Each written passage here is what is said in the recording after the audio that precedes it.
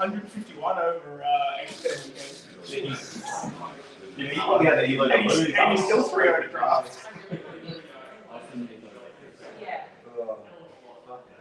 The swings though goes big events. Yeah, it's fine. You do well, you gain 100. You do poorly, you lose 100. Yeah. What was it, the guy who won Pro Tour? Getting like 70? It's wild. Oh, we got like 1 million people coming in now. Yeah. Hello. Jacob. The boys.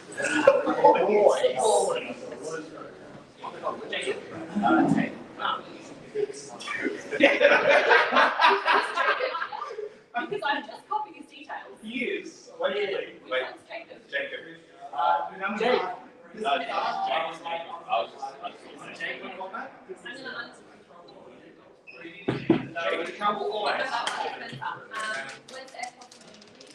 I said he was tickets to me. He didn't lie to me. He was ticket to Sunday. Hey, hold on. You good? Yeah. Long time no see. Also, my go for Yeah, it's a little bit used. No, it's fine. It's fine. I mean, I think there's like 1 page use. No, I can. This is better than what I was doing. So. When he sorts himself out with jump, he might leave this match. Chuck it. I'm gonna go like try to stop it. Yeah. You can probably just chuck it there with mine if you want. Thank you. I'm gonna go stop it. I had like 7 other people's lists.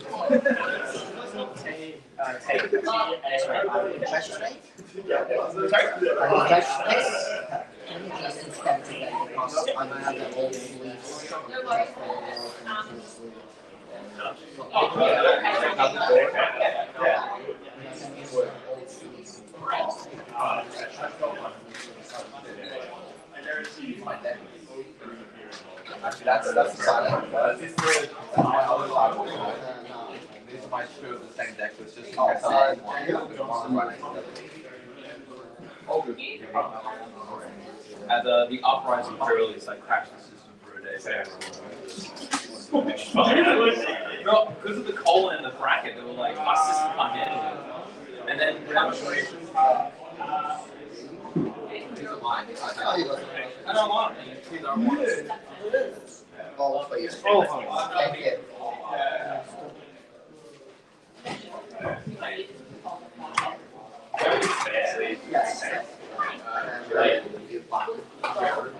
Your deck list? I think there's like 1 Yeah. So between me, and then I'm just going to do it again.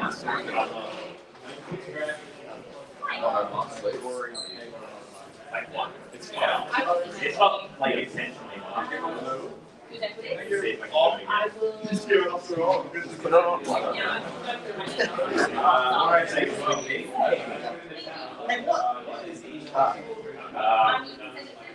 And then in the front wall, And you just take the reach for the like February.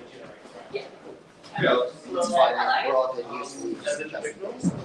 I mean, if you've got any more of this car, you can just like re-sleeve those.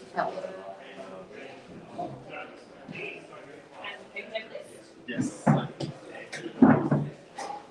Should be right. And then what did I say was an absolute. Blue and sharp line up. I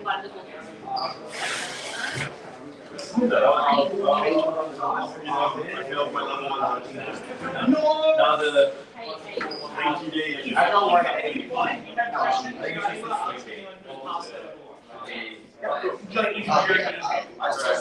expect a phone call on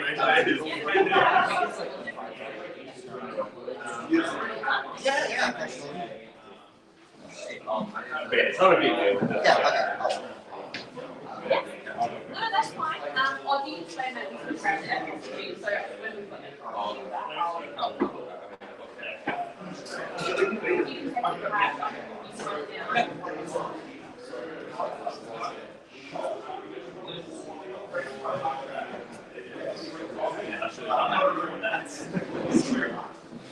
What the fuck? You got a jump Sharpie? Why is it like That's sick. Wow. I want all the jump. so cool?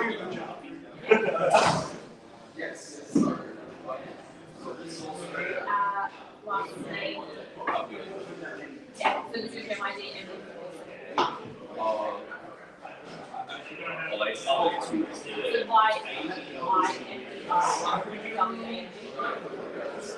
You got a real necklace? Yeah, you can't have it yet. I might need to fix it. Oh, yeah. I was going to say, the whiteboard actually might not be allowed. Oh, really?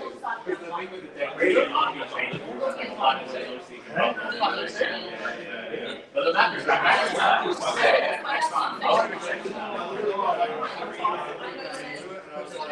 That's too much. Do it a Sharpie, even easier. It was a Sharpie. Oh, was it? Yeah, I would have accepted it. It was a burger inside even better. Hello. Good stuff. Yeah.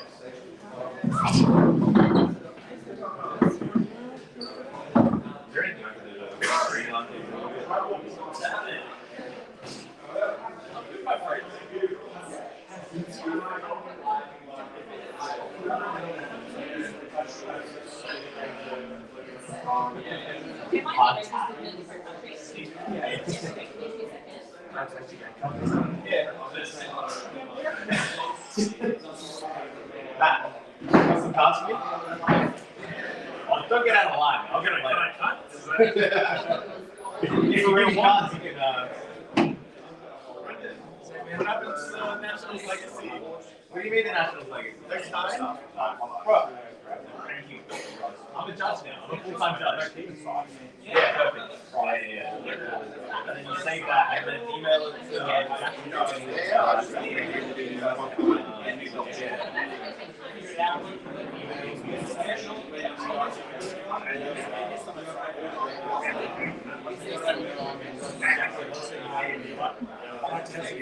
yeah, that's what and I'm trying to trace somebody fast.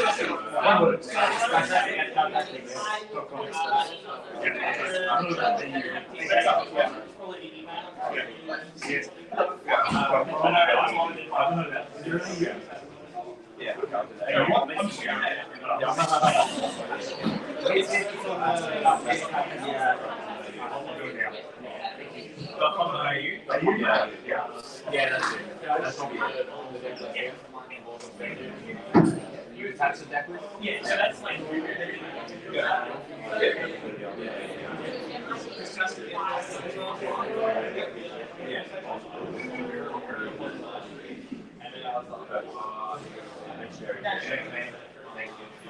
you remember how you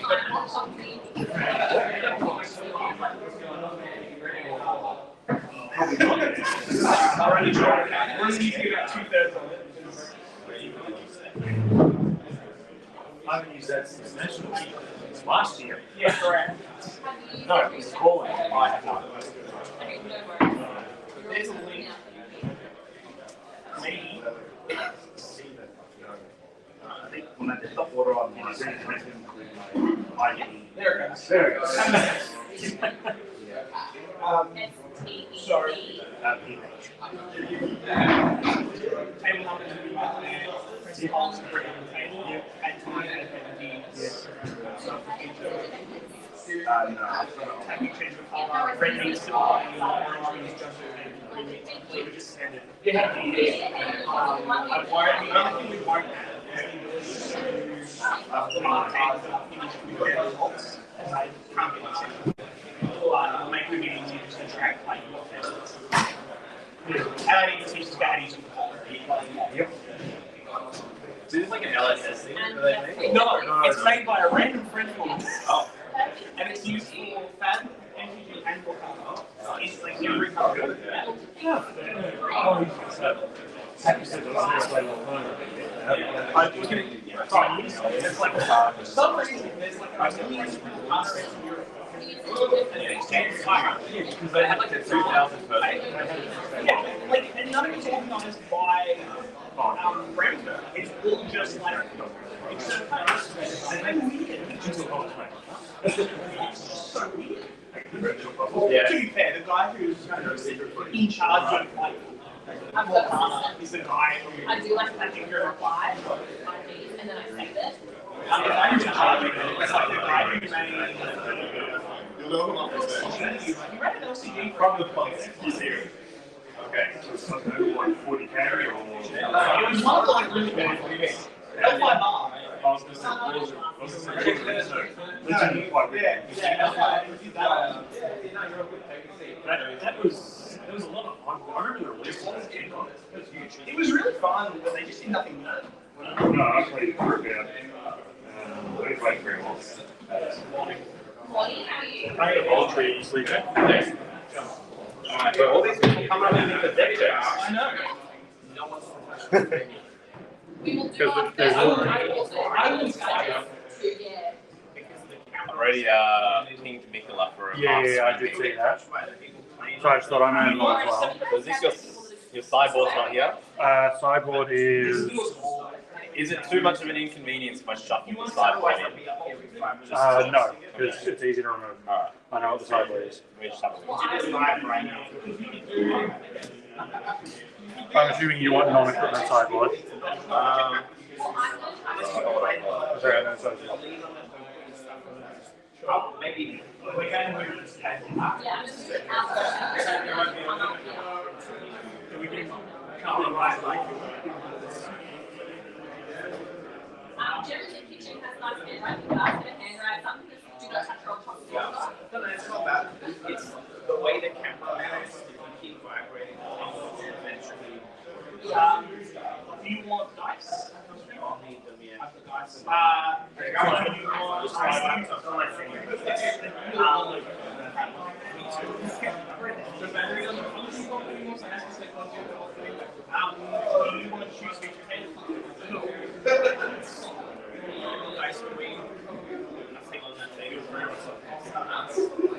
It shakes too much. That's my favorite. Dice would be great. Players can use their phone for live game. And the live, like, table is showing players with their hand. Like, It's fine. Cool. Yeah. So, like, The sleeves are a bit dirty, but there's nothing discernible. Like, it's all just random. Yeah. It's just that I used it for a while, but I may as well check them before I. This place really feels like we've just hired us.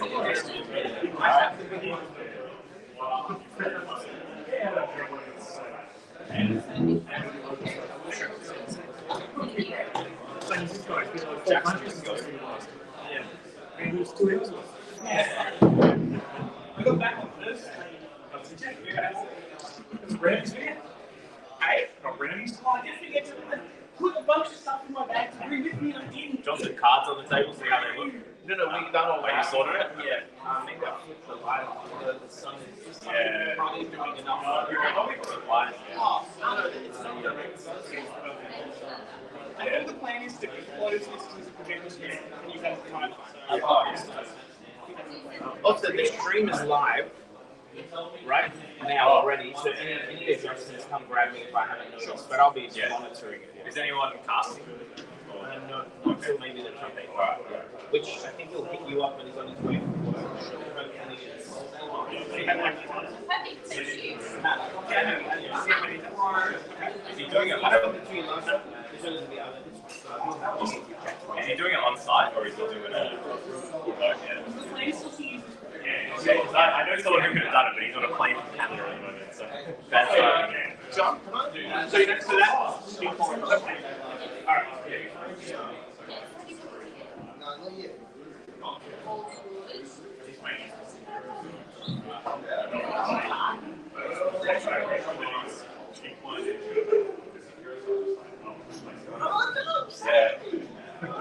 You look so weird in uniform. You're supposed to be playing. Nah, I quit playing. I really do appreciate playing. Do this every time. You'll keep one random, like, man. Nah, but like, it's just like the FOMO. Like, I play and then I want to judge and then I want to play.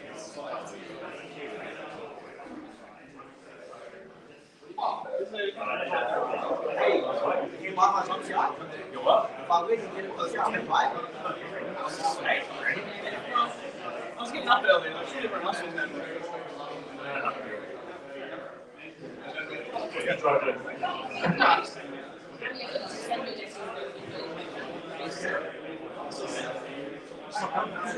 Probably will. At some point.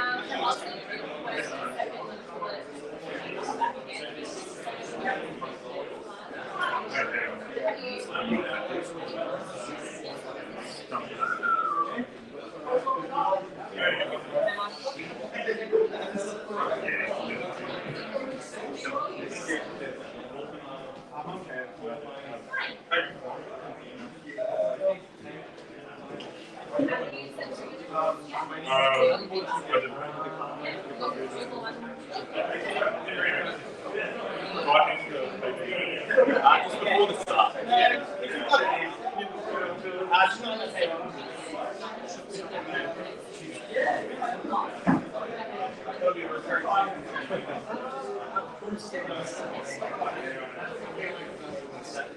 I did it like the web page, and then this it's supposed to it's exactly 80. That'll do, that'll work. Yeah.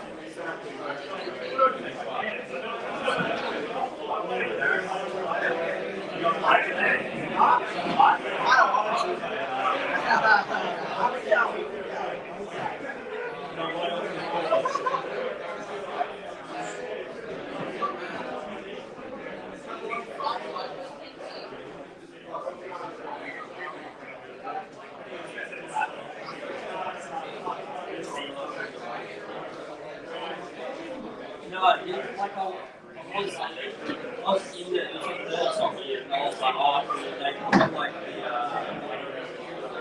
think it was on the video, and I was like, oh, I need to go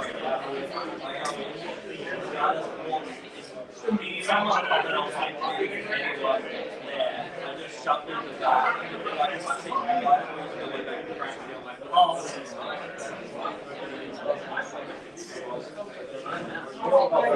Last night. I was playing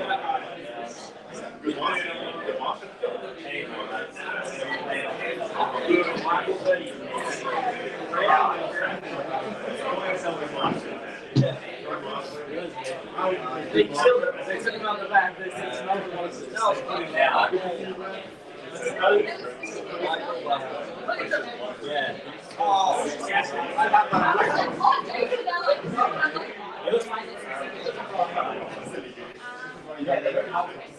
No. You really have that thing, or you know what's out there?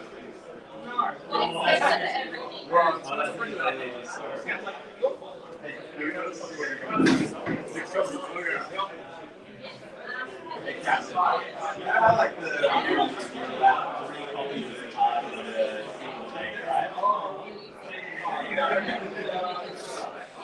So wait. they have laser blood drop and laser blood.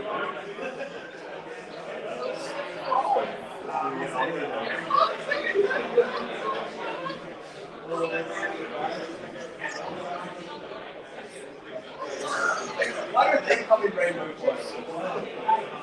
I would like to shit out of that. It's like, oh, maybe like 6 months. Yeah, I have 3 of these. This is like the hour-long time extension I wrote to it because they couldn't figure out a cargo to fake it was French. Yeah. When they faked it? No, that was French. Oh.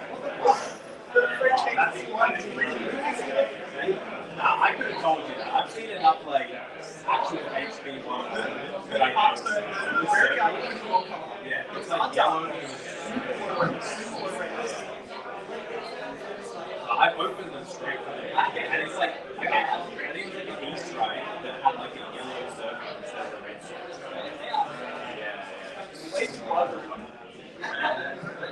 Yeah, that's so good. I love that.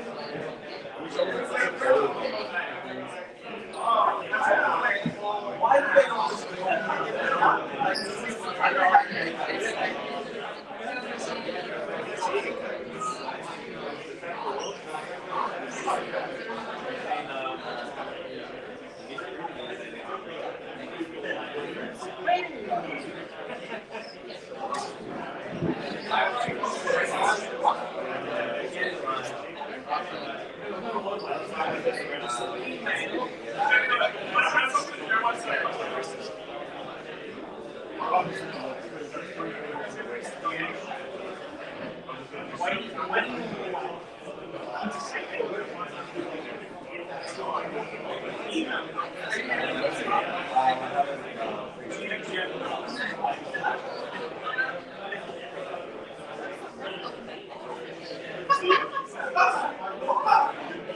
Don't you walk away.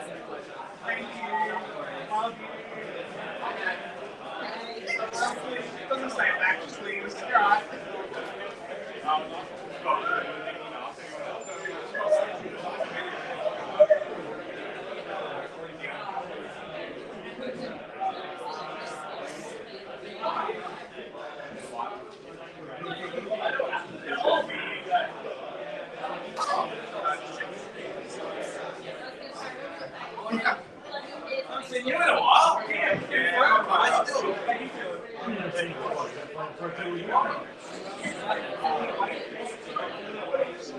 Yeah. I'm already.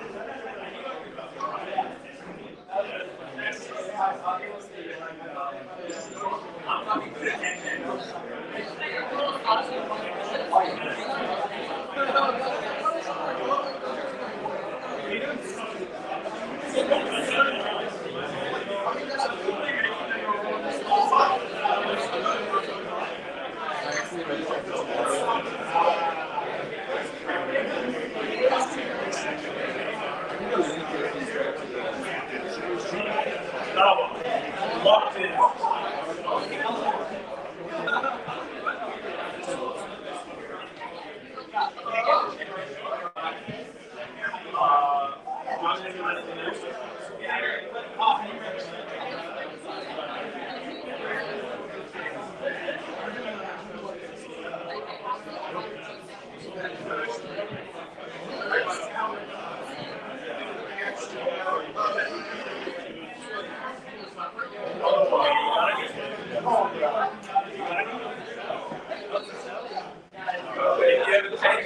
I've got this over bookshelf for 1 week, and then I'm going to leave it.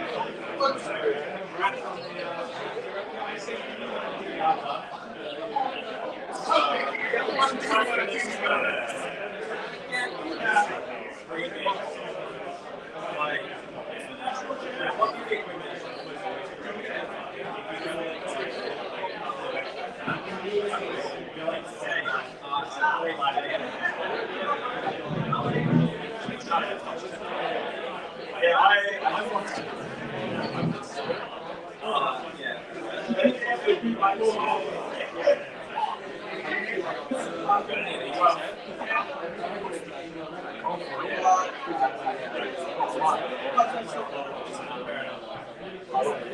So I'm selecting it. Oh, this is number 5.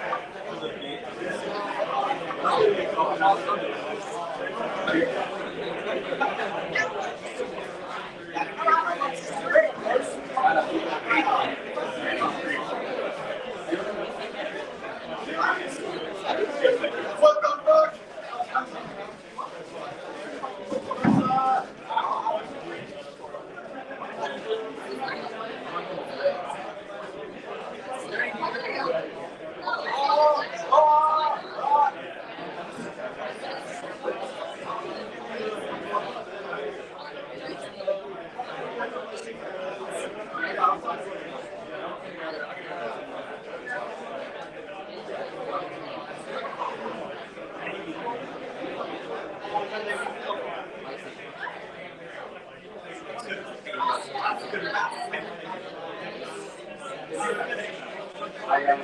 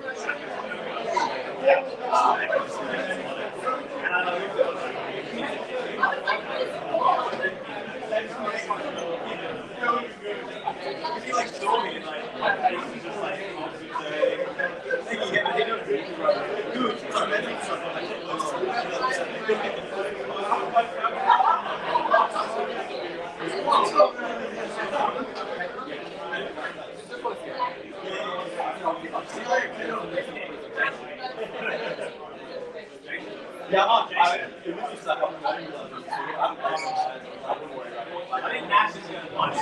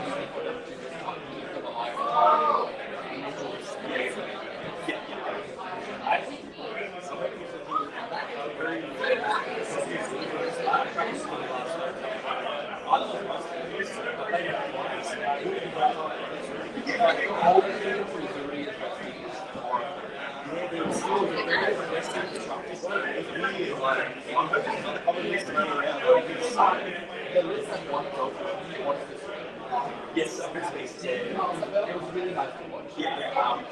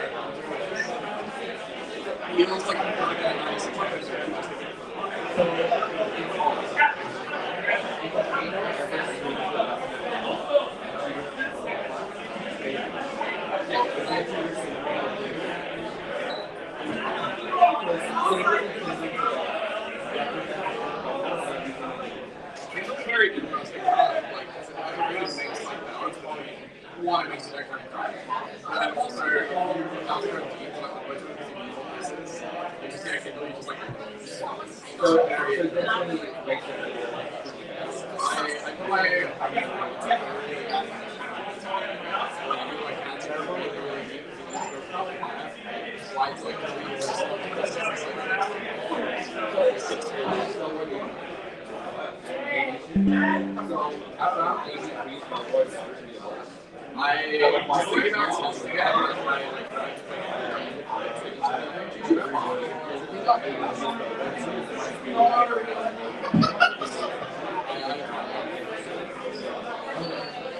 the more I like it's such a weird, flexible thing. Everything I can do.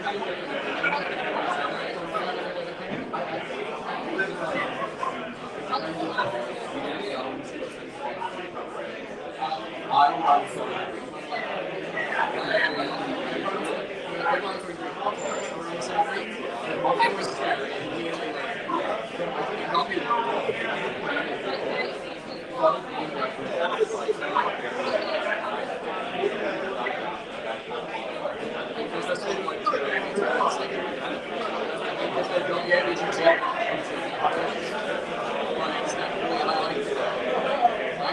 I do think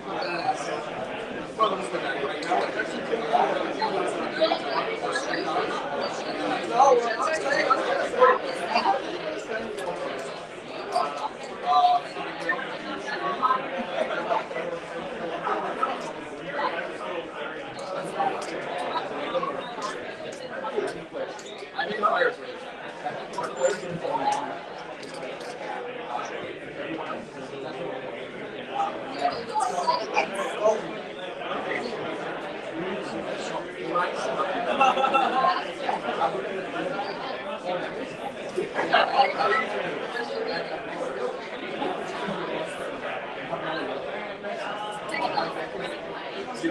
yeah, I think there's a lot of games to be sold.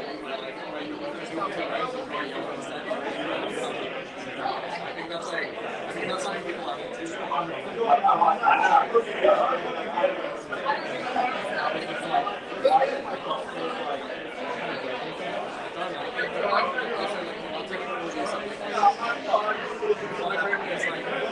Feels like part of the value is using the food extra. The more I like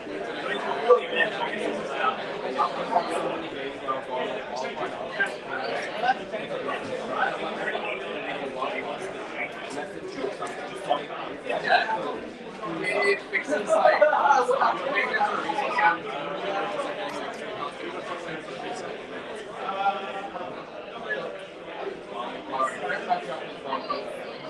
feel like it's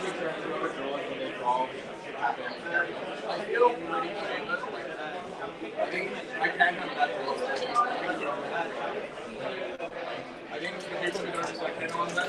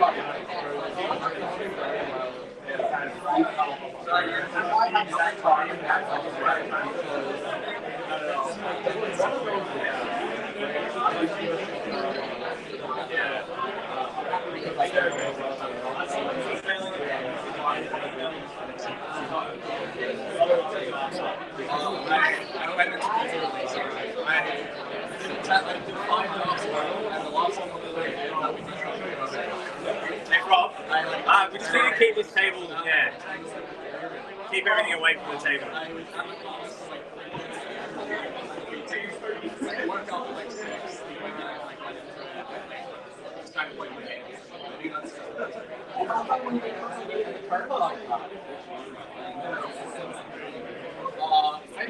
I think this is actually a really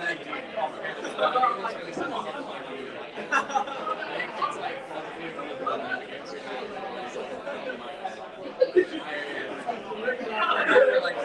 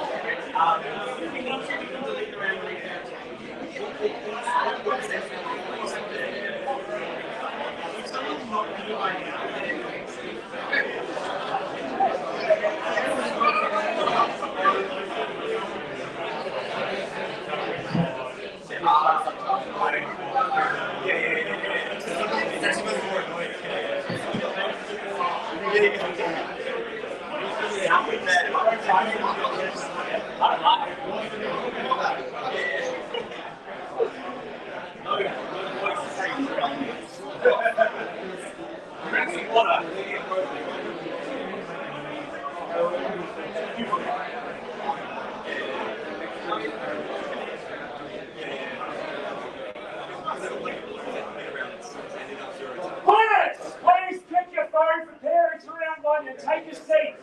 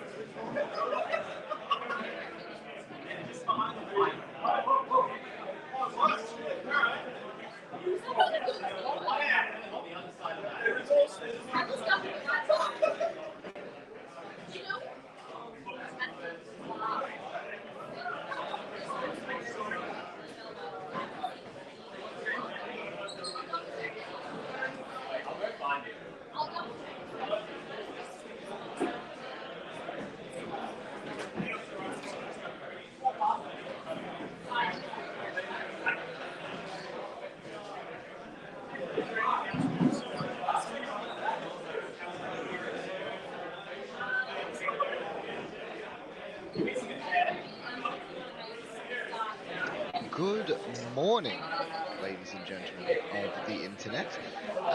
My name is Matt Bramley. It's a little bit of a different setup this time. It's a little bit interesting, but essentially what we have here is we have Battle Hardened Melbourne about to get started with our first set of Classic Constructed rounds. Now, in regards to casting, the way this is going to work is that myself and a very special guest, Mr. DM Amada, are going to be jumping in and out throughout the day, casting games where we can, keeping it kind of low key. It's just going to be, yeah, it's just going to be a fun little day.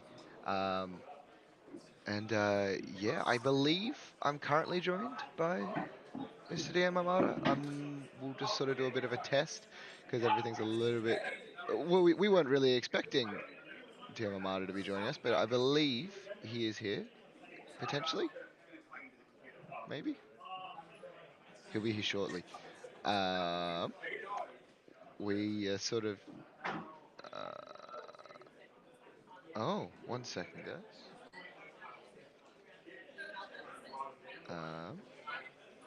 Can you hear me now?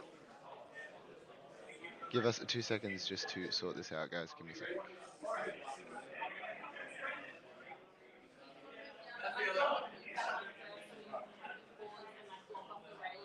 Okay, players, let's have your attention for a moment, thanks. Before we start, just a few quick announcements.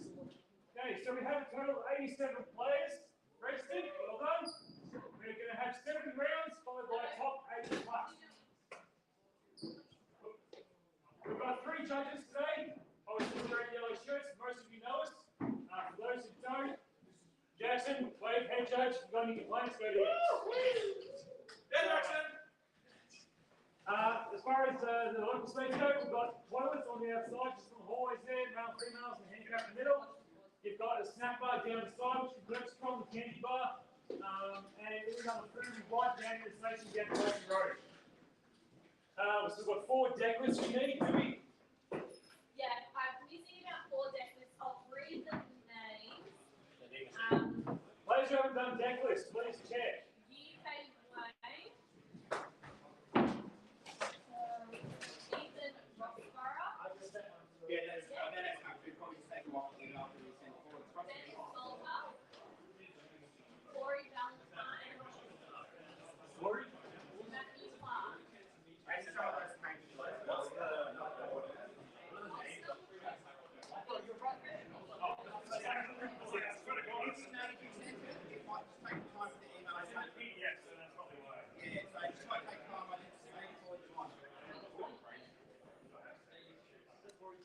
Jackson, do we use our own playmats or use this?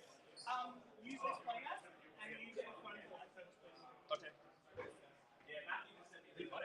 Tackle losses. Use your opponent. Oh. Who am I playing? Check, check, check. He's tackle losses, man.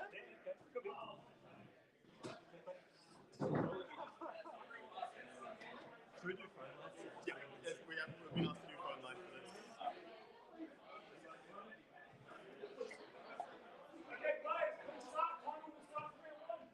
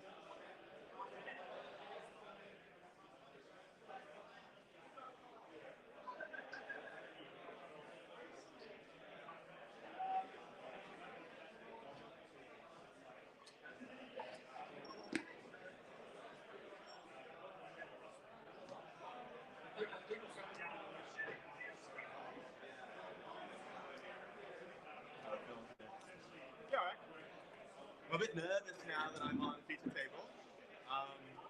Because I have a lot of friends in like a Tekla Awesome Discord who were interested in seeing how I go. So yeah, now they can see me round one. They can see me either flop or do really, really well. So pressure's a little bit on, but it should be a bit of fun. I remember the last time we played this matchup, you double CNC'd me off a agility might for 7 and 6, and you took my singularity when I had 3 D-reacts in my hand. That really sucked.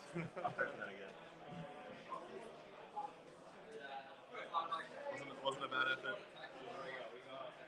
Just gonna check sideboard one more time.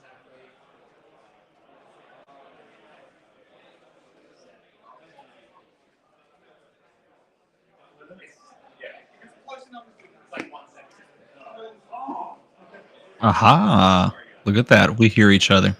Wonderful. Okay, so you can hear me? I can hear you. Wonderful. And I can hear you. And you have the stream, you can see the direct feed to the camera? I can indeed. Beautiful. Well, yeah, ladies and gentlemen, we're joined with DM Armada. So as I sort of said before, myself and DM Armada are going to be jumping in and out throughout the day. You know, we're keeping it kind of casual for the Battle Hardened, but I'm going to leave you with this first round, but we're seeing KO versus Teklovossen. So I think I'm leaving you with a bit of a banger here, Armada.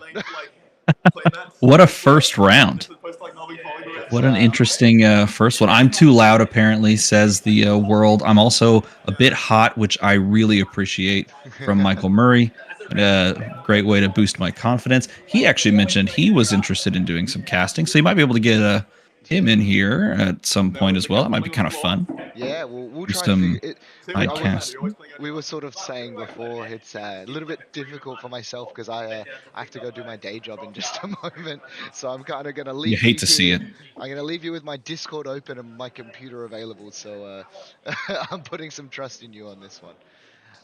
Well, I will hopefully not let you down, but hopefully we're going to have some good games here throughout the day. Do we know how long this event is going to be as far as rounds are concerned and players, the amount of players we have? I think I overheard 7 rounds for great. the regular. I believe it's either 6 or 7. I'll confirm some of those details and I'll pop them in the Discord when I have it. But I do have to leave you now. But I think it's going to be. I mean, yeah, KO versus Teklovossen is not what I expected when I was looking at the expected metagame for today. You are not wrong. You are certainly not wrong. But you know what? It's going to make for an exciting first round because you don't get to see a lot of Teklovossen on stream. So we bid you farewell, and whenever you come back in, feel free to pop in and let us know how things are going on your end. Absolutely will. Enjoy the stream, everybody. Thanks a lot. So we've got KO versus Teklovossen, a tale of one very popular hero since their inception, and one hero that hasn't quite made the waves and perhaps the splash that you'd want. Nevertheless, going to start off the turn by just slamming down the Steel Soul on the chest there. The Evo piece comes down and passes on over with the Arsenal. Fantastic opportunity to talk about what Teklovossen is generally looking to do, and perhaps a more mid-range game plan. Could be more defensive, depends on how the deck is built. Looks like he drew into 2 D-reacts and a block, but Teklovossen, a hero that really wants to create the Mechropotent, if you will, and start to go into this terrifying end-game scenario when all 4 pieces of Evo equipment are online and things are flying hot and heavy at you. But not going to allow that to take place very quickly is KO, who's immediately starting things off by discarding a 6, pitching a Blood Rush Bellow there, setting up perhaps for a later date, not making its way into the arsenal, instead just going to send some damage. It's going to go Wild Ride for 5 into a Claw and floating the extra resource here.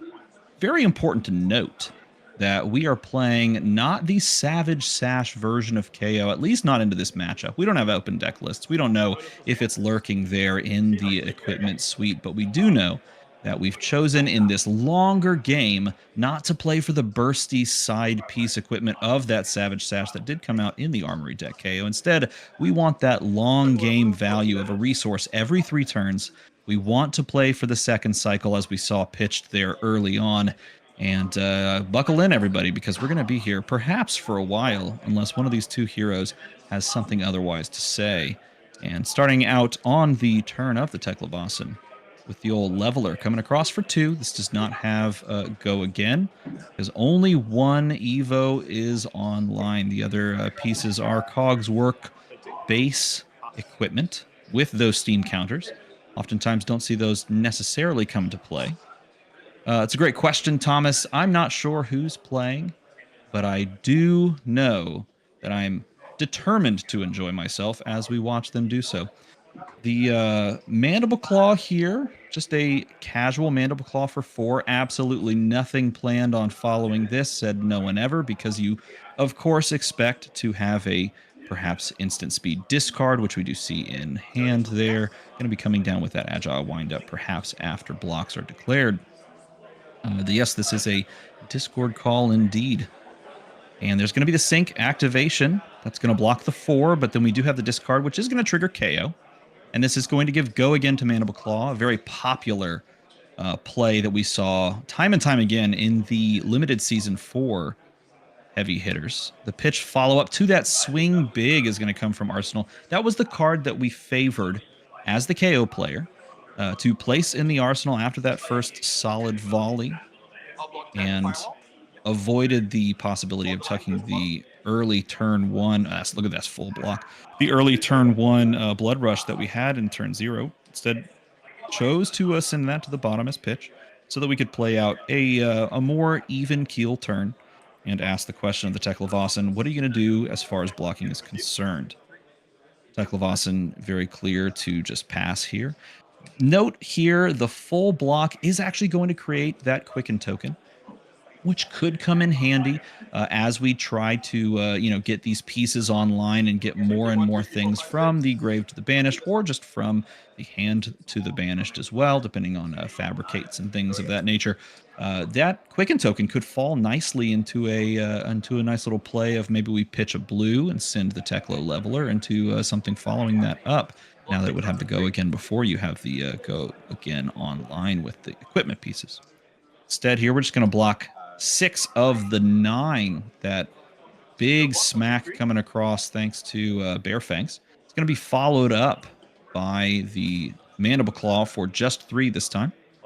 And a very strong follow-up as well. Pack Hunt coming across, going to Intimidate, putting the blocking value down and dirty, if you will.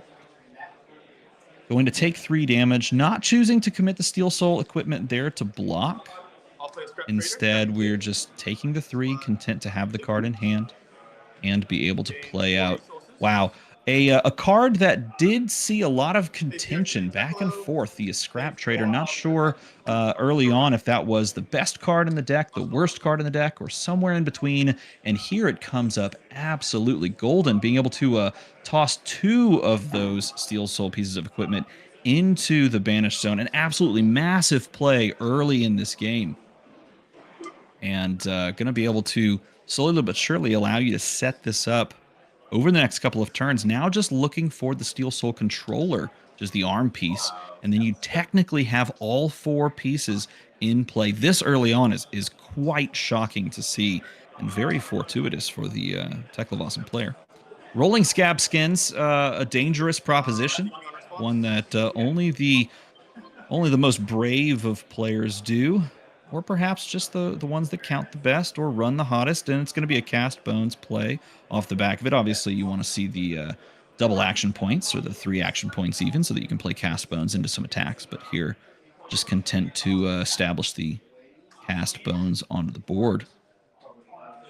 Passing priority, and the consideration here from the Teklevasen to perhaps activate Teklevasen's effect, maybe trying to bleed some of these defense reactions out of the hand and actually play a turn. But hitting a Cast Bones, the very first card, is not what you want to see, but you still get the 5 mites coming across. No agility off the back of this means you're going to have to look at that hand a little bit differently, maybe roll Scabs a second time after this. You can see the 6 cards that are going to go off the top here, and you do know that multiple of those cards in the form of Wild Ride, two times Wild Ride, do have Go Again inherently built in. Depending on what's in the hand as well right now, and it looks like there's a Scent Packing plus a Riled Up, and I couldn't quite make out the third card. Maybe a Clash card. Could be in hand here. Oh, gonna draw the Cast Bones right into it. So we know that the top of the deck is an attack. It would satisfy any, draw discard effects, but we also know that if our read on the hand is correct, there is no Go Again in this hand. So the Quicken Token being applied to a Command and Conquer here, pitching the another Steel Soul Chest there. And let's see what the answer is. Obviously, here we do have, from the KO's perspective, a ton of equipment we could commit, but knowing that this hand isn't going to have natural Go Again, this is most likely what we would want to see from our KO side of things. And there is the play of the Teklevossen activation of the effect. Going to send that on over into the equipment zone. The legs are now online. Steel Soul Tower, if memory serves correctly. And the follow-up here is the Send Packing is going to banish the Throttle. As Throttle comes across, shows itself face up. If this is not completely covered up, which it is attacking for a meager 11, just 11. If it's not fully covered up, that Throttle will stay banished. There are some really interesting interactions in exactly this type of play where something like a Sin Packing does actually banish a very important card, something like a Steel Soul piece of equipment where you'd actually be okay with that. But in this case, just a Blue Throttle, a card that you do see in the more mid-range lists, where I think just about every list still runs Throttle. Blue Throttle specifically, it's a blue, it blocks 3. It does allow you to be a little bit more aggressive into certain matchups if you're trying to play a more mid-range game plan, but you're more than happy to park in an arsenal, try to dig deeper into the deck to try and find your combo piece and flip into Necropotent, or the arm piece as well. A casual 11, we know that there's no Go Again. No Scabs was rolled. It would have been back-breaking had you rolled Scabs and gotten a 1. The 1 in 6 probability there would have certainly spoiled the previous turn cycle where you simply just established, from the Chaos perspective, a 5 might turn. Going to be the equipment here. Oh, and the Scrap Trader's coming down again, and then into the reactions. We are going to have the Fate Foreseen. It's going to be bottomed. Again, digging a little deeper. Fate Foreseen and Sink Below both serve this deck very well from a defensive capability standpoint to allow you to try and find those pieces that let you set up this combo. And if you've never run into a Teklevossen that actually manages to become the Necropotent, it's horrifying when they actually get things online and rolling. The value that they generate turn after turn can really just roll anyone out of the game, regardless of life totals. And the life totals here are quite respectable because Teklevossen's managed to find 3 of these pieces and the space to play them all in such a short amount of time. There's the Blue Throttle that did make its way back into hand from Banished, thanks to the full block on the Sin Packing. And then going to start things off, drawing back up on the previous turn, we did find the Wild Ride. We also found the possible hit here on the Beast Within, which would be quite powerful if that manages to get banished here, possibly drawing us a card. Nope, it's going to be a C&C instead. Coming across 4-5.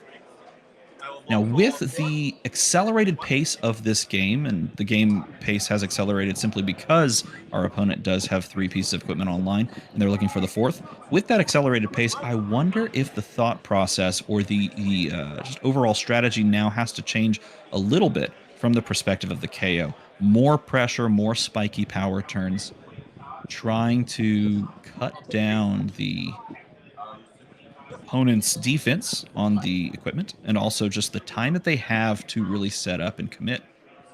It's going to be, the Run Roughshod, a card that came out of these KO Blitz decks, these Armory decks, not Blitz decks, these CC decks. The KO Armory deck was the first of its kind, and we've seen a couple more. In fact, one of them, I believe, today, depending on where you are, maybe yesterday, did debut the Azalea Armory deck, available at Gen Con in the USA. I think it's also available in the APAC region as well, if memory serves correct. Gonna be Tech-Low Leveler coming across for damage, and then the CNC that asks the question yet again. Do you want to put 2 cards or any amount of equipment in front of this? Do have 6 effective block right now. You could always chuck in the Fandel Spring Tunic if you didn't enjoy consistent value, which would be wrong, but you could if you wanted.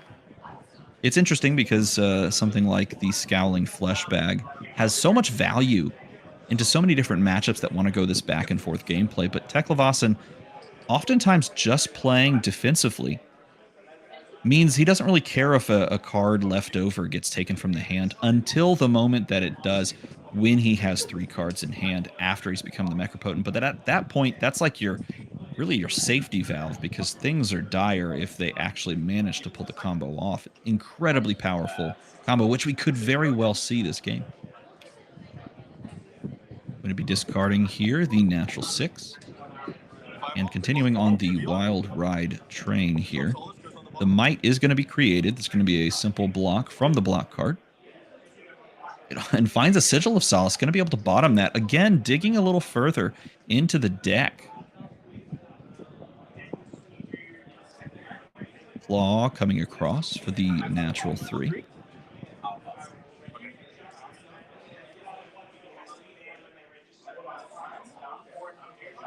And the block and the cleanup after that. That Arsenal card has sat for several turns on the side of the KO player. I'm not sure what that card is. Didn't quite make out when he put it in. Nevertheless, we're going to have the continued play pattern, and it's so incredible when Teklevasan actually gets to this type of game state where they can go back and forth and trade these efficient, like pitch blue, send leveler plus a 6 attack, because it allows them to actually carve out space for these, major end game plays like War Machine, like you see in hand, that could possibly be coming down for major value. Gonna trigger the Cast Bones. No attacks on this turn. Instead, wow, going to find only 4 mites because we found the second copy, which he just pitched right before this, of Reckless Swing, and another copy of Blood Rush Bellow. Yeah, it's going to be interesting draw here as well. That is a painful series of events. KO does have his fair share, no matter how you build it, of RNG, and in this case, RNG is going to rear its ugly head. Those cards make their way back to the top. Let's see what the draw is. Going to draw the Blood Rush. It is there. He knows at this point the other 2 cards, well, 2 of the cards that he could be drawing into. One of those cards indeed could be a Reckless Swing, which would not be fantastic for him. So if he chooses to play out the Blood Rush Bellow on a effective 5-card hand here, plus whatever is in the arsenal, he could just be drawing into, another attack and that Reckless Swing as a blue, which could serve nicely as a blue, but doesn't really give him a lot of, burst capability. Same standard game plan, going to be the 2, and now there's a choice to be made, it looks like, from the Teklevasan side. Has he found the Steel Soul Controller? Is he trying to decide between that, or is he simply trying to decide if he wants to throw yet another 6-power attack? Feathering the Sink Below here, possibly considering it as a pitch target. Life total's a little bit difficult to read simply because the beautiful art behind them on the fab counter makes it a little hard on camera, but 22 for the Teklevasan to 26. He is going to play that War Machine out. Going to come across, floating the 2 resources here. Representing 6 damage. Just basically the same turn he's played out multiple times, but this time there's on-hit effects that he has to actually contend with.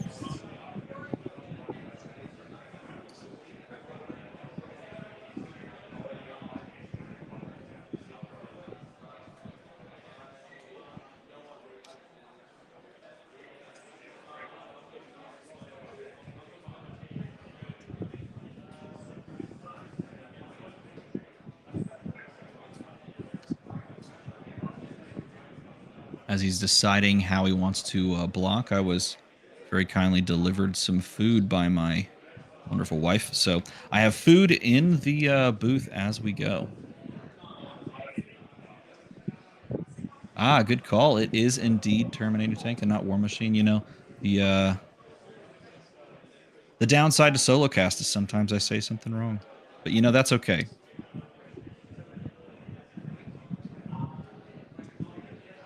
The rapid grab of phone and pull up of Fabrary to read you, Terminator Tank. Here we only see the 3 Evo equipments online here, which means that you are going to have the overpower effect. It is going to also force the discard a card effect here.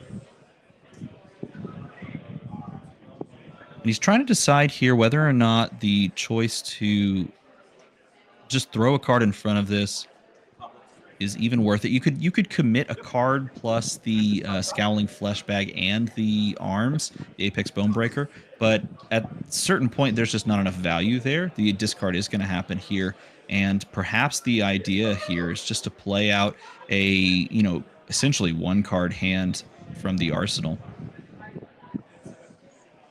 Instead, going to start with the Mandible Claw, which is going to come from for a casual 7, pitching there, covering the entire cost completely. Again, choosing very patiently to pitch away the Blood Rush Bellow. Still looking at this from a long game perspective. Going to take the 1 from that. Doing the discard, which is going to create the Might. Believe that was the Agile Windup, which is going to do Agility as well. It does look like that is the case.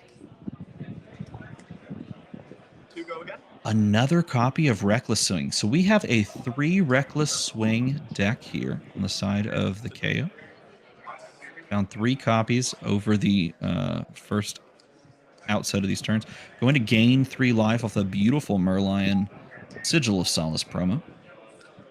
And he found the Singularity. Now, the question is he going to have the space to find and activate one more Steel Soul piece and then, you know, maybe park this Singularity in Arsenal, play around some Sin Packing value, and get there to be able to establish his combo. Swinging for 9 with Go again is definitely a stiff proposition, but you have almost all of your equipment block available to you on the board, and we're going to see some of that. Looks like it is going to be committed here. Going to block for a total of 6, taking 3. And the Go again to continue the turn, going to be the Claw. Pitching a blue. Nope, deciding whether or not he wants to pitch a blue. He's instead going to discard here, recreate both tokens, and then he's just going to send the Wild Ride floating 2 here, draw and discard, and what a major hit. The RNG continues. He is going to lose a point of life, but finding the Beast Within off the top means he actually has a card in hand, and he has 2 resources floating. Now, he had such terrible RNG luck before this, but that is a massive turn.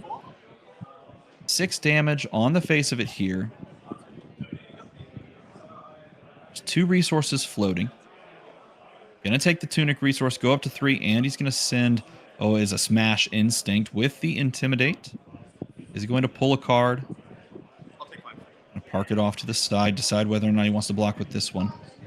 And he's going to say no. I wonder if he managed to pull the singular non-blocking card from the hand, which, as we know, is the Singularity. He did not. It was the Merlion promo. Another copy. Down to 12, though. He's going to pitch the Singularity. Not trying to play for it. That could allude to a small number of Steel Soul controllers in the deck. Just maybe like a singular copy that he just hasn't found his way to. 17 plays 15. With the activation or the pop, the destruction of the Agility and the Might.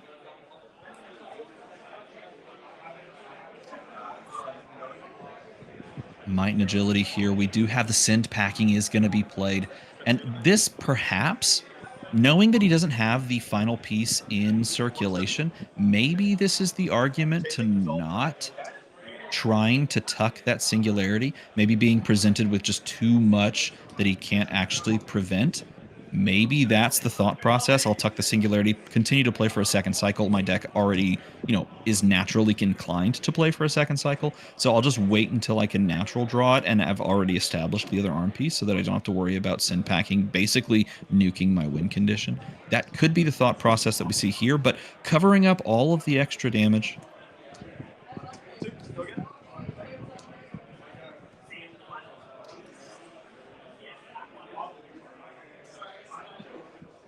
Have the 2 coming across from the leveler.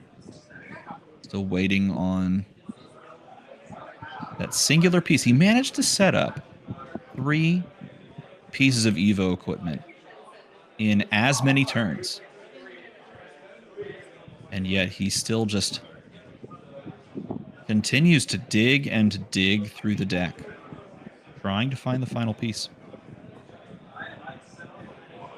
Loading 2 resources, representing that he could send another 6 power attack off of the back of this. We do see multiple 6 powers attack, things like Command and Conquer that he's already played. Arsenal instead.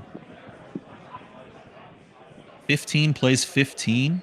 The deck is starting to look thin, and he finds the arm piece. The arm piece is in hand finally, and a Blood Rush Bellow. The very turn that he finds the arm piece he needs is the turn that Blood Rush is established on the board. And let's see what is discarded. It is going to hit. The E-Strike is sent to the graveyard. That's going to create the Might token, draw the 2 cards. And honestly, it is the card that you would perhaps love to see sent, as long as he has a Source of Go again in the hand. You don't mind seeing that because it isn't going to get the buff from the Blood Rush Bellow anyway. So of the 2 cards, you'd be happy to see that, and Pulping is the answer here. Now, if that card in Arsenal is a defense reaction, Pulping could be shut down on this turn. But let's resolve the draw and discard first. Another Go Again card is gotten rid of, Wild Ride. There's the block of the controller, and he's just going to send the rest of that damage to face. A second Pulping. Now we have so much equipment block on the side of the Teklevossen, but this evasive damage is how KO can close out games versus high blocking or high defense reaction decks. And back to back, he has it here. 8 damage coming across. Gonna give him the other block here, down to 5.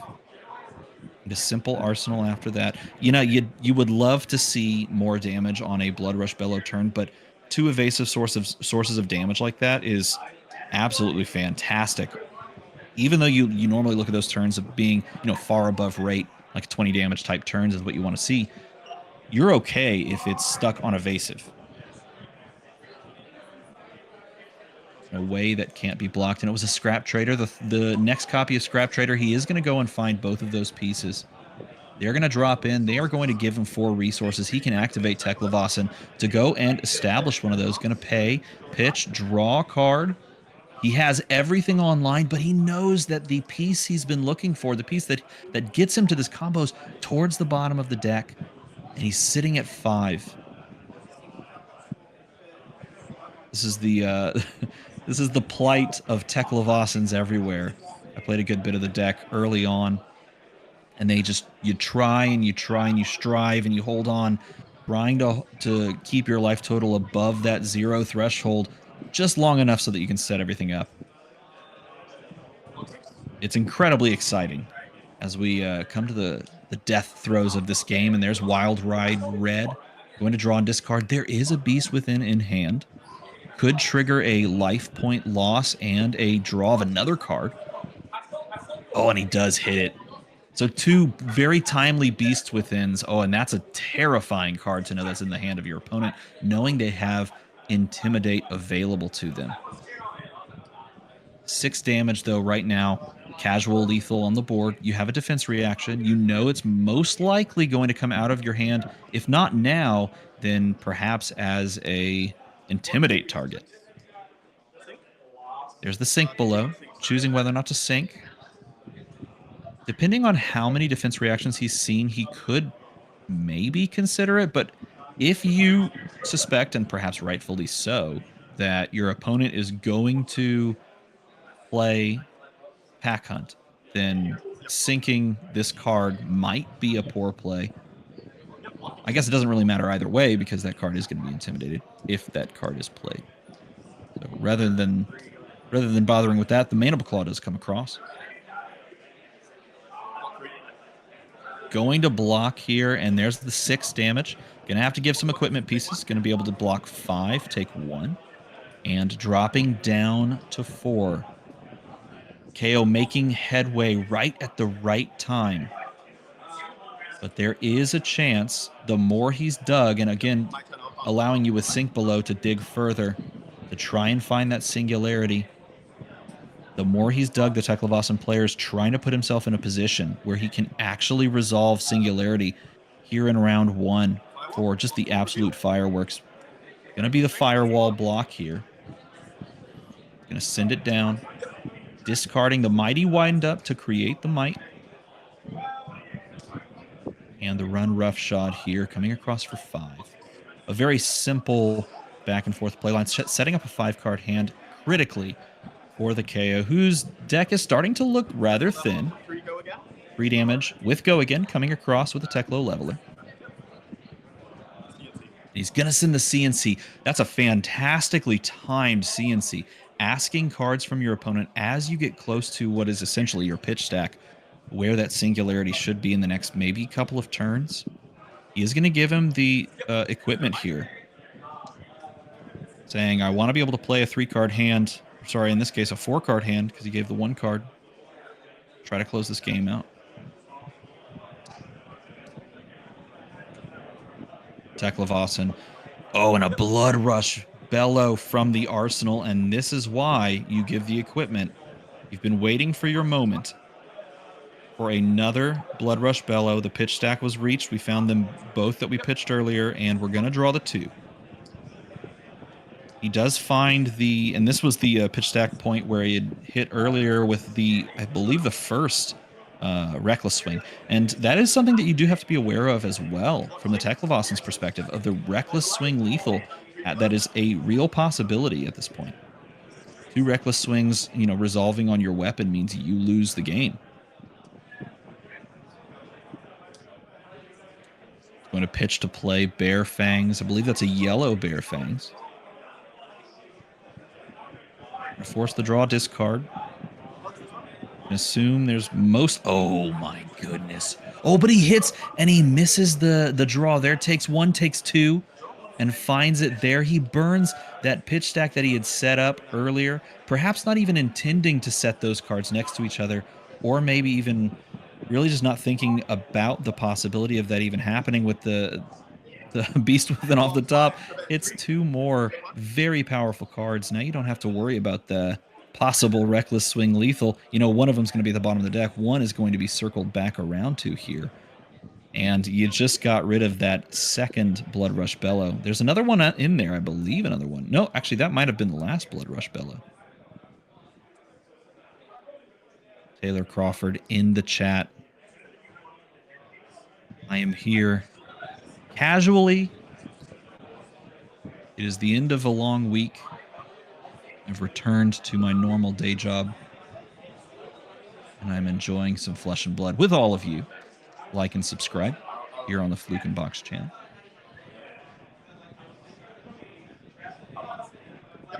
Does have a Scab Skins roll.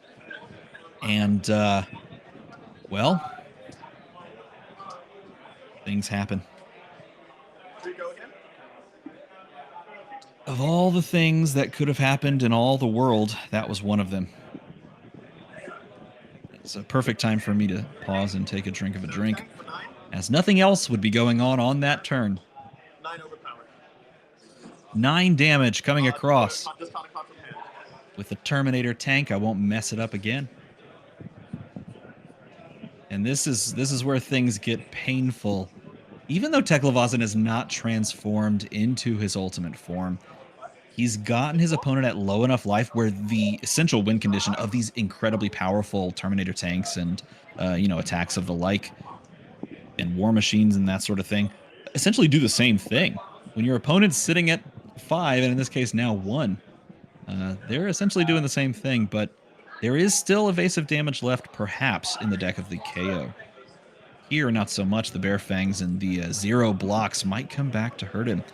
Some massive RNG moments in this game.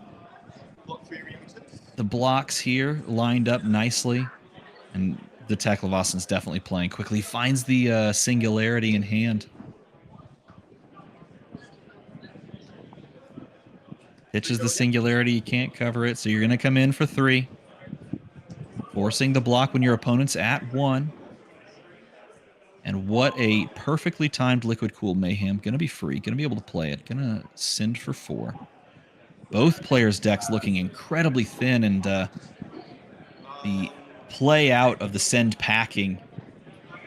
Going to banish first the Arsenal, but instead he's just going to bait him saying, hey, it was a sigil the whole time. Gain the 3 life. Scabskin's a fickle mistress. Blocking 6 here. Going down to 1 and in the driver's seat. Perhaps the easiest way to say it. Going to pitch. Blocking 3. And then throttle for 4. No. And he's going to say GG. No deck left. Absolutely insane start to the battle-hardened Melbourne. Teklevasan showing how to do it. Even when you don't play Singularity, you can just get there in the end. You hate to see the Scabs rolls, but you know what?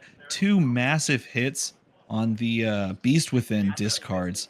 Also fantastic. And then 1 terrible moment where you lose just 2 points of life and 2 very powerful, potent cards, one of them being Reckless Swing and, of course, one of them being Blood Rush Bellow. I've heard of that card. It's quite good. And, yep, that was your round 1. And what a way to kick things off. I think after all is said and done, it might be a good time to take a bite of this food that is rapidly plummeting in temperature. Oh, I'm shaking. But also, that aircon is so fucking cold. Yeah, I was super. Yeah. Like, we're playing under the aircon, and it's just like, oh. Yeah. I have to pause and make a note of the wonderful sticker that says, if you suck, you'll still suck. I don't know how to read into that. I am not taking that as a personal attack on me, but it was staring directly at my face.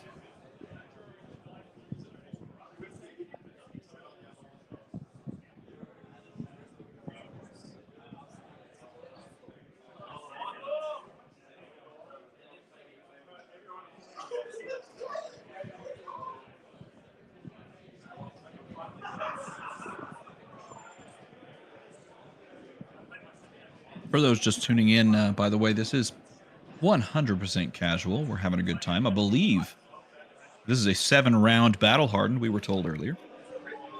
So settle in. This was the conclusion of round 1, where we saw Teklevasan absolutely full send there at the end.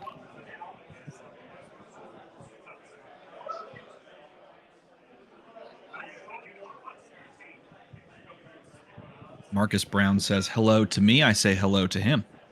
Indeed, there is a battle-hardened stream going on. I was sitting on my couch having a great time.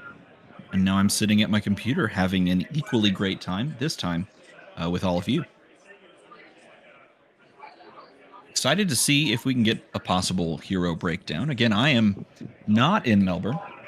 It would be fantastic to one day visit. Nevertheless, I don't know what the breakdown of the tournament looks like. I'm not quite sure what heroes we have, on tap. I'd be very interested to know if the Pro Tour win, we'll just put it that way, the win of the Pro Tour with Azuri by Shoma, if that made any headway in this meta, if anyone possibly took a look at that deck and maybe considered it for something like this. I think a well-positioned deck into a lot of heroes. Not all, but a lot. So I'd be curious to see if that made any changes. A lot of people looked at Azuri and basically just considered Azuri the new that you have at home. And didn't give it a lot of thought, but perhaps that incorrect, maybe? Nevertheless, be interesting to see if that is indeed something that more people have taken a look at, or if it was just the perfect call for the time. Nevertheless, we can all expect the main heavy hitters of the format, if you will, to be lurking in the top tables as the tournament goes on, perhaps. The Zens of the world, the news, several of the other heroes that might be trying to prey on those if you go down a level, if you will. Could even be something like your prisms of the world might be trying to make some headway, as a lot of prism players showed up for that pro tour last weekend. I am aware that there are spoilers as well that could be being shown off at some point for Rosetta, a set that I am thoroughly excited for, but I know nothing about it.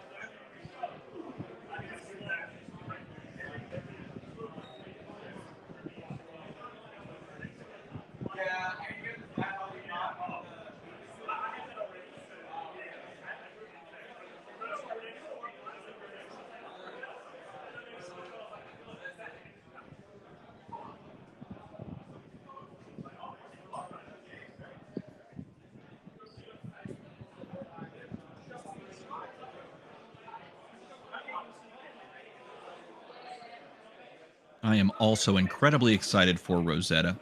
Marcus Brown says, I'm so ready for Rosetta and to play my Earth cards again. Earth making its return. If you've missed anything, Earth is coming back along with Lightning.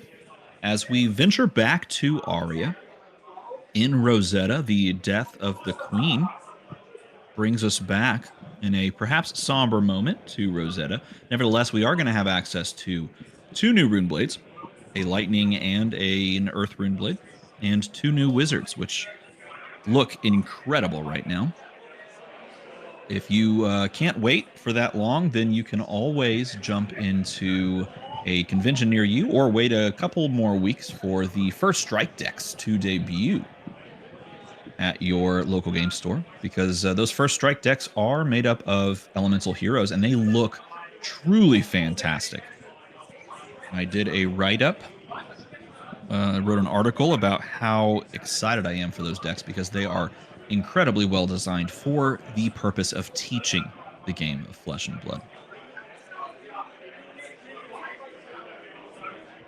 That was indeed a fantastic game to open up the stream.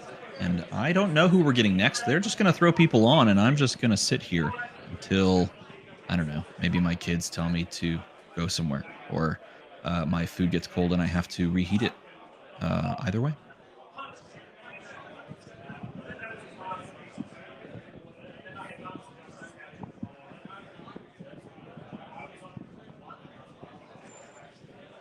Nevertheless, this is one of my favorite things just to do. I absolutely love sitting back with friends and talking about Flesh and Blood. Commentating is a passion of mine. It was something that started 8 years ago or so, and I've been loving it ever since. So it's a great way for me to spend a weekend and an evening along with all of you.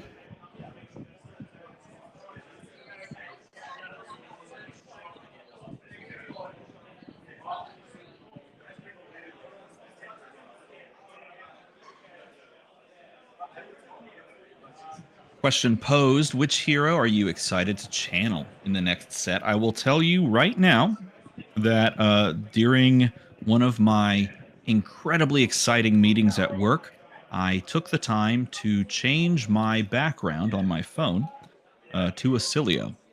So if that doesn't answer that question, I'm not sure what would. It was a scintillating conversation we were having, and I took that moment to, change my background. Before that, it was what was it? Angel of Protection? Was it? Figment of Protection?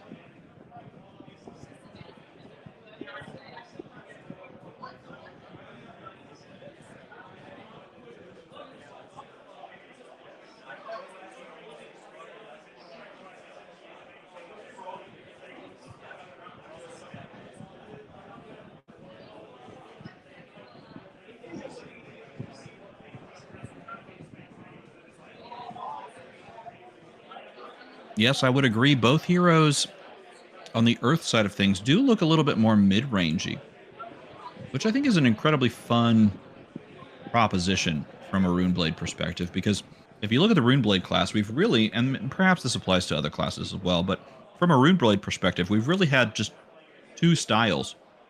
It's been largely aggro that really just focuses on purely attacking and going wide, and sometimes you have to step back and block, or complete fatigue and large, like, sort of turtle burst style that we see in Viserai, and to some degree we saw in Charles Dunn's national winning list on what really is kind of like a fatigue briar, or I don't know, Icelander briar, if you want to even call it that. So it'd be kind of more fun, in my opinion, to thread the line and try to see what happens when you play a more mid-range style for a hero that's perhaps more built for it.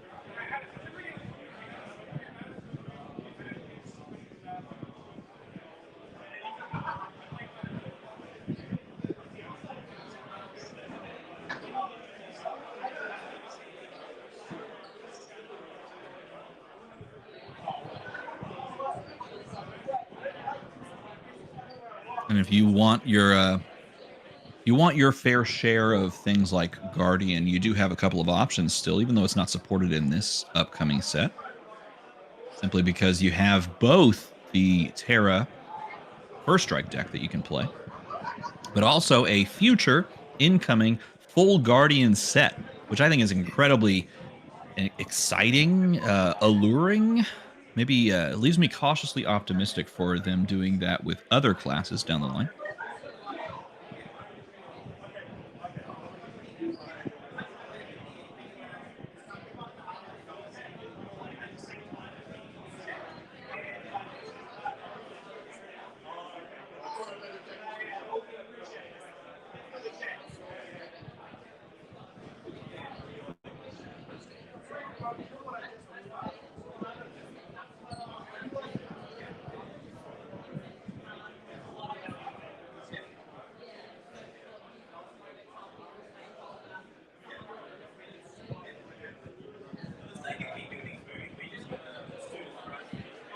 Brings up a very interesting point, the idea of Betsy becoming a better hero, simply because a lot of the growth of a hero has either come from a brand new set, like a full set that's dedicated to them, or from a couple of very timely and powerful expansion slot cards. And with a new set coming out, we oftentimes see expansion slot cards that, actively don't target the classes that are in the set. And it's a very real possibility that we see something that comes along and does that for Betsy, particularly since we didn't see that with the previous set. We saw cast homes, if you will, the visit the Goldmane Estate and visit the Golden Anvil for two of the other heroes from Heavy Hitters. I, as a massive, massive Kasai enjoyer, would love to see something for Kasai down the line. Kasai is a hero that's very near and dear to me, and one that I was playing all the way up until I think the new Part the Mistvale heroes sort of pushed her down a couple of pegs. But nevertheless, still a hero that's pretty potent if allowed to do her thing. Love to see support for her.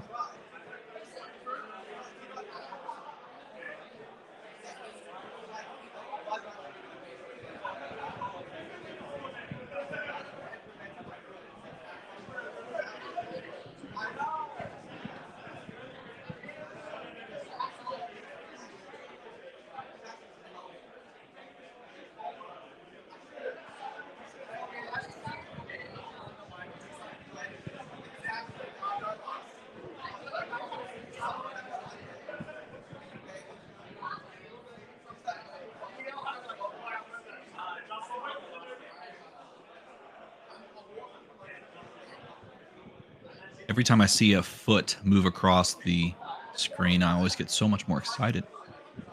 As I'm sitting here, eating pizza, waiting, biding our time for the next game. Very casual stream here in comparison to a lot of other streams I've done. I kind of like it. It's kind of fun to sit back and just relax in between rounds. Certainly a change of pace. Perth Pro Tour win, says we make best. Great question.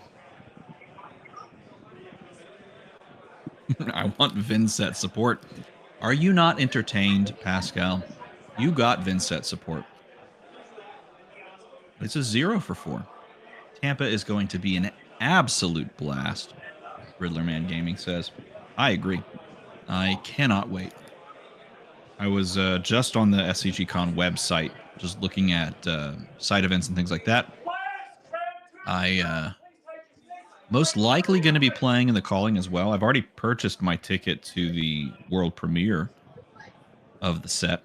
Most likely going to join in on the calling revelry for the new set. It's such a perfect timing to do a world premiere and follow it with a limited open event calling. Absolutely fantastic. I'll be flying in on Thursday, staying very close to the venue, and jumping in for lots of flesh and blood all through the day on Friday. And then calling on Saturday, most likely, unless something else pulls me away. Who knows? Could be some side events instead.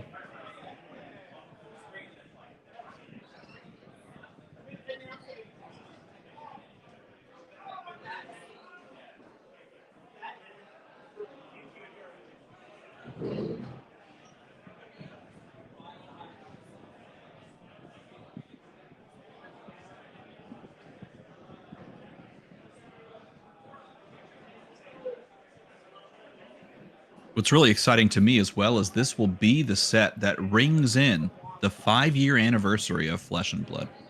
Flesh and Blood started in 2019, October of 2019, in fact. And as we close in on the end of September when this set releases, we'll have the opportunity to all celebrate 5 years of Flesh and Blood with Rosetta. Of course, they also announced at Pro Tour that the World Championship, which we know will coincide with a sort of pseudo 5-year anniversary, as I believe Flesh and Blood released like October 11th, 2019. And the World Championship this year is going to be right around Halloween time in Japan, in Osaka. They are going to be having some special 5-year anniversary packs, some booster packs that they're going to give out, with most likely some nice commemorative cards. Nothing said to about that yet. Incredibly excited to see what that's about.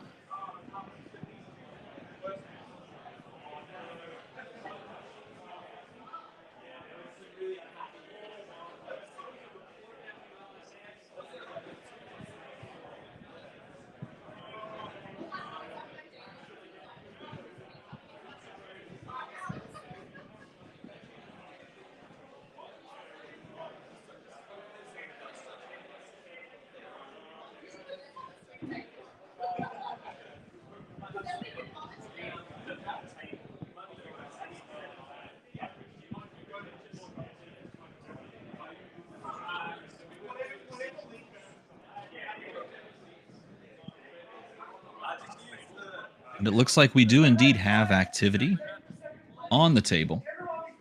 Looks like round 2 is going to be underway here very soon. See as these players start to get things set up what we're going to see for round 2. Again, I am just hopping on to hang out and talk with you all. Provide a little bit of light commentary. Hopefully you enjoy it. Hopefully we have a good time together. I'm already having a fantastic time because we're just surrounded by this wonderful game called Flesh and Blood, and we get to enjoy these really fun matches. It's like, is it another? Nope, looks like we might have a Mystic Hero and Prism. Okay.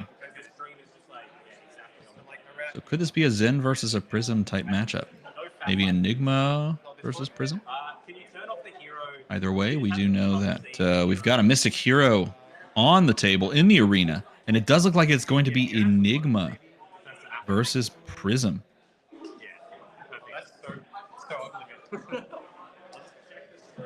Illusionist versus Illusionist.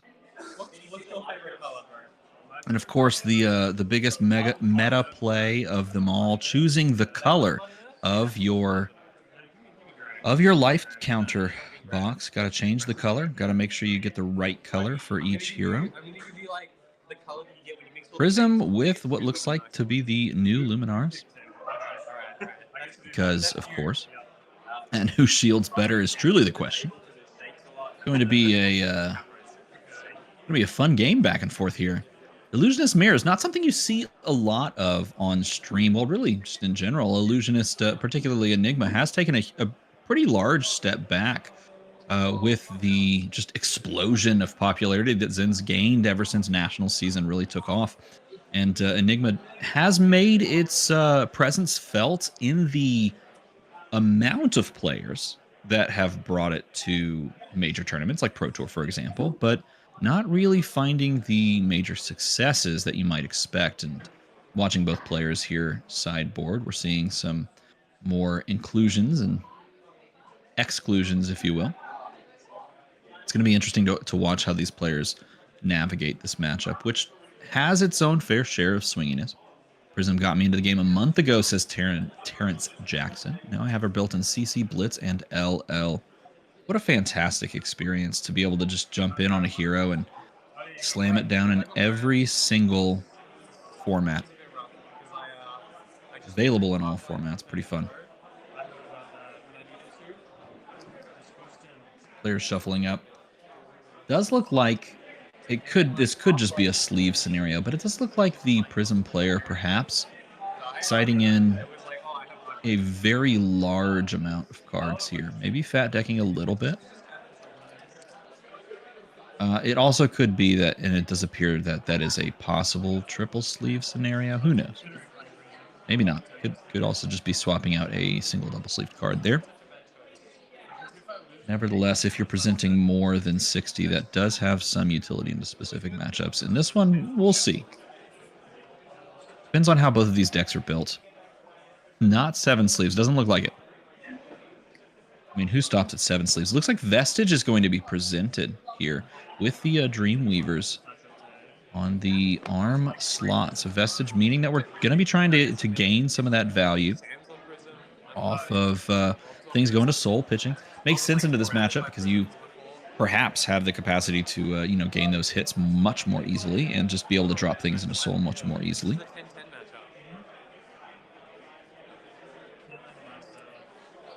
Be able to set up combo turns with possible cards. We'll see what is included in the deck, but we shall see as the game is about to get underway. Was that 3 dice rolled just then? I look away for a moment, and then I see a 3 being represented. But if it's 3 dice rolled, then that would be the most interesting way to start a game. I believe it was 3 dice rolled. Maybe not.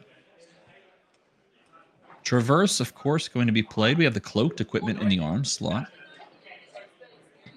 The Meridian pathway.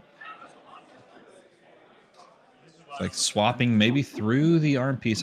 Decides to play the Null Rune glove here. One of the really interesting end game plays is establishing, this consistent and persistent form of arcane damage. That can happen a couple of ways from the Prism's perspective. And wow, okay, turn 0, starting things off with an absolute bang, but there's the response to it. Gonna pay, it looks like paying for the boots and then just passing priority. But that's like the best case scenario opening that you'd like to see is Herald of Erudition coming across. But it is going to be met with the Pauper. And then that's going to allow the Coalescence, the Restless Coalescence, to come down and really kick things off. That's a fantastic sequence if you're sitting from the Enigma's perspective. You're stopping one of the best cards, or I should say one of the best on-hits in the deck on turn 0, which is where you want to see it, and you're also establishing a fantastically powerful card. Perhaps on a better board, you'd like to see that Restless come down. Nevertheless, you have an aura established on the board that you can sit and start to practice.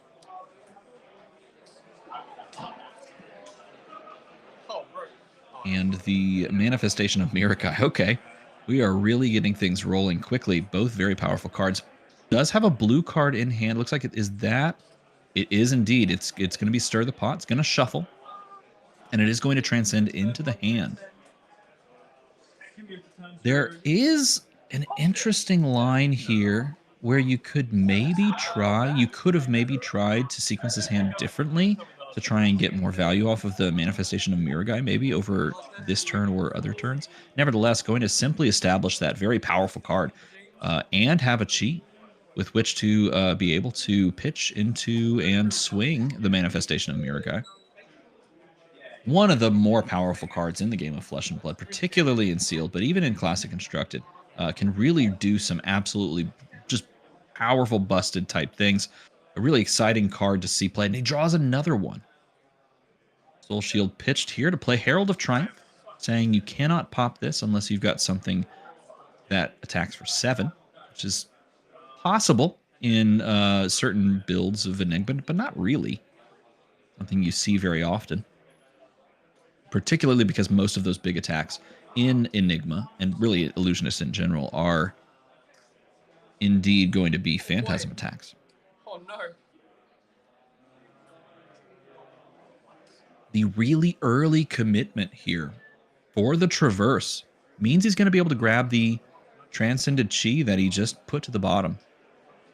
He's going to grab that and shuffle, go into his hand. And this could be a nice setup for a second copy of Manifestation of Mirror Guy coming down to the board. Of course, this attack coming through is going to clear the auras off the board, but being able to establish a second one right behind this is what appears to be the name of the game. Here's the Fate Foreseen response, and going to get rid of what looks like Restless Coalescence, as the ward will prevent that damage. And it is indeed going to make its way out. A very powerful hand, and this isn't the end of the turn. Keep in mind, this is not the end of the turn for the Prism. Going to be able to send a very potent and threatening War Tune Herald here.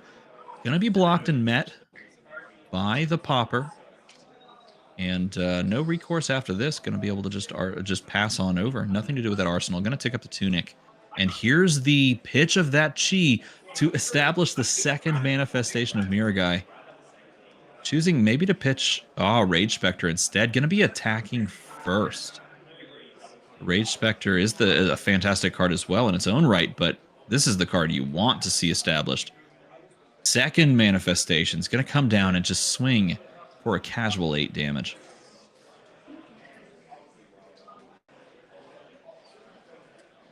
Soul Shield was pitched on the turn before for the Prism player. It's a card you would love to see make its way into the Soul.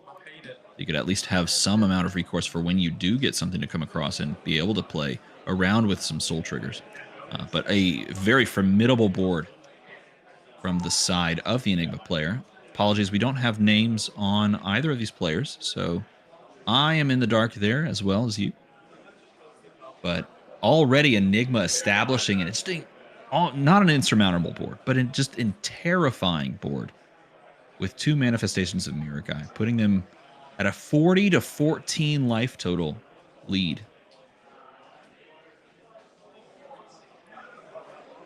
Trying to decide what to do from the Prism perspective. There is what does appear to be a library, a great library of Solana lurking in the hand. Trying to maybe decide to establish that card. You have what looks like a Cold Foil Genesis, just the most beautiful cards in the game, perhaps, given to Prism. The Cold Foil Genesis considering the pitch here. Still trying to decide whether or not that's the play.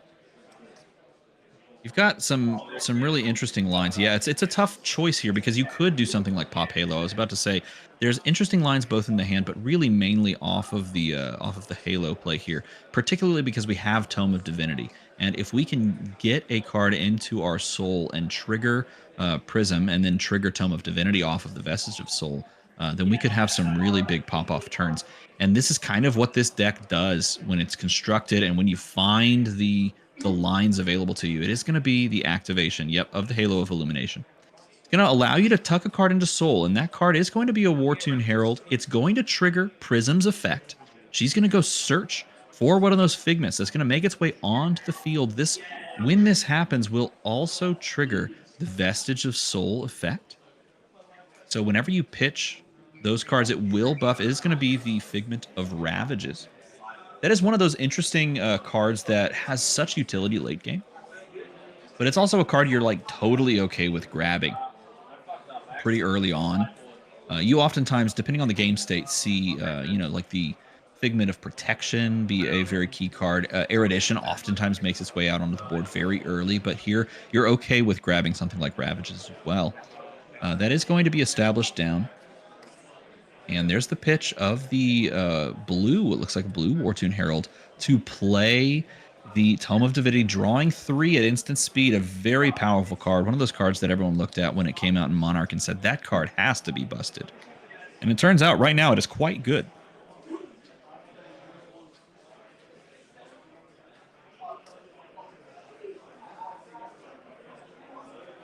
Drawing into what appears to be a yellow Herald of Protection. Can't quite make out the colors there. Gonna activate. Okay, this is could be a very big turn if that's an Erudition. Oh no, it's just gonna be some evasive damage in the form of Dominate with no Phantasm. So this cannot be popped. Dreamweaver is going to be activated here to allow to try and clear out these manifestations of Miragai. Now, of course, depending on what's in the arsenal, this could still be covered up. The Herald of Tenacity does have Dominate, so you can commit a card from hand. But if you assume there's an arsenal defense reaction, this can still cover the lot. It's going to be a Fate Foreseen. It's coming down. And it is going to... Oh, an Angelic Wrath changes things greatly because this would have just removed one manifestation of Miragai, but it is going to call for the committal there. And a little bit of a gotcha moment here. Blocking 8. Angelic Wrath is going to, I believe, push this just to 7 or 8. And it's going to basically make the board stay as it was. Now, you do have to commit cards here to the block, because this blue Herald of Protection is going to only come for 5, but it threatens so much more. It's going to take one of your manifestations. And that is going to be the turn. Doesn't make its way to the soul. Doesn't hit. Board is rather innocuous. Going to take the Tunic here.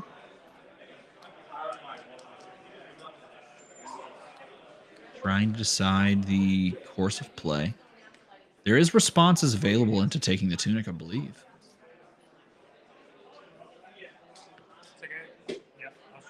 Oh, no, he's just swinging it. Excuse me.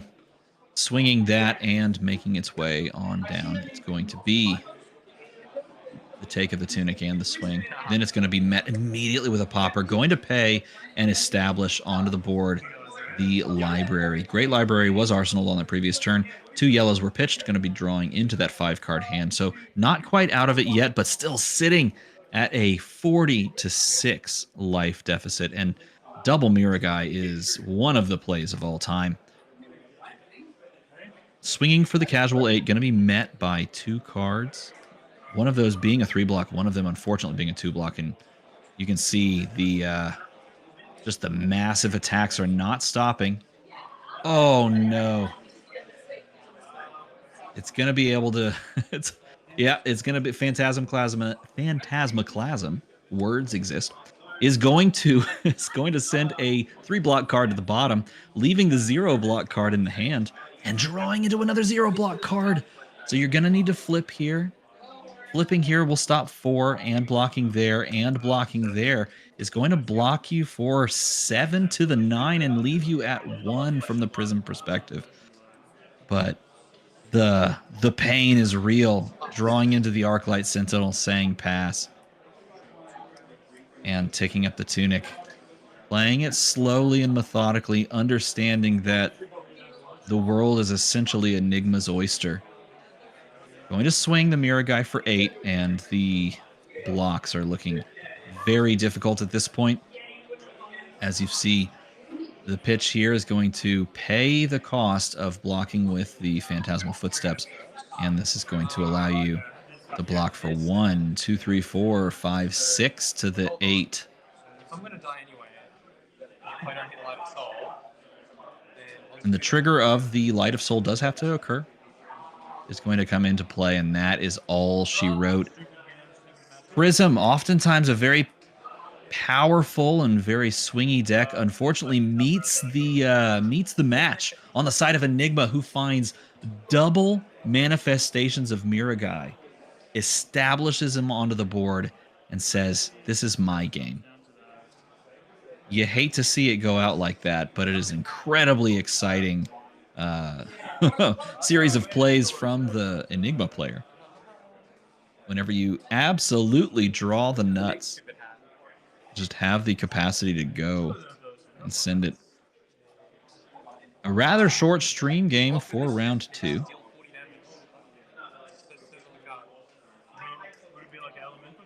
Going back through the lists as both players, I'm sure, talking it up, pulling the cards back out of the deck that you sided in for the matchup. And if you've ever sat on the table after something like this in your games, where you know that you've just kind of hit the absolute nuts, it can be a strange moment. And same thing for the opposing player, a little bit of a strange moment. But the best thing about Flesh and Blood is that it has such fantastic community that even when things don't go your way, I found such camaraderie with the person that I've played with, no matter what side you sit on.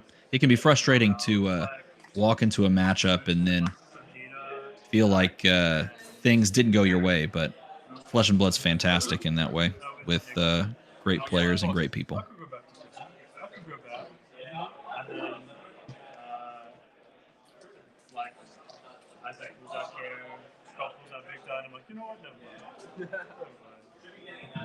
It is fun. It's fun. Yeah. Victor's like the only fun matchup that person gets to play. They're not the fun matchup.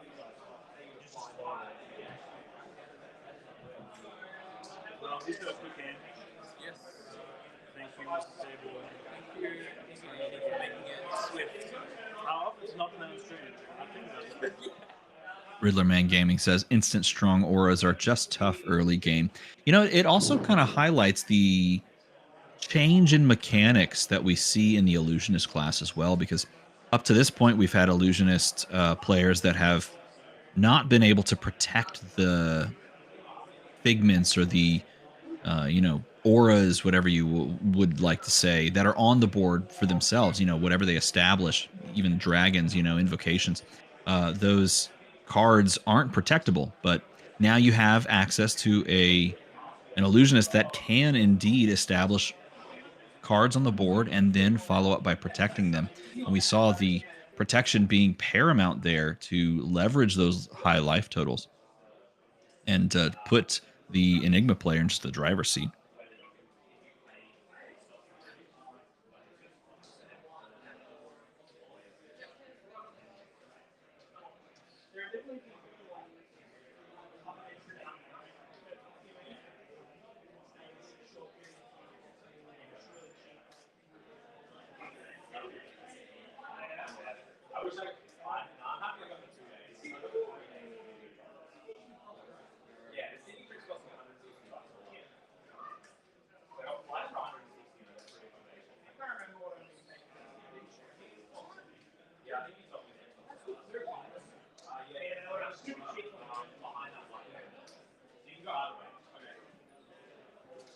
Going back to that turn where we did see the double defense reaction played on that Angelic Wrath and the Herald of Tenacity, that was an interesting moment where, really trying to clear out that board, the Herald of Tenacity was played down, attacking for, I believe, 5, if memory serves correct.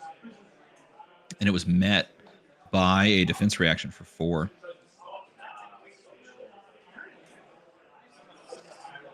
Yeah, Herald of Tenacity yellow was indeed met. It was a 5 attack, met by a attack for 4. And so there was an option there for the Angelic Wrath to not be played at all, and for it to remove one of those auras. Now, that aura did eventually get removed anyway from the second attack, but if that first one gets removed and another defense reaction stays in Arsenal, then the Angelic Wrath, I believe, could have been played on the second card, the second attack. It was a Herald as well, which might have been able to push over and steal the second one. But instead, establishing it on the card that was already committed to hitting meant that it opened up for a perfect block from a second D-React, which was indeed lurking in the arsenal.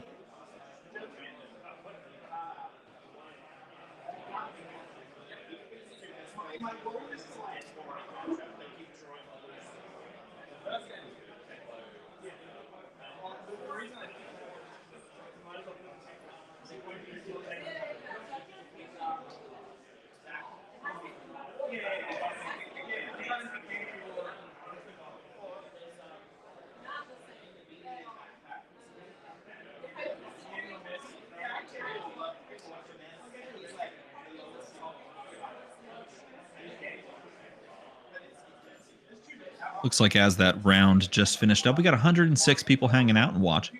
Pretty exciting. If you enjoy some flesh and blood action on the weekend, if your weekend is made a little bit better by a stream like this one, don't forget to hit the old like and subscribe at Flukenbox's channel here. Super excited that he's decided to put this on and stream it out there so that we can watch and enjoy alongside of each other. I'll tell you what, it has been just watching the game flourish over the past few years and watching the streams start to pop up all over the place almost every weekend. It's been incredibly fun to just sit back and watch a stream on the weekend with others of this just great game. Become an almost weekly occurrence that you can find a stream for Flesh and Blood somewhere in the world, particularly if you subscribe to all of the fantastic content creators and such out there. Flukenbox does his streams. There's a number of LGSs that will stream as well. And with a Battle Hardened or Calling or even just some casual armories sometimes, you can pretty much catch something at any weekend of the year.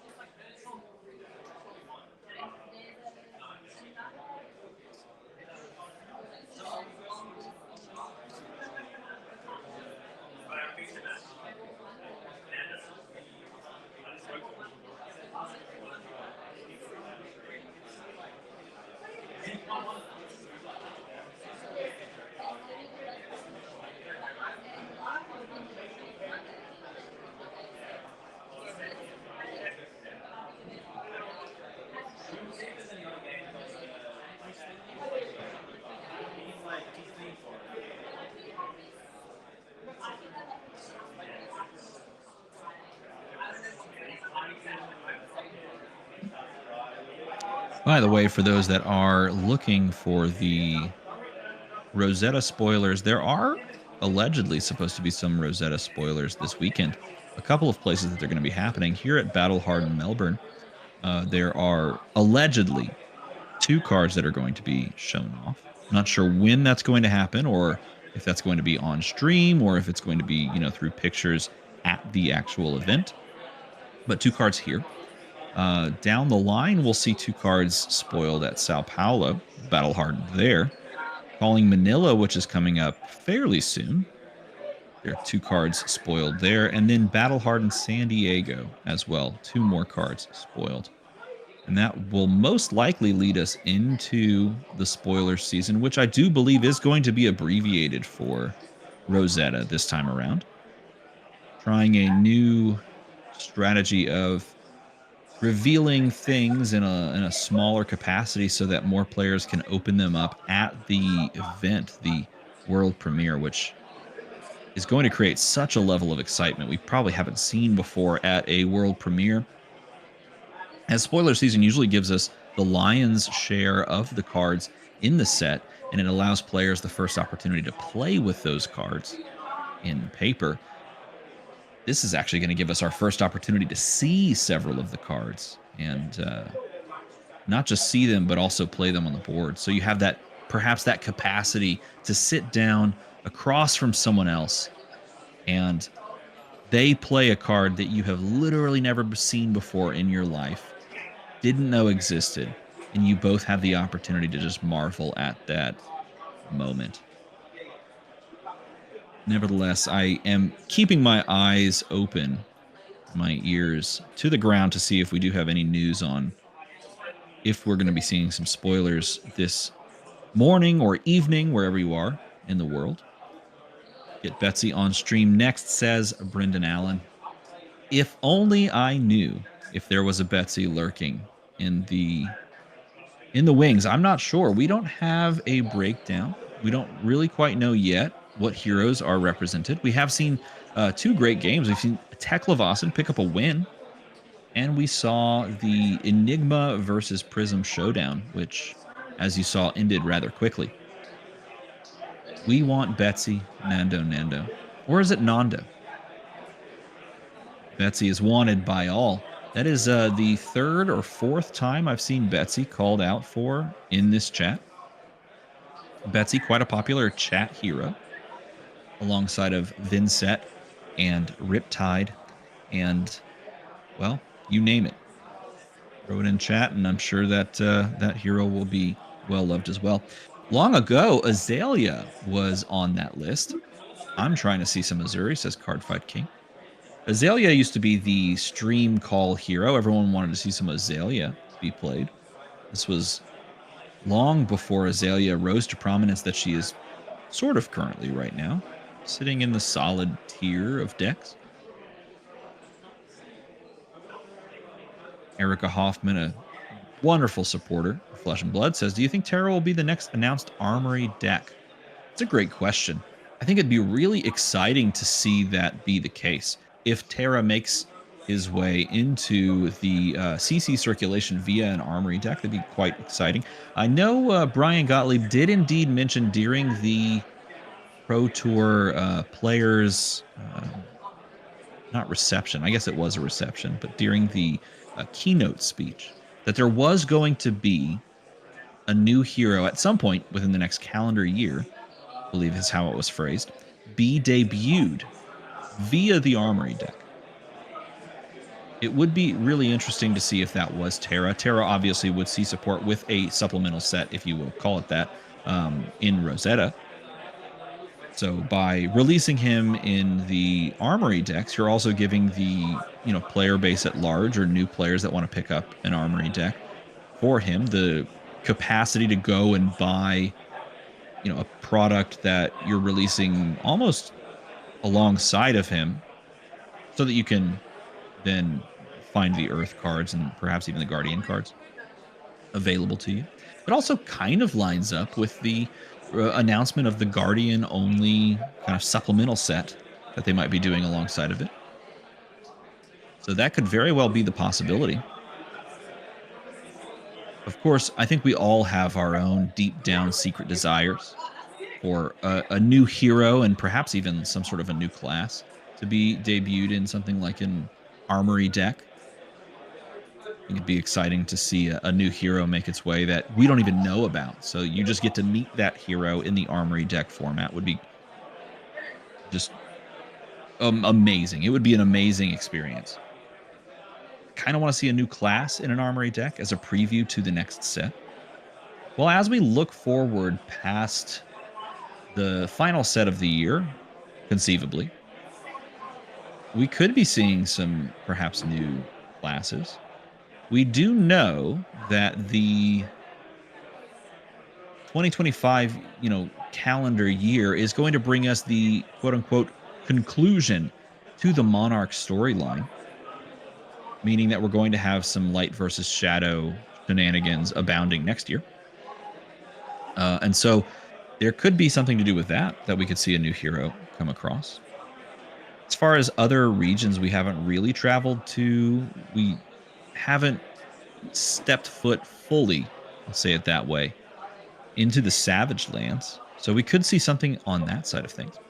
Surely Flicker Wisp is playable. I think it's in a really interesting spot, actually. Any information on how the meta breaks down? No, we don't have any information as of yet. I just hopped on the call because I wanted to hang out with all of you and talk about Flesh and Blood. So I'm not sure what the breakdown is. We allegedly have 7 rounds. We have seen 2 of those rounds. The round 2 is currently underway and completing. So not sure where that will leave us after this into round 3. I agree. From Erica says, I'm very excited to see the conclusion of the Monarch storyline. I am as well. I'm incredibly invested in that. I feel like for those that don't know where that story is currently sitting as far as lore is concerned, it is in perhaps the biggest of cliffhangers that it possibly could be. And I won't bore you with lore if you're not super interested. I guess if you are, you could sound off in chat. Nevertheless, it is an incredibly exciting and perhaps terrifying, depending on what side of the aisle you stand, as far as light versus shadow. But there's definitely a fun story going on with those 2 powers at each other's throats. I think at this point they are definitely going to be printing Vinsat stuff when that comes around. I would love to see a continuation of the Kano character as well. I'd love to see them.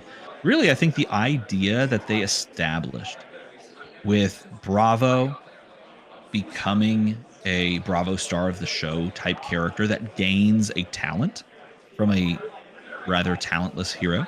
No knock on Bravo, of course. To a talented hero in the elemental keyword. I would love to see them do that with other heroes as well. Taking something like a Riptide and advancing a story a little bit and giving them talent would be really exciting.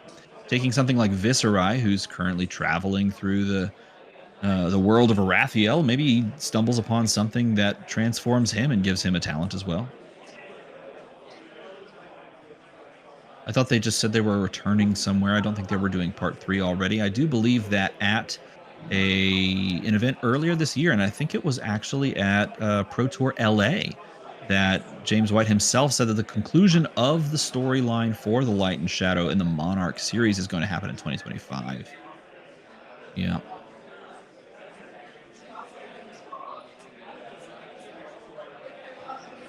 I would love to see something continue down the line of Crown of Dominion giving talents. I think that'd be really exciting. Create some interesting deck building trade-offs, particularly with how powerful equipment has become and is within the game. It would be very exciting and I guess it would be quite intriguing to pose to the players that you have access to this new card pool if you choose to give up one of these very key equipment slots, particularly for certain classes. Like you look at Azalea, for example, who is essentially married to the headpiece.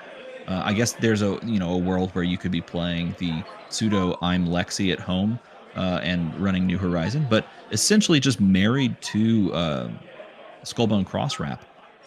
If you give a ranger headpiece that if you wear this grants you the elemental keyword, that could create some crazy interactions, but it would mean that you'd have to give up that powerful piece that you already have.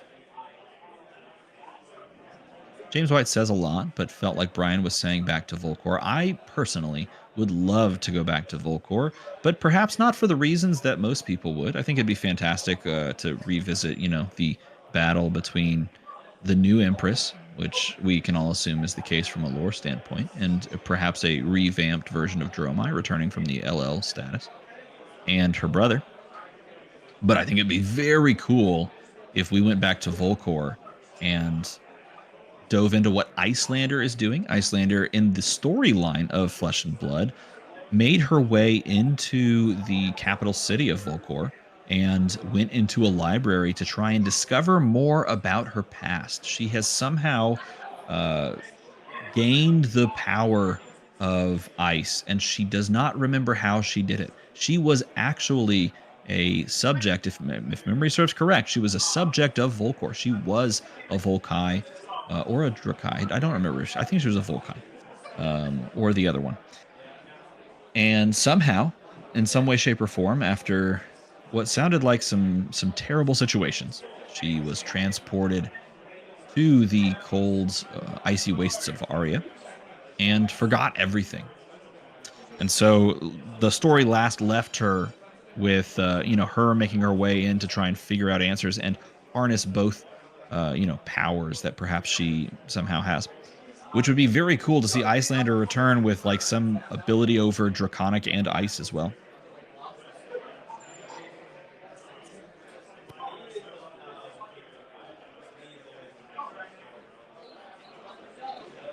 Yes, Shiana gave her the mask that gave her the ability to get into that capital city.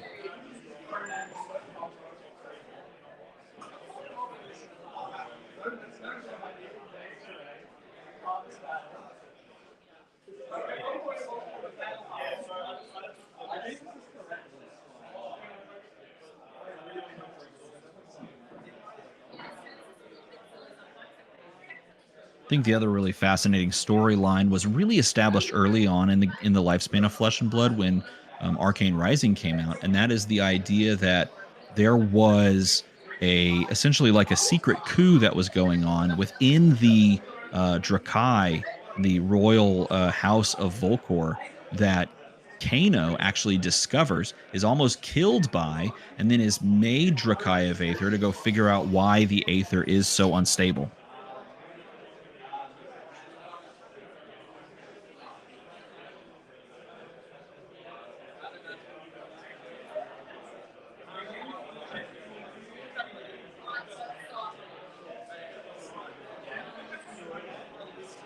We can see more players starting to make their way around the tables here. I'm curious if that means that the round is over. Of course, I'm sitting over here across the pond, if you will, so I'm not sure where they stand, but we're all doing this together.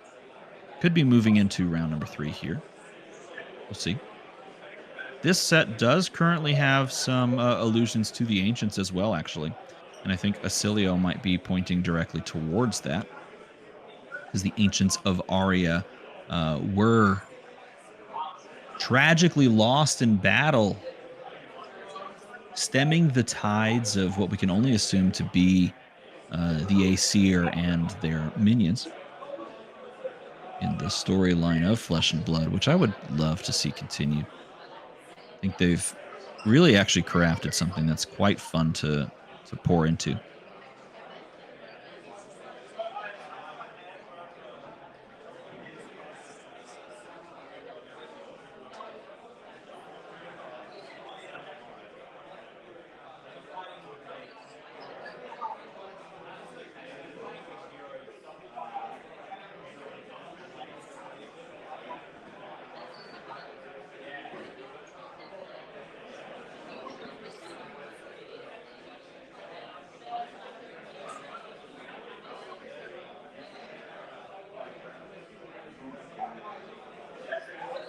John says, we want Betsy on stream. There's 2 of them at the event, apparently. Yeah, I'm curious to see who's picking the matchups. I would love to watch some Betsy. Betsy is definitely a hero that is underrepresented, both on stream and at large.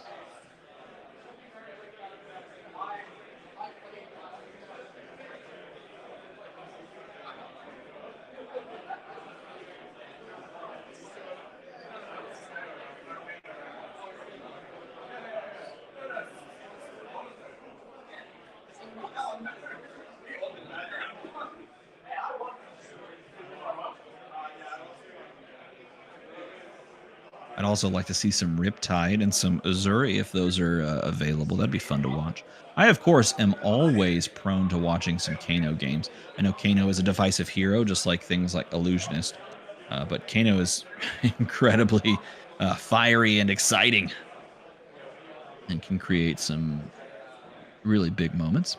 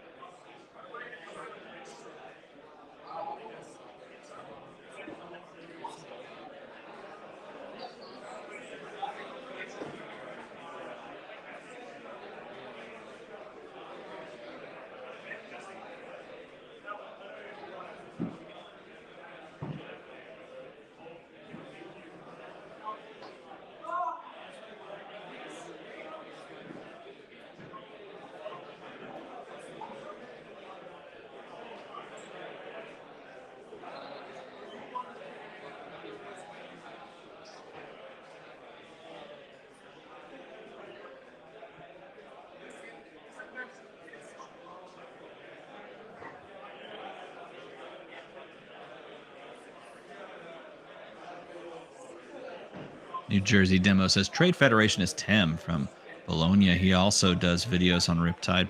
There's a couple of great content creators that do some work with Riptide, which is pretty exciting.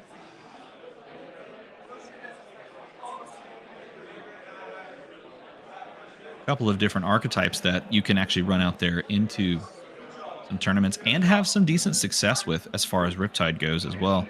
Got the more mid-range fatigue Riptide, which I actually thoroughly enjoy playing. I think there's a couple of different ways that you can build that deck from a mid-range style that work. And then, of course, I think the more accepted version right now is the more aggressive, very similar to Lexi's style build for Riptide that plays a more aggressive, more go wide type game plan. Has the capacity to put down some serious damage, get your opponent to a lower life total, and then play to a couple of traps that you have in your deck. The hero was something I was actually putting a good chunk of time into leading up to U.S. Nationals weekend when I was going to play in the Calling, because it was one of the 3-ish heroes that I was looking at to play. And I teetered back and forth between those two different builds. Built the deck in paper, played it a bunch, couldn't quite decide. And I think partially because the Zen matchup, which on paper looked quite good, and for the most part, felt pretty even.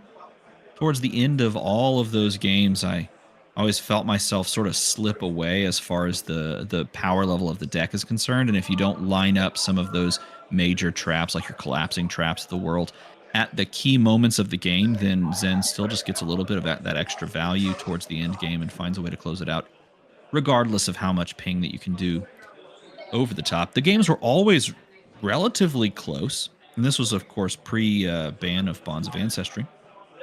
The games were relatively close. There were very few where you actually just got super blown out, but it certainly didn't feel like you were favored in the matchup, as if I kind of thought going into it. So I pivoted off a little bit and went to Kano. Had a fantastic time on Kano. I'm really glad that I did. Yes, New Horizons has some fantastic videos. And if you want to watch gameplay of Riptide and a couple of other heroes as well, one of the creators on New Horizons has his own YouTube channel called Mr. Towley. Yes, it's literally the avatar of the character from South Park. But Mr. Towley does actually upload consistent gameplay for Riptide and a couple of other heroes, if I remember correctly. Mainly Riptide. So if you're looking for a starting point for the hero Riptide, a hero near and dear to my heart, that is one way to go.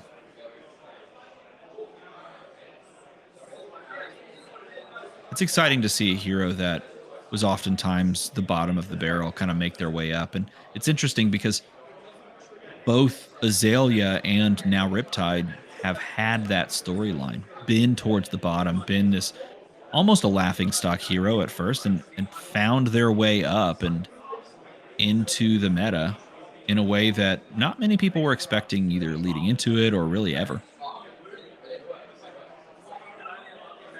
Now, you just asked the question, when does that happen for something like Vincent, who is horrifying to play against when she's firing on all cylinders, but has some key weaknesses that keep her down? If Vincent ever does truly rise to prominence, what does that actually look like? And she certainly would go away from the stigma of more of a bottom bin hero. People would be terrified of her.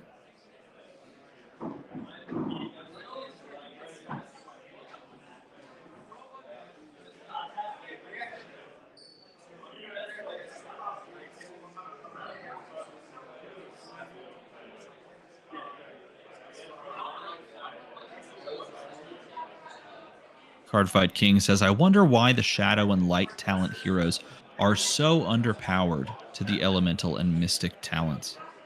It's a fantastic question. I mean, on the face of it, it seems that way now, but of course you compare this to Chain, and you compare it to original Prism, and those heroes were quite powerful when they were around in Classic Constructed. And of course, as the game has developed and changed over time, and new heroes have been added, and these heroes have sort of resurfaced in Prism and then just come onto the scene in Vincent, they are not going to be at this immediate superpower level that we might compare. But then again, as it stands right now, Shadow and Light do appear to be less powerful, less potent on the face of them. But they all do seem like, when you look at it, when you see these heroes sit down and show you the very powerful things that they can do, the very strong kind of interactions, the combos, there are some really great ceilings on those heroes. Like, you look at what Prism can do, even in the game that we watched on stream, where we sequenced a Halo of Illumination, which is a piece that you just have on board that you can activate whenever you want, into a Figment of Ravages coming out of the deck, into a Vestige of Soul trigger, into a Tome of Divinity draw, into more attack, like I said, into attacks. Like, there's some insane power plays that you can do with New Prism and Vincent as well.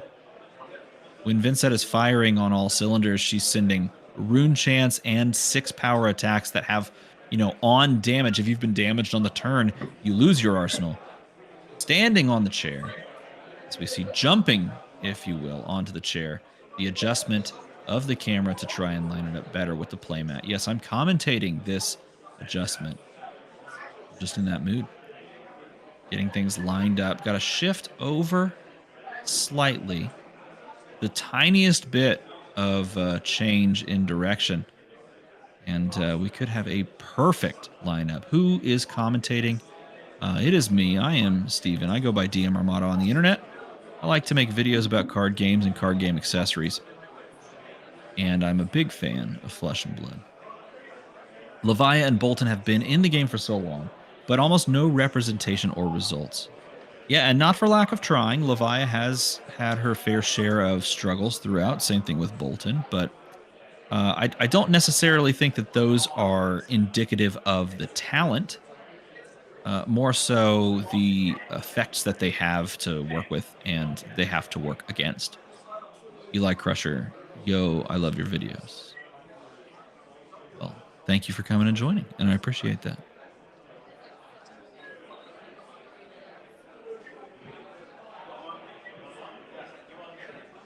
Lining up the dice yet again, making a very stoic looking face, staring across the way. Cardfight King says, "Oh snap, it's Steven."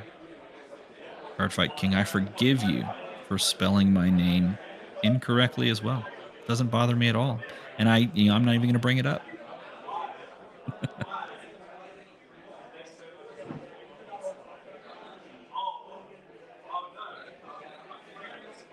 Does appear with that motion and that change to the camera, we might be seeing a round 3 coming soon. Until then, though, we can comment on people's shoes as they walk by. Talk about Flesh and Blood, a game I think I'm really into. I hope we get to see a Ball Breaker Levia today. That would be really exciting. It's one of those fun things. Whenever Mansant releases a video on Levia, it's fun to see if you can catch new streams and moments and games where Levia is on to see if they've shifted to that build, because I don't think anyone encapsulates their hero more than Ethan Van Sant and Levia. Like, list other heroes that are so synonymous with their player. I think he's literally number 1 for me. To his credit, I think Ethnic Smoke and Icelander, Michael Hamilton and Icelander, they, in my mind, battle it out. Before he was a prolific commentator, Pankaj is a fantastic content creator. I don't think he still uploads as well. Yuki Lee Bender on Lexi, sure. Kano on Prism. I'm not sure if Ethnic Smoke does much in the uploads department anymore. He's a little bit more busy with the commentating, just crushing it. Shoma now on Azuri. Majin Bay on Kano, though I will say I think his greatest love is indeed Icelander, but he sort of encapsulates Kano right now. I would say Kano is really defined by him and Peter Vincent.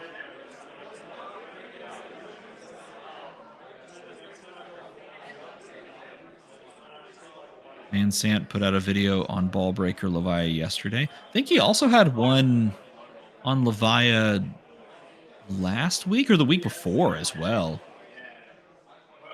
Was it not a Ball Breaker list, or was he just talking about Ball Breaker and then he didn't make that video until recently? That'd be strange, because I could have sworn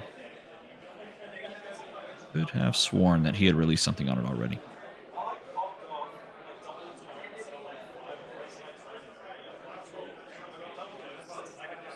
Maybe it was yesterday. Wow.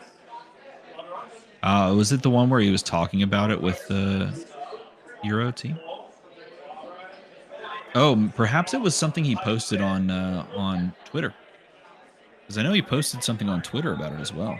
I thought that was a week or so ago. Brody on Azalea? Sure. I'd even argue that Go Again Gaming as on Azalea is really the torchbearer for her as well. From a competitive perspective, Brody on Azalea makes the most sense.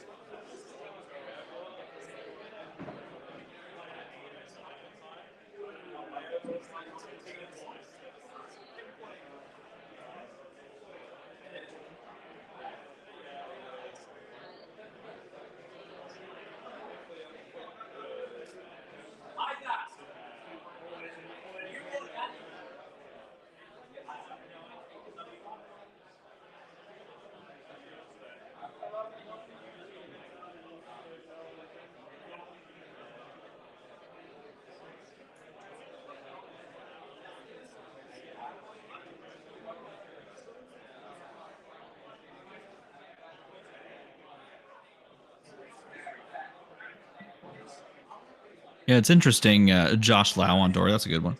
It's interesting to have this conversation because I think most of the quintessential player with their hero choices fall to the, I guess, the best loved or the most niche heroes.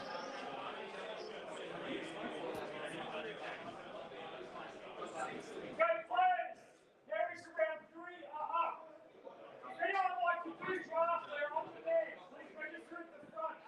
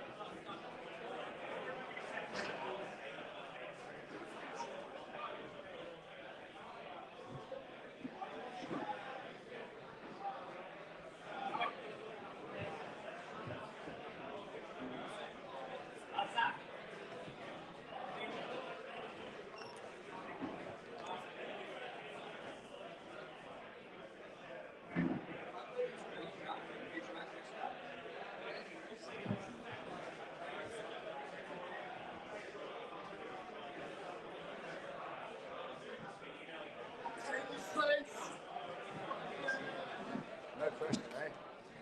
Oh, I'm stoked. Your arms. Yeah, I'll know the space. Oh, yes. I'm happy to play here. Yeah, it's bad stuff. Yeah. Towards them. Yes. I had my nails.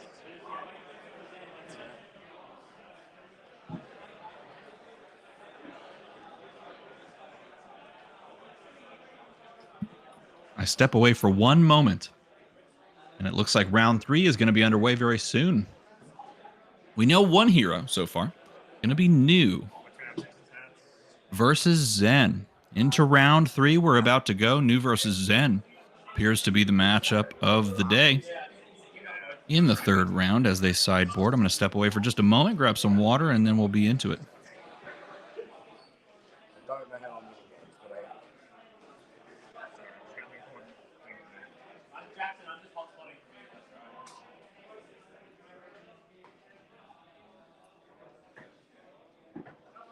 So if you can do a life total on the payment somewhere with the phone, staying straight.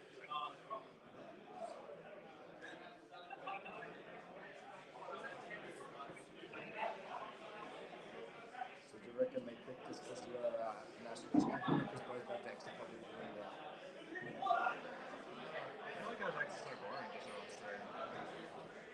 Yeah, they're all for it. Off foils, weird. Because you got all your marbles and stuff. I'm missing one in the first. Oh no! Yeah, the shuffle saver. Damn. I had a spell of those too. I was looking for it for weeks. It's in the car. I have one in the car. Not worth it. I'm missing one command. Oh, yeah. That's okay. I'm ruining it. Being sick.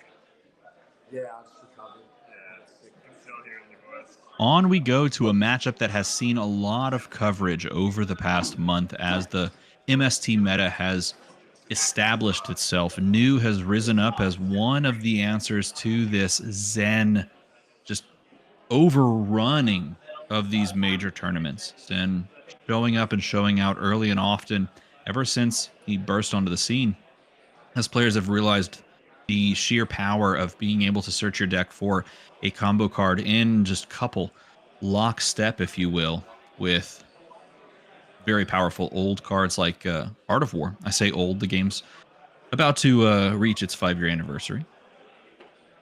And New has the disruption available to her to be able to say no time and time again with some incredibly powerful cards like Just a Nick, Bonds of Agony, even something as simple as like a 6 power, like a CNC, for example, has the capacity to provide some amount of damage curbing to stop Zen from really truly going off. But great Zen players find their moments and set their turns up very well, rather than just, draw 4-card hand, play Art of War, win the game, which can indefinitely happen with Zen.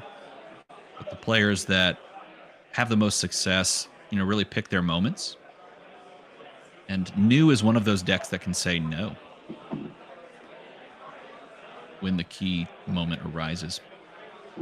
Choosing when to block with your equipment from the Zen side of things, and depending on what equipment is presented on New's side of things, we could be in for a really interesting affair as well. If you see New flip over their own Traverse, then we could be in for a real treat. With players shuffling up as they make their way to cuts, offering that. Rolling up, seeing what we get. The natural 6.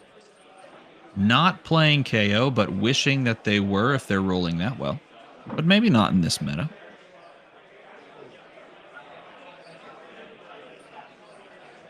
After a few more shuffles, the cut is presented. Kyloria sleeves on display from the Zen player.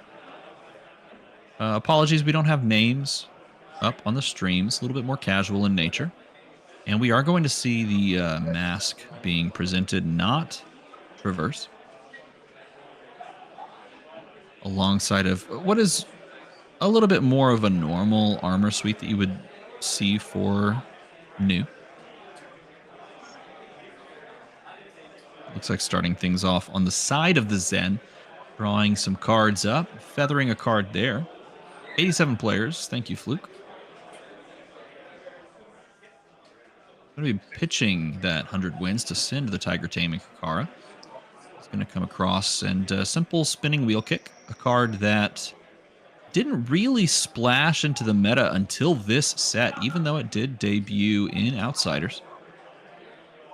And looks like we are going to have a Just the Nick be used on defense here to cover up a singular point of damage. Arsenaling and then passing is the Zen player, keeping a CNC in hand. Or perhaps that turn 1 block 2 cards play CNC type play. Drawing into what looks like an E-strike, though. Might throw a little bit of a wrench into that. That might be the choice instead. Depends wholly on what here this New player does. And it's going to be the double transcend play. Playing the Rising Sun Setting Moon and then transcending off the back of that. And then Rising Sun Setting Moon is going to resolve. It's going to sink a card to the bottom. And you're going to have access to both chi cards that you could be playing. That gives you fuel for the turn, and it also gives you the capacity to activate your headpiece, pulling a card guaranteed out of the hand. This persistent possibility of just pulling cards is one of the most fun experiences actually playing the deck, at least from my perspective. Scale Peeler is going to be presented. This is a card that has really seen a rise to prominence in this exact matchup because it makes the very powerful equipment in Traverse and the Stride of Reprisal that much harder to actually use. Going to ask that card to be banished from the headpiece. And getting a pretty solid one out of the hand. Going to come down then, followed up by the Persuasive Prognosis, which could be representing, a possible attack reaction on the back. We do see Just a Nick there, 1 floating, so you always have access to the Alluring Wave on the board. but you also could just be representing having a hiss, having a venomous bite. So if you're looking at this, it's difficult to just say no blocks, and I guess it's not difficult to say no blocks. You can just say no blocks, but it's difficult to say no blocks and just expect 1 damage and the on-hit effect when this board state is being presented. That may just be the call, though. It's oftentimes just easier to say no thank you, and that is a fantastic response. It's basically asking the question of whether or not you actually have the attack reaction. And no matter what, having that in Arsenal and then being able to play it here for that all you got means you do replace it and keep your nice 4-card hand.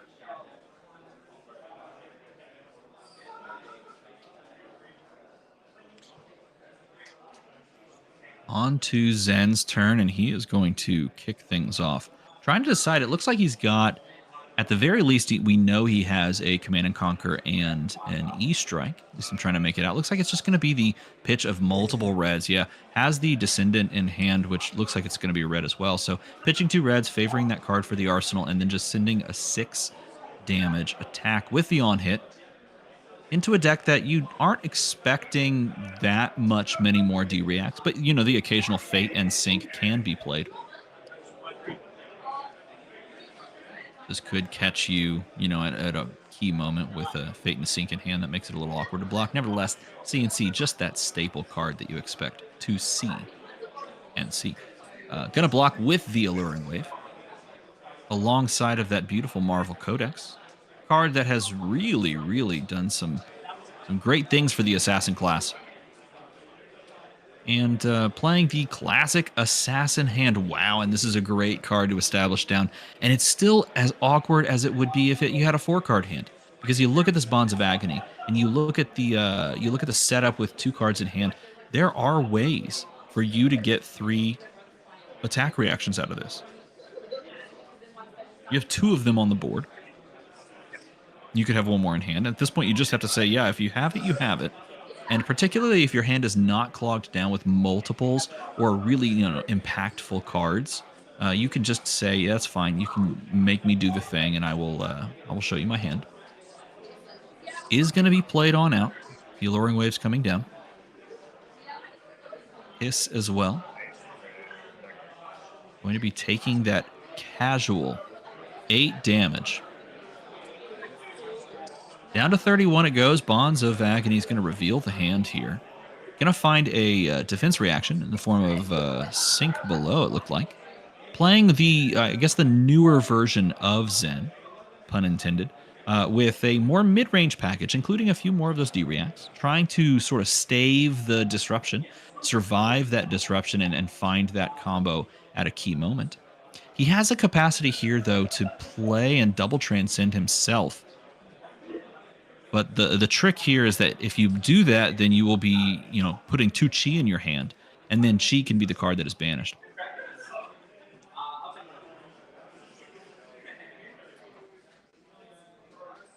So here he is going to transcend doubly. Stir the Pot's going to shuffle the deck. And Rising Sun, Setting Moon will trigger. It gives you the opportunity as well to tailor your hand a little bit before Bonds reveals it and, you know, basically just murders one of those cards. You also have the capacity to activate Zen with one of the Chi, like this one, for example. It just gets it out of circulation if you choose to do that. It's like Descendant drawn off of the... Yeah, he's going to bottom one. This one's going to resolve. Going to bottom the Chi. Descendant drawn. And Descendant being revealed here alongside of Spinning Wheel Kick and that Chi. It does look like one of those beautiful Japanese Chi. Going to grab the Descendants. Is going to, as we expected, really hinder and hamper the turn.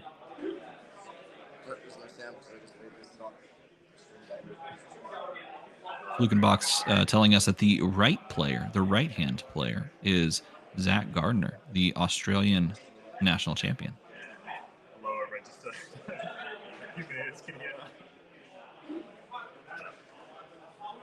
Going to banish another Descendant.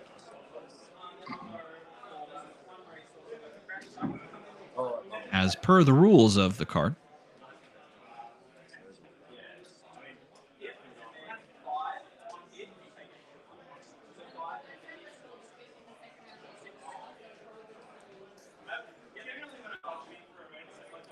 And a 2-card hand plus the arsenal is going to be what the doctor ordered for the Zen player. We know both of those cards, keeping them basically face up. We know that this is most likely going to just be a spinning wheel kick with go again. The question is, what does he do on the follow-up? Now, doing it this way, you might be looking at this and going, okay, if this ends up being basically nothing, then you're still just looking at like Tiger taming Kakara after this. But if that's the play, going Tiger taming Kakara first, when the other card is common knowledge, this is not as clear. And it is going to be a CNC. Wow, that's a great card to have in the arsenal. It's going to ask for 2 more cards, and 2 very powerful cards come out of the deck. But, you know, New sitting at a life lead to the Zen player is okay to give those cards up, no matter how good they are. Scale Peeler is the play.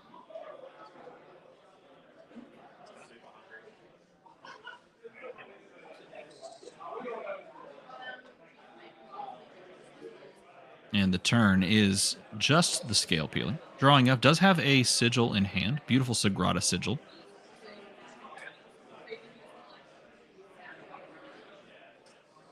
And favoring that card as far as pitch is concerned. Gonna pitch the Chi. Activating Zen, excuse me.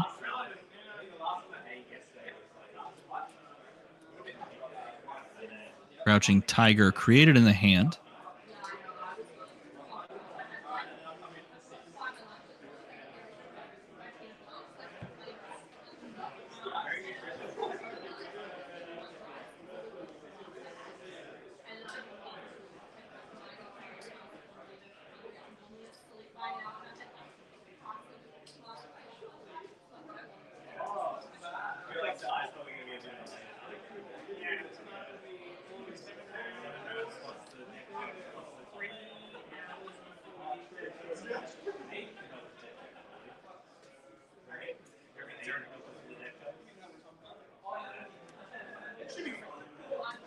Stepped away for just a moment, but it looks like we had a Crouching Tiger being played for 0 so that we can set up this Chase the Tail, coming for a casual 1 for 4. That's going to allow us to make this Crouching Tiger that we're creating here attack for 3 more.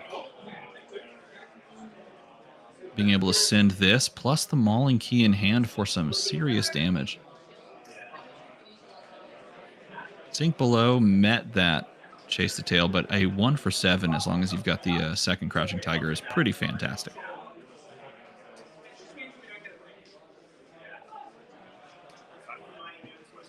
And the Mauling Key to finish off what is a very strong sequence here.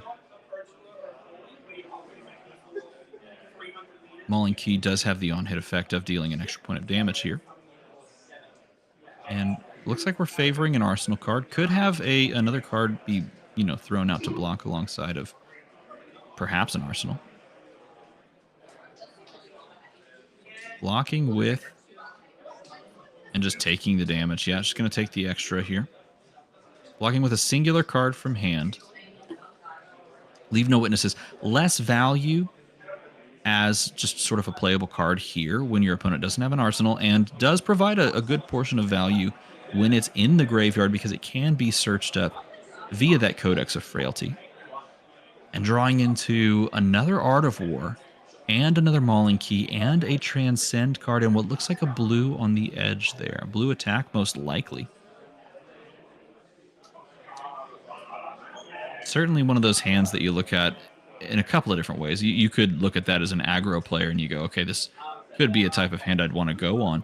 But when your opponent is starting with just a very simple, innocuous dagger and possibly leading into more, you might need to give some stuff. And that's the reason why, because Siren's Call just says, I get to take one of your cards. Siren's Call. It was forced on blocks earlier. And one of those cards that you, of course, want to resolve if you have the capability to do so, because it can just absolutely shred an opponent's hand. He's going to reveal it. It does have a blue Transcend card and a snag as well. One of those cards that was making its way into a wide variety of decks, and that is going to be the call here. It's going to grab a snag, draw you a card, and that really does a lot of work. Oh, it's going to be a sigil just drawn off of the back. I think the second sigil is in the arsenal as well, if memory serves correct. There's another sigil there.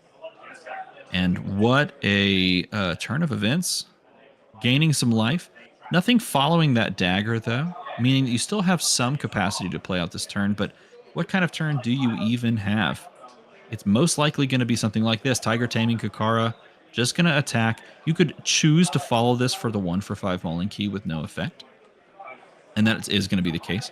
That does give you the capacity to arsenal the Art of War, and it just pushes, 5 damage, playing more of a value game, which is kind of what this deck is looking to do in this matchup when you're including things like Sink Below.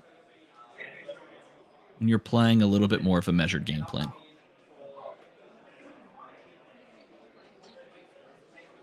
Again, the best Zen players really set up and capitalize on a 5-card hand, something like an Art of War and a 4-card follow-up.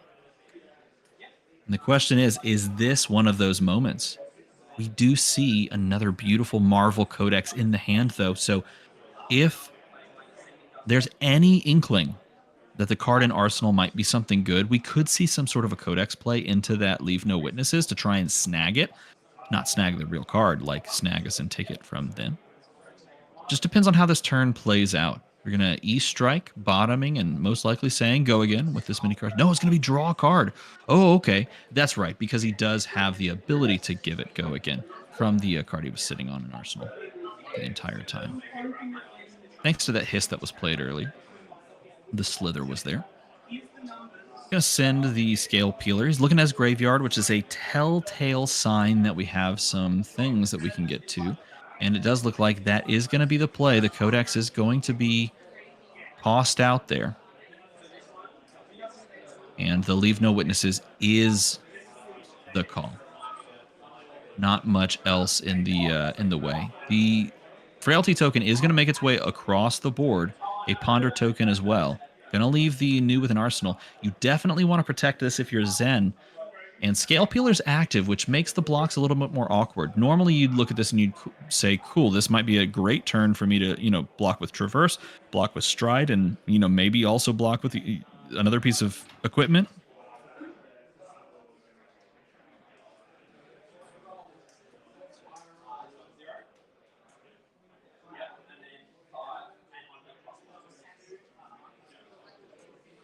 See what the choice is here, though, because you can still block with something like a Traverse the Universe, blocking for 1, and then throwing a card in front of this alongside of it.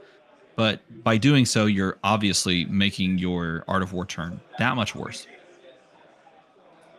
But you do have something powerful lined up with both an Art of War and an Ancestral Harmony, which is the card that he's laid down, possibly considering as far as blocks are concerned. So we might see some sort of a Traverse play. You do know that the +1 is off the board as well. With the hands, the gloves are now no longer in play. He's certainly favoring that Ancestral Harmony, which is a 3-block. It's a blue card. It does everything a Zen player would want, especially on an Art of War turn. But it is going to be the card that is used to block here. And it does mean that card, plus the 1 block and technically the 0 block on the Stride of Reprisal, is going to fully cover. Going to mean that he can play essentially a 5-card hand. It would be even nicer if you could, of course, have the power of Ancestral Harmony on this turn. But you've got your Chi, you've got your Tiger, and you've got 3 other, hopefully very impactful cards in hand. Let's see if we can make out what they are. One of them, of course, is that Tiger Swipe, which is great on a long turn, or a little large turn. Not sure what Marvel that is in hand. Let's see if it cycles over to that. Looks like it's the +1 Marvel. And one of the colors of 100 Winds.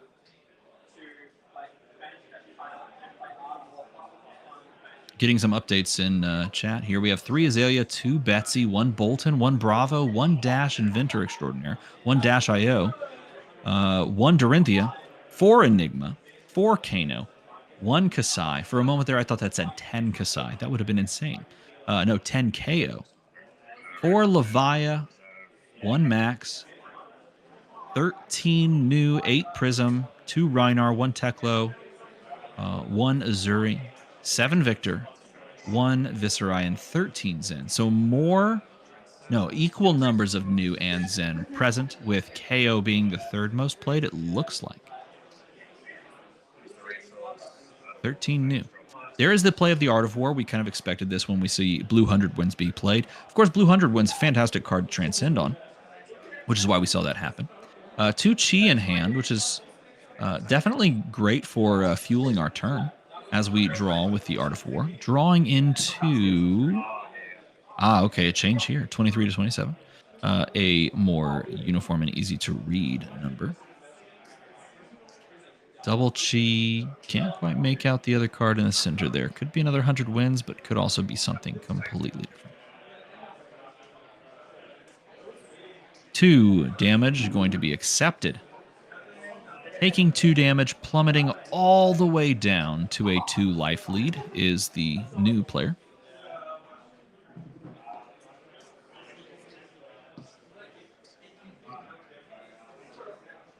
And trying to decide how the rest of this turn is going to go. After the draw, we banished, of course, the Crouching Tiger to give us the 2 cards, but that also means that we don't yet have access to another Crouching Tiger, making that Tiger swipe just 5 damage with the singular Tiger that we will get.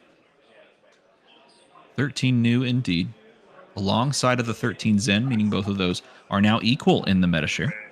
Going to be red 100 wins. We'll get a buff from itself, thanks to the combo effect, and a buff from the Art of War, pushing it to 5. Card that made its way into the game in Everfest, and really seeing heavy play here in Zen.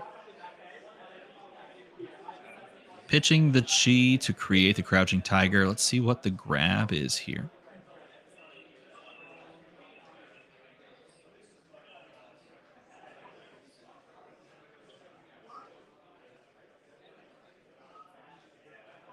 Favoring the cards that he has in hand already. It's going to be a Descendant Gustwave Blue. Interesting. So that perhaps means that he has a red bonds in hand. His own bonds, perhaps. That could be the secret card that we can't quite make out there at the end.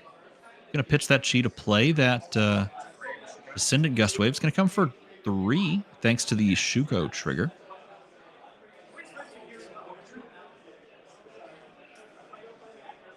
Yeah, definitely telegraphing that bonds. Of course, now only 3 bonds in the deck, so anytime a Descendant is pulled up here, you know the follow-up will be a bonds. Unless, of course, this happens towards the end of the turn and you just have the activation available to you, but oftentimes that's really not the case. Going to take that 3 points of damage there, and there's the follow-up with the red bonds, which is exactly what you expect here. 4/5 because of the buff from Art of War.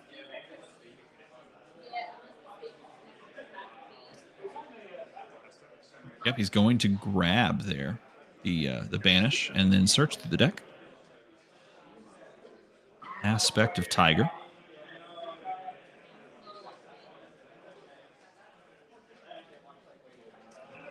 That Aspect of Tiger body will come across and create a Tiger since the bonds was red.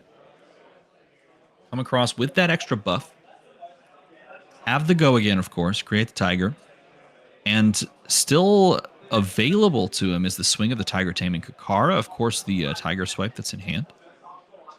And that other Crouching Tiger. So it does have the capacity now with this grab to really extend the turn. A couple of more chain links with these Tigers that will attack for 1. Thanks to the Art of War. And just taking the damage. This is a massive turn. And a massive no block here on this turn for new. Gonna send the Tiger. This attacks for 1. no, excuse me, send the aspect of Tiger Body. Attacks for 4. That Tiger was just simply created there. He's just keeping it on the board there for clerical purposes, perhaps. Going to block with the E-Strike. At this point, you've taken so much damage that you have to look at the way this turn cycle is playing out. You've taken this much damage. You've dropped to this 11 life total. What cards do you have in circulation on this turn cycle to make up the value of this type of turn, to not block at the outset of it? Perhaps the thought was, I just need to find out what this turn will actually look like before I start committing to blocks. But at this point, all of the major attacks have, besides the one that's still in hand, of course, have really slowed things down. Like the major attacks have come to pass already. And now you're looking at 2 and 1, and so on and so forth.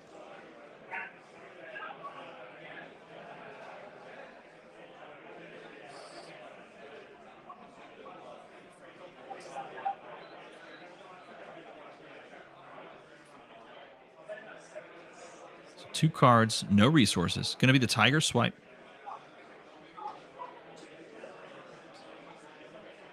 Interesting to not play here. Going to double block the Tiger Swipe, having that beautiful extended art CNC. Is going to sit on the Tiger here. So the option there to play that Crouching Tiger and try to get more value, extract more value on that turn, it would have only attacked for 1. Whereas in this case, oh, and look, they catch it. The Frailty only sends the Tiger Taming Kakara for 1 instead of 2. So sitting on the Tiger there, representing more than 1 value in the arsenal, is the proposition by making this line of play. And drawing into another Art of War could be a fantastic follow-up turn. Has control of the game, is the Zen player here, but that Surgical Extraction has something to say about it. Playing out the perfectly efficient blue into a weapon, into Tunic, into Surgical Extraction. And Surgical is one of those sneakily scary cards because it has the capacity to mangle your hand as well. Remember, you are going to banish the top, but you're also going to banish the card from hand. You get to choose. It doesn't have to be a blue card. You just get benefit from it being a blue card. And in this case, you don't even care. You just get to take the best card from the hand. And yes, there is blocking equipment available on the board in this moment, but without something easy and efficient, you're still getting a card from hand as well. Now, on this turn, there's probably a world that we see, you know, a single card block plus Tiger Taming, or sorry, Tiger Stripe Shuko come down.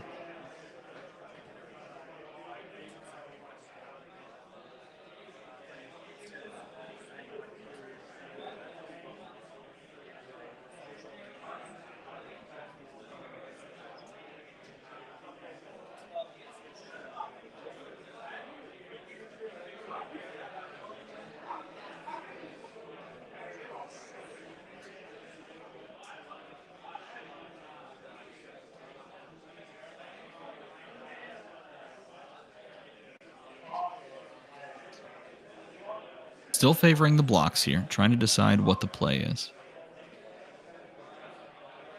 A single card block plus a piece of equipment. Most likely, and he's considering the 12 pedal here. And this could also be a time if we have the Chi in hand to maybe activate and get Zen State token. But most likely going to just throw that down and not. For the 5 block. 3-card hand plus the arsenal.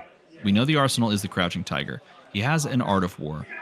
This could just be a Crouching Tiger for 0 into an innocuous attack that you don't care too much about so that you can pocket the Art of War and try to play for the next turn. Especially when you have a 22-8 life lead, that might set you up for some success if you can avoid another turn of disruption.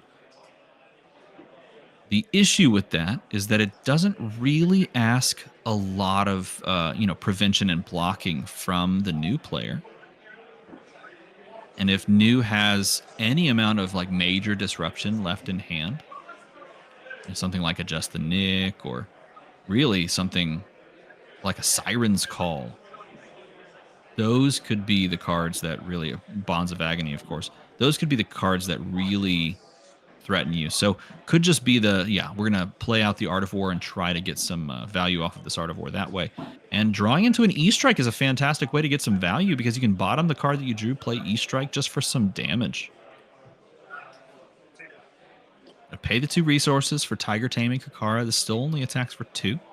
It does indeed buff up your arsenaled Crouching Tiger.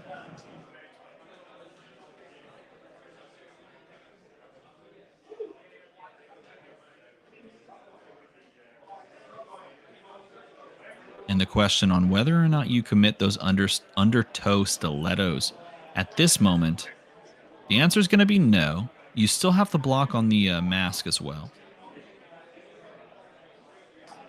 And there's the block from hand. Sedate coming across to block and cover. And the E-Strike is just going to be the play bottoming and choosing 8. 8 damage to come across.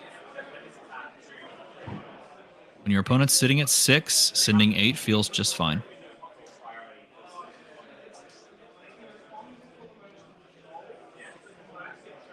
Looking over his own graveyard, that could mean a couple of things. Could mean a Codex type scenario where we're trying to see what we could have for Codex. Could also mean that, maybe there's just counting how many they have left of disruptive cards. Something like a Siren's Call or Just the Nick. And it does look like a Just the Nick is being committed to the block here. Along with another very powerful card in the form of... Let's see what turn my head a little bit. Some Arsenal hate. Drawing up into the 4-card hand. Doesn't manage the perfect triumvirate, if you will, of drawing 3 Art of Wars. It looks like it has a Leave No Witnesses.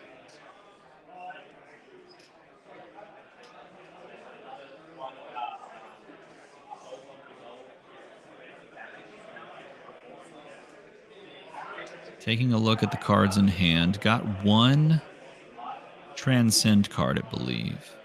A Mauling Key with no go again, unless you use the Transcend. Can't quite make out if it's a cheat already that we've drawn into. Or if it's just a drop in the ocean. Either way, it looks like it's a drop in the ocean, so you're going to have to play a blue card to Transcend to get that back to actually play out the Mauling Chi for its value. Otherwise, it's just you could somehow snag and then play that drop in the ocean. This 100 wins is 4-3, so definitely a red.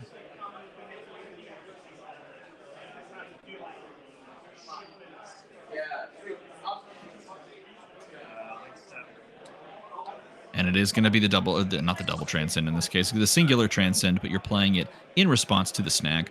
The snag is going to activate, awkwardly enough. Nevertheless, it does give you that Chi in hand, which you can then use to trigger Zen, grab that Crouching Tiger, and have a Mauling Chi. Now, is that copy still left in the deck? Is there another copy of Mauling Chi? Be able to go and grab. Or sorry, Mauling Chi's in hand. So now you'd just be looking for a turn extender, essentially.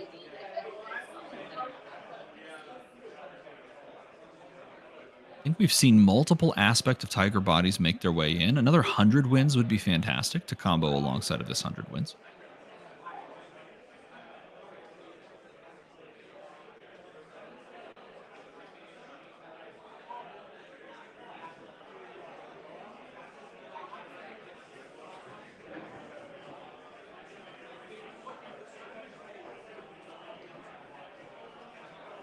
Trying to decide here essentially what he's going to grab. Most likely, he's just favoring one card over the other.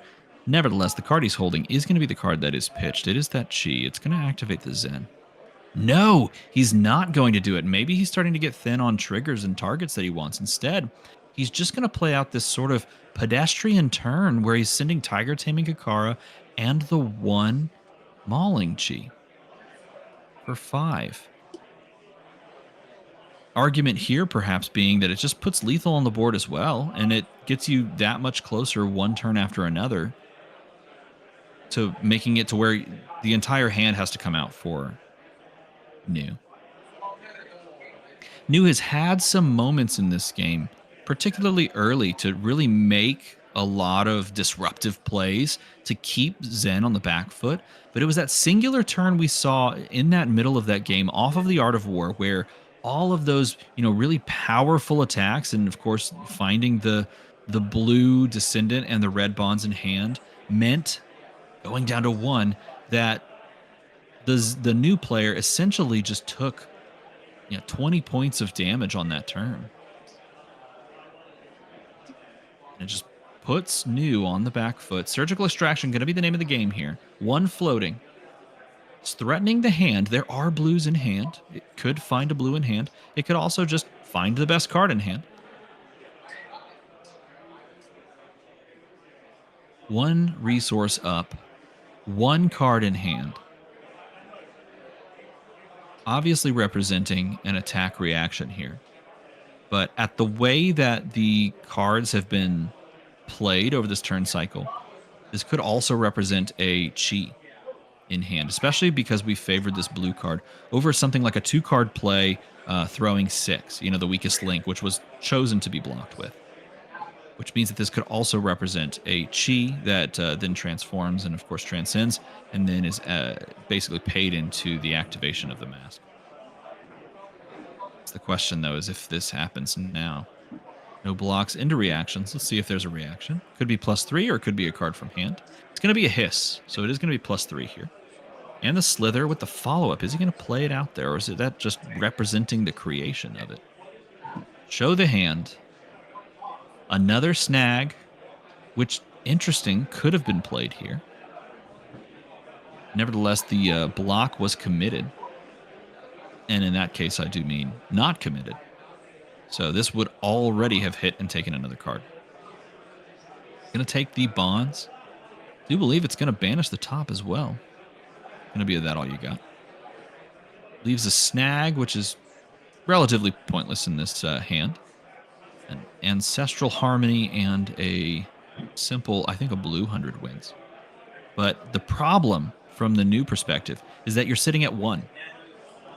That makes every card in hand and arsenal from this point forward, unless you play a sigil, on hit, lose the game. Is quite a good on hit in the game of Flesh and Blood if you're threatening that to your opponent. Quite bad if it's being sent towards you.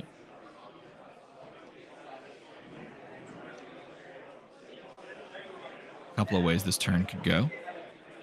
Could be just as easy as Tiger taming Kakara into 100 wins to take 2 cards from the opponent. Or 1 if they want to be greedy and block with the equipment. Technically 0 if they want to be super greedy and block with the equipment. That would let you arsenal the Ancestral Harmony. The other option here, you could play the Ancestral Harmony, see if you can get lucky off the top. To do that, you would want to count your graveyard and count your banish zone and count your combo cards. If you know your combo card number, you can make some simple reads. Nevertheless, it is going to be a Tiger Taming, 4-2. This is all essentially face up here. Sitting at 15 life and playing a 3-card hand into a new that has to respect every point of damage that you have certainly puts you in the driver's seat. Going to block with a blue hiss, and there's the 100 wins blue for 1. Another full block, and then simple arsenal of the Ancestral Harmony. Yep, setting up for a hopefully powerful turn is the Zen player. And Bonds of Attraction, the question going to be asked of the Zen player, do you care about my Bonds of Attraction? Zen, of course, very poised and very in control of the attraction and desires. May choose not to respond to this.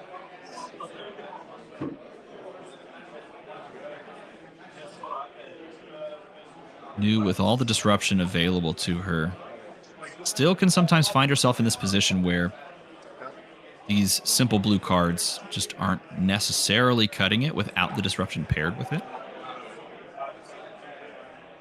That's why sometimes we see players leaning more towards the Traverse and being able to block with Traverse to go and get the Chi, and then be able to have, one of these big pseudo pop-off turns. The deck is built a little bit differently when that is the case, And here's the turn. It's a 5-card hand. You don't hit off the top of with that Ancestral Harmony here.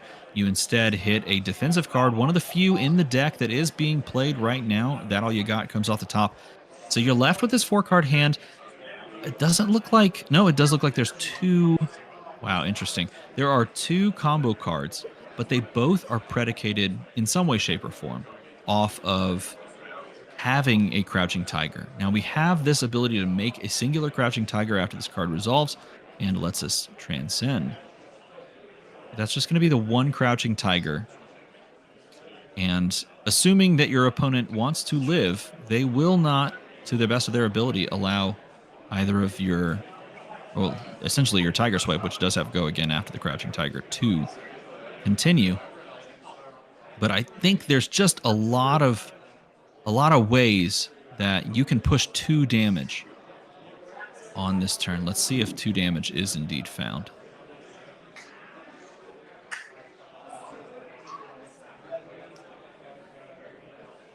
Pitch of the Chi to activate Zen and create that Crouching Tiger.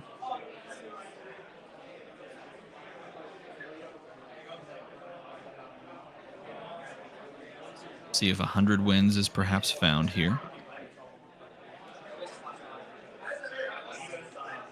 It is going to be a red 100 wins. Oftentimes on a turn like this, and particularly with the hand that is present to Zen currently, 100 wins is just one of those get-out-of-jail-free cards. That you know it has guaranteed go again. It doesn't really require you to set it up. It's not something like Aspect of Tiger Body that needs that red card beforehand, so you can just grab that, send it.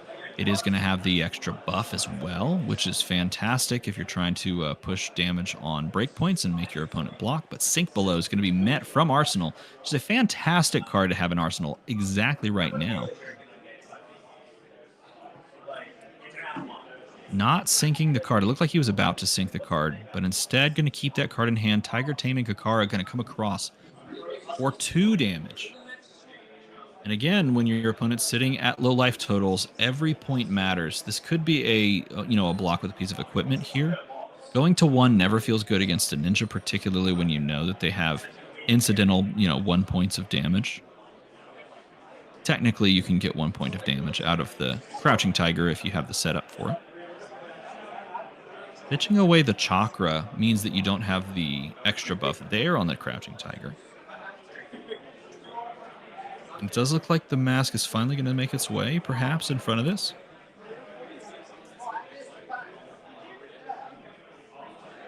Mask of Recurring Nightmares, one of the coolest cards from this set, in my opinion. Gonna block for 2 here.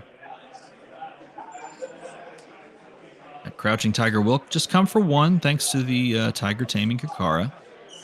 Could be the moment for a singular block on the Tunic, but it's not going to be. Instead, we're going to we're just going to take the 1, go to 1. That gives us a really tough spot here because this Tiger Swipe must be respected. Everything at this point must be respected. Mauling Key going to say 5 and ask if you've got the blocks. And that is going to steal the rest of the hand along with the Tunic there. Meaning that the turn will likely be Arsenal, and in this case, no Arsenal, just pass from the Australian national champ, sitting at a precarious 1 life to the 14 of the relatively healthy Zen. And drawing into what looks like the 3rd copy. Is that the 3rd copy of Ancestral Harmony, perhaps? Pitching the 3rd copy of Snag. We've seen all 3 of those make their way around. Going to be Tiger Taming for 2. Oh, and we have a Sink Below and a CNC scenario. So if this Sink Below isn't used right now, CNC is just going to be lights out. And look, yeah, and not only that, it was also the Sacred Art, which is of course, instant and 0 block. It's not going to cover anything up. And that is that. Zen picks up the win against the tough matchup into New. Showing that Zen still has what it takes in an unfavored matchup, and clearly a meta which is equal parts Zen and New, 13 players apiece, doesn't seem to slow this Zen player down into the matchup that is, albeit a tough one to play. And the Australian national champ falls here in round 3. Not sure what the records. We can assume those records were 2-0 going into this. But now moving to 3-0 is the Zen player, whose name eludes us. Nevertheless, playing a few more cards to respect that new matchup. You saw 3 snags. You saw 3 sink belows. You saw 3, at least, I believe 3, at the most, I should say, copies of That All You Got. Those 3 cards are cards you see very rarely. I guess I should say the snags came out relatively quickly in the meta, and the That All You Got is a more recent addition. Making its way back in, I believe, in a variety of Zen lists this past weekend at Pro Tour, including, I think, Charles Dunn, the winner of the Calling in Amsterdam. I believe he had that card and That All You Got. Sink Below and That All You Got in the list. I always find it interesting to watch what people take out of their lists. Of course, the core cards stay in. And these are the cards you would expect to come out of a Zen list.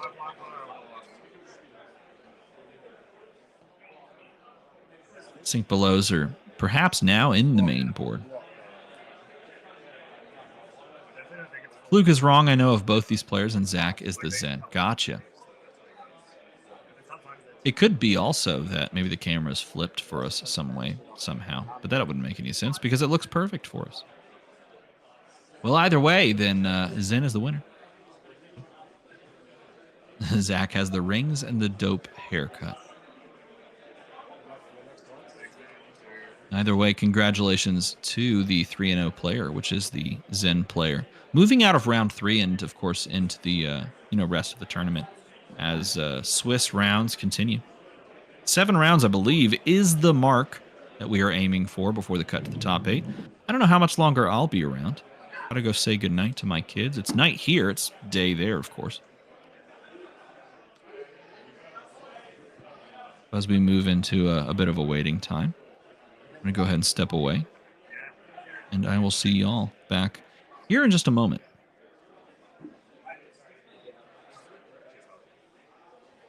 Before I go, I should also point out that we have now 169 players in the chat here.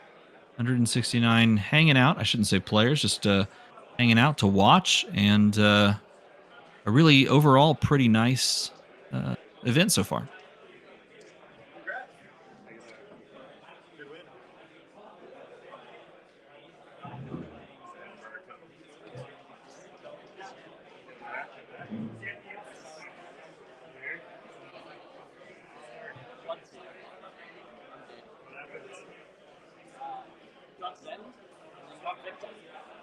I was like, it's such a good position. I definitely have the game for next turn. And it's just like, Golden Sun 50 number power.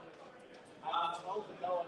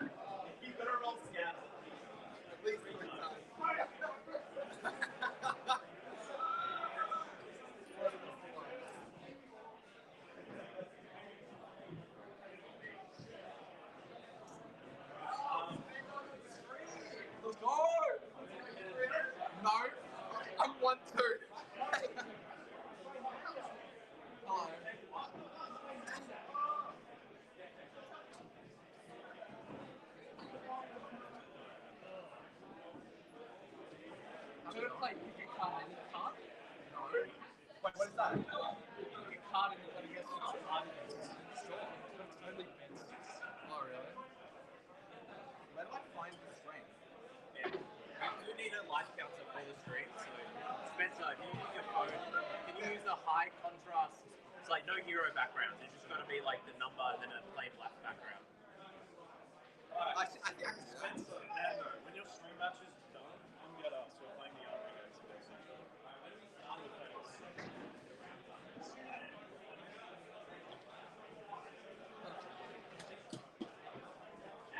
So I was going to tell the league I'm going on stream. I just said I want to go to stream.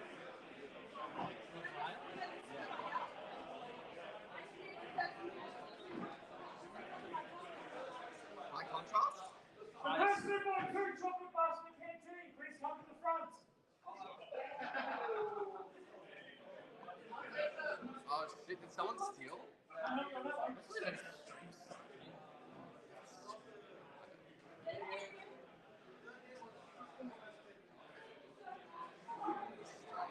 This is so freaking.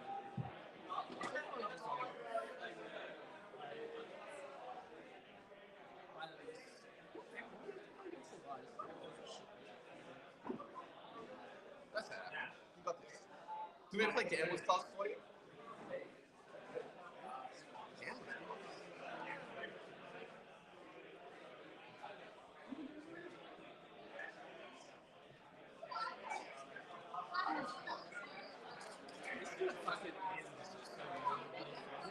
It's okay, bro. I'm 1-2, right? You're 1-2 as well? Yeah. We'll have a fun game. We can have a fun game. Yeah, right. Let's just have fun. Exactly. Exactly. The thing on this is like a big fucking break. It's just like if you play on stream, you're gonna use it. It's just like on one place. Yeah. Should I play properly or should I just play degenerately? If you play degenerately, I'll play degenerately. I'm gonna take certain cards out. You probably wouldn't know which cards they are. Probably. I don't know if I could take a Big dice. dice. Oh, I guess you just extreme dice. Oh. I just wanted to go extreme because I was truly fast.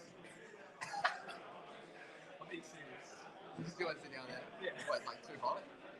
It's too bad. Yeah, it is really fucking bad, I'm not gonna lie. And also, if you potentially go on that website where it has all the best text. Like, I have a video? Yeah. Yes! We're going on I have a video, bro. Oh, holy moly. I don't know if stream can see live. Oh, yeah.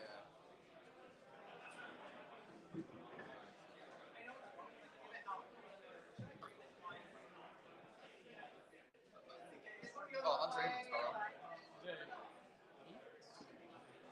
Good choice. I'm gonna take off my jumper. I'm so nervous. I was so sick I didn't leave the fucking room. I think this is my second or my first time on stream. I don't know. It's happening magic. My beanie. Oh, you been on Magic streams? Oh yeah. Change the course of the game every shuffle I do. What did you pick? Second or first? You said first? Okay, second. Alright. Good luck, have fun.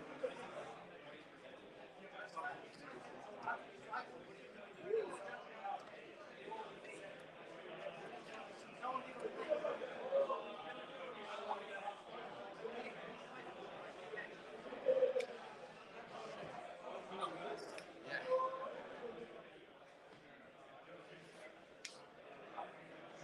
Because seismic 2,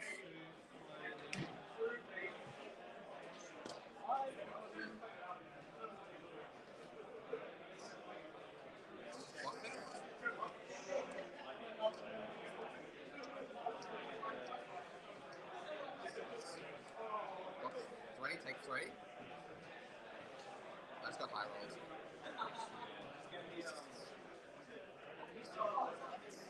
It's got Betsy as hell, brother.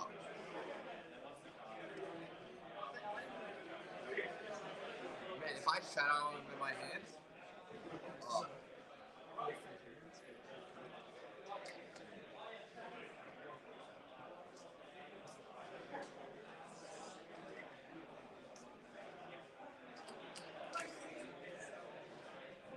Helping for 6, but I draw this card.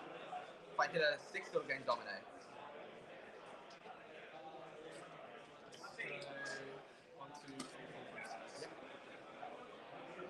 What is it? 6. 6 dominate. 6 dominate? Yep.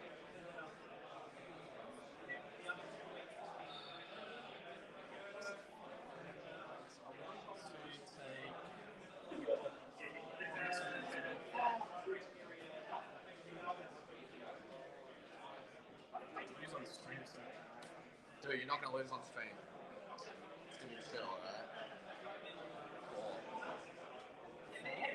Cool.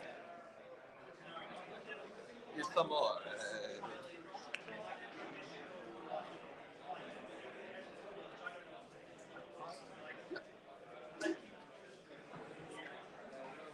We're going down in history, bro. Going down history. We're going down in motherfucking history. Fuck you. What are we? That's so retarded. That's right, my turn's gonna be ass. You ready? Smash back. My precious tokens.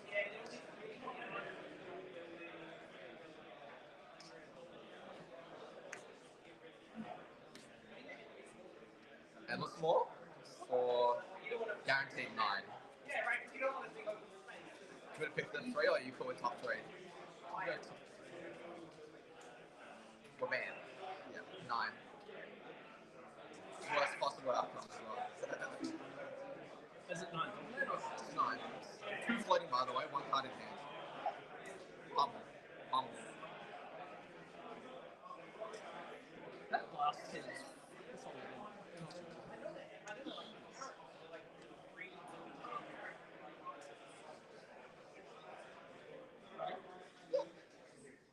Oh shit, my hand is so bad.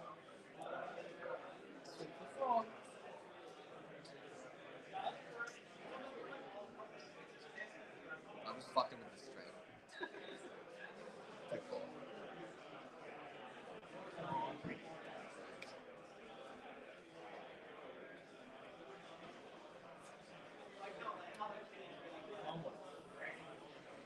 Sorry, you can block with your hand this turn. Blind rush?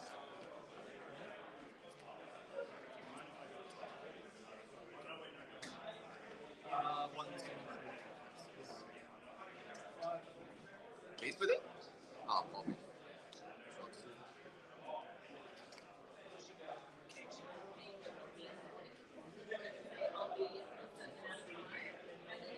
I should probably start using the screen dice for the damage. Yeah, because I don't know what So it's just 3, 4, 5, 6, 7.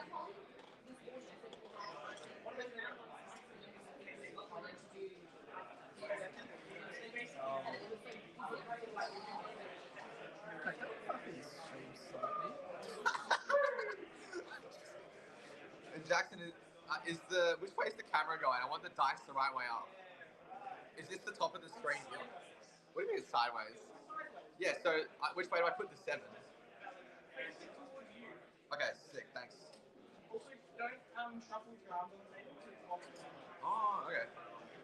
Bet.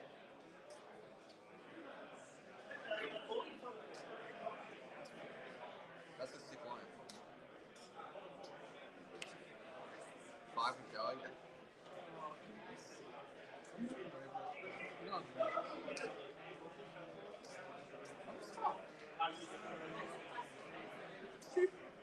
What? No, they got like, Is he sent that? What? it's from the Betsy Blitz deck. That's kind of sick. That's worth it, right? Send packing? banish the arsenal. Vanish? Yeah. If this doesn't hit, it goes back to your hand. It's only for 8. 1, 2, 3, 4, 5, 6, 7, 8. I'm on 28. I got 3 blood there. 3 blood. So I'll take that honorably.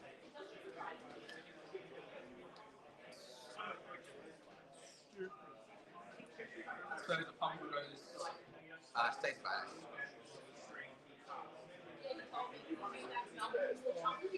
I literally have not made a dent. You have 2 different sleeves. Imagine that game. Fucking weird. I was like, there's no way. Alright, did I say we were gonna have some fun? 2. Okay. 1 action. I wish that was.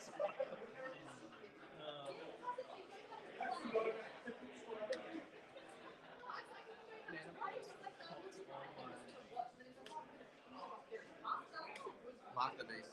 I literally have no cards. How much? 6. Dominate or anything, or is it just Just 6 gets banished. What do you mean you literally have no cards left?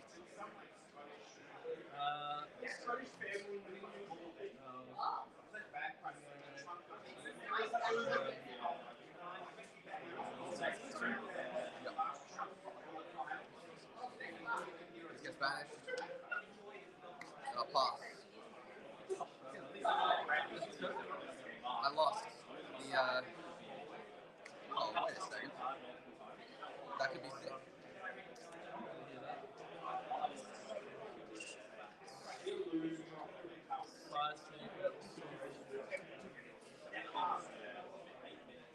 I don't want to do this. I do not want to do this. But it's going to give me a sick line if I win. I can't do that. I can't do that. You're on stream. Don't want to misplay on stream though. 1 float. None float. None float. Yeah. Oh, because you pressed those. No blocks. Step up.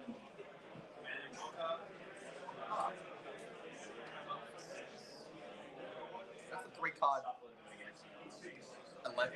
3 card 11. Wow. This is Zen value. Zen value. Wait, that's a stupid line anyway.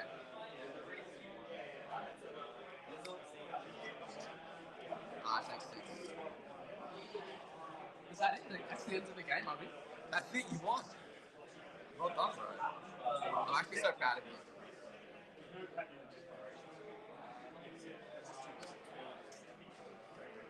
Big spin dice?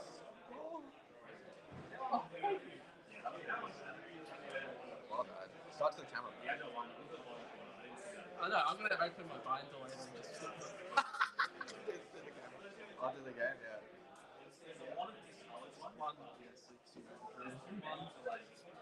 6. Go again. 6 would go again. You heard the man.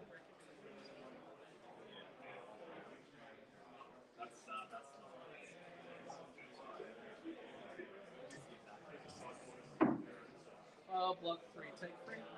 That blocks 2. If you want to change that. I'll take 4. Yeah.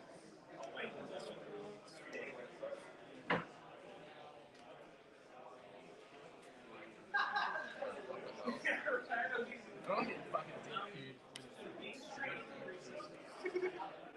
How much is that? 3.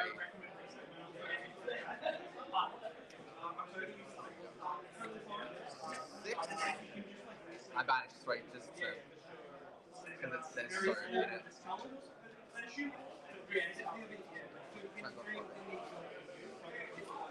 How much is it for? 6.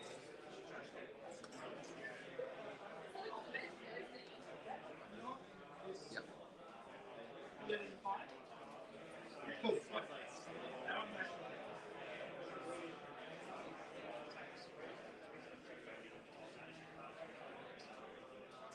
Still passing back.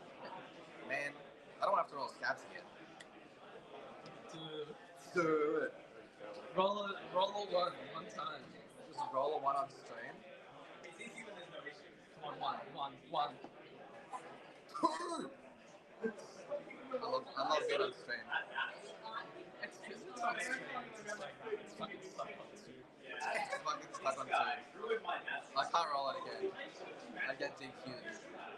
I thought you could do that. I was like, oh, I could just go unlimited. Unlimited actions. That would be crap.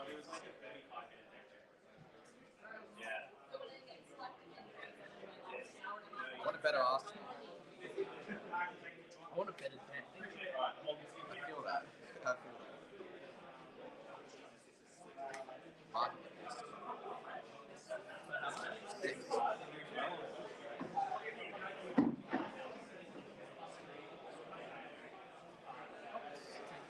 Yep.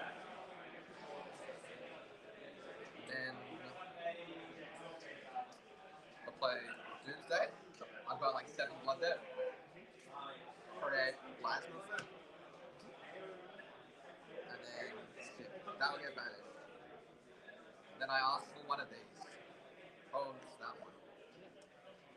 Did you turn off one time? Yeah, I did. I played Mark of the Beast. It banished I don't know. itself. I don't even know how that works. But Yeah. I'm gonna hit it for 6, don't I? So Yeah, you gotta hit for 6 to kill it. I just want to hit big number. I just wanna hit you for 6? Yeah. Oh, seriously? How behind is the stream though? How behind is the stream? I haven't put a dice out in like hours. What? Okay, and see if it comes up. Let me know when it shows up.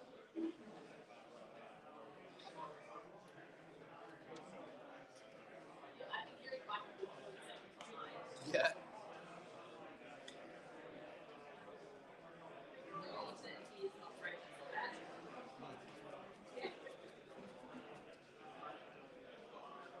Start.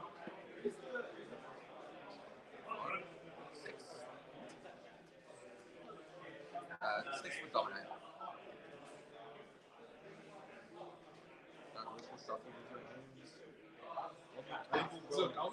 Yeah.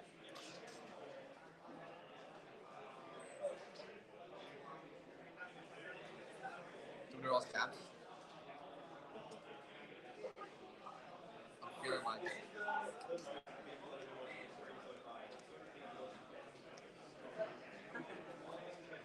Oh, he's punishing me, bro. He's punishing me.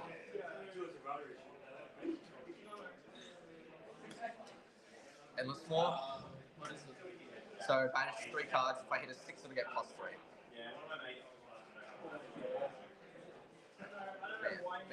Bam. Wow, 1/6. Thank God. How much? Is it double? 9.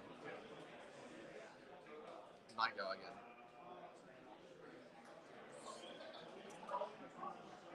I thought that was your hand. I was like, What the whoa! I missed something. What the fuck? I've got 6. Take 3. And I'll play Graveling Growl for 6. I have 5 cards. I have Fate and Arsenal. So 6.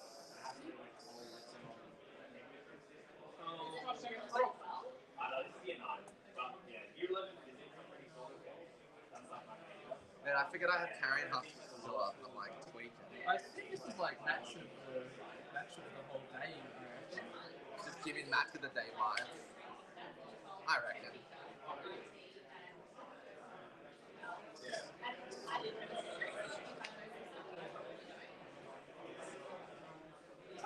From last time. I can't fucking remember. Last turn. Because you pitched it. Yeah, because I haven't already killed the dude. Is it relevant? Yeah. Okay, sick.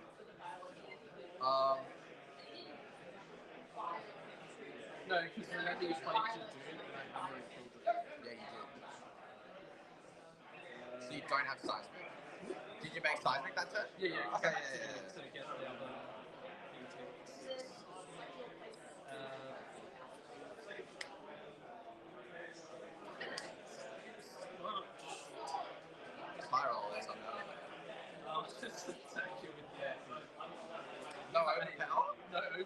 2 card 8. That's swing me.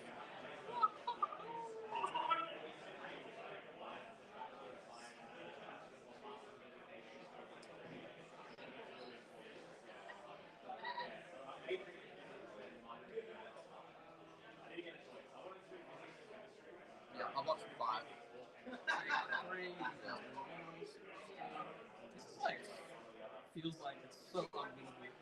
What do you mean, bro? You're on Betsy. You I got just this. want you to just roll like 21s in a row. Should I lose to you on purpose just to get Betsy a win? No. Fuck that. I don't want to get fucking DQ'd for life. 7? Put it in DQ for mine. Is it got goal again? I don't know. Is it an attack thing on there? Yes. No, just 7. If Mark the Beast will be put into the graveyard from anywhere, banish it instead. So that turns on contact. Yes, it does. If it hits.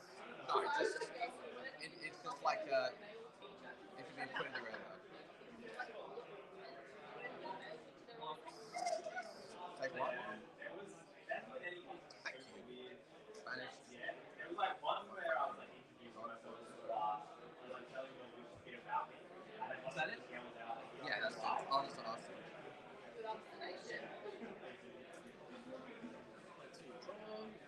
I appreciate that. I like you last week. 7. I just want to use 7. Where's the 7s? It's like that. I don't know. I think they said that was upside down. And 5 down. No, that's the right way. Yeah, I'll box 7. Just make it mine.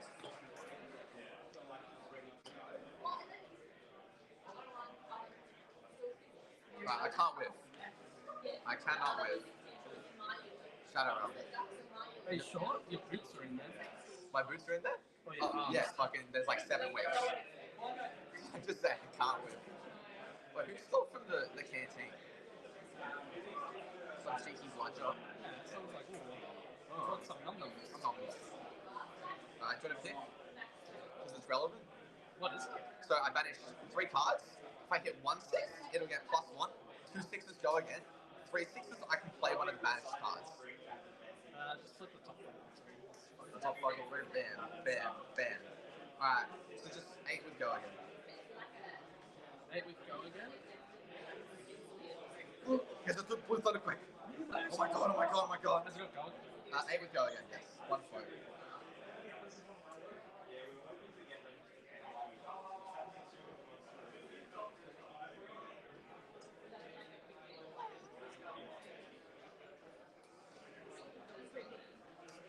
Take 1. Yes. Turn 9.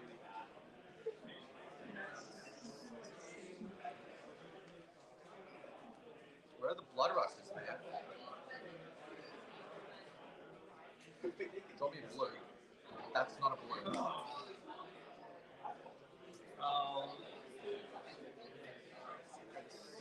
Sweet. Amethyst.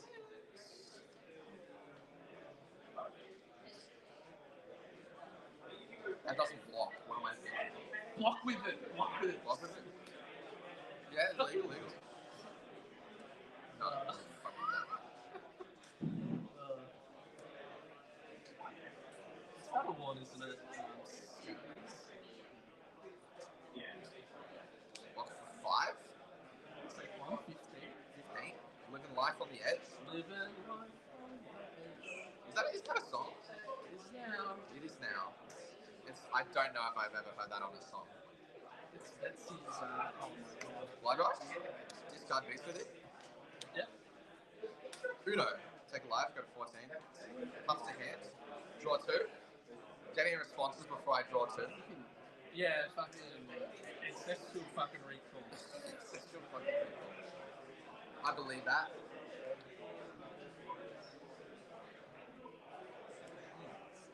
Interesting. How many whiffs do I have right now? Fucking hope you have like 27 minutes. I have 2 whiffs. Out of how many?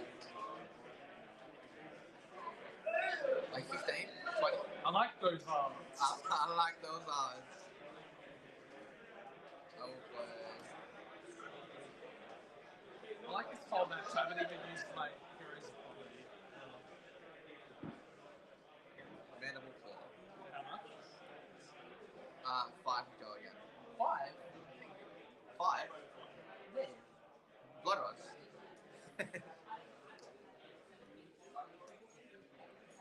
Yes. Give me Civics.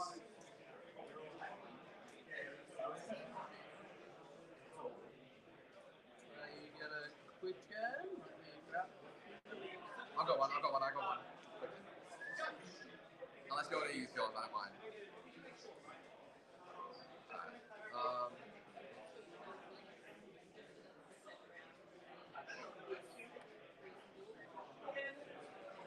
This isn't what I planned. But I guess it's legit. Shadow of Horror? Did I not draw? I didn't, did I? Of what? I can see. No, you didn't draw. It's like, there's still a card.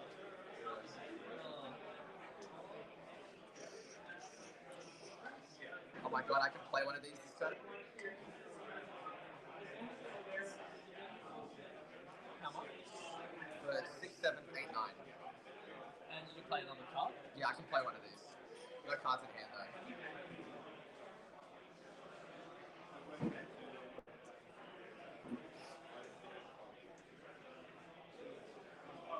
For 9.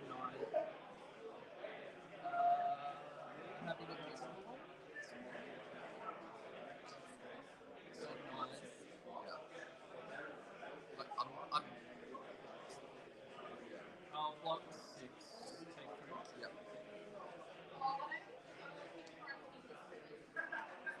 Wait. And I'll pass. Not the Blood Rush turn I hoped for, but the Blood Rush turn we deserved. So, plain lemon. At least they're not against us then right now. Yeah, the last big game was like fucking 47 for them, 0 for me. Oh, seriously?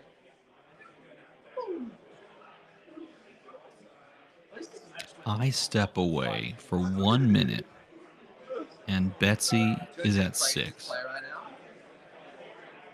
Betsy, I don't know, maybe a 3-win Betsy on stream. Nevertheless,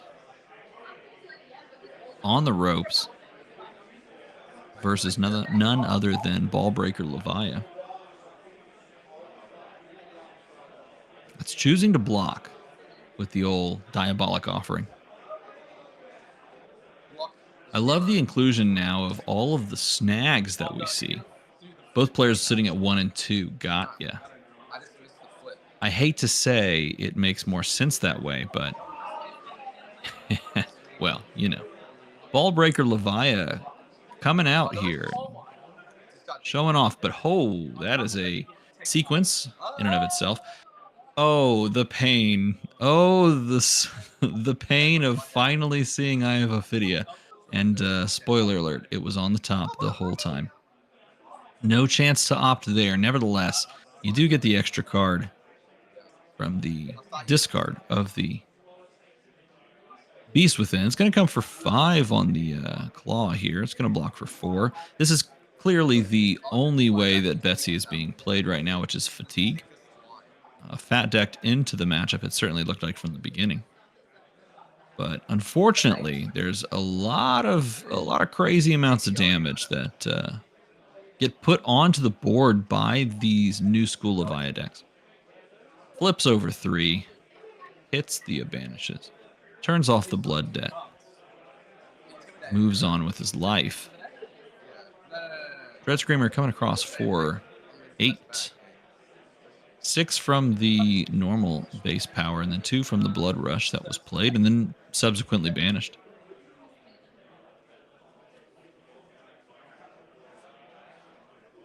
Betsy's Good Time Chapeau, one of the best cards she has access to, which is a shaky proposition, but it is what it is.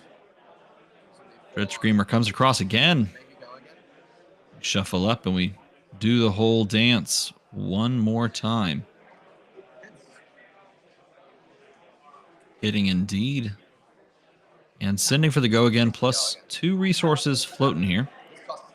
Carrion Husk suspiciously still on the board. I think the equally concerning question, and there's the catch. Nevertheless, equally concerning is how Betsy will survive the following few turns. Of course, 4 block available on the equipment still. Singular card in hand at this point. The name of the game generally is most likely a Nothos through the finish. A natural fatigue deck that's kind of sprung up because Betsy doesn't have much going for her in the current meta. I was gonna break the chain, so there's more hits for this, but I was like, well, if I don't Difficult to fatigue your opponent at the life deficit in single digits. But if anyone can do it, it's Guardian. I don't have enough blues. Just play. Too many 2 blocks. 2 blocks will get you. Here is the presentation of the equipment. Yep, 4 block on the board means 4 saved life in this moment. He is going to take the 2 excess from the Blood Rush Bella. And then Ball Breaker comes across as well. And this one comes across for a nice chunky 6. And that is unfortunately going to be the game, not breaking the chain and sending him down to -1. Not the best place to be, but, you know, Levia does Levia things off of the back of Blood Rush Bellow and the new tech of Ball Breaker. Closing the game out for GG's all around. I believe that was round number 4 of this 7-round, 80-plus person battle hardened here.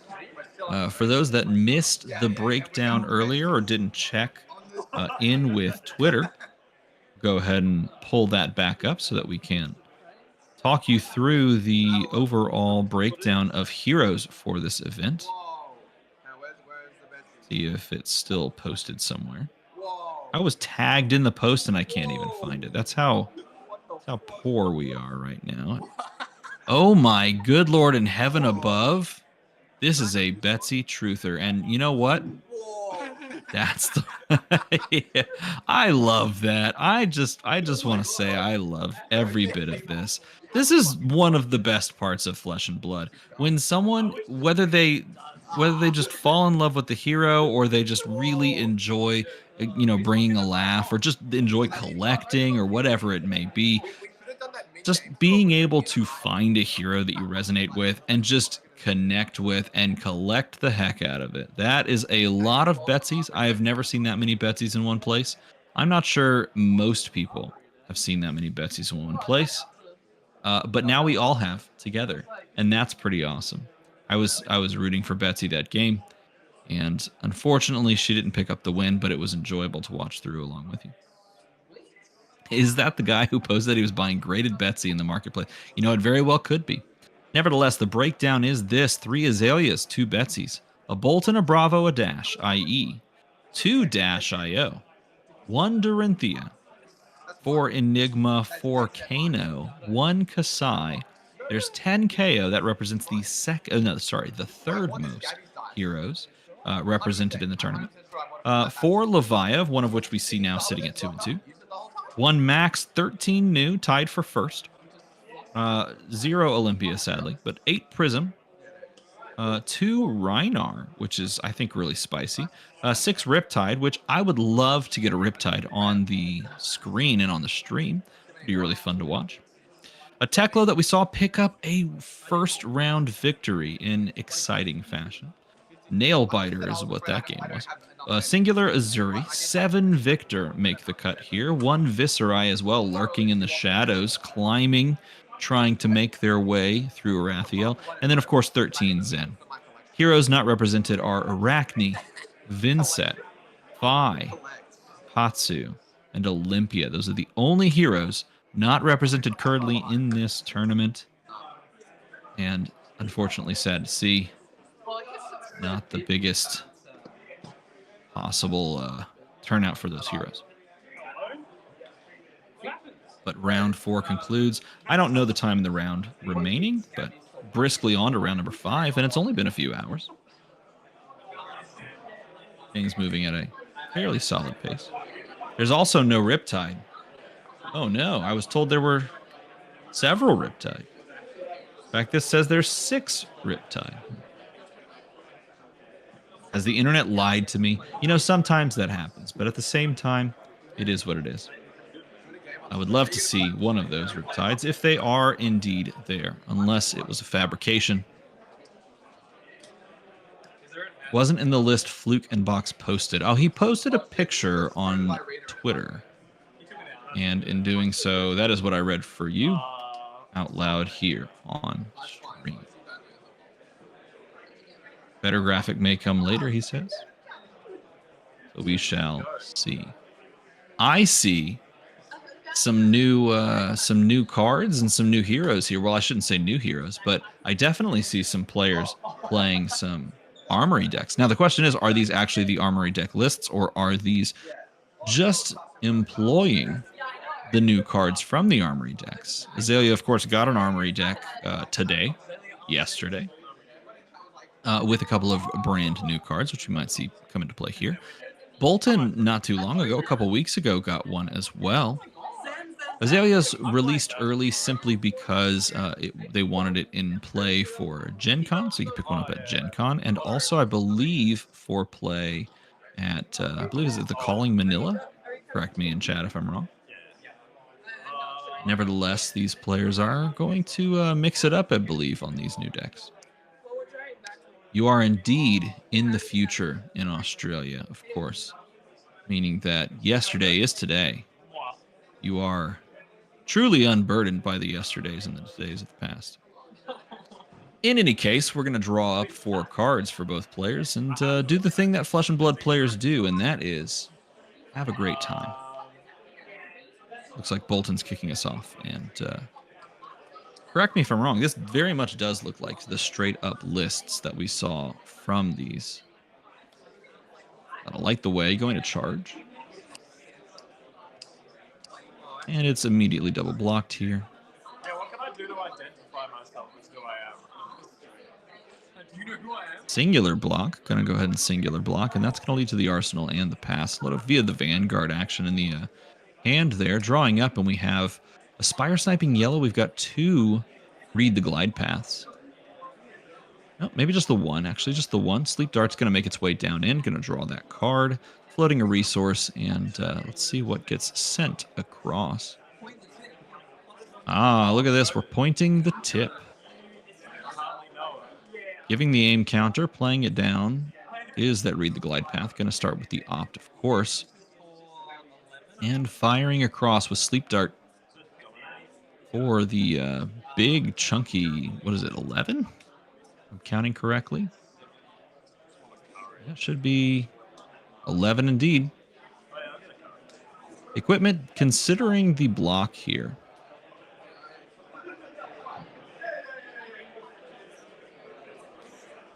Weighing whether or not to commit more than just a singular equipment block. He is going to drop a card down in the soul. And he just lands the uber nuts. Look at him go. This is definitely a much more casual game. But what a draw. Covering it up, moving right along. We don't have life totals available to us in this game. Clearly, they're just having some fun with these new Armory decks. They are truly an Armory deck showdown.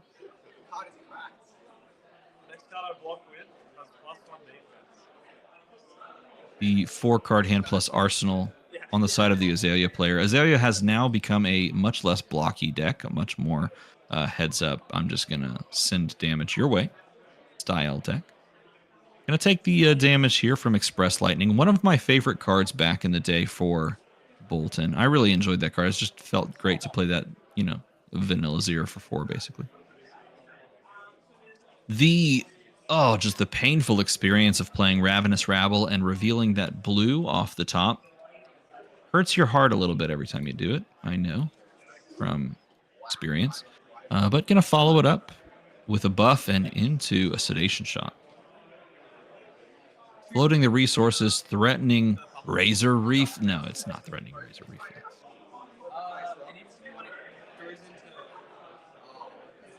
The damage totaling to 8 here. Whether or not it's accepted is where we sit. Looks like there is going to be a block made here and some damage taken. Going to pass over that inertia and the blood rot from the on-hit effect of the lace with blood rot. Granting that on-hit effect, of course, over to the sedation shot. Going to bottom here and draw up and pass. You would have loved to have had more damage off the top there, but you were a little stonewalled by your own deck. Nevertheless, going to take flight, pitching away that very, very powerful, the combo piece, if you will, which is included in a 3-of in this deck, the Lumina Ascension. In this deck, of course, with Raiden Bolton being a thing, combo is still something you can play for. It just doesn't look the same and put out the same sort of OTK levels of damage that you might see and take flight. Sure. The OTK levels of damage that you might see with a Saber's build. But blocking is the name of the game here when the cards are just drawn up for you like this. Thinking on the Raiden here. Representing just another 3 damage, but just throwing it in front for the block and passing turn on over. The inertia is, of course, going to trigger, but there is nothing left in hand, and the 2 damage is going to come across. I believe this is the one of the brand new cards for this set and from this Armory deck, and that does appear to be the Stone Rain. Trying to turn my head to make sure. Stone Rain is one of those 0 for 4s that was added to the game. If it has an aim counter, it gains Dominate. And when it hits a hero, they banish face down a card from their hand, and then they return it to their hand later.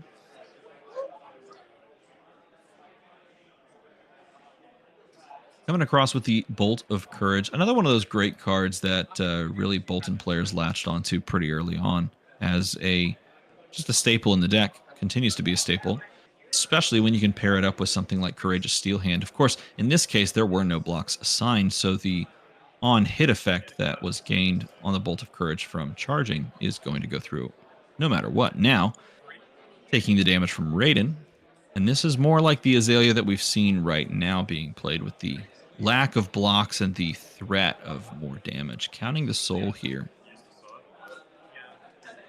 I'm going to go ahead and give it the go again. So you can follow up with Light the Way. Light the Way, by the way, has been one of those cards from Dusk Till Dawn that really has impacted Bolton in a massive way. Those and the Bannerets have done wonders for Bolton and what Bolton can actually do. Giving Bolton more incentives to trigger things when a card is actually charged into Soul has given him a lot more utility and overall power. Reading the glide path, leaving it on top, saying I'm good with that one, is the choice here made by the Azalea player at a life deficit here.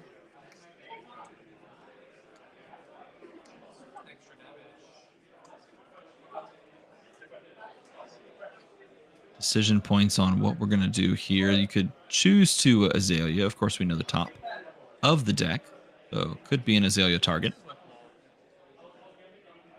We have already drawn the card activating the Death Dealer.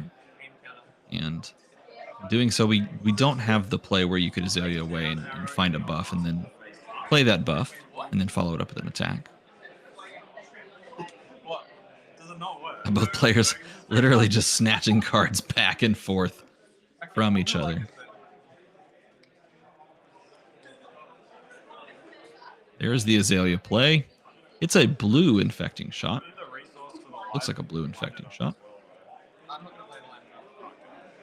This is Dominated, going to play that out with the Lace. So the double buff here is going to push this to just a casual 9 damage.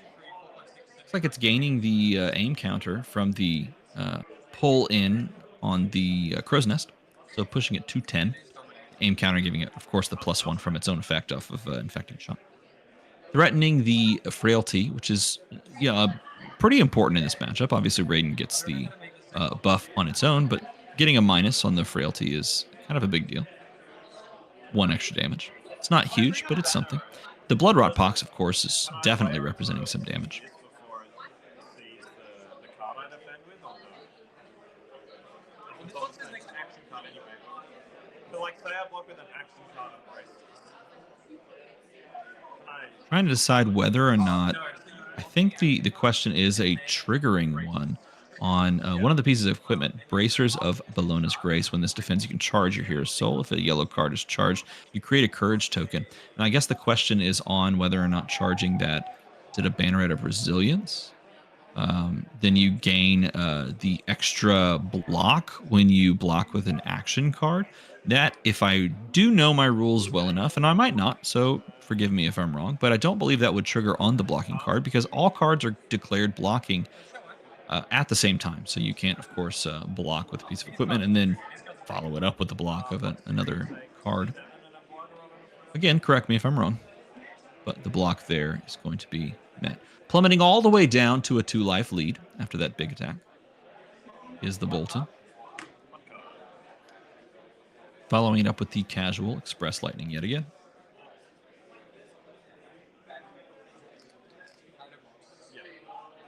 Sending the 4, saying go, drawing up. Have to resolve those tokens on the board. Get those out of there. There's the resolution. It's fun to see these Armory decks go toe-to-toe. I really want to see more of these Armory decks in this game so that players can play an Armory deck Armory, if you will.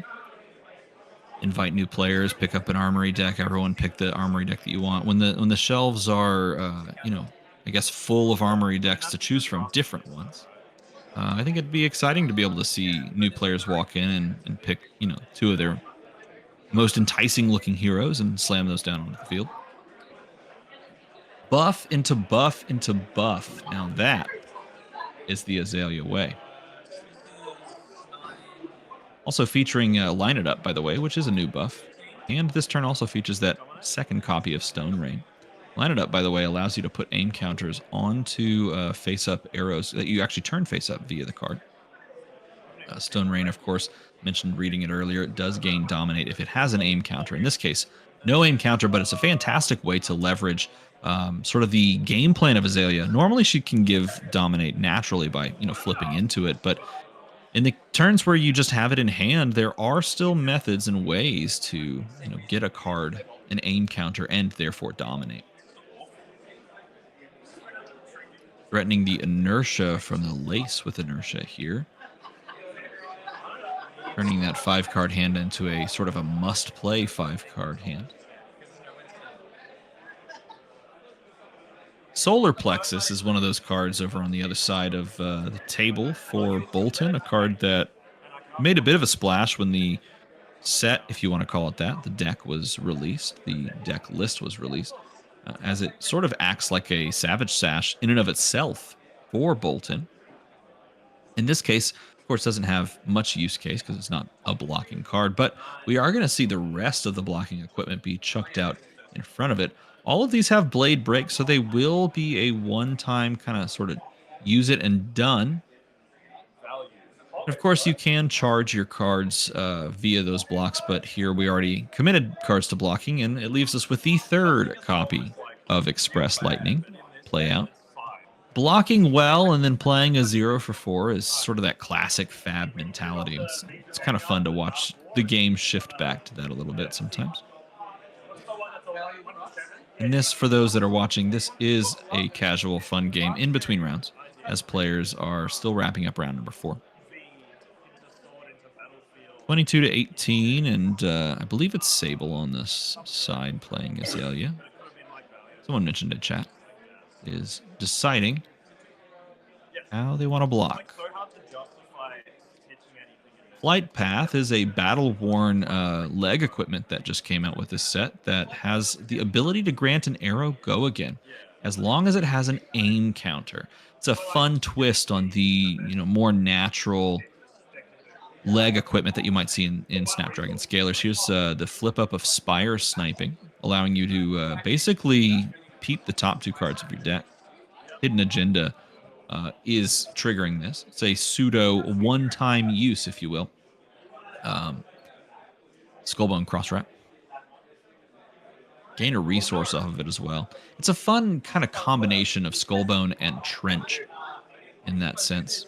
Trench of Sunken Treasure, a card that if you tuck an arsenal, it gives you a resource. In this case, you're going to lose the equipment, but you will get both an opt and a resource. Added benefit that it also has Arcane Barrier 1. So you can keep it around into arcane matchups, which is great.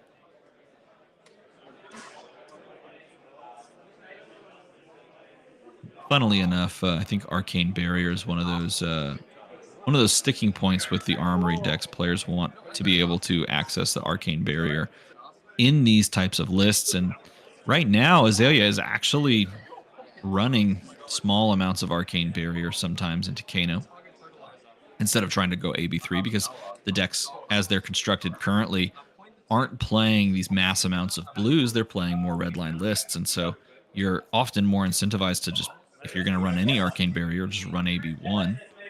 And this deck, lo and behold, has AB1 in it.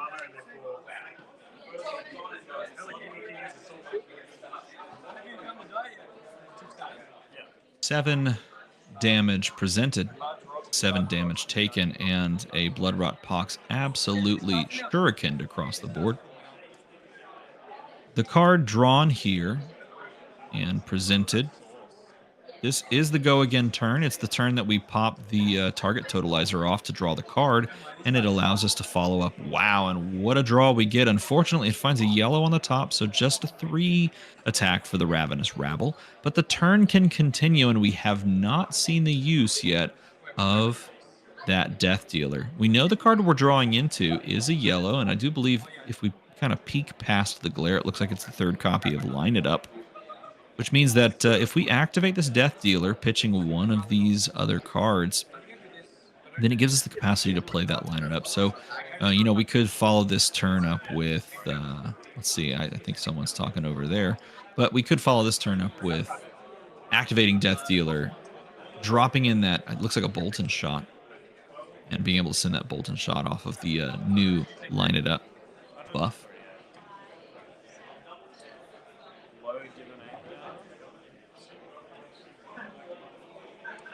Hands and cards and cards and hands and an explosion. There's the drop in here, activating the sharpshooters. That's going to come across with that aim counter. And it's going to push a casual 7 damage. So it looks like the play here, this is a really cool play. Play Lace with Inertia, give the buff, drop a card with an aim counter in. This is going to be with go again. And it's going to allow you to set the infecting shot on Arsenal and use the gloves.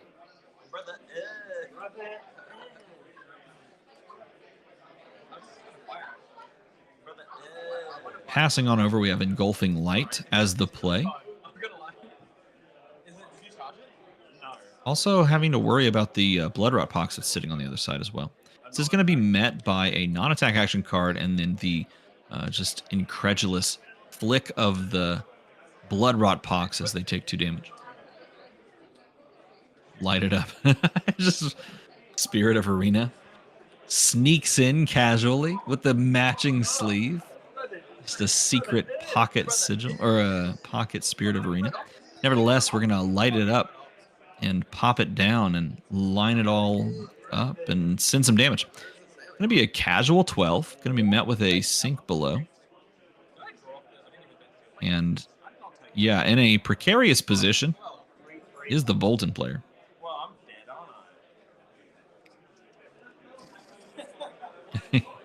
Just gifted. It's like they're just gonna throw everything at the board, see what sticks.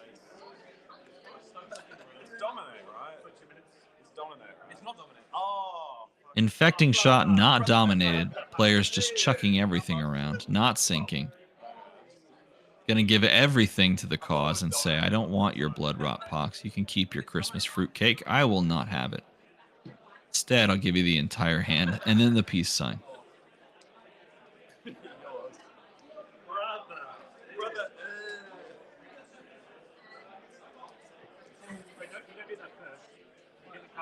Wait, I have an arrow. reading the glide path and deciding not to opt that to the bottom. Instead, we're going to leave it on top and then have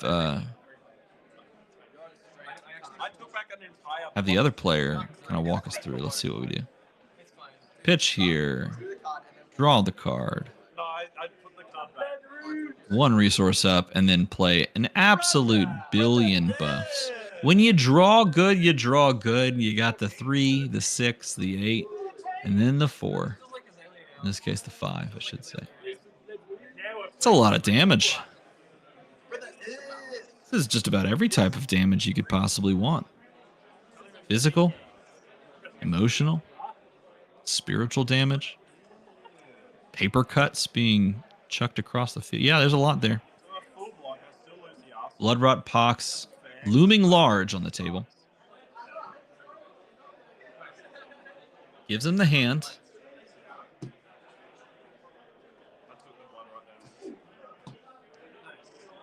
Says no thank you. And finally, we have the first Raiden for 0 being presented. Almost blocked. Fainted by the bad manners, the BM. Got the BM going. It's like a classic game.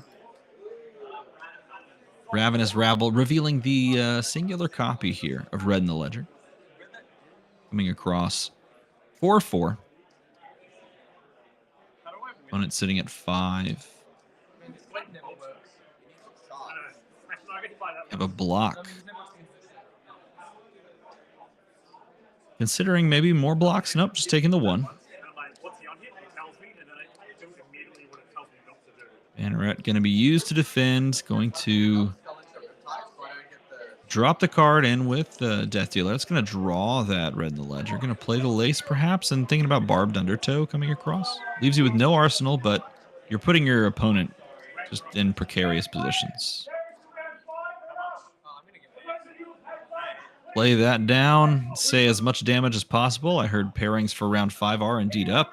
And saving face is the Bolton as they try to block an arsenal and finish the game before time comes. And they are unceremoniously kicked off the stream. Let's see who can close it out. Azalea says, buff, arrow. Can you do anything about it? And the answer is yes. Bolton can certainly say yes and try to block you. And okay. Sticking around, sinking, drawing. Blocking 10, moving on over. Laying it down. Taking the damage. Beaming bravado, moving across. It's been a long Friday. Memorial ground, and then okay, I concede. No, I cannot play around the dominate. And Azalea takes the win in the Armory Deck Showdown. Give a hand to both players as they make their exit swiftly, and round 5 will begin. 5 of 7. There's 7 rounds, I believe, in the Swiss portion of this tournament. Then a cut to the top 8. Who knows how long I'll be here for? At this point, could be all night. Hanging out with 150 other people.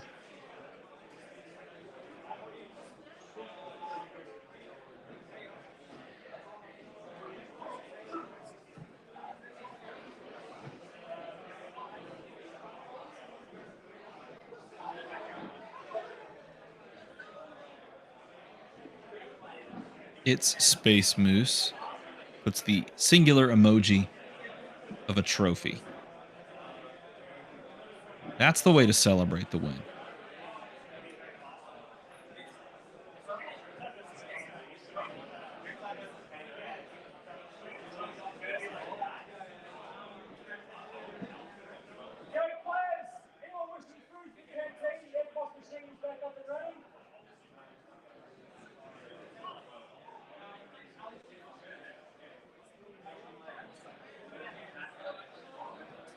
Ah, the trophy's for me. See, I appreciate that.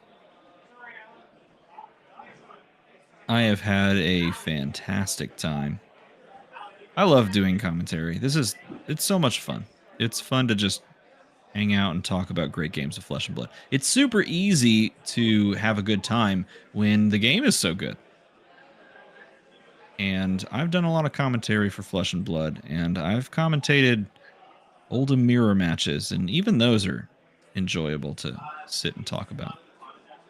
Maybe not 4 in a row, but it's just a blast. And I think that's because the game is so good.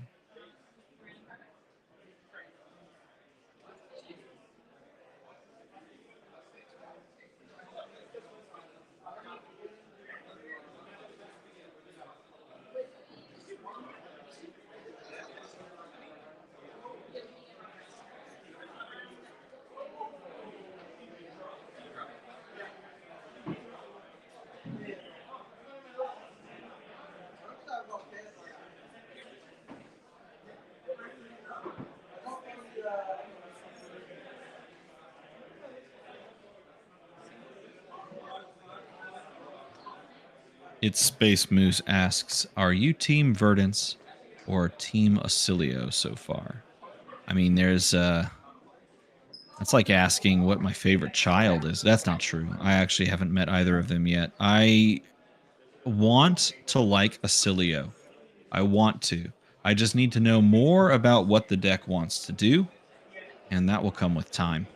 But I want to like a wizard that is focused on arcane damage. I think Verdance will be cool, but I have a feeling that Verdance will more be interested in split arcane and physical damage than Acilio. I could be wrong, though, and Acilio could certainly be about dealing arcane chunks and physical chunks. And I think when it comes to the limited format, that's likely going to be the case. Nevertheless, I think Verdance is more likely on paper right now to play attack actions. And I think Cilio looking like he's more likely to play just pure arcane damage. Here, by the way, we have just a delightful matchup. And it depends on who you talk to, but the more I played it, the more I found myself really enjoying sitting in the seat of Riptide. I think Riptide feels quite good into Prism, but that's the interesting thing about Flesh and Blood, and I think as the game and perhaps this meta has evolved, I have talked to a few Prism players that feel okay into it. That being said, I feel like Riptide has so many tools and so many answers for this matchup that it really kind of behooves the Prism player to play a specific way. And we'll see how this is how this matchup goes, how each player takes it. It also sort of depends on what the builds of each player, are. In a heavier defense reaction and trap list for Riptide, things, depending on, again, how Prism chooses to play out the matchup by playing more auras and things like that, it can feel just unlosable almost. You feel like you have so much agency in the matchup. But if they're playing a big stompy version of Prism, then sometimes, and I've had this happen to me, sometimes they just draw the nuts and throw down the big damage, and things can snowball a little bit. Vito says, I just want to win with a Brainstorm combo. I will say this, Brainstorm is still totally playable currently, and the reason it's playable right now is because Kano does a lot of pings of damage and then plays Blazing Aether to count up the pings of damage and then basically double it. So the reason that it's doable is not because Brainstorm exists, but it's because Blazing Aether shortcuts for you. I actually did a stream a while back where I played a bunch of Blazing and Brainstorm Kano. And that was like my 5th or 6th time to pick up the Brainstorm deck, because I just love that. Nevertheless, I am very curious to see if Brainstorm does become an Acilio staple. And yes, it is me. Doing some light casual casting here at 10:13 p.m. at night for me. Yes, indeed, Blazing Aether is the cheat code. I actually did very much play the D-React version. I played around a lot with the Merchant version first, And then I put the deck down when I just got frustrated. But that is neither here nor there, because what is both here and there is Riptide versus Prism. 32-38, a battle of less than healthy heroes. As we see the presentation, and look at this, the inclusion of the new arm piece for Riptide. Of course, playing the fantastic Dreadbore bow, which I'm a huge fan of. It was the singular bow that I ran as I was doing my testing. The arm piece is the sharpshooters, and it does say, if you're unfamiliar with it, as it is a brand new piece of equipment in the game, it does say destroy it, put an arrow from your hand face up into your arsenal with an aim counter. So it enables more aim counter usage, which is great. You see the New Horizon implemented here. And the reason that it is sort of become this sort of staple card is because it allows you to do exactly this. It allows you to play this face-up card and, wow, establishing the early Great Library of Solana to draw 5 here after the cover-up of the attack, so we don't get a hit and a draw. In a tuck to soul. But drawing 5 cards is quite good. See, this is what I mean. Sometimes this matchup feels just fantastic for Riptide, and sometimes something big can happen for Prism that gains them a lot of equity in the matchup. Having 5 cards certainly allows them to do some crazy things. And here we see the play of Remorseless. Remorseless going to come down. It's going to force. This was, I believe, face up in Arsenal. Going to be very difficult to block with defense reactions and things like that, because that would be cheating. Nevertheless, it is going to send some damage. Going to leave it out there for the reminder that you will lose life whenever you play it. Will lose you life. Remorseless dealing that 5 damage, but also dealing that 6 damage. Actually, it was more than that, I believe. CNC going to be presented here. One of the few poppers in the deck going to pay around it, or no, not even. Just going to slam down the Merciful Retribution, and this actually will trigger Go to Soul and push, I believe, a point of Arcane. Correct me if I'm wrong. Getting late, so I could be wrong. Who knows? But you got to trigger the Prism here. Going to pay the Arcane Barrier cost off of the Trench here, pitching the Trap.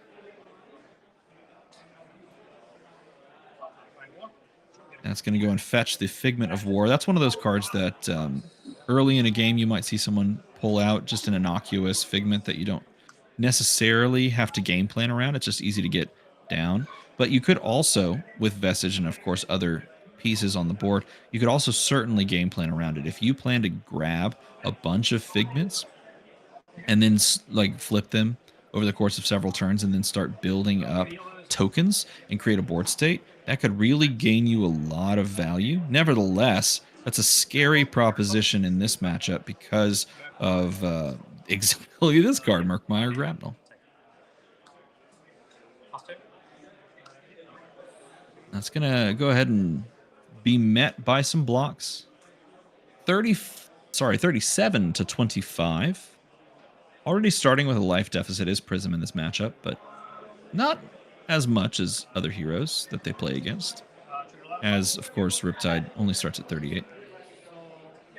The pitch of the Light of Soul means it's going to trigger. Look at the top of the deck, put it into the Soul. If it meets the requirement, it turns out it does, and not only that, it's going to trigger Prism, and that is going to go and fetch the Figment of Erudition, which will create a Ponder token.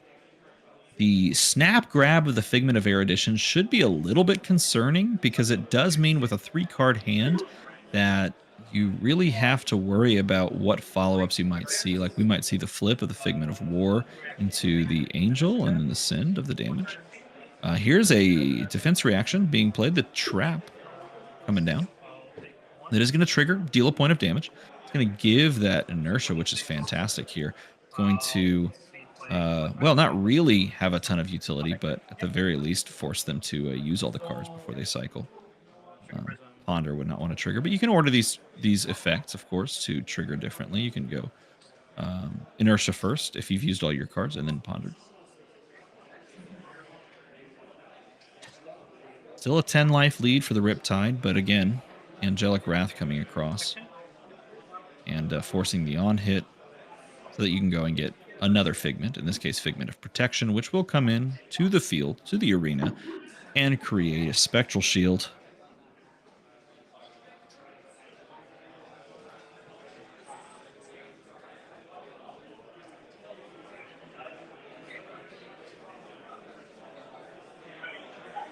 The customary 7+ shuffles,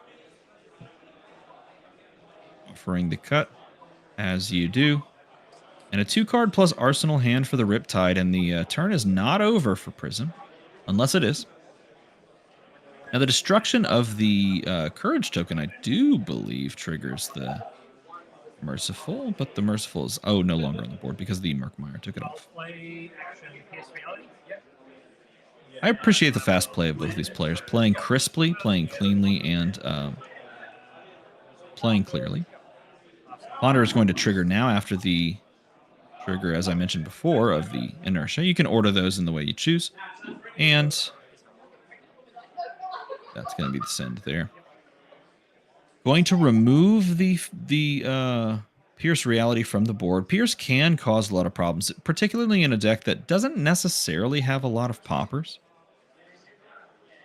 You've got your CNCs, and of course you can play other cards that might be poppers. Like I think we saw a Weakest Link earlier. You could play Weakest Link, of course, but not one that is just full of them, like something like an Azuri, of course. And certainly not easy to deal with when you're staring down a Herald of Triumph, which is going to minus your blocking capability. Really hurts on this type of turn right now because you have the CNC. You kind of get out of jail free card if it's not this Herald, but unfortunately it is exactly this Herald, and that's going to trigger Prism again. Go and get another Figment out of the deck. Not finding the Figment in the first half of the deck. Instead, going to pull the Figment of Triumph, which could be even worse for the Riptide here, because Riptide has a CNC. That Figment of Triumph is going to say no the next pop. 2 cards still in hand. We have 1 yellow pitch. The library, of course, still looming large on the board. That is one of those cards that, just because of the way that decks are built right now in Flesh and Blood, and this could change over the years, of course, if you're watching this back years from now. But because of the way the decks are built right now in Flesh and Blood, not a lot of players are incentivized to be running large amounts of yellows. So you almost have to choose to put yellows in your sideboard just to hate against something like this great library. And let's be honest, nobody's doing that. So you're just going to get massive value off of this early library, turn after turn. There are, of course, yellows in the deck. I mean, there's 3 homes. Codices available. And to be able to pull that off, though, for Riptide is asking a lot. We also do see there is a yellow in the deck. He is he's running at least some number of copies of the yellow action card that acts as a buff, gives an aim counter. Victoria comes down onto the board, makes her presence felt, and going to block for just 3 here. That CNC not being able to put in a ton of work simply because it wasn't going to pop anything on the turn where the Figment of Triumph entered the board anyway. He is going to get rid of that early library. Does make its way out as the instant effect. The old Tome of Frailty. Yes, it's been a fantastic day, but a long day for me. I enjoyed my full 8 hours of meetings at work.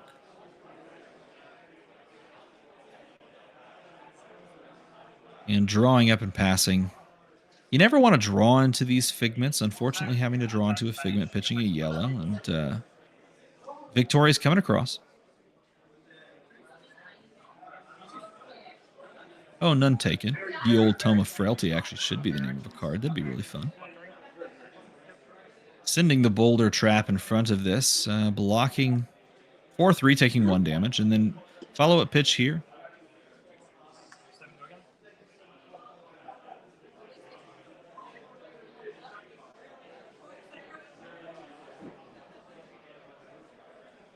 Herald of Protection coming across. Looks like it's the red.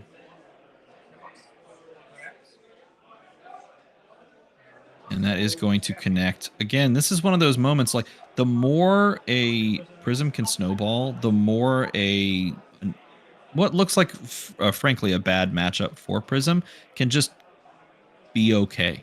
It can just all of a sudden be fine. And this is the type of board that you're just terrified of seeing, because as things slip away, as far as the board state is concerned, you're just put into this uncomfortable position where if an aura comes down, you want to deal with that, particularly if it's one of the more powerful ones, if they're playing auras, of course. And we have seen a couple of auras make their way onto the board. These angels get a lot of value unless you find Murkmire Grapnel or Codex of Frailty into Murkmire Grapnel after you've taken blocks. And that's just not really possible as you're starting to lose that life lead. And yet another angel makes its way onto the board. Bellona is here. Bellona is going to come across. This, I believe, does not have go again, but this is going to trigger on the soul. This is the one where you're going to be passing those +1 counters permanently onto angels, and this is where snowballs get terrifying. Has the collapsing trap in hand. Sorry. Nope, the buzzsaw trap. My apologies. Buzzsaw trap is going to come down block for 3. Taking the 1.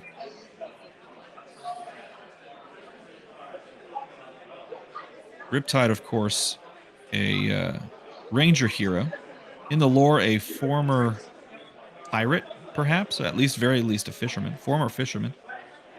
And the camera doing its best on ocean waves impersonation. Codex of Frailty gonna be the play, and Remorseless gonna be the call. This is all off of the back of that beginning of the turn trench activation. And choosing the Remorseless here, and then immediately sending it in. And removing the Victoria Figment of Triumph duo. Asking to pass priority so that you can activate Ponder. And the Genesis comes down, and that is just painful to see a Genesis established. You want to try and use as many, avenues to clean out this board and pick these things apart, take these angels off the field, and it's more and more difficult to do so. You can, of course, attack them directly, but taking the damage to your opponent's face and trying to get their life total down while also dealing with their board is already a Herculean task. And then you add on the persistent value that Genesis creates and generates, and you know it's a must remove on your turn. But you also know that by removing it, you're essentially extending your turn to its limits. So put in a tough position is Riptide. Not sure where the finishes for both these players are. Not sure their records. Gonna put some blocks in front of this. Take 1. And this is a must-remove turn for this Genesis, I believe. Let's see what the play is. Both sitting at 3 and 1, and there's the remove of the Sikkim shot. This is, in fact, a fantastic example of why a innocuous card like Sikkim shot that you haven't seen really make any headway into the game whatsoever is making waves, or has made waves and made its way into Riptide, because it's just a pure from the arsenal go again attack.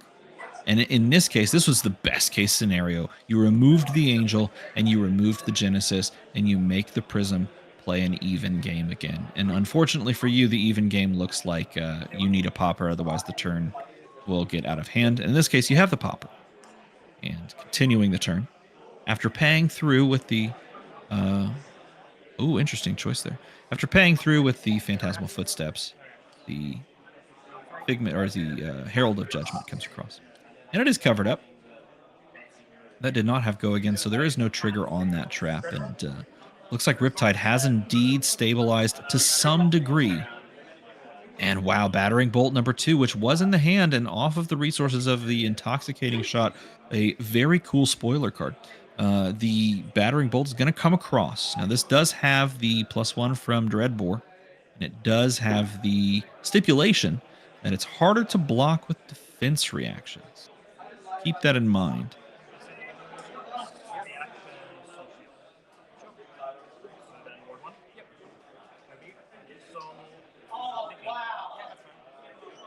Taking the damage, and by taking the damage, I of course mean removing a spectral shield. Luckily, the ability to drop that soul shield into the arsenal and then play it at a key moment comes in handy here for the prism. I activate the prism effect here, and it looks like we're flipping the Figment of Erudition and passing the priority back over so opponent can draw.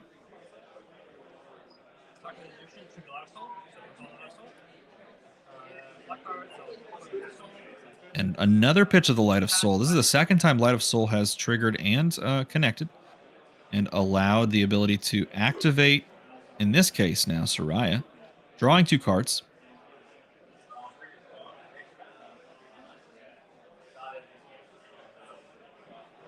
And 4 damage coming across. Going to be met as just a vanilla 4 with Go again with no blocks.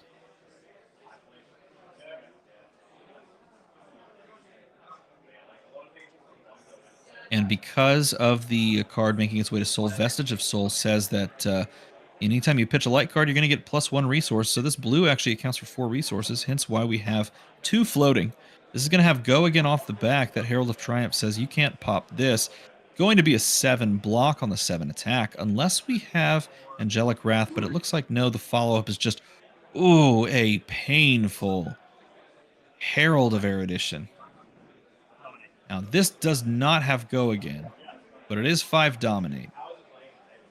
There is equipment on the board, and maybe there's an argument here to be made that you just put a card in front of this and play that Ravenous Rabble, depending on what the card is, of course.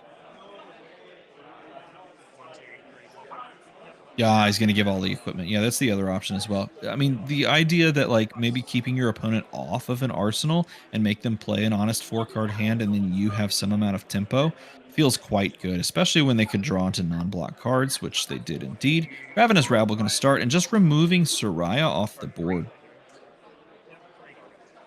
Oh, no. Targeting Soraya, then revealing a yellow off the top, meaning that this is actually not going to remove Soraya. Is he targeting Soraya? It looked as though the gesture was towards the Archangel of Erudition. If that's not the case, then this is actually okay, because you do want to play sort of protect the king with your spectral shields here. It's going to be a 3 block, so it looks like it is the case. And then Murkmire over to 4 for 4 damage to the Soraya. So being able to dance around a little bit more that damage.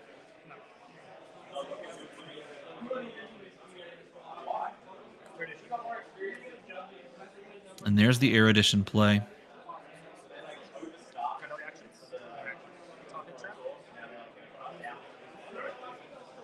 Tar Pit going to meet this Herald of Erudition, which is a fantastic time to pop one of those spectral shields, but it is going to mean the draw here on the Erudition.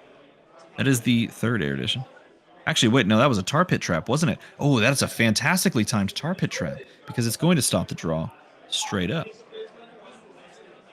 My brain told me it was a different trap. Nevertheless, sending 7 with Go again. And you know what?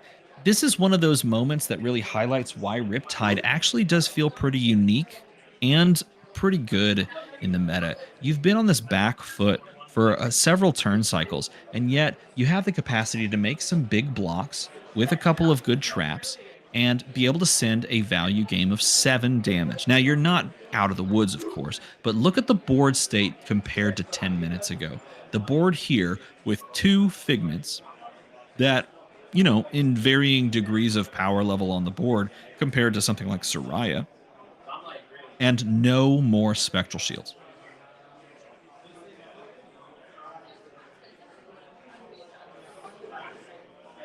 Five-card hand, though, on the side of Prism. Still something to worry about.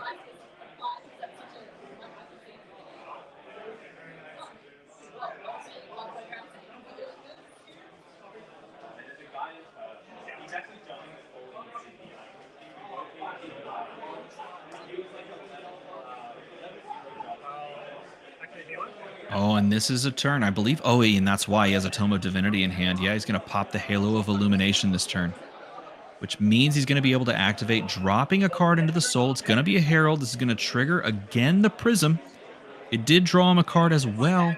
One of his last, I should say, figments remaining in the deck. It could actually be his last figment in the deck. So it could be the most fortuitous timing. The Figment of Rebirth, known so well to be, that key piece that you need to put the Arclight Sentinel loop together. Nevertheless, that's going to make its way out of the deck. Get the value while you have it in the deck. Use the Halo. And not only that, but this also triggers Vestige, and it allows you to play that Tome of Divinity. I think that's what we're going to see here. Still has a card in Arsenal. Still hasn't activated either of the sides of Luminars. Going to be a Tome first. The Tome most likely comes first no matter what here, because you want to see what you want to activate off of. We have another draw of the Fabled. Wow, if we see another activation of the Light of Soul and it hits, that would be the most activations and probably the most pitches I've seen of a Light of Soul in recent memory.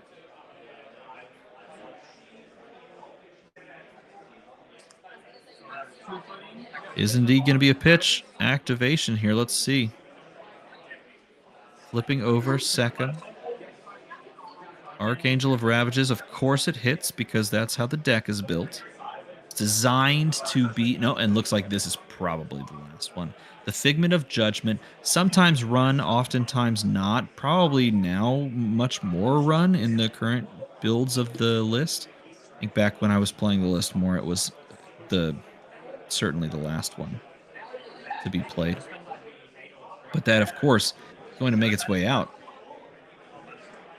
Going to activate Second here. This will go again. It's going to banish the card and deal 2 arcane damage.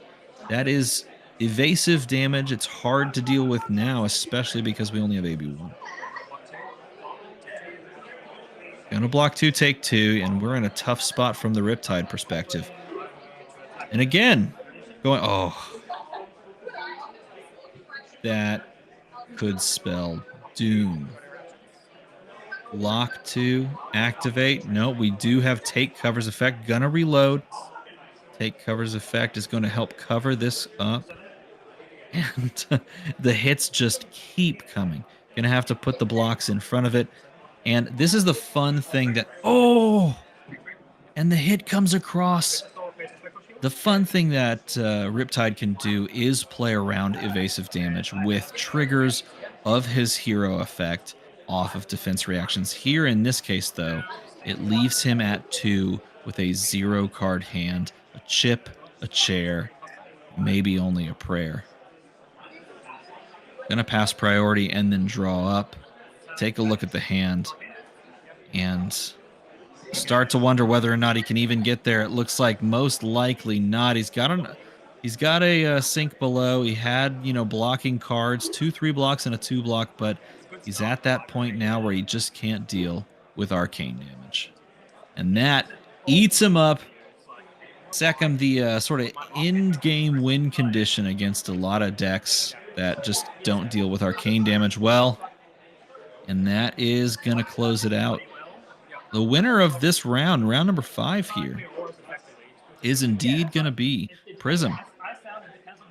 This is the interesting thing, too, is just the fact that you have this type of meta where this is one of those matchups that you look at. And again, I go back to saying that this is more Riptide favor in my experience. And again, if you correct me if I'm wrong, if you believe that I'm wrong, tell me what you think. If you think that this is more Prism favored, I would love to hear it. But by and large, I would consider this more Riptide favored. But we now live in a meta where any deck can almost go toe-to-toe with any other deck. Almost, I say, almost. Simply because they have these power plays that can really put them in big positions. It's not this insane amount of RNG. But yeah, as Vito says in chat, good things happen when you draw cards. which is why Acilio is the next S tier hero.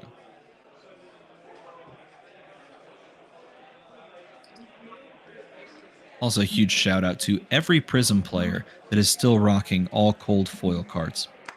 I mean, I don't mean all cold foil, but might as well be all cold foil.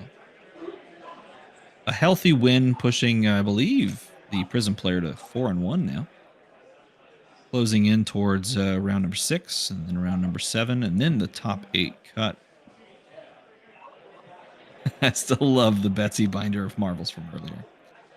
DM, what hero do you want to see next round? I can ask and see if it could be lined up on stream. That is a fantastic question. I'll leave that to chat. I mean, I have my own druthers, as the Southerns say. I always love watching Kano, but then again, that would be a relatively short game unless it's a mirror. And I would rather feature something nice and long that we can really take in. I also probably depends on what's towards the top tables. I mean, if we're expecting the standard Zen and new type matchups, then that's sort of indicative of what we're going to see in the top 8. Perhaps not on stream right now. Kano vs. Enigma is a great game. I very much enjoy Kano vs. Enigma.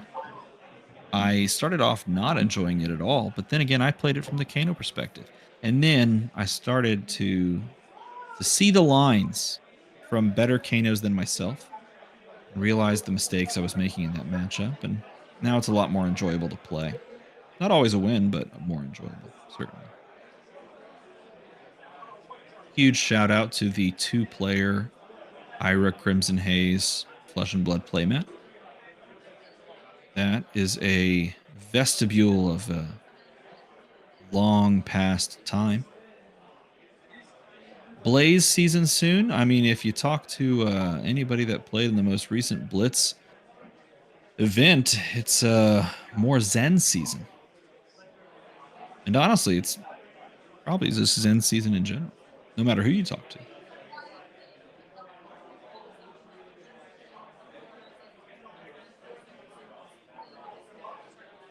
Tell you what, though, I was quite excited by the top 8 and the overall hero breakdown of the Living Legend tournament that happened last weekend at Pro Tour Amsterdam. That was a heck of a breakdown. 8 different heroes in the top 8 of the Living Legend tournament.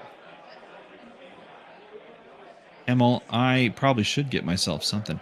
I don't know how long I'll be going. I don't know how much longer I'll be going. My voice is already starting to feel a little bit back, a little bit down.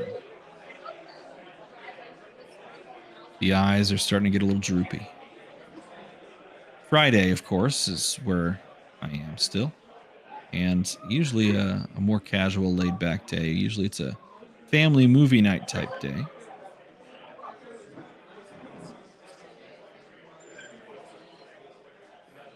And the movie that I chose to watch is Flesh and Blood.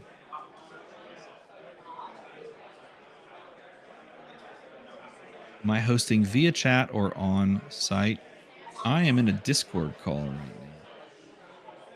I heard that someone could use some commentary, and I miss doing some commentary, so I decided to hop on. And they graciously allowed me to sit with all of you. So hopefully I'm not wasting your time or your ears.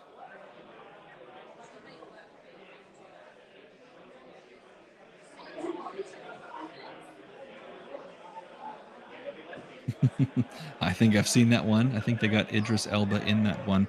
It does beg the age-old question of who do you think they should cast as all of the Fab heroes in a Flesh and Blood movie? This is perhaps a little bit more of a casual stream. Might be the appropriate time to ask that question. Outside of vamping and talking about the meta, we could certainly do that. Or the new products, we certainly did that as well. Talk about the meta of other events and other formats like Blitz, which I'm still very much a big believer in the Blitz format. I do think that Zen coming onto the scene is a huge deal, and something that should be looked at. Blaze is quite good in the format still. I would agree. I would postulate. I will be at Tampa.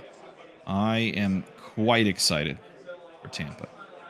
I have my tickets already for the world premiere. So I will definitely be playing some Wizard and some Runeblade. Interestingly enough, I started playing the game the day it came out in 2019. And I played a couple of armories, and then I played in the first set, Welcome to Wraith, and then the second set came out, and COVID locked everything down. And so I was in the process of building a classic constructed deck that I really enjoyed, but I hadn't really fallen in love with anything yet. I was putting together a Bravo deck. I had more pieces for Bravo than I did anything else, and I was poor. As a teacher, I didn't make a lot of money. Still don't really make a lot of money, but I was not in great financial standings to be able to buy multiple boxes and cases, so I just built what I had. And then COVID locked everything down, and I got a singular box of Arcane Rising, and as it came out, I got it from my car wearing a mask and took it home and opened it up. And the first deck I really put together and built and played into online tournaments, the online Blitz tournaments that were running, was OTK Viserai. And the Runeblade class was something that drew me in more than any other class had to that point. And so now we have Viserai, OTK Vis. We have Runeblades, and we have Wizards. The class that perhaps caught me, really up first, and the class I'm probably most in love with, which is Wizard, in the same set. And I mean, I don't know if y'all have seen the cards, but they so far look quite beautiful. I think every time I talk to people at events, whenever I go to events and I get the opportunity to talk with lots of people, the question always comes up like, what's the most beautiful set? What's your favorite set? And a lot of players will answer Tales of Aria for both favorite set and most beautiful set. And it's hard to argue with the beauty of that set. And I think that they've taken that as LSS and knocked it up a peck or two. Like they've really raised the bar with what I've seen so far with Rosetta. And I've seen what you've seen. So it looks beautiful. It looks immaculate. I think these past 3 sets have really done some great things. And the Chicago Striders made it to you in time. That's right. Everything lined up. It's funny, that made it to me around my birthday. I bought it a year ago. For those that don't know, I purchased and traded for a cold foil Storm Striders, the legendary boots for Wizard from the Arcane Rising First Edition set. I traded for some and bought some, and they had to come through customs, and I bought them a year ago. And then they made their way into customs, into specifically the distribution center at Chicago, and proceeded to stay there for an entire year until they arrived inexplicably in my mailbox a year later. At that point, I had woeful and despondent given up completely. And my wife never stopped fighting, and I appreciate that. And they arrived eventually. So now I have those. And funnily enough, I got them after I had a chance to get them like slabbed or anything. And of course, I didn't get a chance to head over to Pro Tour Amsterdam, so I couldn't get slabbing services there. I gotta go get that Fab Slab 2.0 that I hear that Matt fella talk about from the Premier card grading.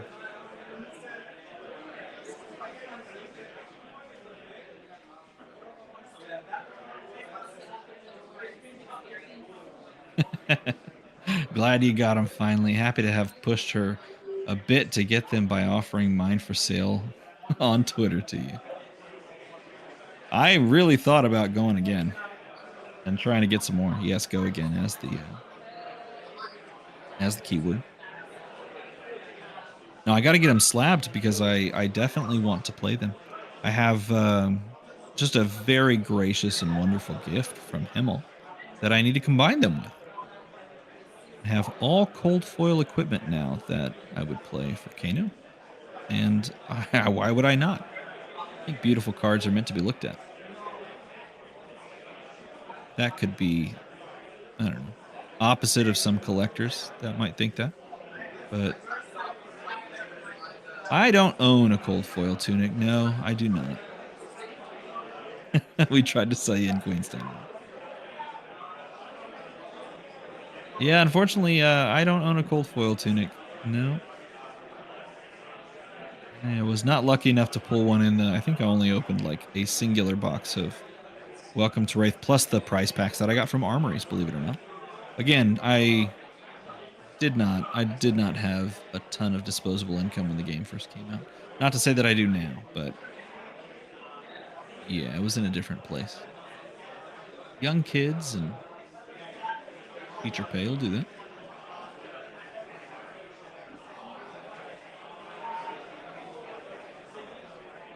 What an exciting 5 years it's been, though.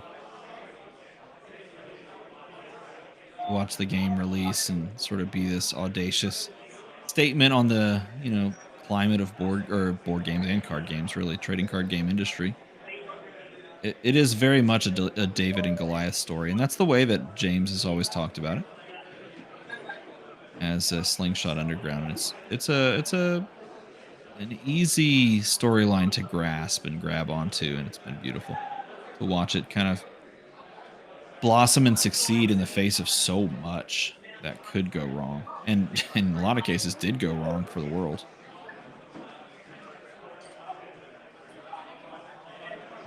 I just dice roll play in the WTR Alpha Draft qualifiers at Tampa. Yeah, there you go. That's the play. I would love to play in one of those alpha drafts, but I am not lucky enough. I am luck adjacent. I'm very good at sitting next to someone that's lucky. So if you ever want to pull a cold foil in a sealed event, sit next to me. Usually on my right. I don't understand it. It's very strange, but I am very good at being luck adjacent. So if you're looking for a cold foil from the next draft set, that's the one. I think we're going to be going into round 6. DM, yes, veto.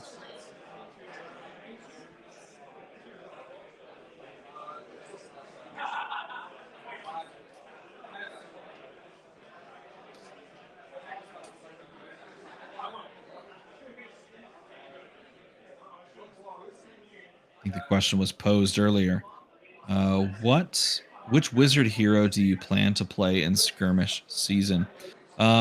If I get to play in a blitz skirmish, I will play Blaze probably. I think Blaze has the better chance if it's a wizard mirror, just straight up, obviously.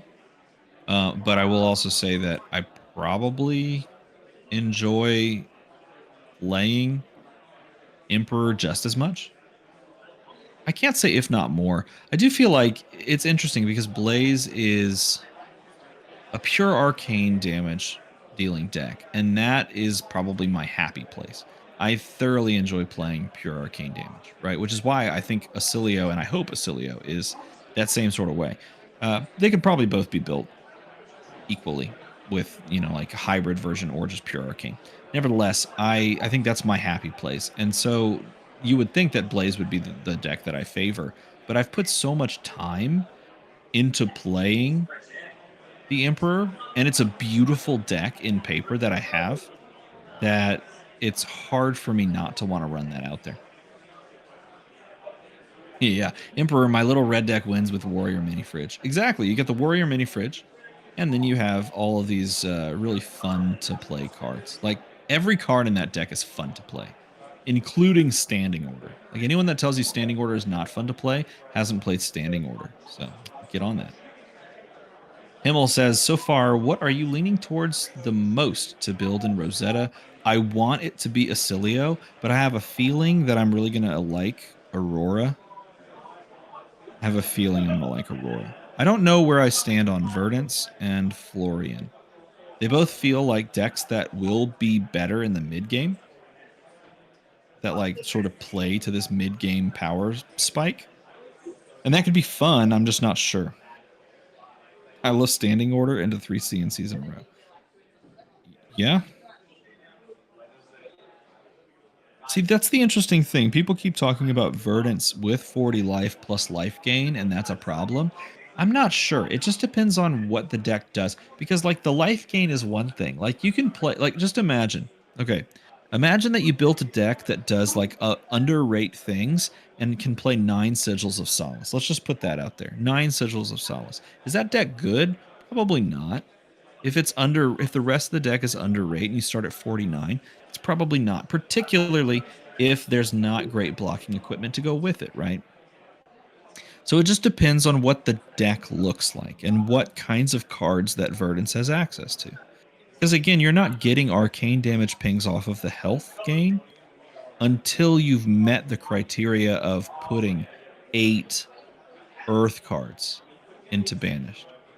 And if you're like running the numbers on that, let's say half your deck is Earth cards, that's 30 cards, you're playing a 60 card deck. And then of those, you have to draw at least 8. Let's say like you get super nuts good draw, right? You have to draw 8 of them and put them in the graveyard to block with them or play them. And then you also have to draw some number of decomposed cards. Let's say at least 3, right? Because you can decompose 3 cards. So that'd be like 9. Like that's the line that you have to take. Out of your 30 cards, you have to draw at least 8 Earth cards. That's not bad. Get them into Graveyard, and then get them from Graveyard into Banished. Like, that's not going to happen in 4 turns. That's not going to, well, it could, but that's not going to happen in 4 turns. It's not going to happen in 5 turns.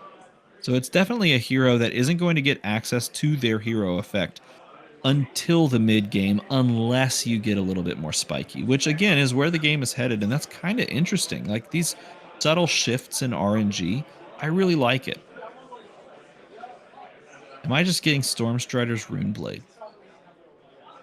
I don't know. It does feel like Bullander style Verdance. Like you could build a Bullander Verdance. Like, but then again, you can do that with every wizard. Let's be honest.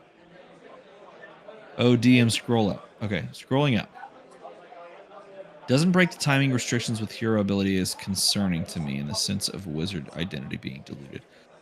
So I was thinking about that when they, revealed her, and that's the part I also don't know, which is why I feel as though there is something unique coming with her, because she doesn't necessarily have that instant speed play unless a lot of her cards are instant speed plays. And that the split idea, the split card archetype does actually feed into that, right?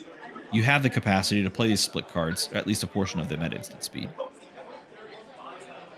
So there is the possibility that she does feel wizardy, but there's also the possibility that she feels a little bit more in line with what Icelander was doing at the top tables after Michael Hamilton, right? Which was very much like, okay, I'm going to block 2, keep a blue, and play a 7 attack, play an 8 attack.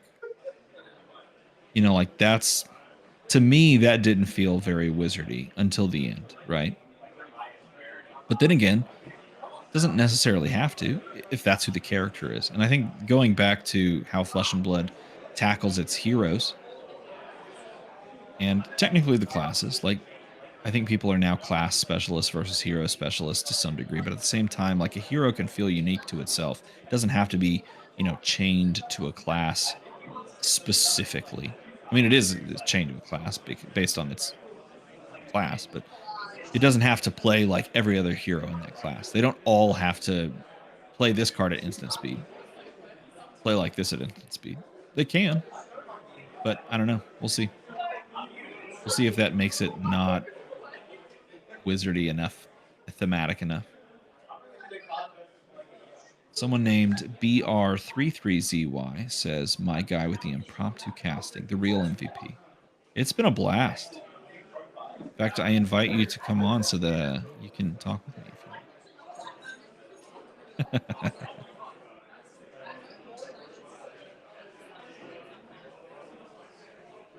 Yeah, I think we are all at this point, says Chris Snell, mainly waiting for all the set to be shown off. The problem with that, though, is that they aren't going to do it this time, which to me is so exciting. If they're not going to show off all the cards in the set, we get to open them and experience them in gameplay. I mean, we always get that excitement of like you're at a world premiere and someone opens the Fabled and everyone freaks out and runs over, that sort of thing. But we don't necessarily get that experience with random majestics or commons even. That's going to be the really cool part when someone pops up like this random Marvel common or something. Sounds like DM Armada. No, it's his cousin, PM Conquest. So we running to you is what you're telling me. I wish I could pull the Fable at a world premiere. What an experience that would be, am I right? Remember the Heavy Hitters world premiere, and the person was sitting maybe like six chairs to my left. And I darted over there, and they were trying to tell everyone to sit down and all that sort of thing. But I definitely darted over there and took a picture. That was no, I think I took a little video. That was pretty cool. That was one of those fun moments. I understand the need to sit down at a calling, but at that point, the Fabled hadn't been opened. So that was fun.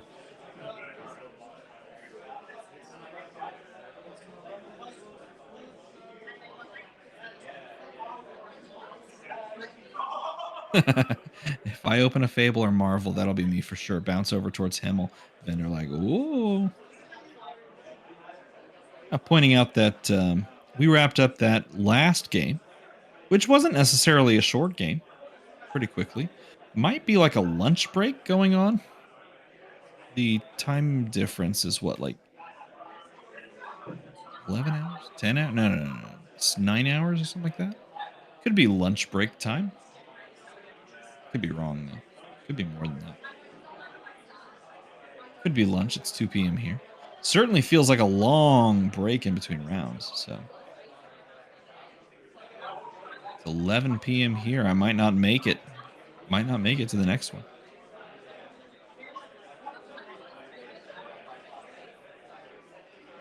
Am I on until 2 a.m.? No, I'm just on until I decide to not be on, I think. I just wanted to hang out, and so I offered my time, and they graciously said yes. Time might be running short. No lunch break. 10 minutes left in the round. Did that Prism Riptide game go that quickly, Matt? Wow. Look at us go. 10 minutes left in the round.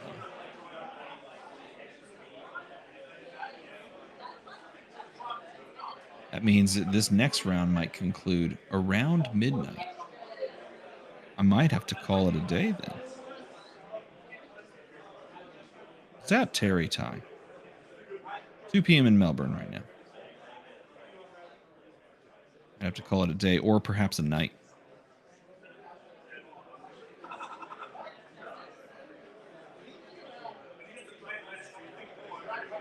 Are they using the jumbo dice? I believe they are, actually. I think they are. Perfectly sized as well.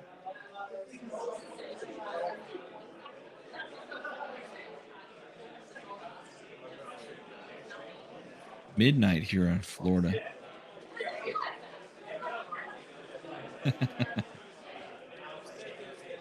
Got to get that breezy on. He's just as sleepy as me. Good old DM Amanda. Holding down the fort. Let's see. If they sit down within the next 2 minutes, I will make it. Otherwise, my throat will fall out of my body. I have held it together very well. I've vamped for this long.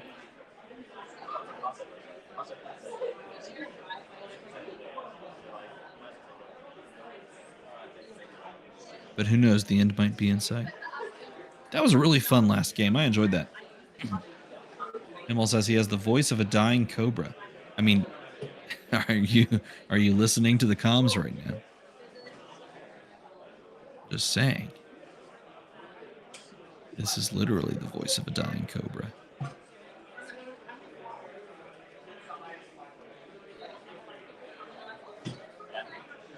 And yet, even with the lengthened time, we still have 141 watching at home, which is exciting. 141 people. Sound off with where you're at. You might find a fellow local. Could even be a feisty local or a rowdy local near you.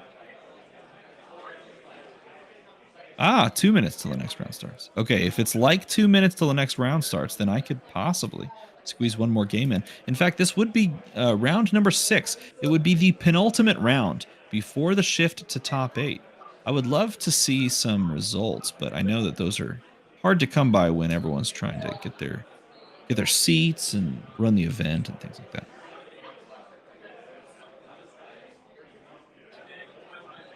Love the giant dice. I bought a set.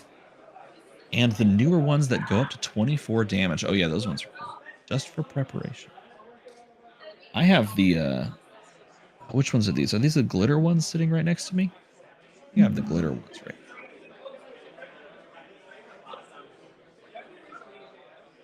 I love how perfectly they fit into the academic deck box. Fantastic deck box. I am looking at other deck box options to possibly try out something that's a little bit smaller than the academic. Shout out your ideas in the chat below. We continue to vamp indefinitely. Let's see, what other flesh and blood related topics can we discuss? You want more dice for your giveaway? Sure, and why not? Yeah, I'll give away some more dice. Is there anyone that would like more the jumbo-ish dice?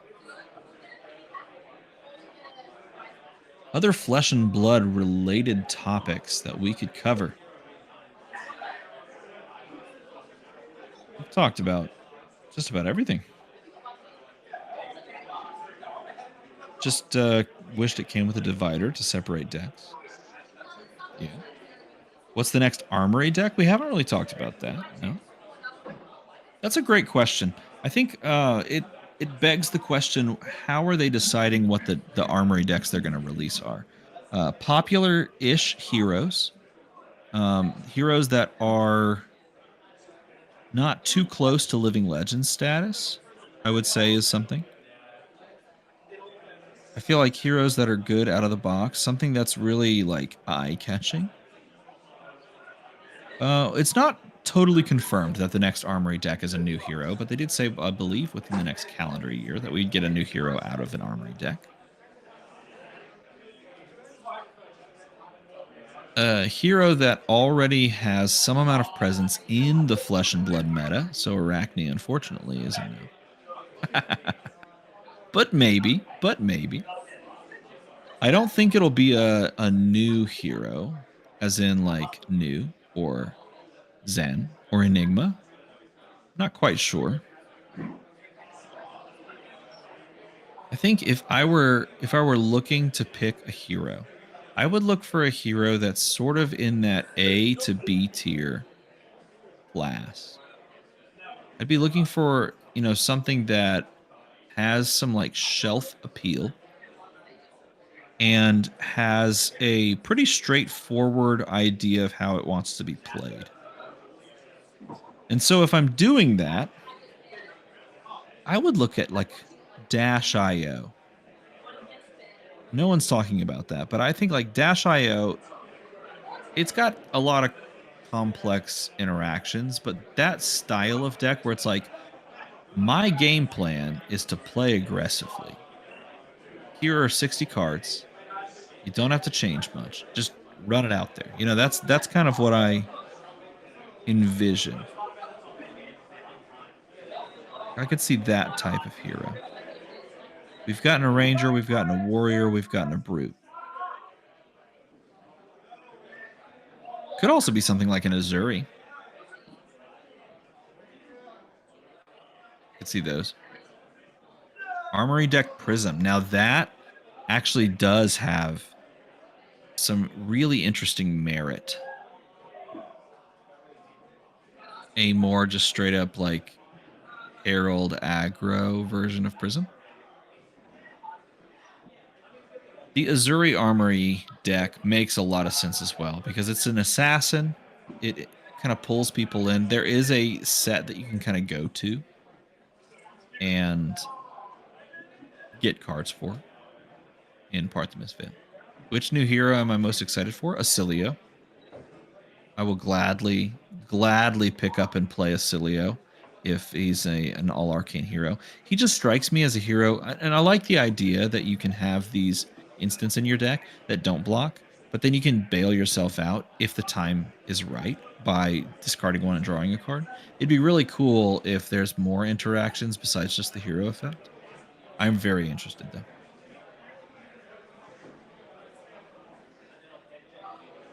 The Precon CC decks so far slap. Picked up the Azalea, and it doesn't need much changes. It's still competitive on its own, in my opinion. I agree. I think that they're doing fantastic work with them. I think I would love to. I'd love to see within that product a singular booster pack of a set that ties into the hero.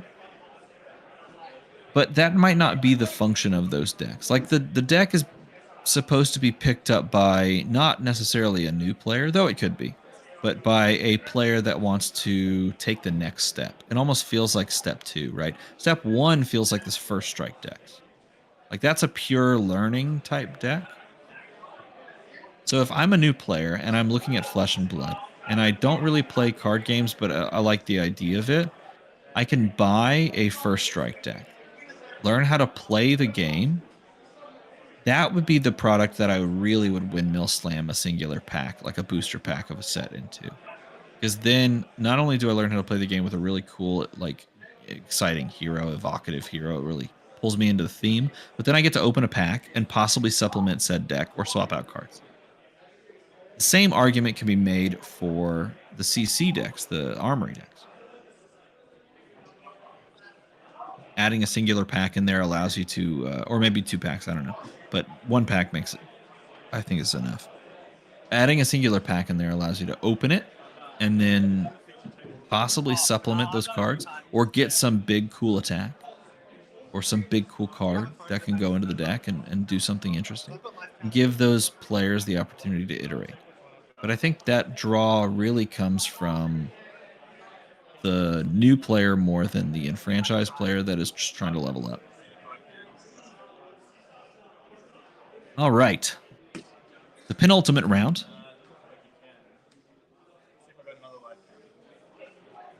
It's like we have a KO player versus what could be maybe a Bravo. Depends. We'll see. Nevertheless, we are in the second to last round. I don't think a singular pack would be a good idea, as it's too random, unless they created their own pack of just the cards that are there for the hero. I disagree. I think it's totally okay to give players, particularly if they're new or they have a small collection, the opportunity to see other options. You've played the deck. You might find a few cards that you could throw in there, particularly if like the set is, is really exciting and a good tie-in. You might find generic cards if generic cards are the name of the game. And then you're pulled into the opportunity to see other classes and what they might do. I think having a singular pack in there is almost just all systems win.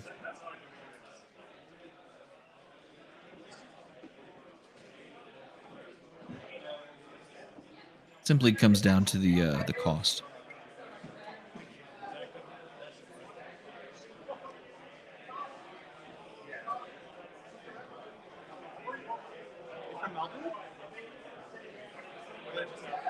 Got orange sleeves. Could it be? Could it be a Kano? Lets them get potential trade bait as well. Yeah, I definitely agree on that front. No, it looks like we have ourselves a dash. Could be a dash IO. Could also just be regular old dash IE. We've got some max Vs in there floating around, certainly. Do you think it'd be good or bad if the ROS heroes are as strong, as impactful as, and as impactful as Zen and New? Do I think it's a good or bad idea? I don't know. It depends on how they play. I think that's the really important thing. Like both of the heroes that you talk, we have Dash IO. Both of the heroes that you talked about, I think, are very thematic in their approach, particularly Zen after the removal of the extra bonds. I would describe him as a very thematic ninja, right? He's very ninja-like. And New very much embodies the idea of an assassin and disruption. The question I think that most people are is not necessarily the power level, but more the play experience that you're probably bringing up. And I think that's subjective to a degree. Nevertheless, we have Dash IO coming down onto the field. Both these players perhaps sitting at the top tables. I was gonna say I didn't mind. Into round 6 we go. And not the most represented heroes on the day. KO, the third most represented, behind both Zen and New, which are sitting at 13 players apiece. Only 10 for KO, but that's still a lot in an 80-plus person tournament. Dash IO, however, was down towards the bottom. Both players are sitting at 4 and 1. Thank you, Matt. So in contention, perhaps, depending on where they lost, for a top 8 berth. The Symbiosis shot a beautiful gun. Not a pistol, but a gun. A little bit of a glare, a little hard to see, but oh, look at this. The adaptive plating coming in for the boots slot. Is that Stonewall Gauntlet there? Yeah, it looks like it is. Being played, so much more defensive as far as equipment's concerned. Obviously, balance of justice as well. Now we have a different flavor of KO than we saw in round number 1. KO that unfortunately fell to a Teklavos, and this KO is running Sash. Now, I should say, it's not necessarily that it's a different version completely. It's could just be that, you know, in Teklavos's case, you respect the long game, and that was the correct call, because the long game was what was played. And in a aggro matchup, you want Sash so that you can have your own spicy, impactful turns. And speaking of, on turn 0, finding on the top of the deck a boom grenade to start things off, not cranking it, still have the action point available. You're not losing an action point, and you don't need 2. Sending a zipper hit for 5, threatening on hit, deal damage. Extra. Looks like that's a red boom grenade, so deal 4. Oh, looks like it's a zipper hit for 4, excuse me. Boosting away a Teklo core, not necessarily something you want to see, but at the same time, no harm, no foul. And if you're playing a heist, and it's not too bad then. On turn 0, we do want to mitigate some damage, and bleeding over extra damage with the boom grenade is not the thing you really want to be doing. But at the same time, if you're not clearing it now, you have to go through an entire another turn because they didn't take the steam counter off. So you might as well just take it now and not have to worry about it when the game actually begins and blocking actually matters, because you're refilling at the end of this turn. Spark is going to do its thing. It's going to find that item that is chosen here.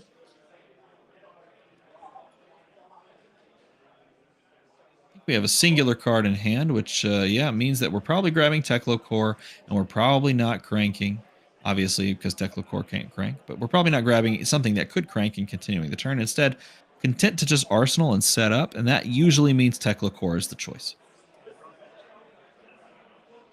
Draws the card. Let's see.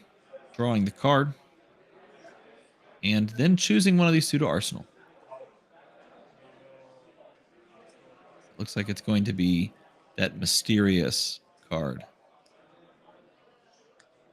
It's like in the hand we do have a T-bone. We drew into several 0 to 60s, but On the true turn 1 of the game, sitting at a 1 life deficit, we have Wild Ride discarding and hitting, creating that might token and saying go again. Well, it's already said go again.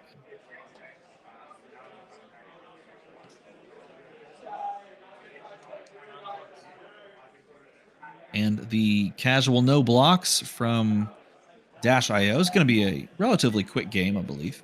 Both players, I think the same thing, and that's a great card to have in this type of matchup.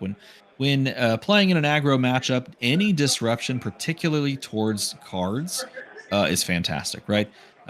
Taking away cards from your opponents naturally is what you want to do in a matchup that is predicated on just getting there first, saying either give me 2 cards or your equipment in some way, shape, or form, or the card from your arsenal. You're going to have to give something up. And early in the game, you don't want to give that equipment. You want to find those key moments, particularly at low life totals, life parity even, to send the equipment. And both players holding on to equipment, most likely, unless threatened specifically. There's the play of another boom grenade. Zipper hit coming down again. I think it's a yellow again. So threatening the 4 damage. And the on-hit boom grenade for an extra 4 damage. So looking like 8. The danger of the boom grenade looms heavily in every matchup versus Dash.io because of that extra damage. If you don't foot the bill for blocking this, you just take the boom grenade damage. But if you do, you pass that buck on to the next generation of attacks. Looks like 0 to 60 gonna threaten it. Boom grenade is the on hit of the game. Dash.io doesn't play a lot of on hits, but on hit damage is one way to get there.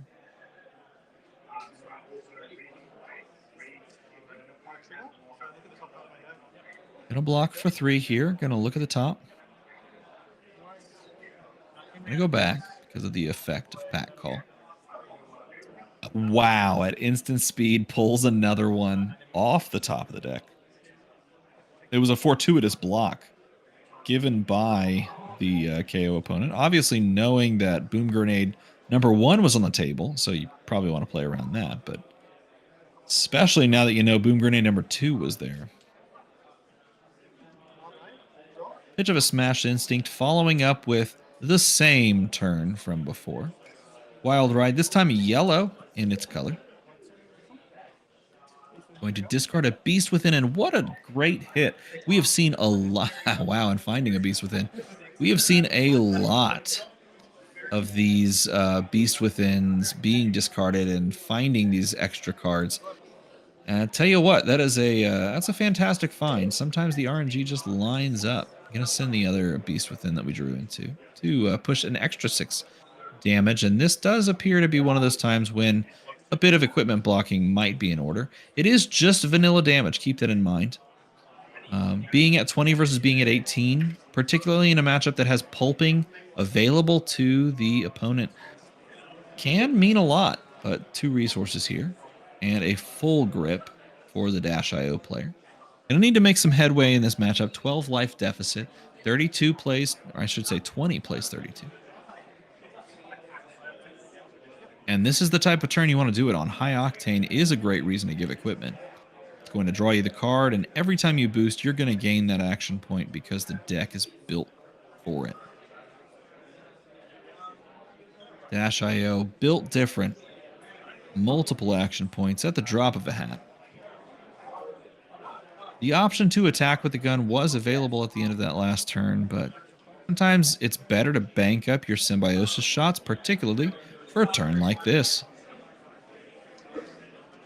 Especially if you don't draw into a hand of items or you don't find items off the top. You want to be able to build up these action points and then at the end just send the gun a bunch.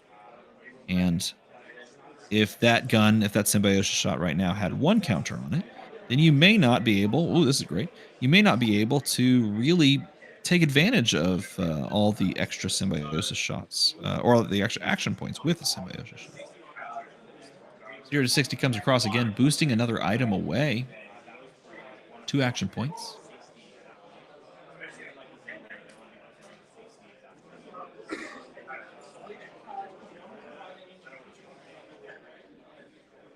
And the Apex Bonebreaker plus a card is going to be committed here, blocking for a total of 5, protecting from that boom grenade damage.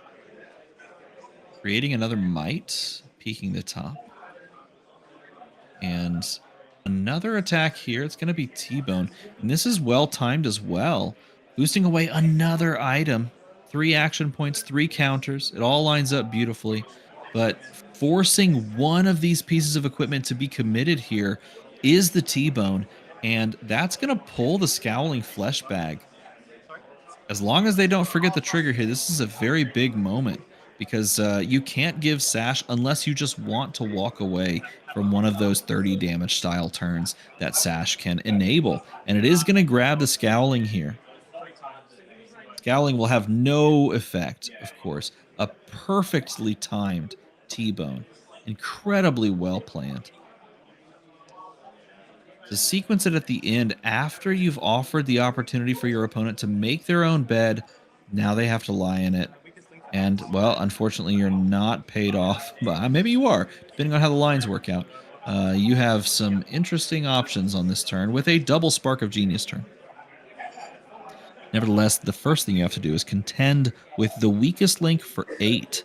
And there are things that the weakest link will find if your hand is revealed. Weakest Link is a card that has really just come up in popularity and just playability across the board. Great time for adaptive plating to galvanize that boom grenade that's going to go away.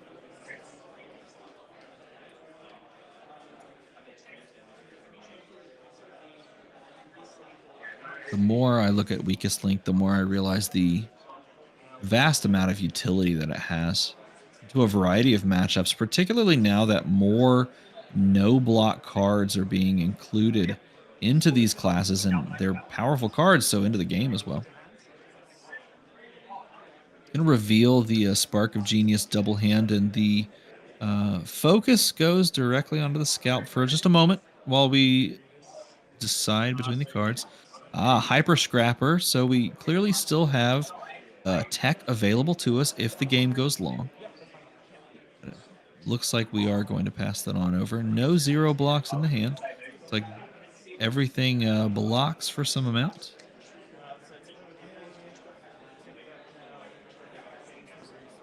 Looks like update going into this round. 3 undefeated players at 5-0. 2 of them on Zen, 1 on Azuri. A very interesting 5-0 record. 3 of those players, as they are mentioned, most likely those players are locked for top 8 at this point, as a loss in this round doesn't necessarily push them out of the top unless they lose the following round as well. Being a 6-2 record probably pushes them out at an 80-person tournament, even with the 2 losses being at the end, because a 7-1, multiple 7-1 records will most likely occur. It just depends. Just depends on when the losses come. I could also be wrong. But here we have the Spark of Genius number 1 after the boost of the blue card. You wish that you had something a little bit more punchy to boost first, but you need to boost so that you can get the Spark of Genius effect.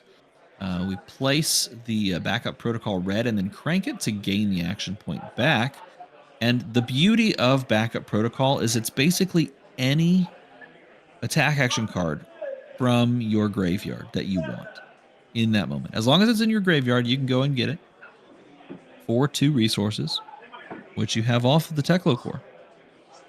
And clawing back into this is the hero without claws, -IO. Perhaps it seems, as of right now, claws are better than guns.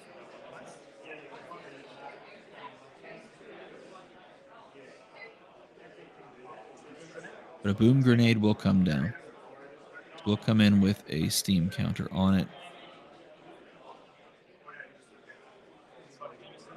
Spark of Genius number 2 going to go search out yet another item. Item most likely, yeah, another backup protocol red because you need to crank it here on this turn. And with only one card remaining in hand, grabbing another copy of Boom Grenade and cranking it, probably not the best case scenario.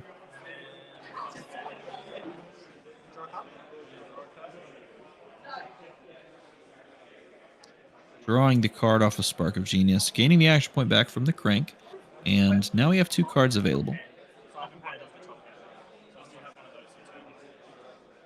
It looks like Boom Grenade was perhaps played from the top of the deck.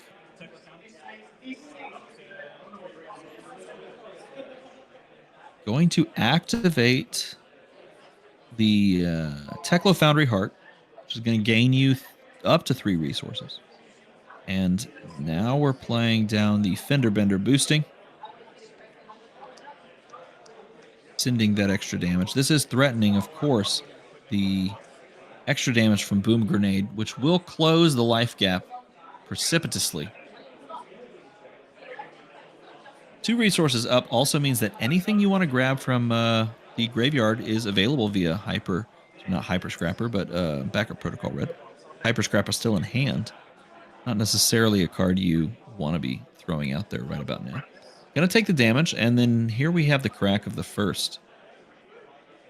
And probably only for the turn, Backup Protocol Red paying the 2 resources and sending 0 to 60 boosting yet again.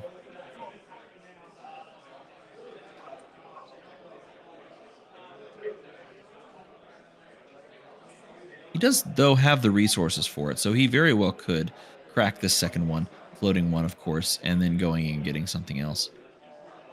It has the capacity to do that if he wanted to.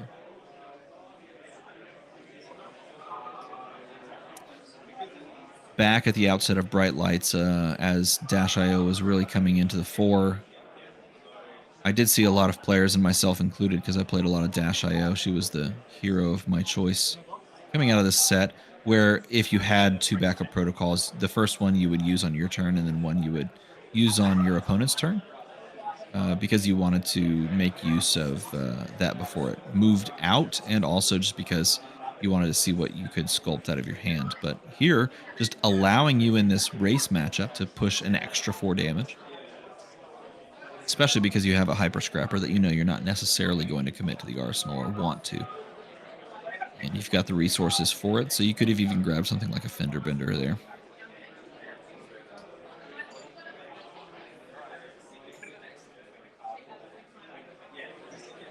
Boosting this one as well means that you can follow up again with the Symbiosis shot.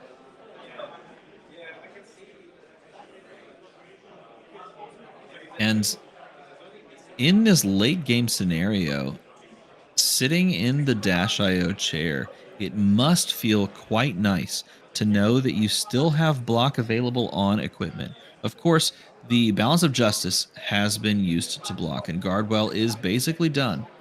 You're not getting another block on that, but we still have block available on both our arms and our chest.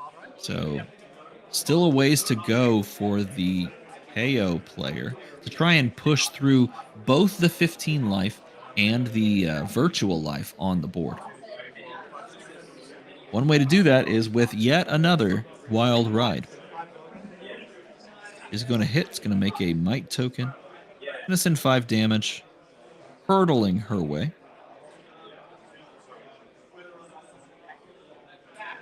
I also just really appreciate the art on Wild Ride, depicting a brute riding a warthog of sorts. Soul Eye View says, I feel like I never see Cast Bones played in KO anymore. You can run it back to the beginning of this stream, and you can watch it there. And it was moderately successful. Nevertheless, Mandible Claw comes across for 3, and then Run Roughshod closes at the turn. The equipment is finally committed here. Tekla Foundry Heart blocking for 2, and the turn is passed on over with a full grip to the Dash.io player. This is where things can get really dangerous for really just about anyone, because exactly this point, Boom Grenade can represent so much hidden damage, particularly off the top of the deck. And right now, playing it out, cranking it out from hand, and boosting away is Fenderbender. Another outpace there. Nevertheless, still sending this for 4 and representing 3 on the back. This is casual lethal on the board.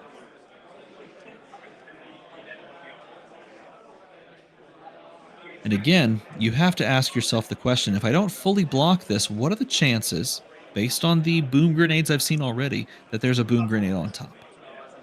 So I wouldn't be surprised if we see a pickup of the graveyard and a banish zone and the counting of the boom grenades.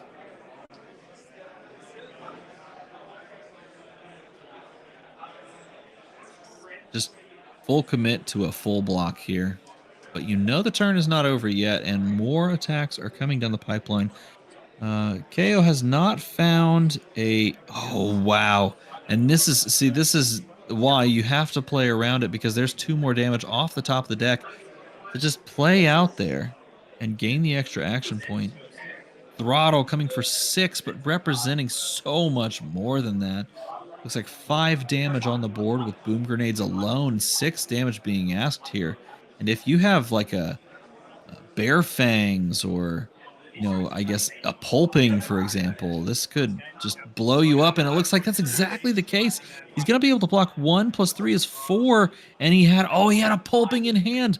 And so because of the non-block, he is shut down and shut out of the game because of the boom grenade off the top and the non-block in the hand. What a crazy finish. Boom grenade is a powerful card. And Dash IO being able to go toe-to-toe with an aggressive KO. Never found what he needed to put together a Sash turn. The game was over too quickly. And that right there, as they say, is that. Mara Ferris enters the chat simply to say, boom, baby.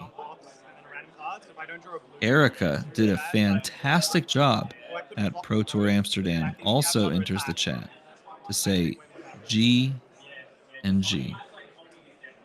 Finding the G key.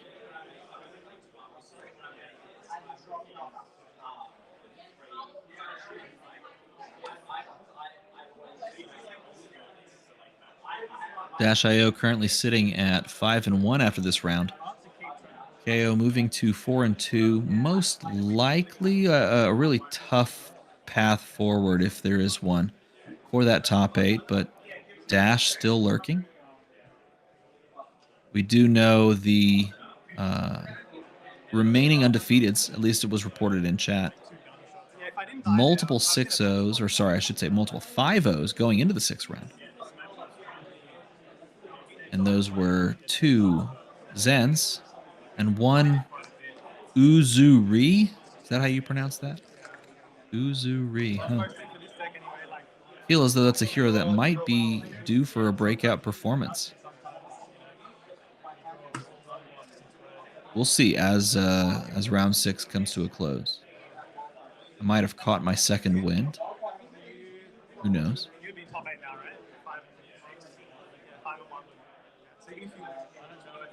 Where did you lose in round 4?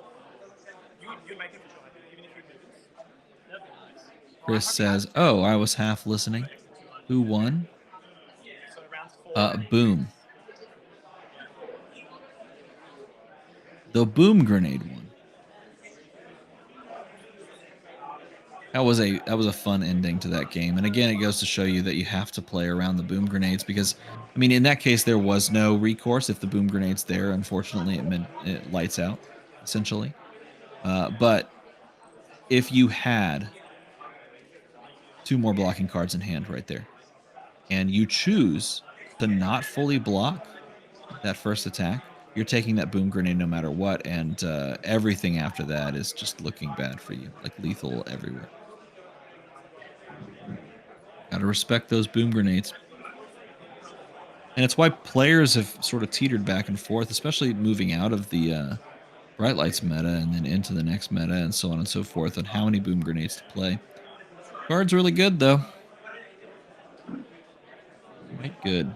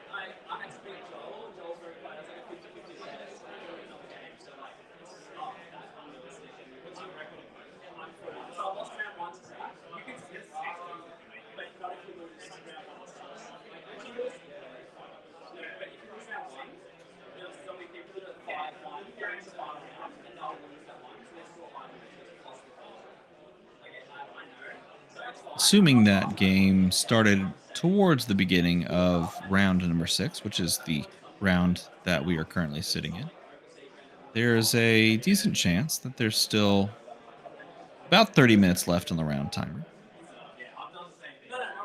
And in that case, and with that being said, there's a little bit of downtime before we get to the final round of Swiss, round number 7, and before the cut to top 8. If you're looking for more content for Flesh and Blood, if you're looking for more games, don't forget to scroll it back and watch back the previous rounds as they played out. We've had some fun games on stream tonight. Been able to watch an illusionist mirror that happened pretty early on. Started off with a KO matchup. It was KO versus Teklevossen. That ended in one of the more unlikely ways that matchup might end. An illusionist mirror followed it up. It was Enigma versus Prism. We had a new versus Zen in round number 1, 2, 3. Round 3, I believe. Round 4, we saw a Levia versus a Betsy. Unbelievably thus. Betsy actually in the meta, making its way through. We had a fun little break to watch the Armory decks go toe-to-toe, the new ones. We had Bolton on stream versus Azalea, just for fun. Of course, the game before this one that we just watched was a Prism versus Riptide. Again, some pretty surprising finishes to some of these games. And then finally, we did just watch the conclusion of that previous game with Dash.io versus KO.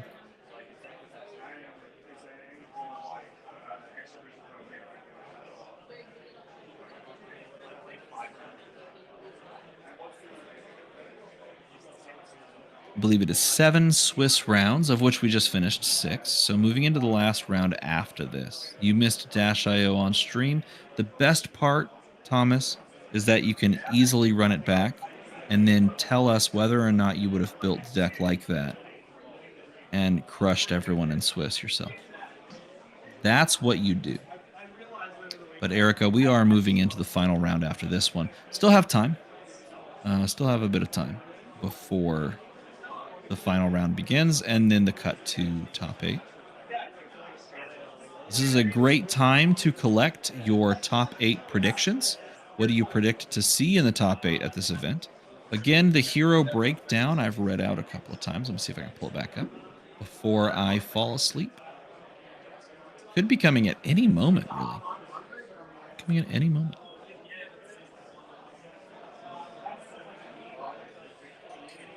I was tagged in it on Twitter. I refuse to call it X.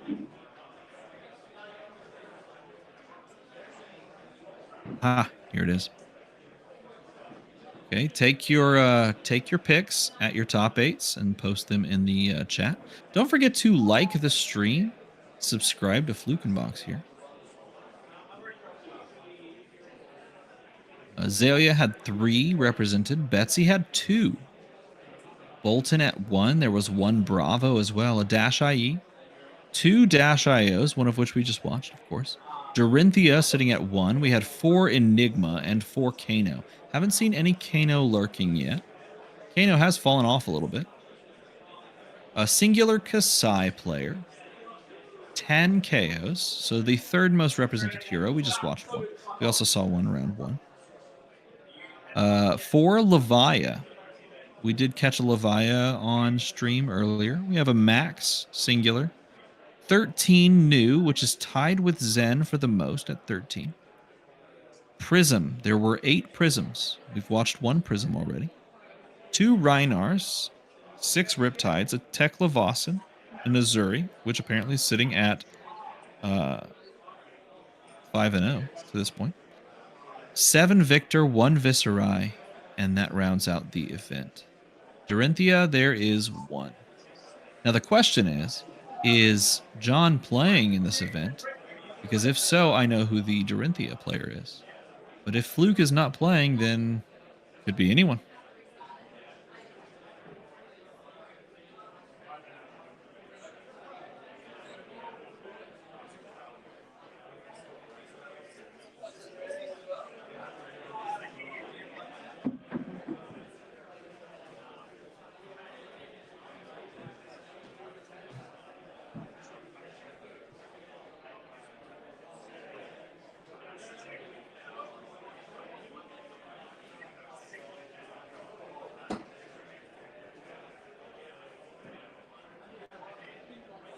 So go ahead and submit your top 8s into the chat.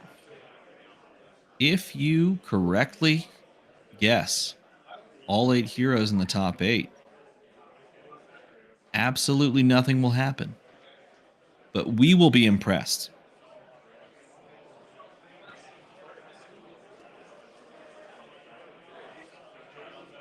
Thomas says Azalea, Dash.io, Zen Zen, KO, Azuri, New Prism.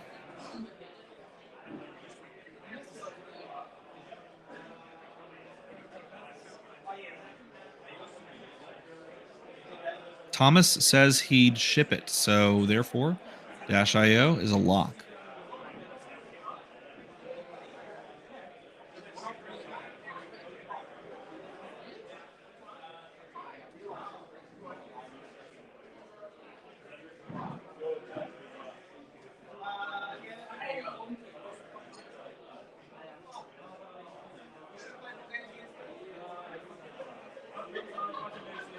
All right, it is at this point, everyone, that I must leave you.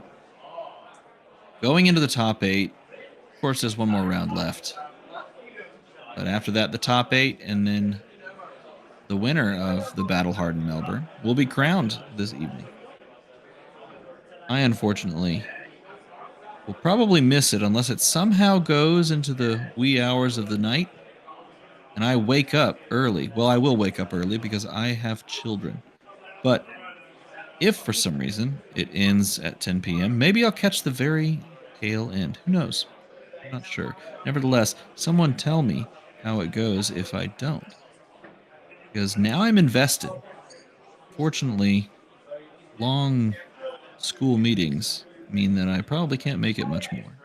So, I thoroughly enjoyed getting to hang out with you all, and hopefully the event continues to go as well as it has been. And with that, say goodbye. Good luck.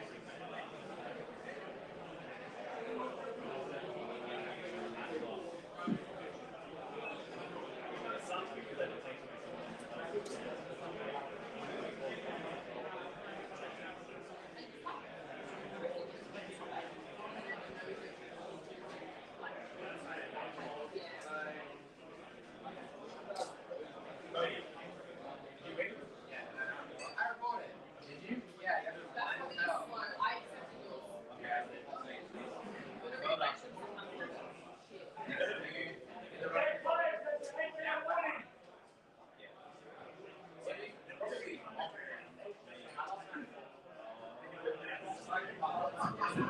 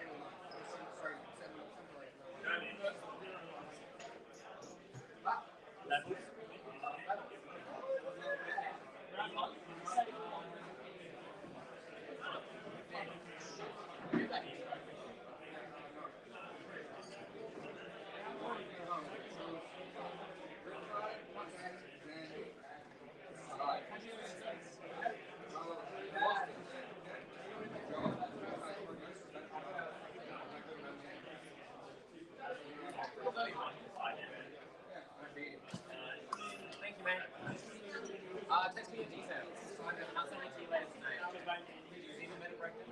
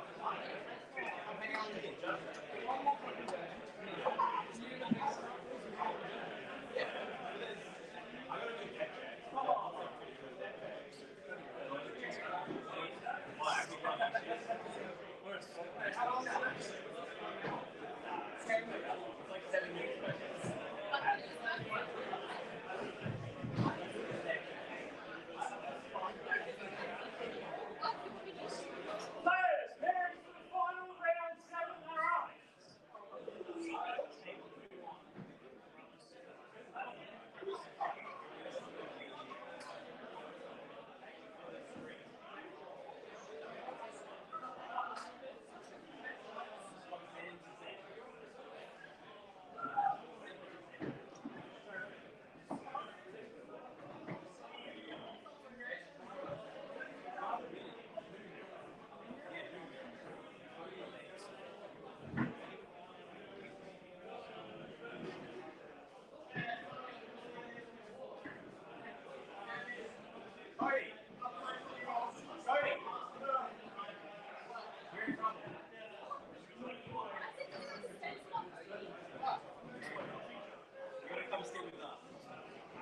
Oh my god, yes. Demo stay on the pizza table.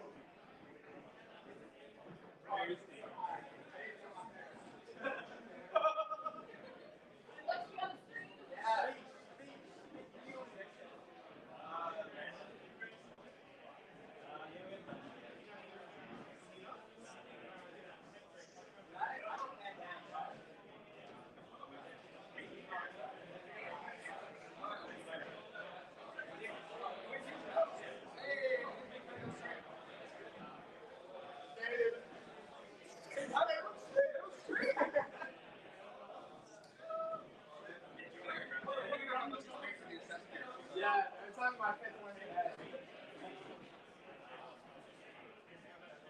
I got tactical advantage. What percentage battery is your phone? It's like You?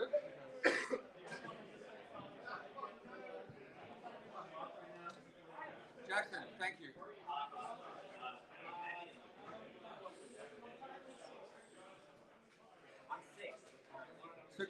So can the whole stream hear us right now? Wait, really? What's this for? What? Oh, if you lose, you're definitely not tough. Like,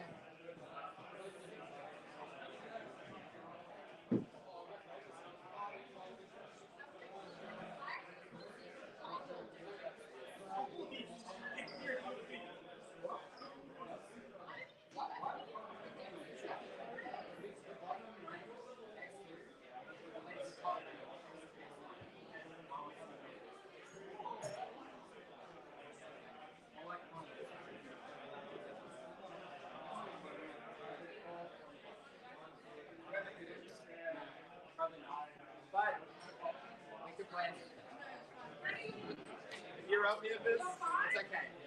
Jackson, is prize split legal to discuss or not?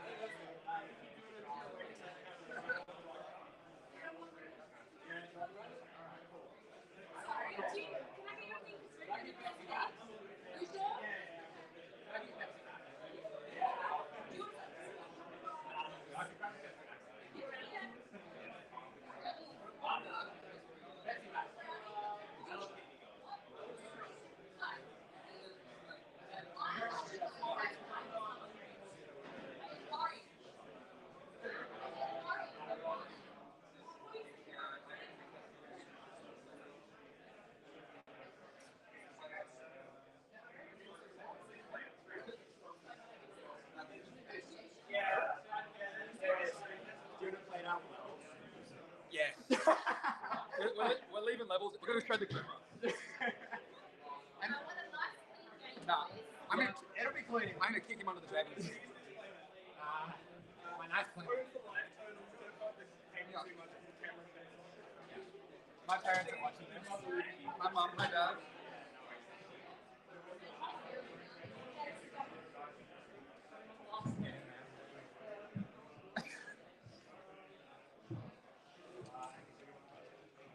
What's Ravens? I haven't lost an assassin mirror roll all day. You're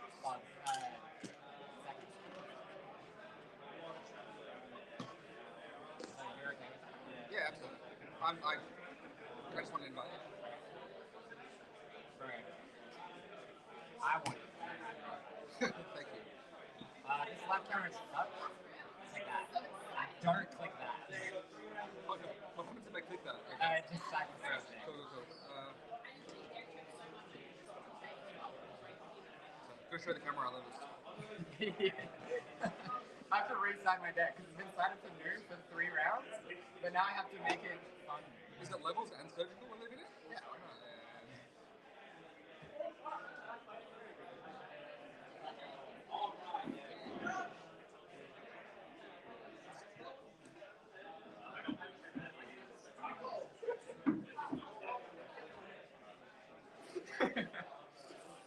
Let me take a side out on the dog shit that I'm playing.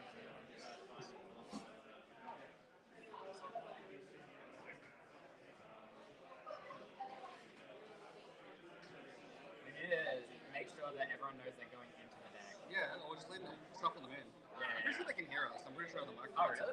Yeah. Can't say it. I don't care that you broke your elbow. Dude, my deck already feels so much better. What the hell? I'm trying to find something hard right now. You can just play more than 60. Nah, I don't want to do that. It's boring as hell. Then you have way less chance of hitting this. Yeah, that's true.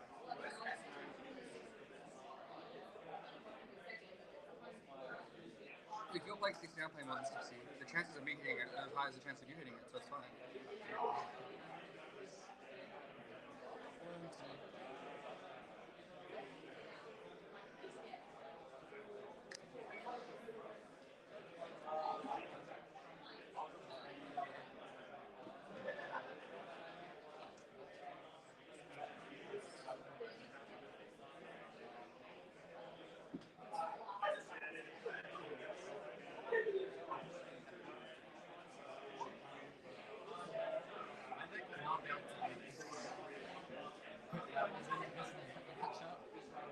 We can see the screen behind us. Well, you can see a photo. Actually, that's kind of really problematic. I could possibly see Hey, that. yeah, and everyone else on stream? I don't know. Jackson. Judge Jackson. I can stream it on my computer this whole day. I can see the stream. Okay. I'll get a little peer into Freddie's hand before I... Oh, yeah. I just kicked it too. Yeah, me too. It's fine. It's fine. It's all right. I'm stabilizing. I'm doing that. It has to be the open on there. It's like every now and then. What is that Yu-Gi-Oh thing?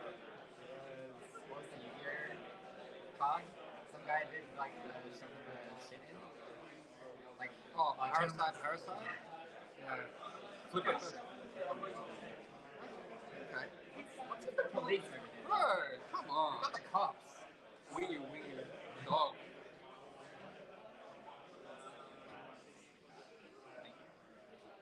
How I forget this. That's okay. Ready to go? Yeah.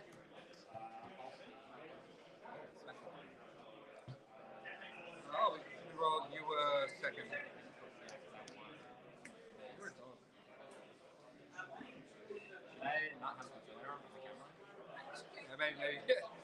Get Leo Wang out. It's an advertising right there. Leo. He's our library. That's crazy. Yeah, cool. Already back my head. I'm not even.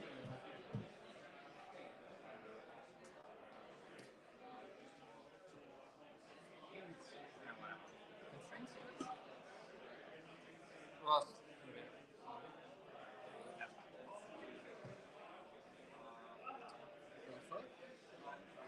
What's your problem with me? I'm just going to play your blues. What? You're cool. I do think I'm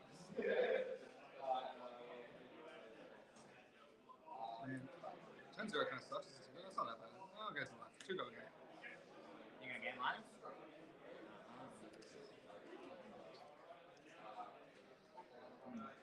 What, 3? Fuck. Yeah. Fuck. I'll go so much. Okay. That's not weapon. It's like a weapon. Thanks, man. It's just funny.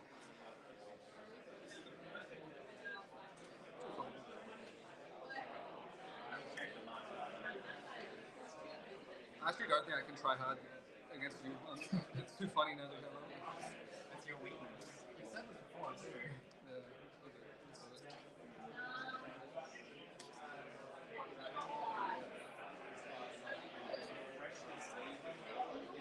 I'm terrified. What? I never know yet. I'm supposed to be like,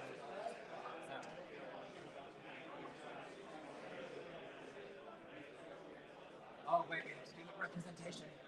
Where is it?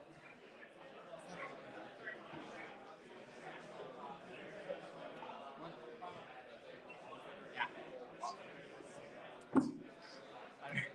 I just bought him go up. I just thought out of mind.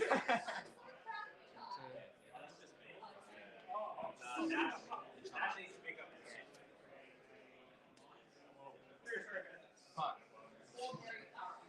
Drawing last.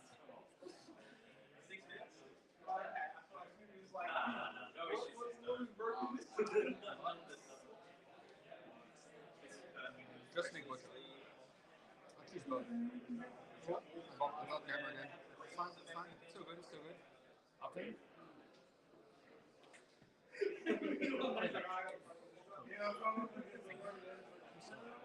So we have a look.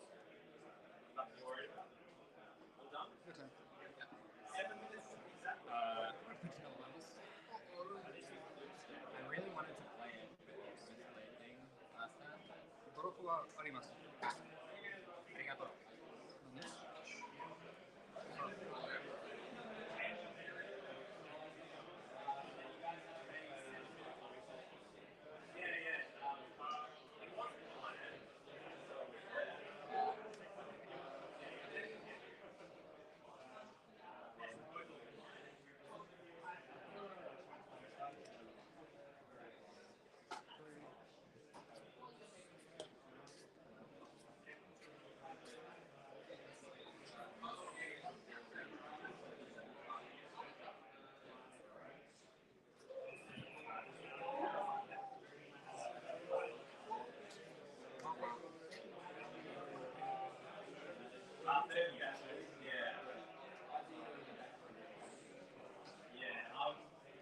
It's like a West Australian degree. It's moved here.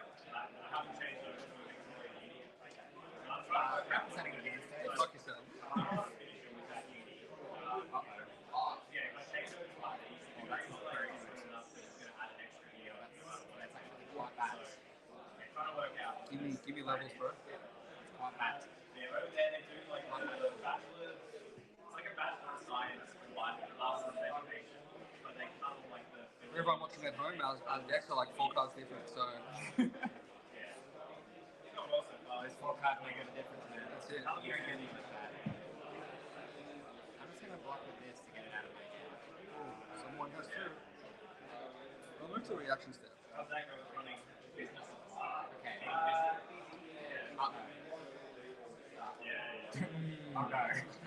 It's a good hand you have. Oh no. Oh no. My surgical is now vanished. Oh fuck. This is quite bad. So I was witnessing just. Okay.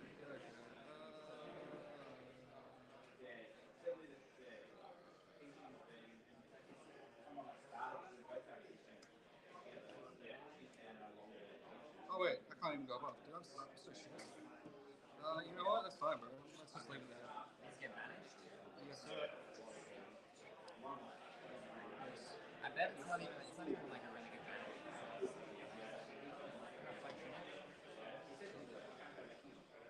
How you found like kids?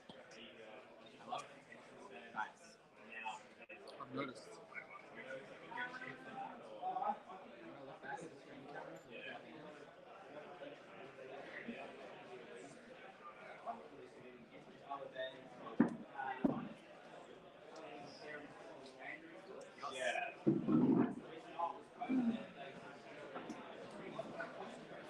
Seven.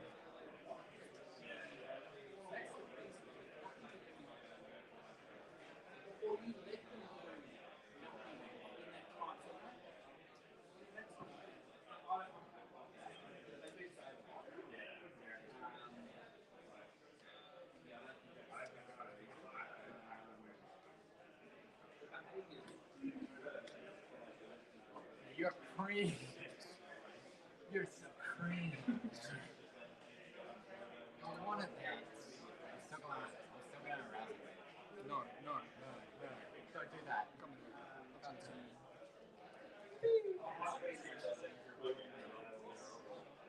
So what if I just whipped out that chain deck I had in my bag? Then what? I would lose. We've actually sucks against Shane. That's so funny.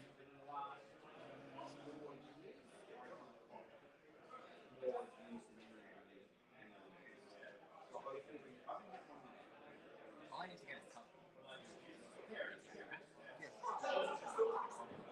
Pretty sure we can double it up there.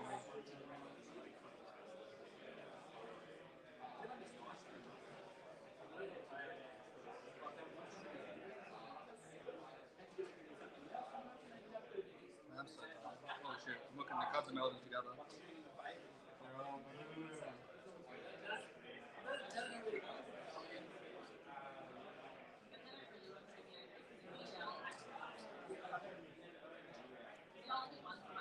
Oh, it's a surgical. It's kind of sick of it.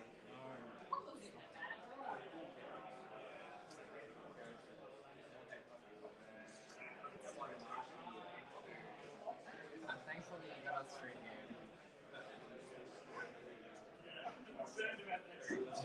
Oh, what's right there? Straight Arsenal.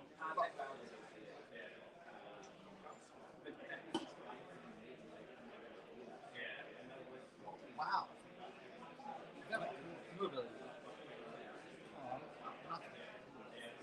I'm not getting a silver when I pick up after this surgical. Yep. You pitching to play that? Oh, no. Dude, that one. Oh, I'm swinging. okay, cool. Now that one.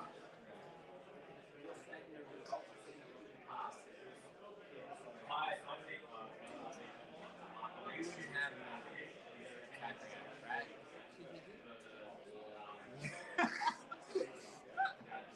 I got a reaction. Sure.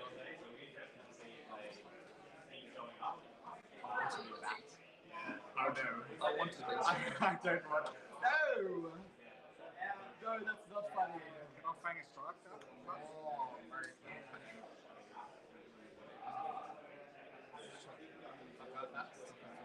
What do you want to do this one? Top five. I have to do that one first. Oh, we did it. We got another card. Baited and outsmarted.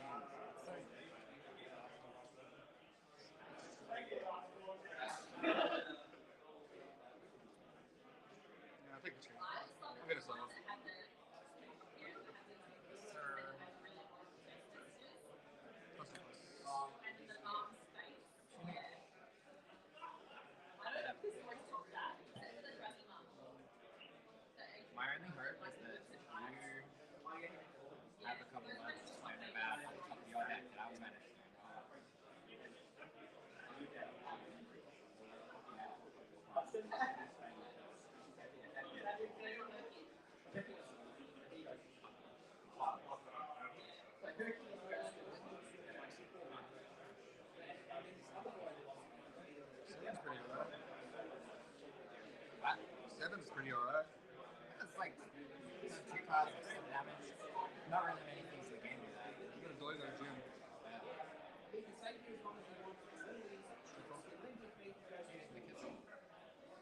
You strike guys cuts out too. Is he? Yeah, dude. He's pretty jacked. He's not showing off. He's modest. He's got like a Gata belt on his shit. Serious.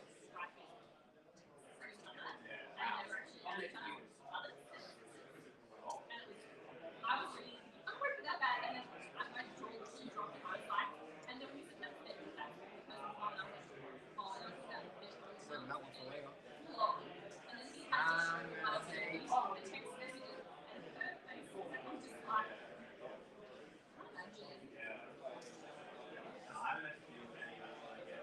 First number 10.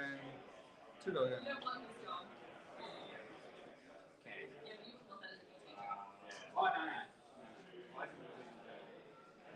Lucky. I'm lucky. Crossover, surgical. Maybe I could must have recurring moves. Yeah.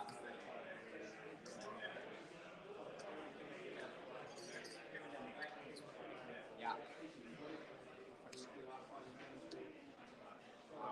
Currently taking Up to 6, three. take 3. What is it? Drop. Damn. Nice. I know. Back to pick. I gotta pick a blue, yeah? Yeah. What was the other one? Yeah, cool. This guy fucking sucks. I'm very shuffle. Dajura. Yeah, okay.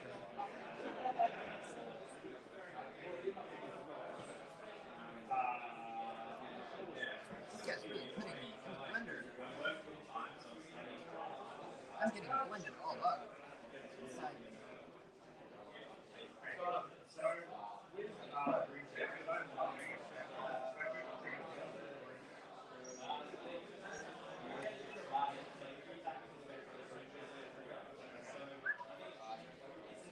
First number 10.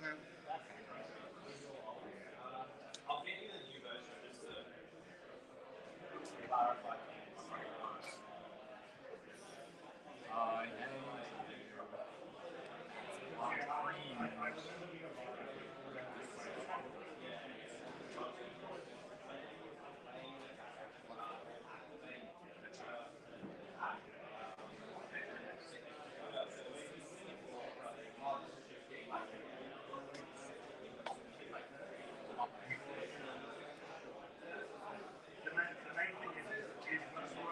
There's one design as the question base, yeah?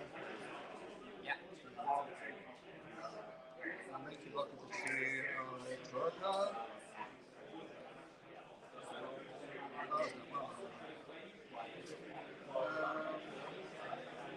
Again. Sorry, what? Sorry, what? I keep getting notifications. Oh.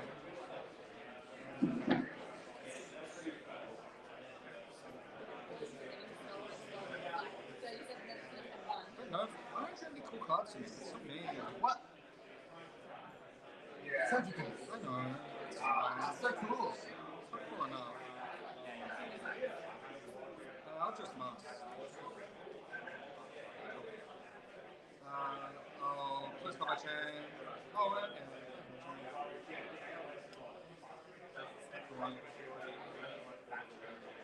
Sucker. Nice. I'm playing pretty mid as well. I'm not even for this time. I don't need life.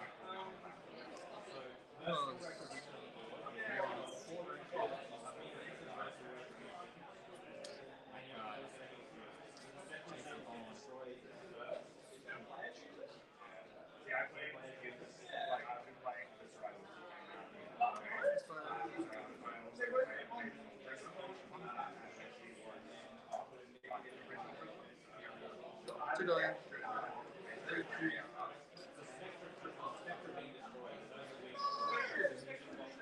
This is really bad. That's really, really bad. Oh no. Why did I put levels in my bet. Oh shit. 9. Oh, yummy. Shut up, go again. So finish. So it's got my chain. Oh, cool. That's the official judge call from the stream right there. Can I be on cutting? Airplane mode, yeah. You think you're cool, huh? Next up.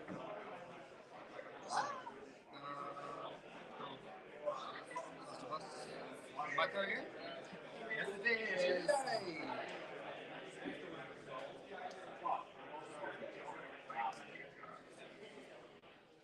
I'm pretty sure.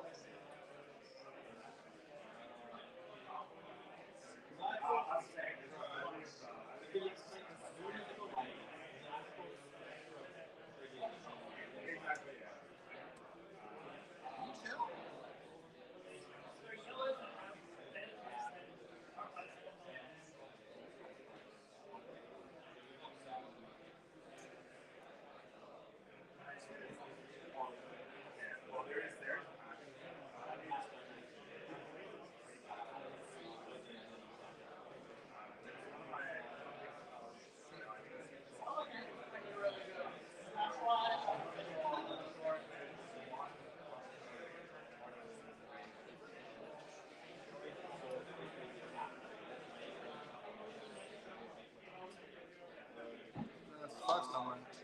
Oh, that's not very nice.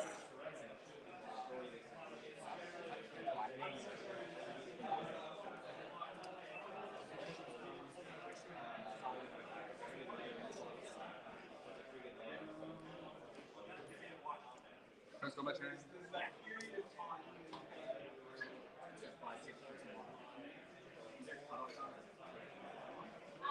No, I fucked that up. I'm so bad, bro. Whatever. Nah, fuck it. Let's stream. I'm not gonna do this. It just means that, oh no, while I'm pummeling you, I have to discard a card for the codex and I oh no.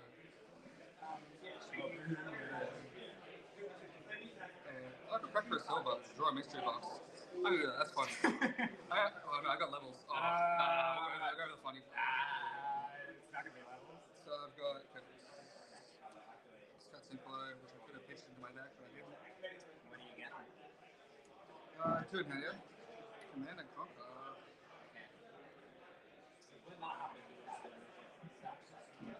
I wonder when will it be nice. No, not this time.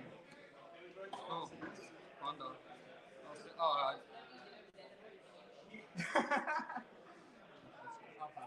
no way. I'm already out of cards. You're getting Iraqi, man. I don't know if so draw up 22. Dude, this has been in my arsenal all game too. I'm just scared. Cool. I'm gonna misplay again. Stop it.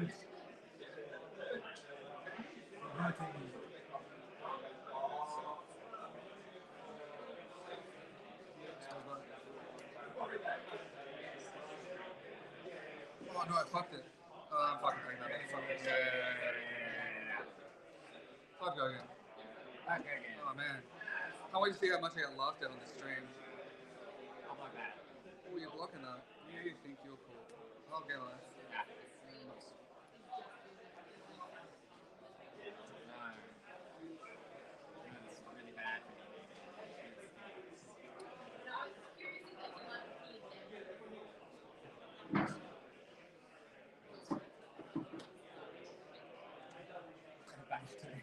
Oh, that's what you're thinking? Yep. Oh. I can't think of anything else. You can transcend.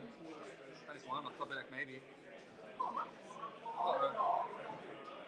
Uh-oh. Uh-oh. Okay, I don't like this arrangement anymore. Take 5? Oh, you blocked. Yeah, cool. Nice. And I'm asked you, etc. 30's turn again. Jamie's turn again. Oh my god. When will it be my turn? When will it be my turn? Please, Lord. When is it my turn?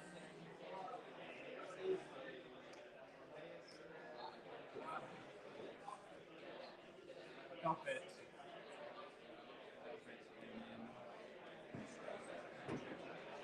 Stop it.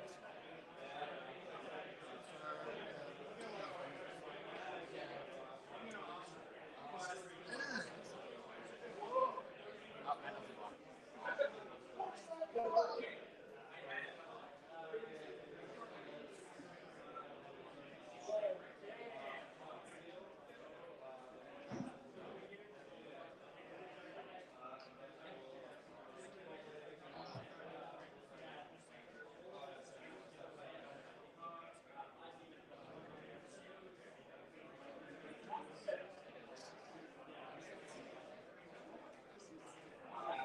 Here comes Mars. 6.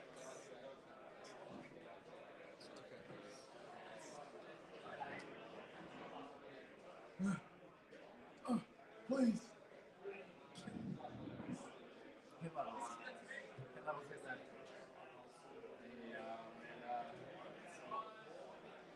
I'm at all blocking. I'm not blocking. I'm not blocking. You're not blocking? Do worse. Okay, I'll do something. Cool. Do it. Idiot. What's that? Godzilla? Godzilla token, sorry. 4, 9, 10? Yeah. You block 10, I'm leaving. No chance. This is the first time I've had all game. Stop it.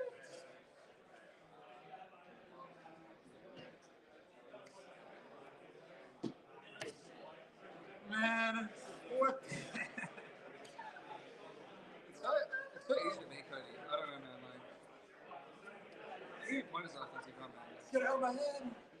Get out of my head. Good. Yeah.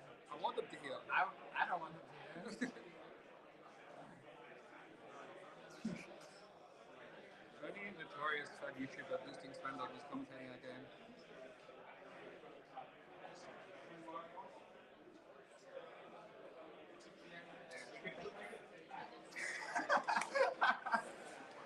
Oh, that's gross. Get me out of the blender. I'm hitting you again.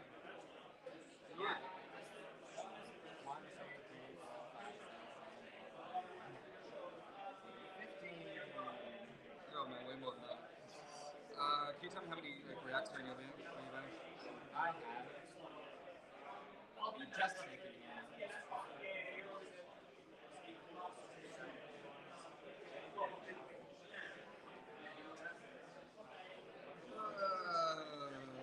taking it.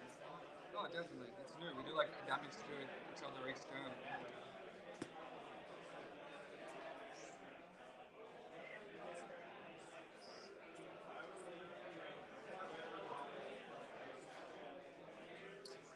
It's pretty good. I don't like when Cody's attacking me.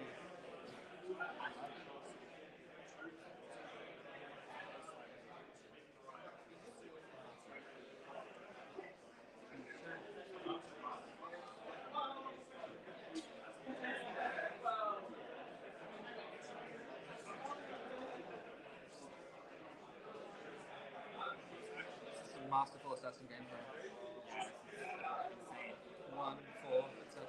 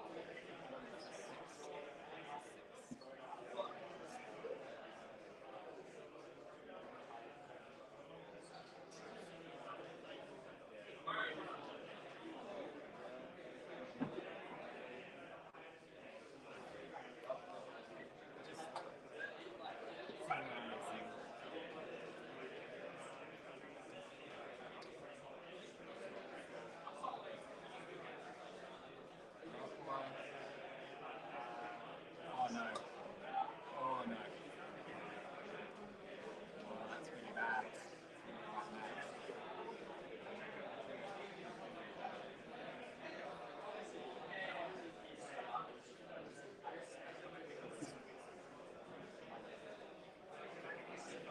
Sure, boys, start blocking the floor.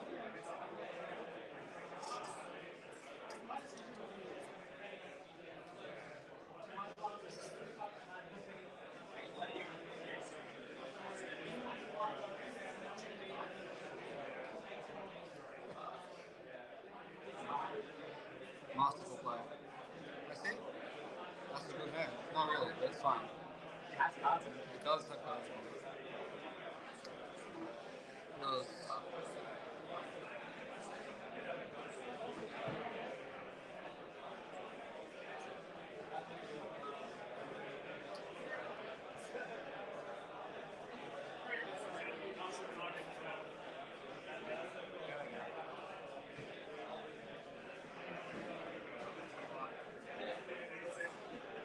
Sure. Oh. Oh. One. 2 points for Morgan's piece. Shit. Okay. Fuck. Yeah.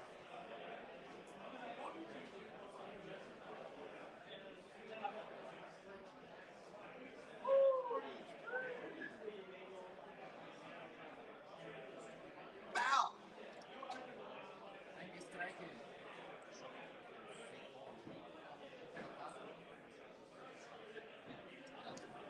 Nice red. You could gain a life. I could get alive. My batting sim is so stacked. Yeah, I just need to play a G. It hasn't happened. Oh, I really don't like this. You can definitely still win this game. I just need to crack his level soon. It's coming. In like 4 cards in my deck.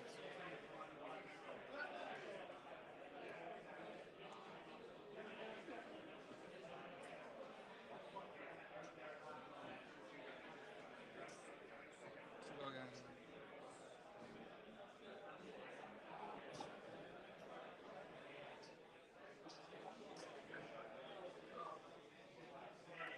That's what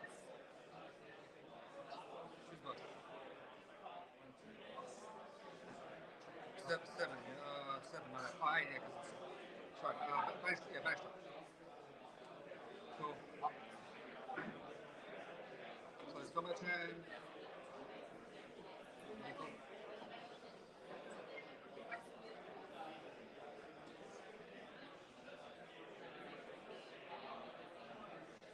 Just so the stream knows, Cody has about a 35% win rate into me. Just putting that out there. That's not good. That's actually. You can look it up. Look it up. Nah, that's a lie. It's a factual statement. People. Cody smells.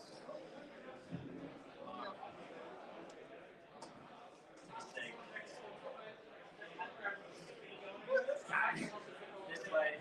I'm tunicking. Levels no modes. Actually, this is a legitimate thing you're doing right now. No. I'm gonna respond.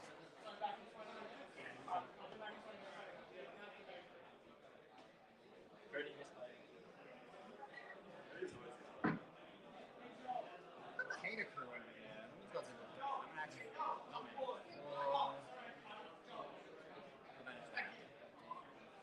I can play your cards. So it's go again, right? Yeah, go again. I'm in danger. Are you? Maybe. What do you do?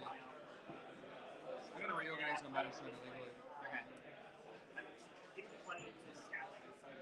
Scouting. Okay, now I'm understanding.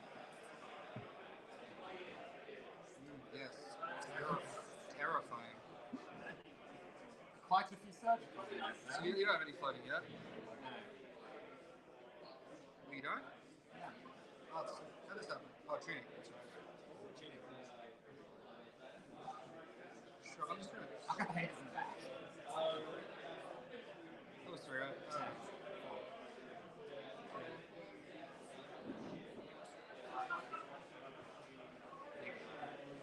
I'm back in Sorry? I'm back in the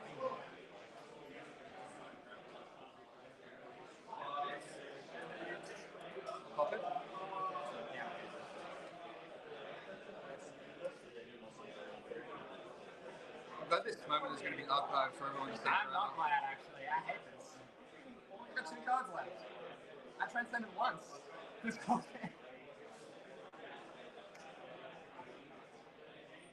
Oh no. Not my tears left. No!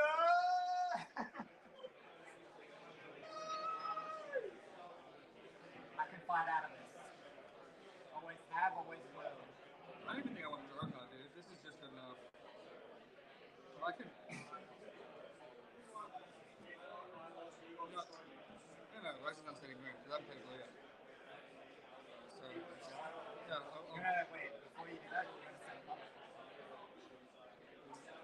Please. No, I need this.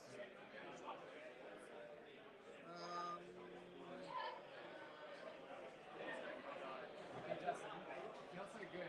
What's the winning line for this? Yeah. If you're so good, what's the winning line? Okay, so this is not the correct play, but this is the funniest play by a mile. So I'm putting the bad card on top. I'm keeping the sacred undercard desires. So maybe I draw a blue. And then I can do sicko mode things. So I might have to. So we go against the card.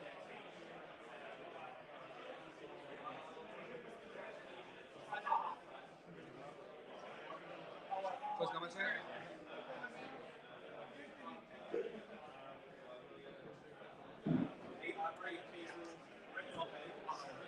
Oh no.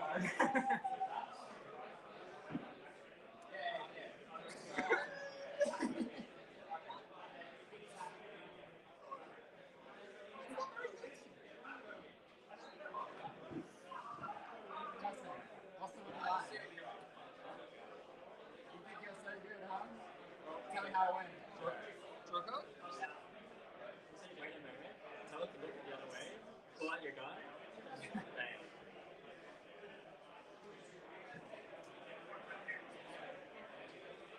Thank you.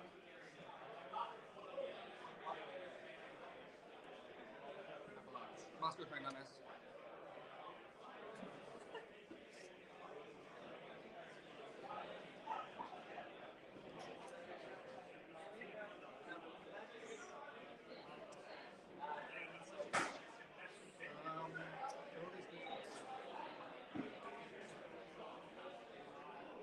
Effect for 1. This is how I'm killing you.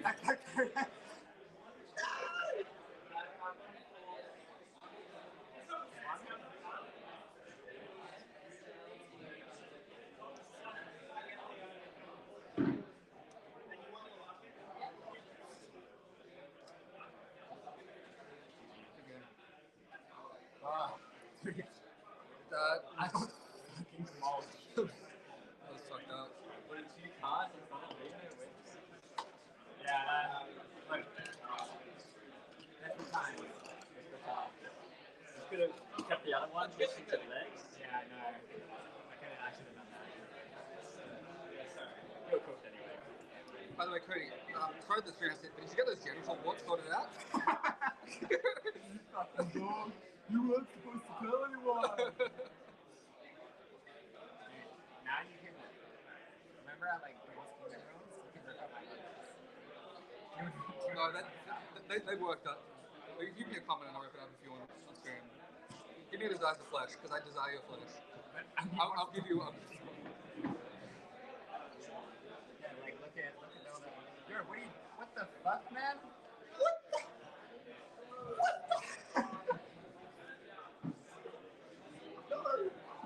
Illegal duck. Get Pokemon. I can repair it. Please.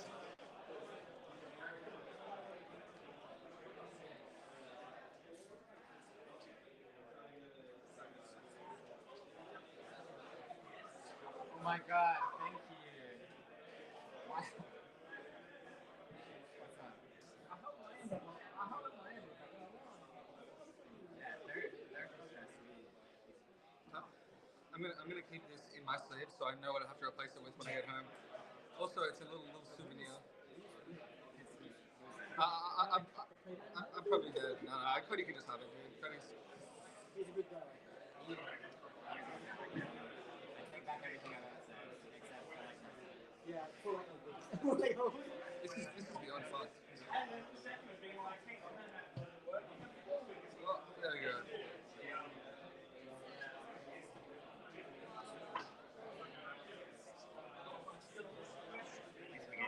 Thank you.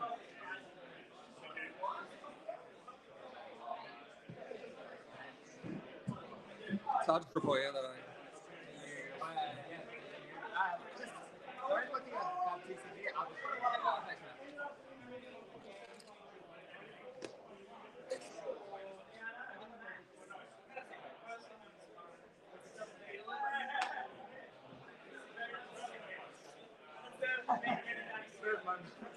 Why did he choke up? Your asshole.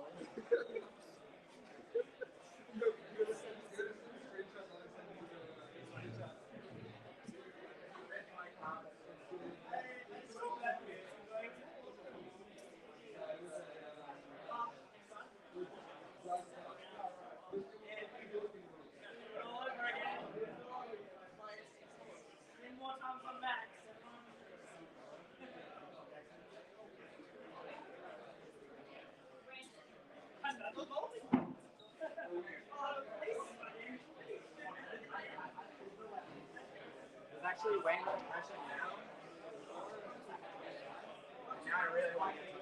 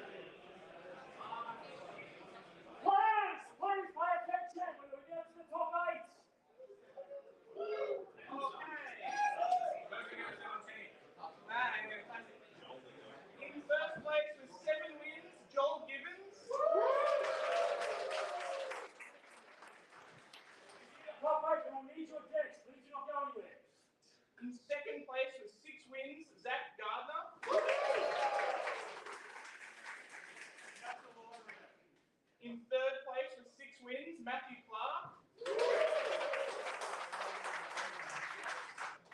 In fourth place with 6 wins, Luke Ranison. In fifth place with 6 wins, German Glukov. In sixth place with 5 wins, Andreas Androniker. In seventh place with 5 wins, Matthew Portelli. And in eighth place with 5 wins, Cody Gerber.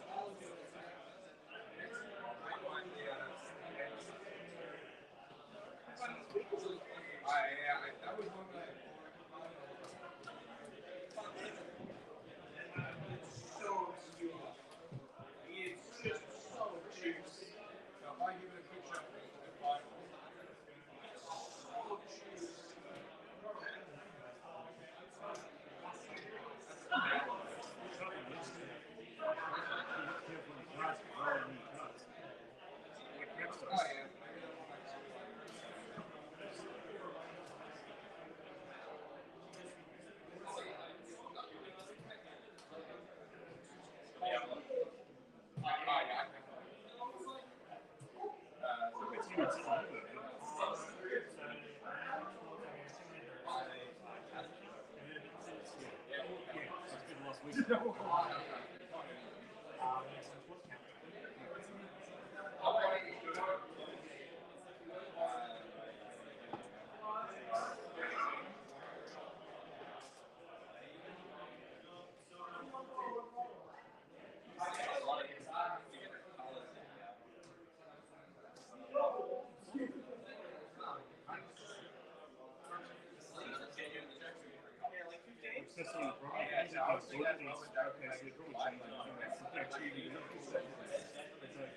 so that's been done.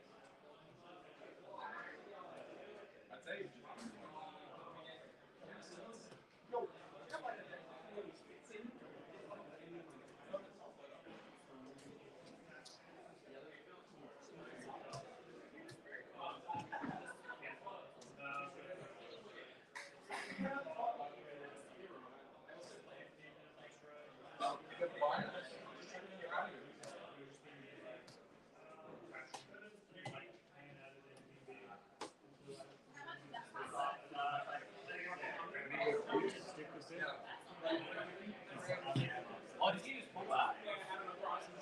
No, it's like 350.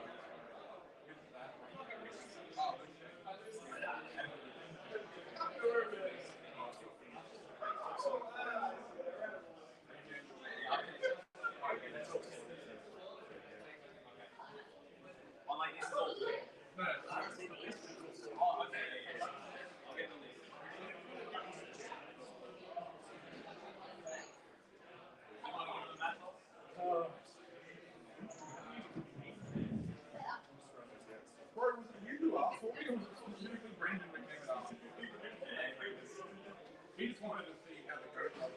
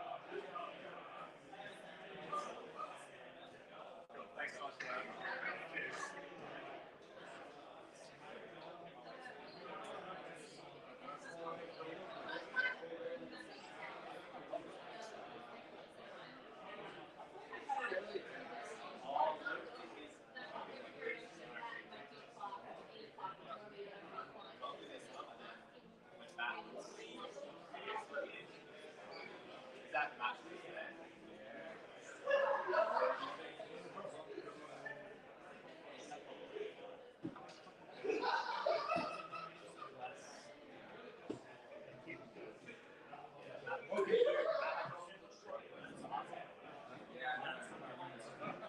I'm pretty sure I didn't think that was good.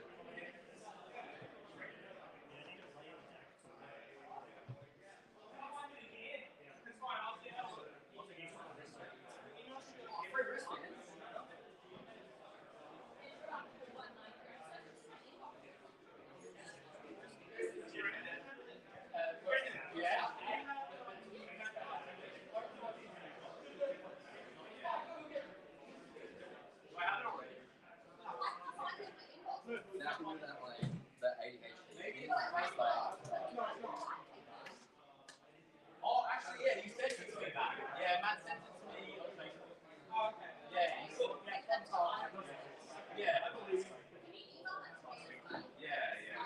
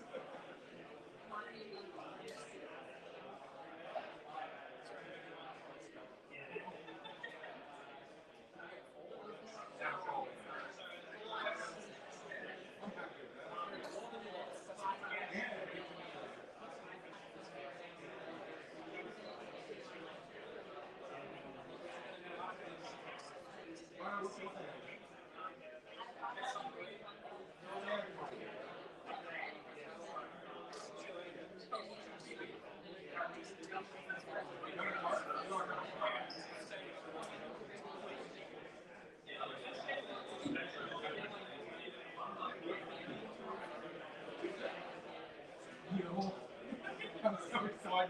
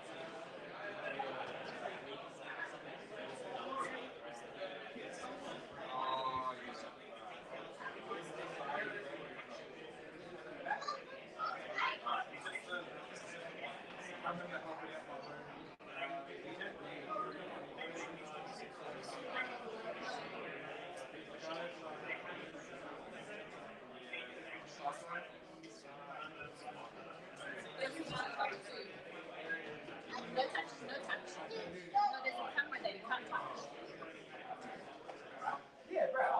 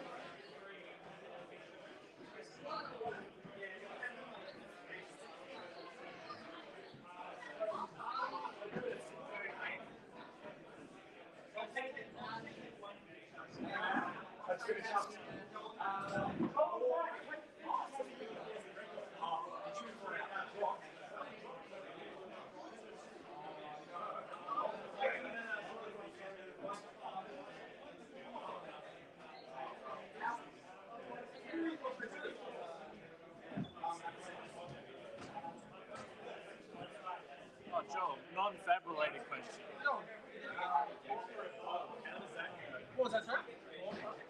4 bar, yeah. Do you get many? Hit and miss. We had like a pretty dedicated group of like 5 or 6 of them that was coming every fortnight. But now some of them aren't coming anymore, so sometimes it's like 5 or 6, and other times it's like just 2 people playing. Yeah, I figured. It's a bit hit and miss, which sucks. Just the rest of the Magic formats are garbage, so Very reasonable. I mean, Commander's good. yeah, but but Commander's not doesn't it's not competitive. Doesn't structure competitive. Oh, yeah. I don't like the idea of not being able to play whatever cards I want.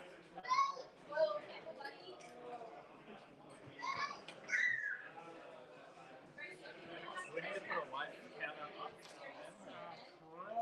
Please use high. High contrast. Thank you. Happy for me to just put one up? Yeah. Do you want to track on that? I'm still going to use pen and paper, but yeah, happy to put one up for the throw. Adoring fans. I don't know, something about pen and paper just gets me in the right mindset. Competitive ones. Yeah. And these pen and paper.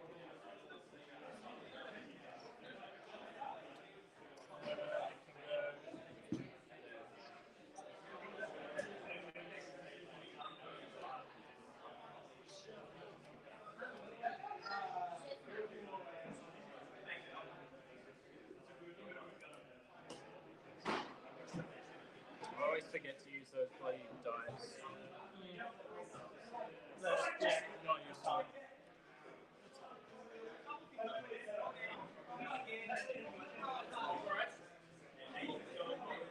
It's going to be like super stacked.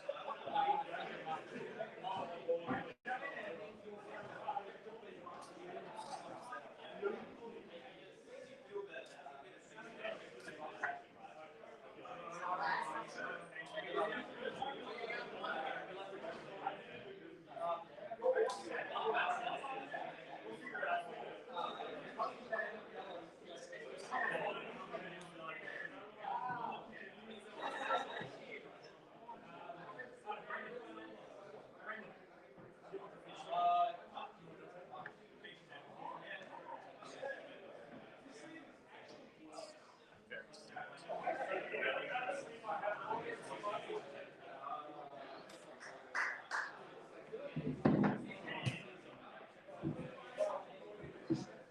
So, you guys get your own personal judge. Oh,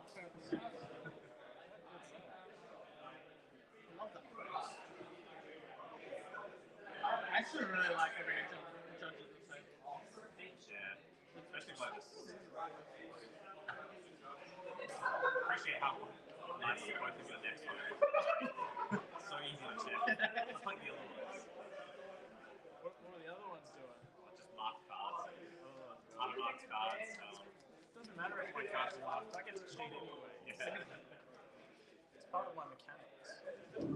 Yeah, I give it a real good shuffle. It's stacked as. Yeah, there's one where like it was like a new deck. We could just cut to Justin Nick like every single time, and like all three of us could cut to it. And then one of Mark's cards, one of the Joel's round 6 game. Tom had like the incorrect deck list, so playing with like 81 cards for 5 rounds. It was so sad. Like it was it's such an easy mistake to make, but honestly, just check your deck. I stressed out the night before every time, just like counting. I mean, I just took 20 minutes last night, deck, sort all your cards out, have a look, like make He sure. was going through what he did, and he just copied pudding's list. Copied that he didn't remove the.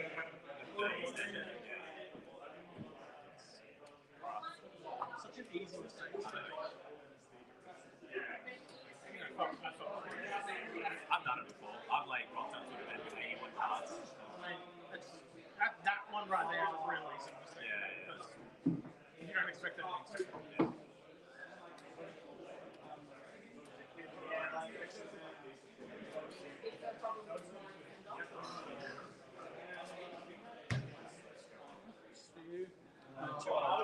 I will do a second. Oh yeah, you get to pick, don't you?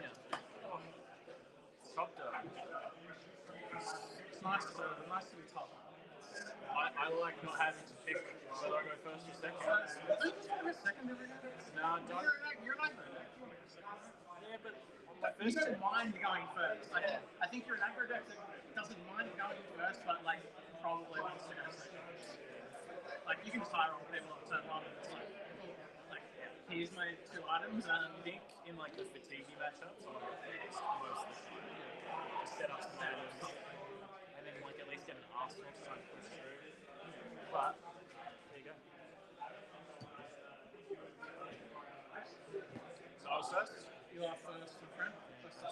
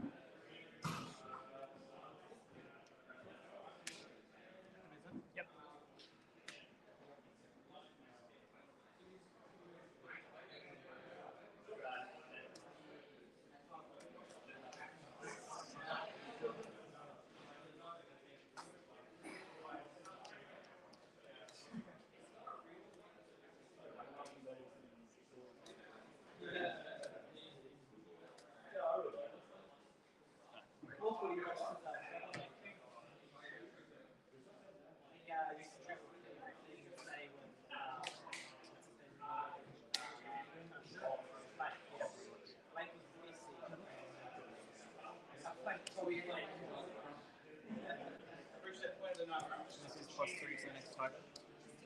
+3 to the next target.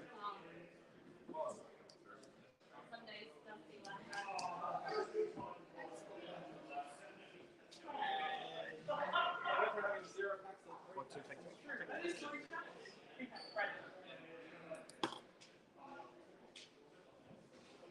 What?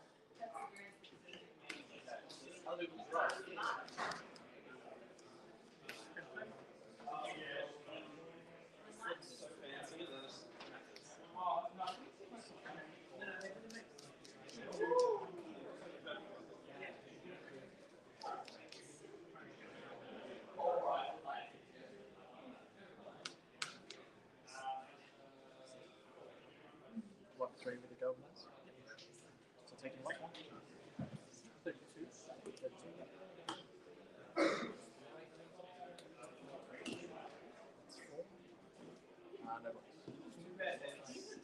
That's 4. No bucks. Yep. 2. 3. 3.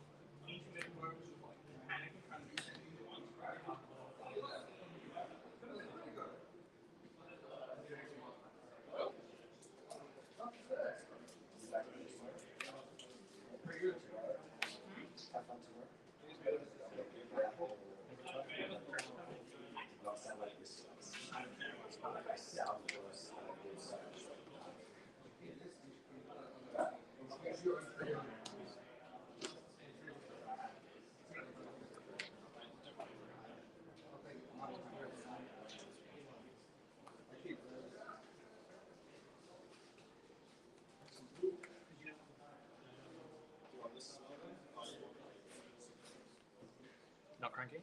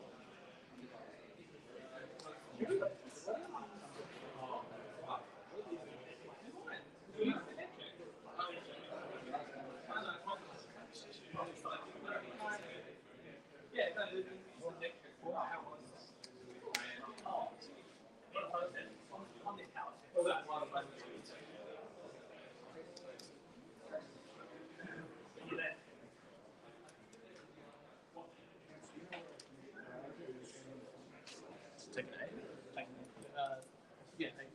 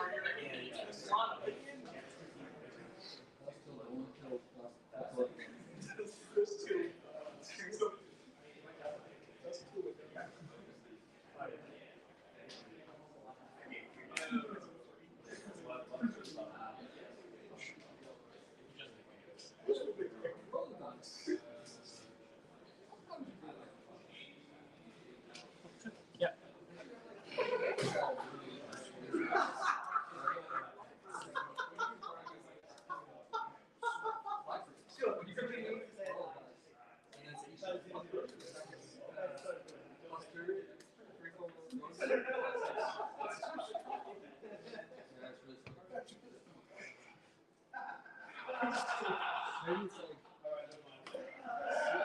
6 dragons, 5 3, 2, and then 3, 2, 1, 1. It's like this guy.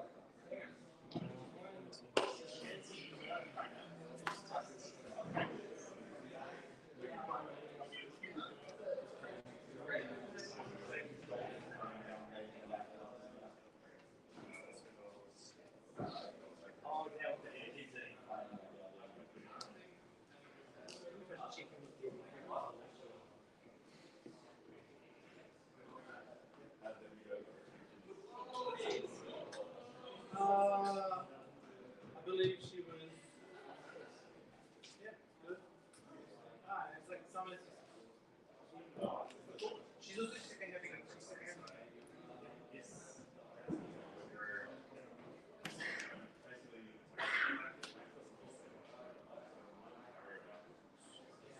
We're just all carrying.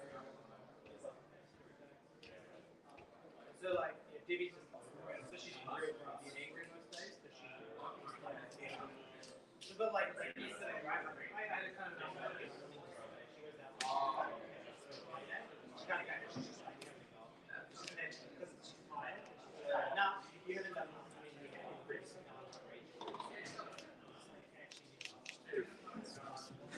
But you know that situation, you make it worse. But like, you've been essentially fine.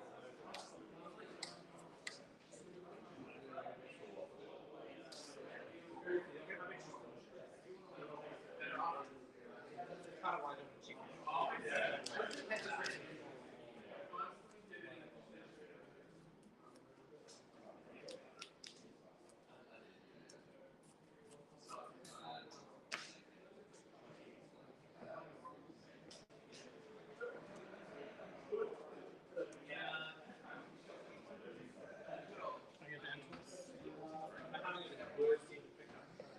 Kind of looking for.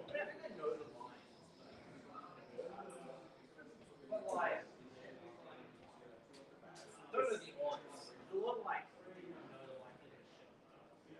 I'll play a different play before that. That's the other one.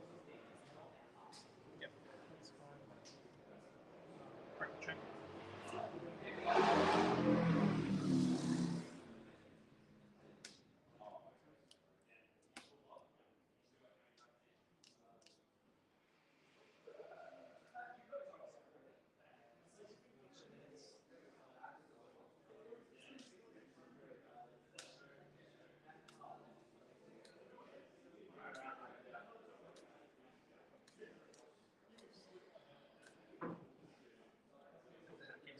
That's fine.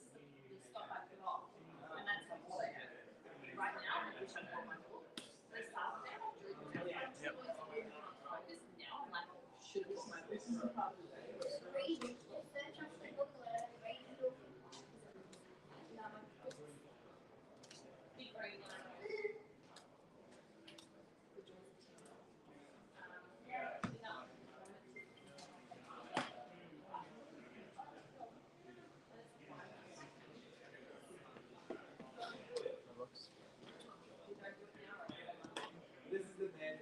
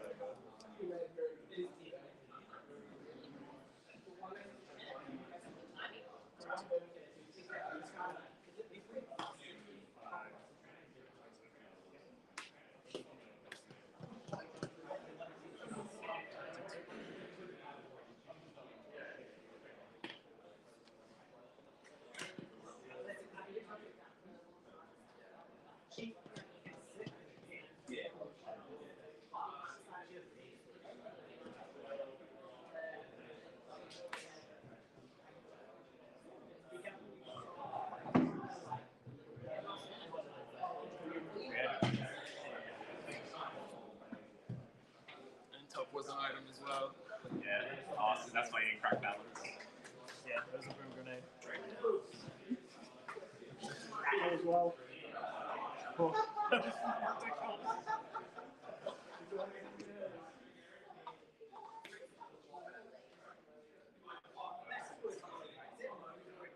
saw you play that ancestral with the 100 wins. I feel like this is the turn. And like when he gives the gloves on before I have to transcend it, like just okay, cool, I gain like I don't even know how much value it was. I gained a lot of value there. Not that you know, like My idea was like, he has to play bonds afterwards. Like, surely he has to play bonds afterwards. I mean, either way, it's like, if you don't block with the gloves there, he can just play the bonds on that one. And you can arguably wait for the bonds because once I've played the bonds, I'm committed to the chain because I have to, like, to play that card, I need to keep on the chain. So you could wait one more, or you lose one here, and you know that I've got a cheat, so you know you're not going to get blown out by that exact situation. But it's so like you gain 2 value and it's like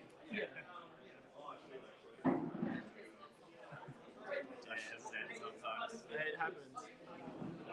Just dash sometimes as well. Sometimes you have items. Sometimes you have items in your hand and items.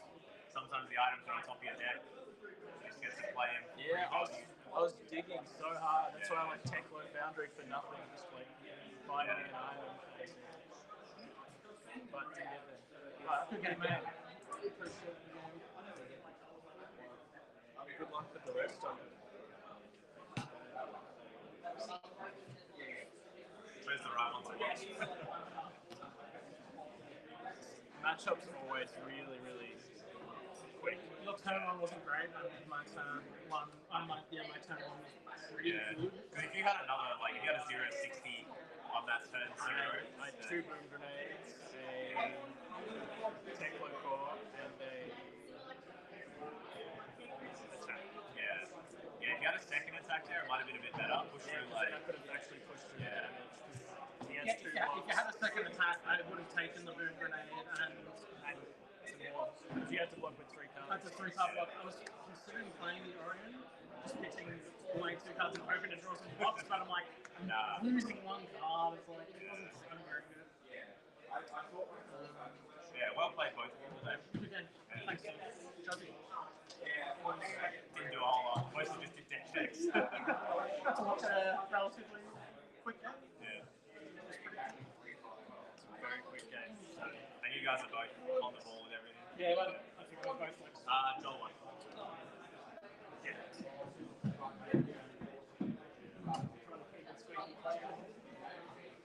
Like, I don't think you could have done much. Other than the free image, like, I don't even think it's wrong what you did. It's just, in hindsight, like, you look back and you're like, oh, I could have played around it. Yeah.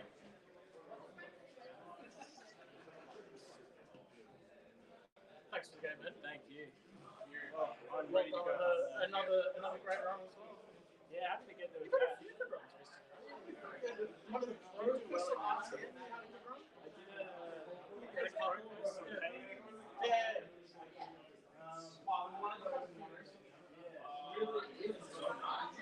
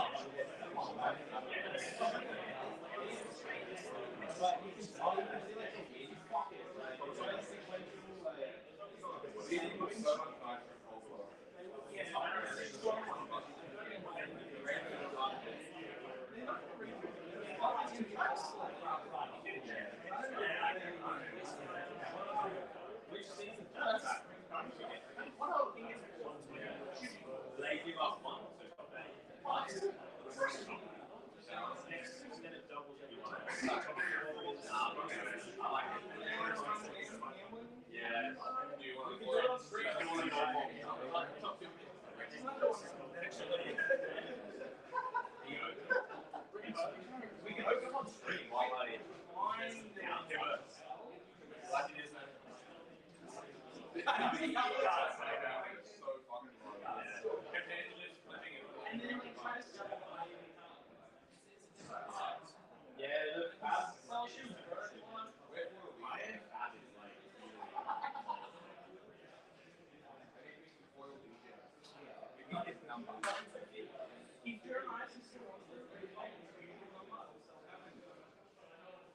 we get him tomorrow or do we get him today?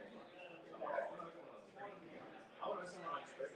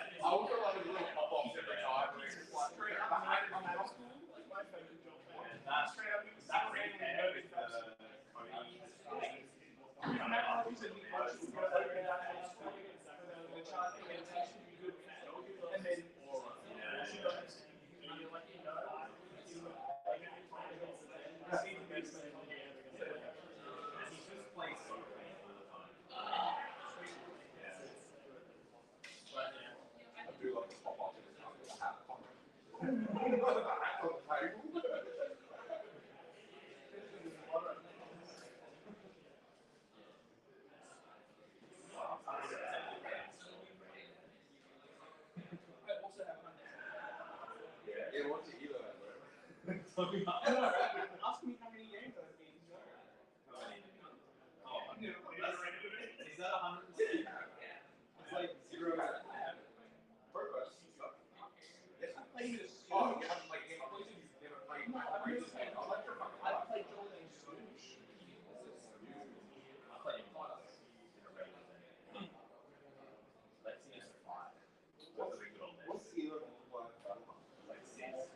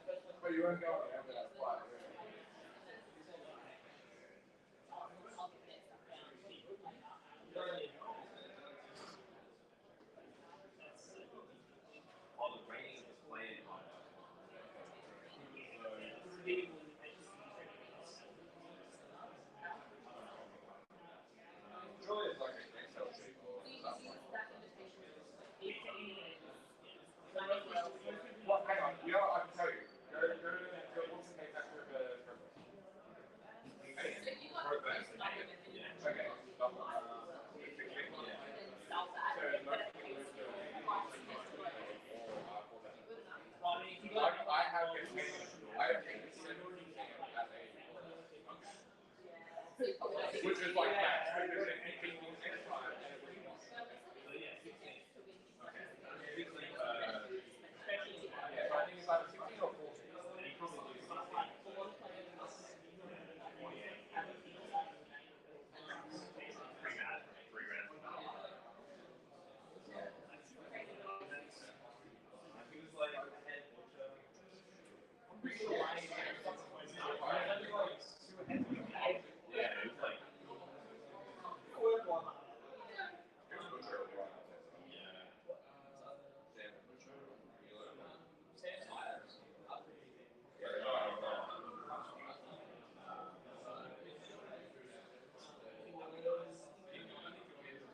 Yeah, 1921, which was more like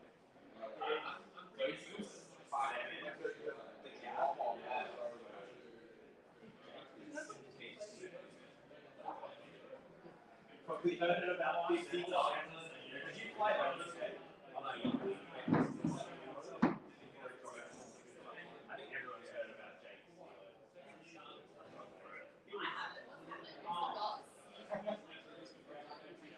Yeah, he won, he came top 64. No, yeah. Yeah, he came 64 for his elo just went like sky high. So, okay, I'll show you. It's like the number. Yeah. So, so like Sat is exactly like 3,000. So Sat plays against Nick, then Angry. So like this is an yeah. Yeah, so they're like two of the best things. They would either go up 8 or they go down, up or down.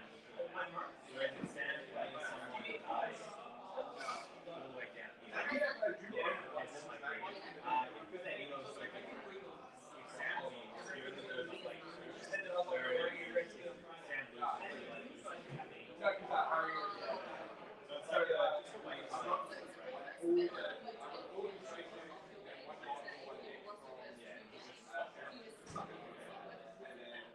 because Sam is so high, he wants so much. And it doesn't gain enough to win it back.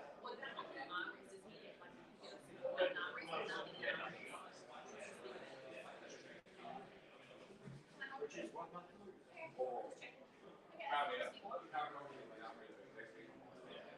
Exactly. Anything you get out for an upgrade. Yeah, so you get XP. So it used to hold something like that, but now they're like working on something for it, but yeah. Yeah, so I'm like, I'm 7. But Elon like 7.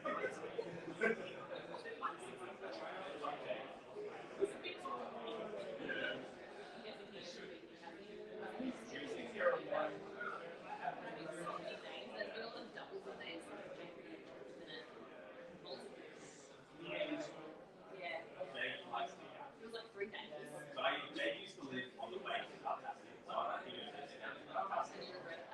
Yeah.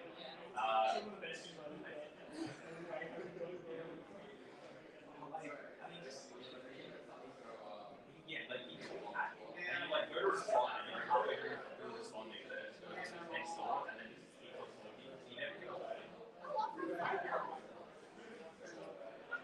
Drive the ship. No, there's no way that's hard.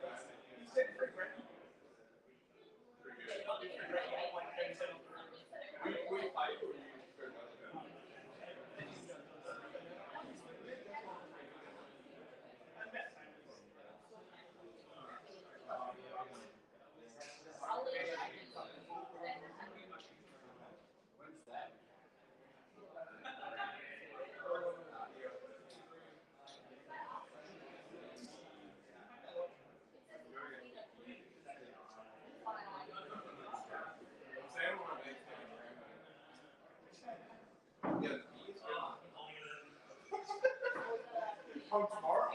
Ooh, what kid? For a rack. You're what's that, right? Yeah, John one. Yeah.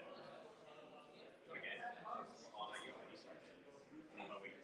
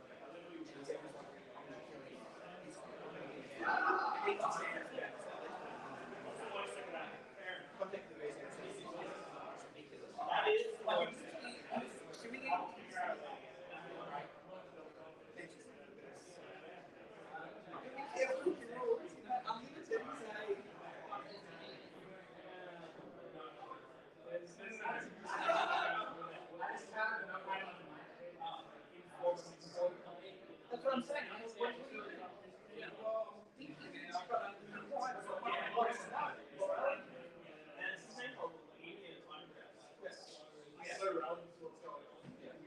I mean, you could, suppose in a normal game, you could say, well, in a normal game, you'd expect this many turns, and I don't think some might be longer, some might be shorter, but 15 minutes per turn is probably too long. But when it's a limited time, very good conversation. Why do you think they make it? Why do you extend the time? I imagine it's because you hear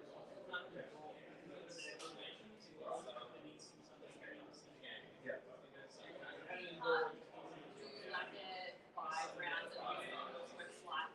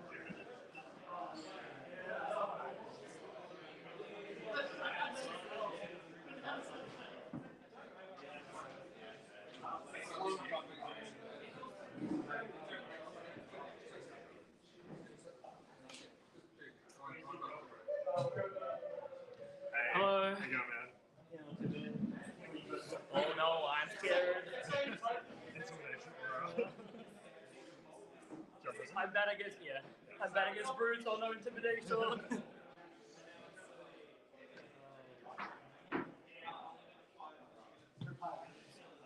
gonna give this map doesn't need the instructions. You never know.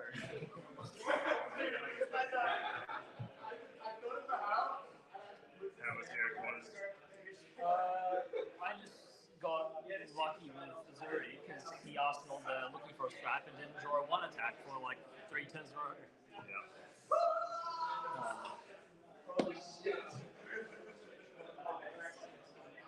So I just had the aggro the whole time. Alright, what are we cooking? Just cooking. Alright,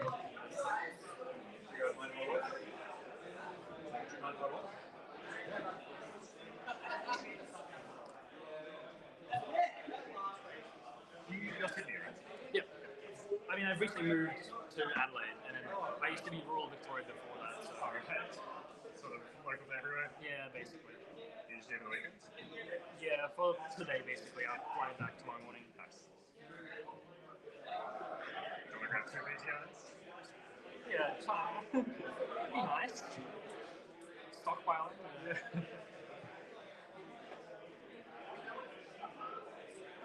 Sleeves are so stupid. I bought them this morning. Other sleeves for that. And they're just stretching and splitting. I found the quality of the dual mats is really nice. The problem is, if you have one box of sleeves, they can never go with another box of sleeves.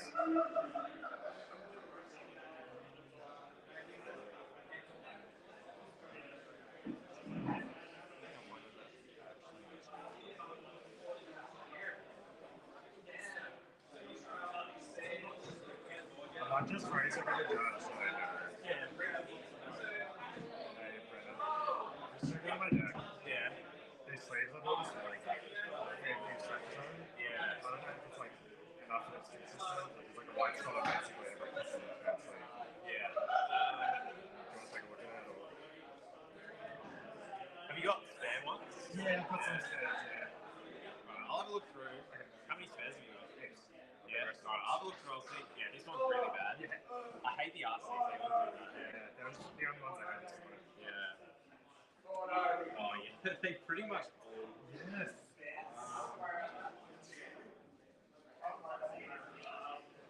Stream goes to watch the re-sleeving. Yeah, good. I mean, we got enough people here that we can like smash it out. Smash it out. Do you want me to step away? I don't know, you work out what's in my Zen deck. I'm playing bonds. Shit. Shit, the Zen's playing cards. Yeah, some of these are really How did you get that card into your Zen deck? It's like fully coming up. I saw one that just had like a 1 to it. You'll see.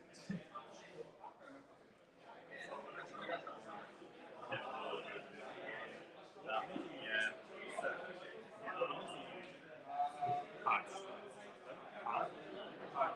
But the scratches are on like the middle of the sleeve. Yeah. Like it's like, look at this. This might be a head judge call as well. Okay. Jackson?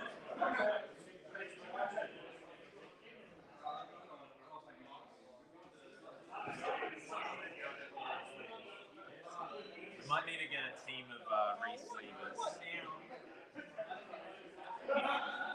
Stop being Hey, I pointed them out. Look at these. Oh. Yeah. Wow. Yeah. Half of them have like a white mark or something. Yeah, I think that's it. I haven't memorized the patterns yet. I'll start. You'll start now. Yeah, there's too many. I don't think you have enough spare sleeve. I mean, even that's a spare sleeve and it's got the like straight out of the box. Dragon Shield, baby.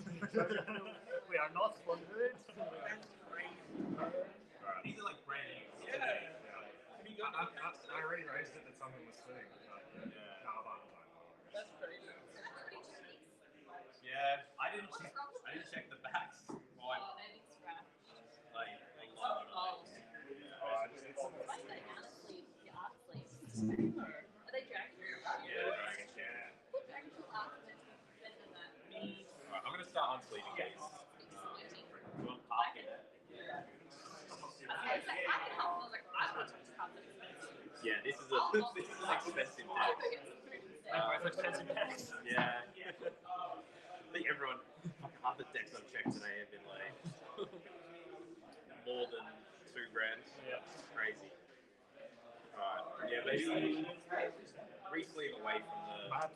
run away. Yes.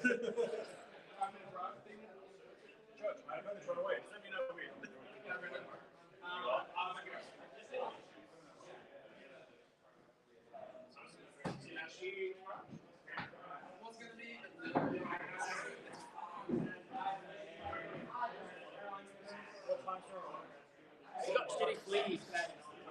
He's got shitty sleeves, so we have to re-sleeve this all day. The game's not over yet. We haven't started. Let me know if you're coming tomorrow, and then let me know about Thursday. Let me know about Thursday. We can do it.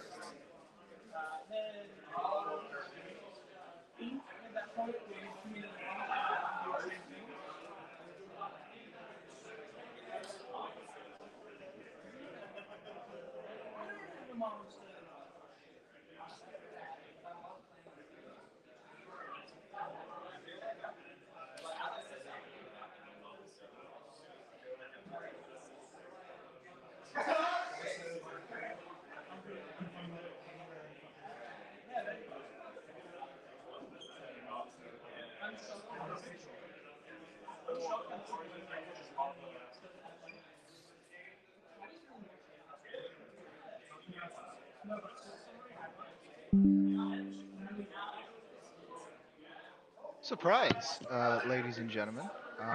This is Matt Bramwood. I've made it home from my day at work, and looks like I've come home to a pretty banger matchup. It looks like we're going to be seeing Zen versus Prism. Zen, obviously an incredibly powerful deck, something that we all sort of expect to see a lot of, but Prism, another deck that, raw numbers, playing into a deck that doesn't have many ways of interacting with Phantasm, it seems like a really strong option to be bringing in, and obviously in the top 8 here, something that we're definitely looking forward to. Players jockeying here. Hello, everyone.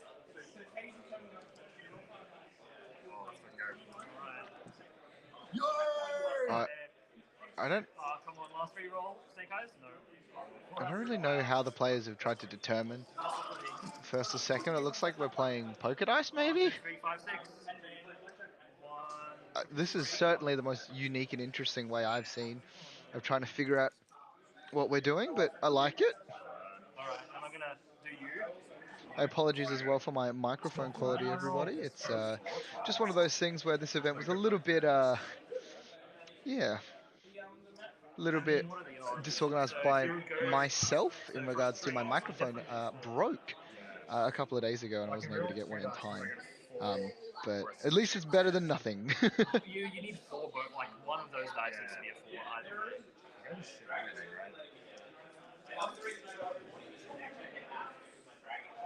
I don't really know what's going on. Maybe this is how they do it in Victoria, but also using casino dice, which don't really roll particularly well in that regard, so if someone in chat could maybe explain to me what's happening here. I'll see what I have to beat. This honestly seems more complicated than the actual matchup we're about to witness, being Prism versus Zen. I think I'm going to almost do you, but I'm going to keep the 6. Yeah. Okay. 2 and 6? Yeah. That was the match, right? Don't know if you guys caught that with the player saying that was the match, right? Yu-Gi-Oh tournament under the desk. Issue with decks with a marked sleeve, gotcha. 6:30 a.m. How's the day been, everybody? I've heard we've had some pretty wild matches, which is exactly what we want for an event like this. Everyone's super hype after I found Battle one Hard. for the first Sorry, one, the Pro and the Tour. second one does not play like that, but I already have the cards and they look pretty I similar. mean, that's probably a really good way to chew through a bunch of your round time. Are Doing you that going to be dice. Zen forever, or just a... Probably winning legendary. 5 minutes. Yeah, true. Players just discussing amongst themselves. Are Yeah, you going to be in this deck we just had our forever, or games. says probably not Triple going out of to one, turn 1. get a living legend Triple out soon. of one, turn 1. That's what Five of Kind is, basically. Now, a lot of my slaves are marked, so they're just re-slaving. Yeah. Taking a bit of time talking amongst themselves. I hope we've all had a fantastic day thus far. Yeah, just let me know what games have I missed. I did see a little bit of the initial one, which is good. Seems like there's some really interesting stuff. Like I got the palms off ones, and the palms off ones, they're like Alan keeps saying, "Who wrote sleeve?" And then you get rid of intoxicating shots and put scalp for a free. I don't think that's the play. That's interesting. He's caused me to hear. I banished this whole deck. It's not even there. Just gonna let the players talk amongst themselves while we sort of get underway.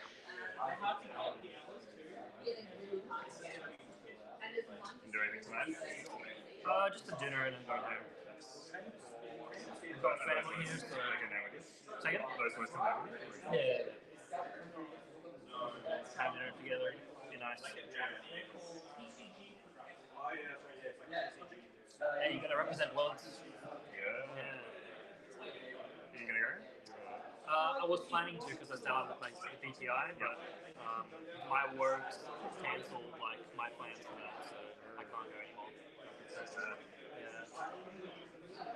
Players talking about the next major event that we're going to be happening. Obviously, there's a few things coming at a local level. We have Skirmish that'll be soon, followed then by a Pro Quest when Rosetta comes out. But more excited then, we're going to have the World Championships in Osaka, and that's going to be incredible. I will be watching that with bated breath myself, and I hope you guys enjoy it when you do watch it. I'll be there with you. I'm gonna fit it on my sleeves. The deck.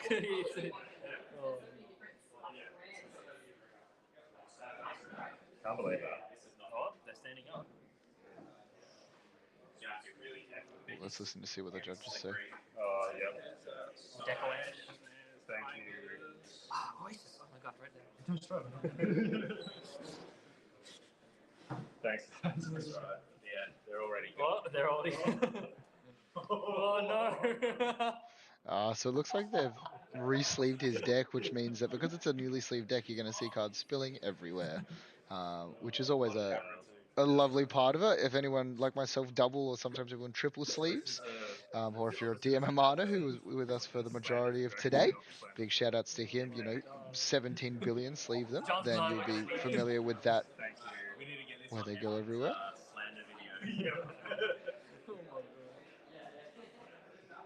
Battle Hunt Slander. There's material, there's that Betsy folder. Checking to DG as well. Remember, everyone's DG. We could have got Betsy Mirror on stream. Yeah. Betsy Mirror? Yeah, but he lost. If he won, then there'd be an argument for it. Damn. Keep the Betsy on until he loses. But... Well, the Betsy, like the binder, got onto Japanese Twitter. Yeah. So clearly, people like Betsy. Betsy Sakos. Interesting. Yeah, I've heard a little bit about there being Betsy today. What's Lots of people very happy with it in the. what's that been all about? I feel like I'm a little bit out of the meta. I will keep my eye on that. If anything slips off, I'll try and intervene and. We need to get like some sort of like towers on either side. To stop them sliding. I was keeping the deck box.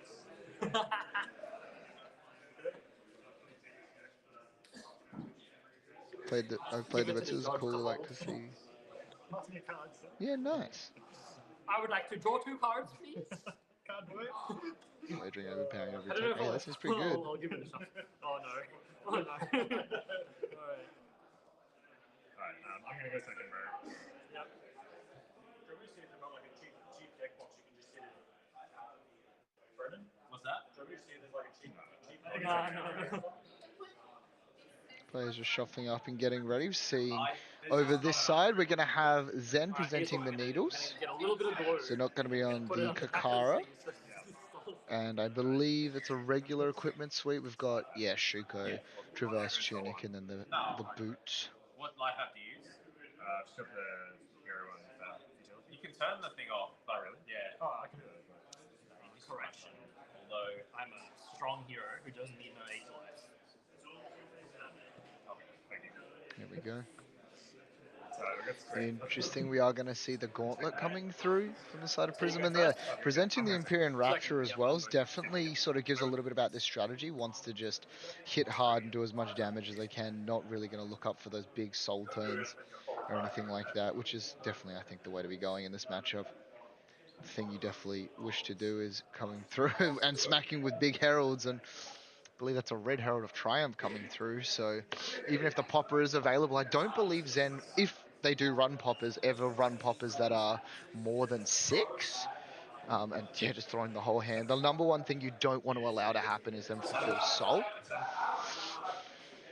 And then it's going to be the Herald of Protection. And the important thing, while this doesn't have go again, is going to be able to go and fetch the first angel, or the first figment, and then convert it into angel if they would like.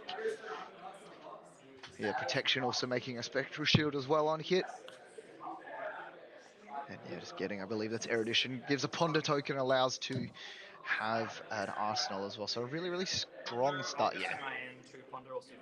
Really strong start here. Coming through from Prism. Almost equalizing the life total. And an interesting note is that Zen did keep a card in hand. Didn't block, didn't preserve the life total. So a little bit more interestingly, could be that Bonds. Now that there's less of them, but no, as you can see, it looks like it's a Marble Traverse card there. So had a non-block available in hand and passing it back over. Zen likely chose to go second because, again, you want to steal that tempo, but Prisma deck doesn't really mind because the amount of damage they're going to be able to just output consistently is always a scary sort of sight to be around.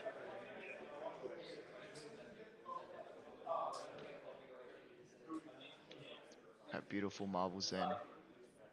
The marbles in the set were just all stunning. I'm so glad that they've moved the marbles to being of the heroes, which is great.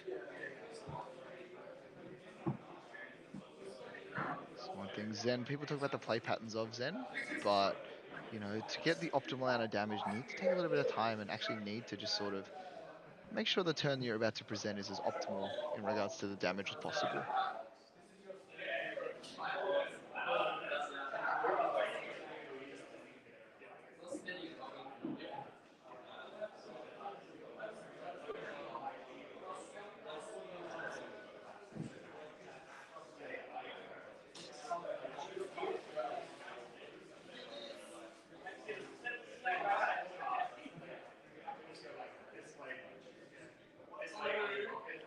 These rounds being on time means you can just take as much time as you need going through.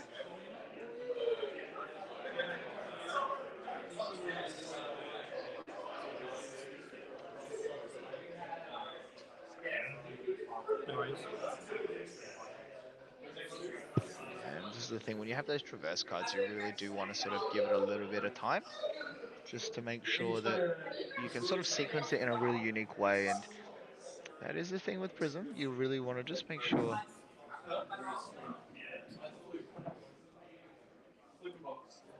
Pitching, one of the few bonds available left.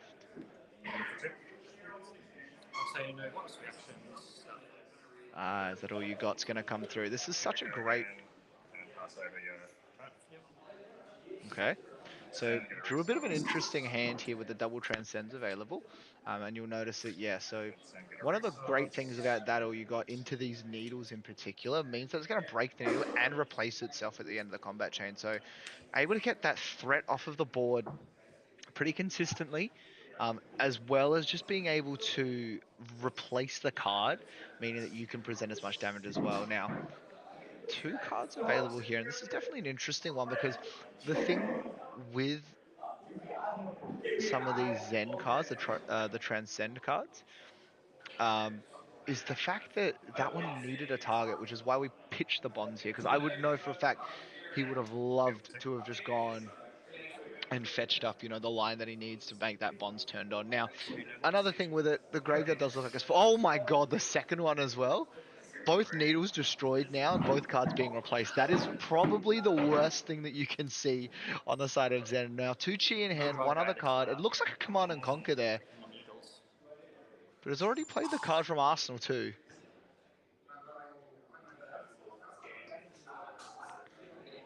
Ooh.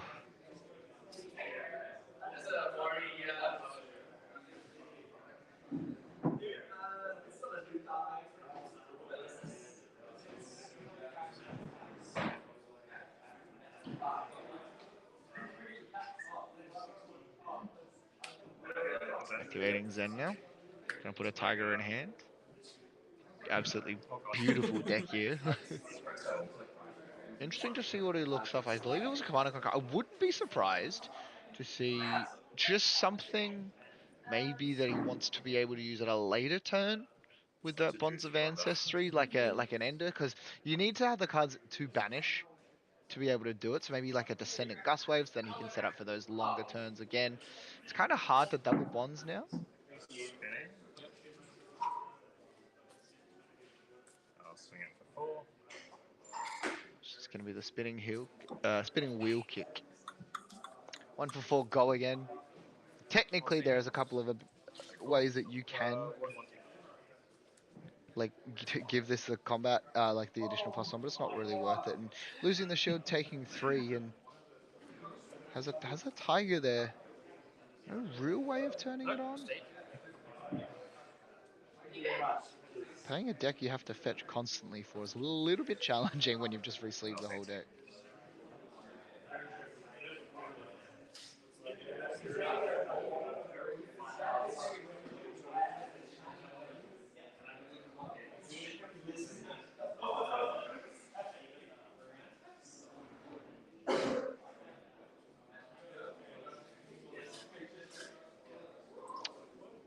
Command and Conquer here, only really presenting damage. We are going to block with a Blue Herald, taking 3 damage.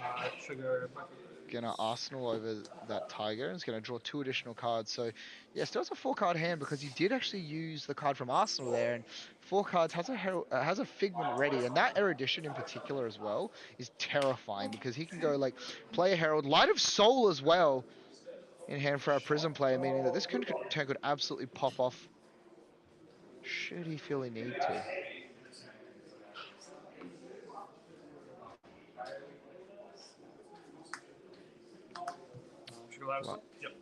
Light of Soul will trigger. Ooh, hits one of the blue auras there. A little bit unlucky, but even still, Pierce Reality on top, not a bad deal.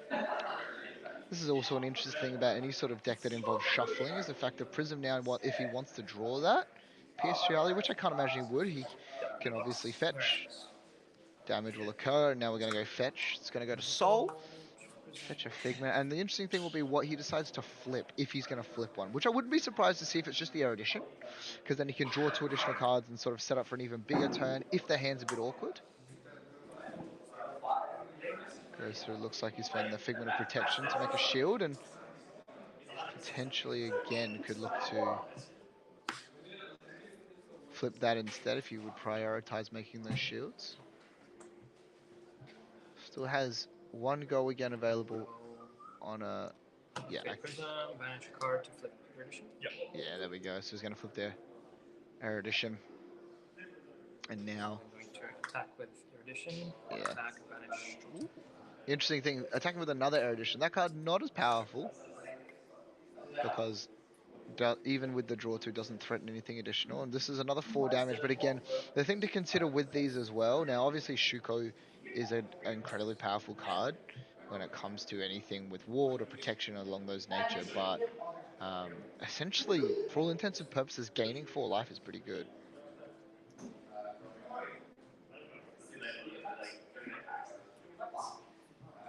It's a bit of a challenging one as well, because yeah, it does appear to be a couple of Transcend cards again in the hand of Zen.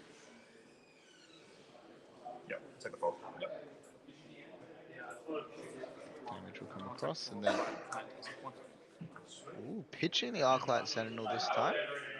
doesn't prioritize it, which is always interesting, right? Like Arclight Sentinel, unless that's a second one, of course, but when you've got the Spectral Shield and that sort of thing, having the Arclight Sentinel can protect that Herald. And, you know, like, if you're able to double blue Arclight Sentinel from Arsenal and then swing the Herald of Erudition, particularly if this hits, it means you can then draw those cards back up. And that's when you start to get into that moment of, like, Arclight Sentinel locking. Now, the Prism ability to flip the Figment is a once per turn, but grabbing the War here. So probably doesn't actually have it sided in, potentially. I mean, I don't think you ever side out your Figments, but doesn't really want to look to Arclight Sentinel because, like, Arclight Sentinel lock the Zen. Because, I mean, Rebirth here would sort of indicate that to me, and I don't actually know what you do as Zen versus an Arclight Sentinel lock. I mean, if it has, particularly with Erudition, it's something that's terrifying, and card nicely remaining plenty of stuff on the board here for our Prism player. And the life total, not only like the actual life total, but also remember 4 additional life on top of this.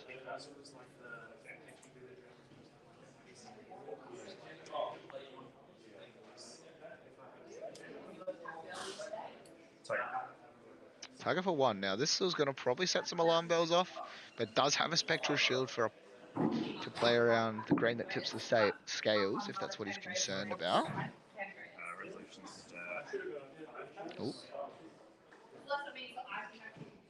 So you heard the phrase "in resolution." Yeah. That's a little tip that you can use as well for those of you who play any of the heroes with Transcend. If you have a card like Grain that tips the scales, where as you, like one of the 2 Transcend cards in your hand on your opponent's turn, you can actually give their attack +1 in resolution. So after the damage has occurred, but while it is still considered an attack on the combat chain, you can give +1 using Grain. And it means you don't actually take that extra point of damage. It's obviously not the optimal play because Command and Conquering and then graining it for 1 over the top is definitely more backbreaking, but is an option if that's something you're concerned about. There you go, Rising Sun, Setting Moon, in my opinion, probably the prettiest of all of them. That card is stunning.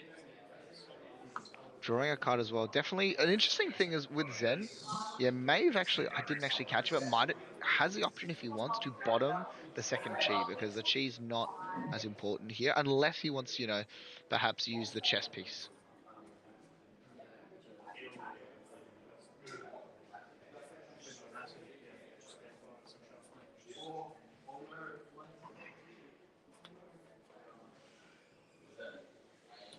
Chase for 4 go again. 4 go again getting presented here. Now, as the Prism, you sort of have to determine what... Yeah, so no blocks here. Just going to use the Erudition to eat it. I guess the thing with it, right, is that, like, obviously being able to draw 2 cards every turn is good, but not like original Prism, for example, with Luminaris, where you could just, like, keep going wide on those 2 draws. So, you know, Zen's using cards to actually clear it. And this is a really smart heads-up play because he knows he's got the Chi in hand. So the Shuka will be turned on because of that initial Crouching Tiger. Chest the tail. Hit doesn't actually hit or anything like that, but Chest the tail doesn't really care. It just cares about if the next one is the Tiger. Yeah, it's going to be the aspect of Tiger Body coming up here as well. So going to be a lot of Tigers here. No Art of War, but it does look like another Chaser Tailwind in hand as well. Chaser Tail, not Tailwind, sorry.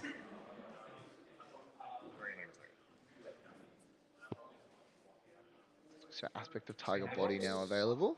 Yep. 1, take 2. Yep. Taking 2. Lay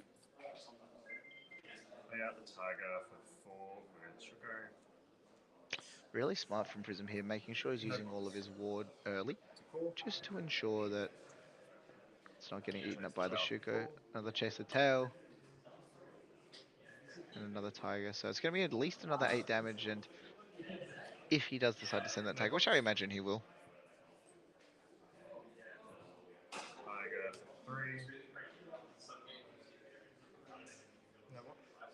And yeah, you can consider blocking here if you'd like. Has a Chi left in hand. This is the really sort of awkward part of this turn here, which is the fact that, like, and sometimes why it's almost better to bottom that Chi, Because he obviously can't park the Chi in Arsenal, but has nothing really to do with it unless he's contemplating whether or not he wants to break his 12 petal Kasaya to make that Zen State token. Now, Zen State's definitely a powerful piece when it comes to nullifying damage here. But it's one of these things where, like, off the double transcend, he's seen 4 of his transcend cards already, so it's unlikely he's actually going to have the... Yeah, unlikely he's actually going to see any more to gain, like, the huge value off of it, so he's just going to opt to make a Zen State here. Which does feel kind of bad in the sense of, like, he didn't get to block with it, but at least he's not sort of IP penaltying himself with it. Particularly when you consider you have to block. It does look like an Art of War was drawn, but... Yeah, so 8 here will be reduced to 7 because of the Zen State. Art of War in hand. The problem is, can you survive this turn? The thing if I'm Zen in this situation, the thing I am most scared of in this position, potentially, is that Arclight Sentinel lock. And that could also be why... Goes to 10. Fetch. So it's going to... I mean, like, plenty of damage can be presented here, and gaining a little bit more life on the Prism side. Don't know the resource availability and anything like that, but again, we don't know what that Arsenal card is either.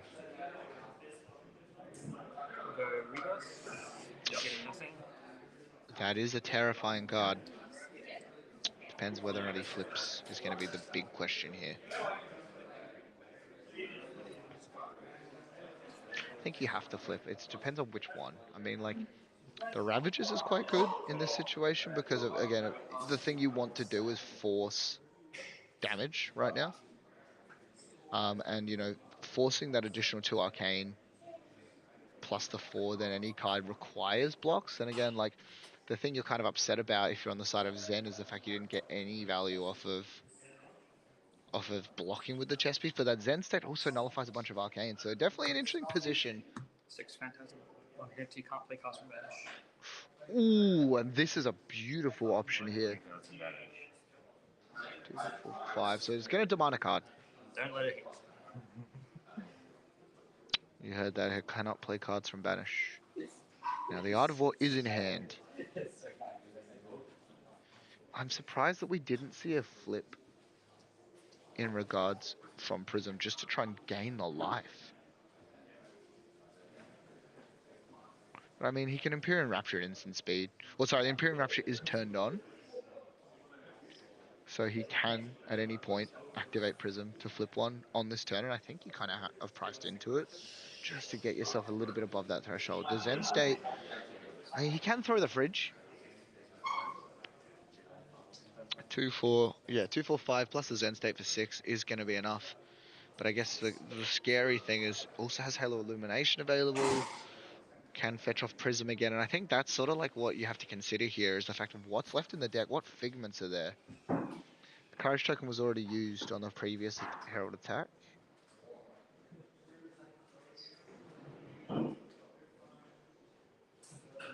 So you know for a fact that you can't pop this because Triumph will come down instantly. Definitely interesting thing as well on the Prism deck is Figment of Judgment. So Figment of Judgment can be flashed out using Halo of Illumination at instant speed, which then can turn a card face down in Banish. So if you are, you know, activating Zen, you kind of need to play the card that you banish off of Zen instantly, because otherwise priority is just going to break it, gain some life with ward, and turn the card you fetch for face down, because Zen does banish the card. It doesn't put it in hand or anything like that. It's very similar to Katsu in that aspect.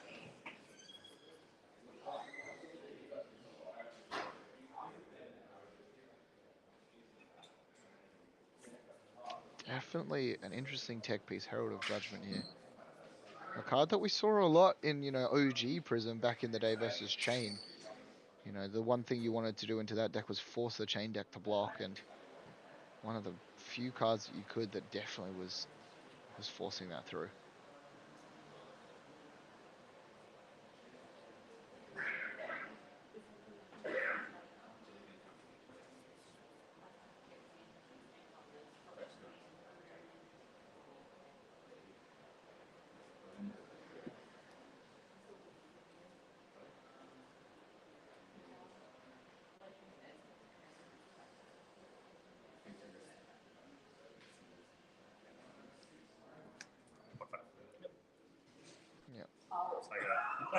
So we'll fetch the Chi and the Tiger as well here. I believe this is the semi-finals.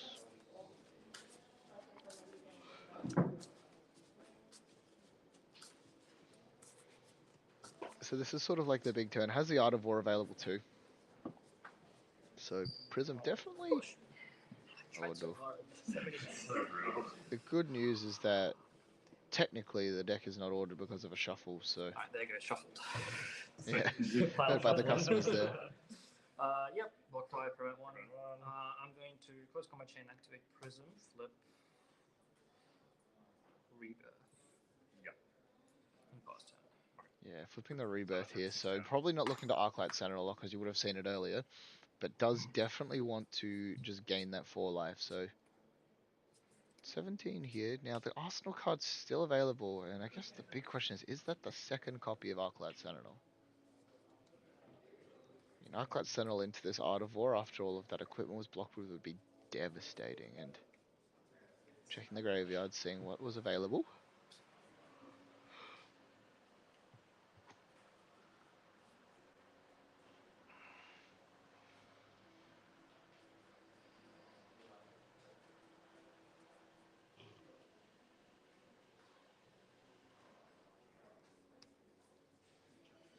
Do love the Zen board state after, you know, all of those equipment blocks of nothing. It's just Zen, no weapon or anything. Levels, full priority, and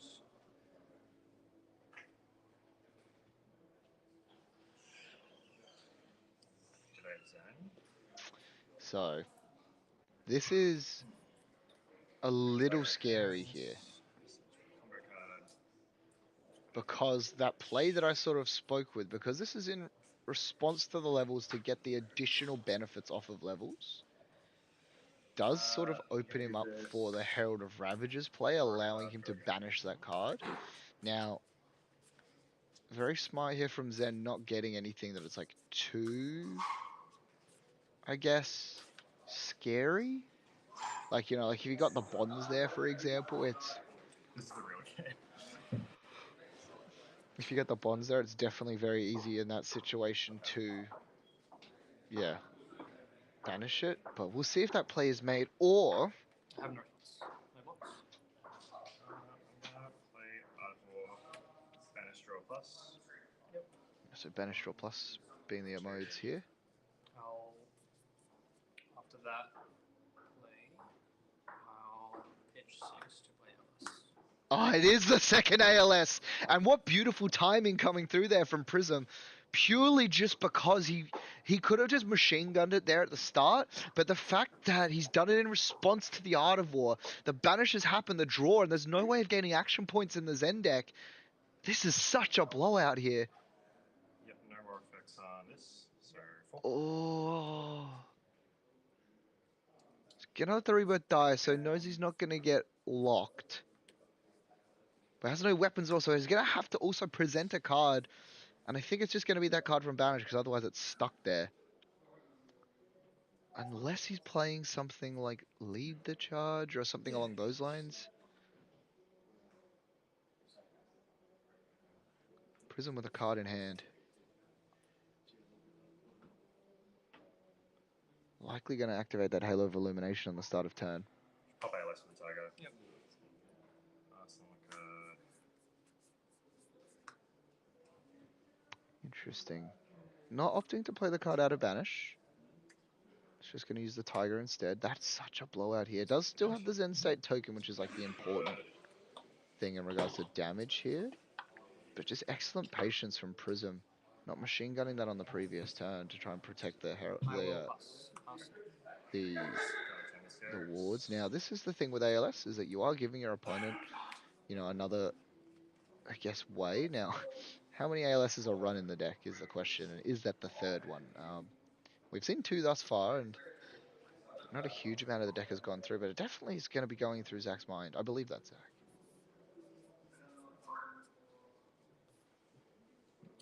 Right. 100 wins for 3. The life lead's still in Prism's favor, and probably understands that they have to have to block a little bit here. I'll say no books. Cool. Take right.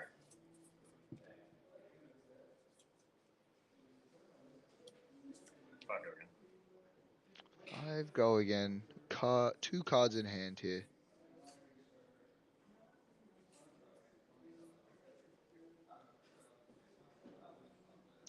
This is Soul Shield will come through. Now the timing on this is always very interesting when it comes to the Soul Shield. Not really going to break the chain. Ooh, Command and Conquer coming out.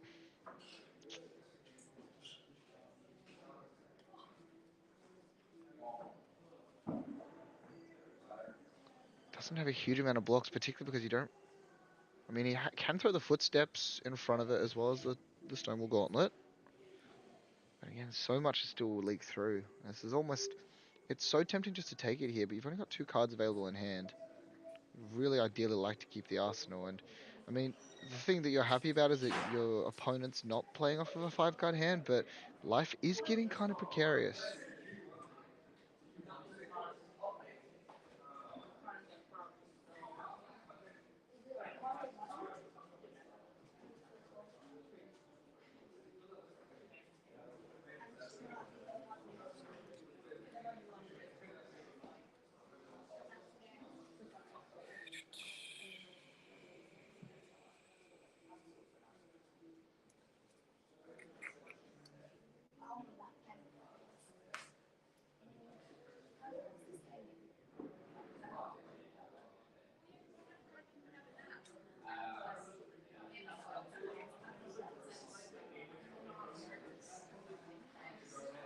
I guess the question is, what is that arsenal card? Is it worth protecting?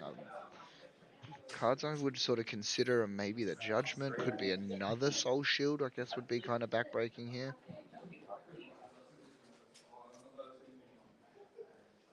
I doubt that you're not going to play the Soul Shield from Arsenal first. Just to play around the Command and Conquer.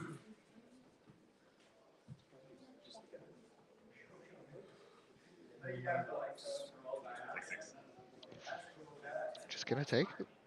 Card in the Arsenal, just a Herald. Fortuned Herald, one of the most efficient attacks in the deck. Kept a couple of cards though, and a couple might be all he needs. One needs to be yellow, but you know, if this is one of these terrifying on-hit attacks. Ooh, activating the Halo. Charging, draw a card. For free because of Rapture, Banish. I believe that card should go into Soul. Oh no, that was the Halo, sorry. Banish. Ah, interesting. So he's going to use the protection here. It's not much damage, but he's going to be able to essentially, for all intents and purposes, gain 6 life. Go to 6. No Zen set available. Only 4 cards as well. And this is one thing with Zen. You know, the deck in itself is relatively consistent, but without needles or anything, you might end up with some dead cards. I wouldn't be surprised to potentially see a block or just try and push the pedal to the metal. Now, Stonewall Gauntlet's definitely going to cause some problems as well. Quite possibly. Only 1 Bonds. Is that a second Bonds in hand? Sense of the second Bond we've seen this game.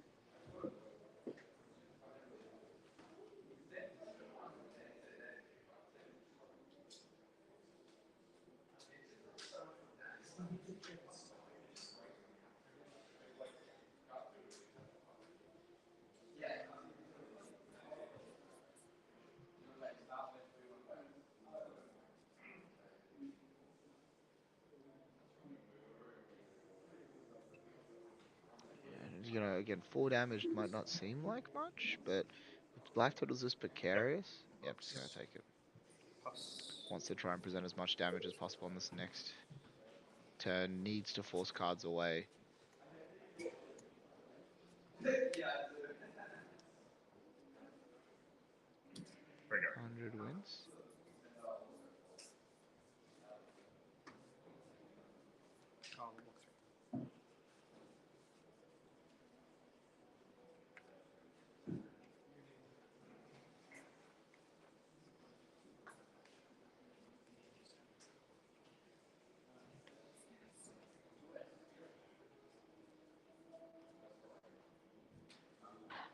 Blocks coming out, and again, wanting to protect this Herald of Protection as much as possible here, you know. Can afford to block with some cards and then just swing and slowly gain that life, because the Shuka was committed to try and keep safe from that Judgment. So, essentially gaining life every time now. And it is just gaining life. I don't believe the Zen deck runs any, like, cards that specifically say it breaks through ward.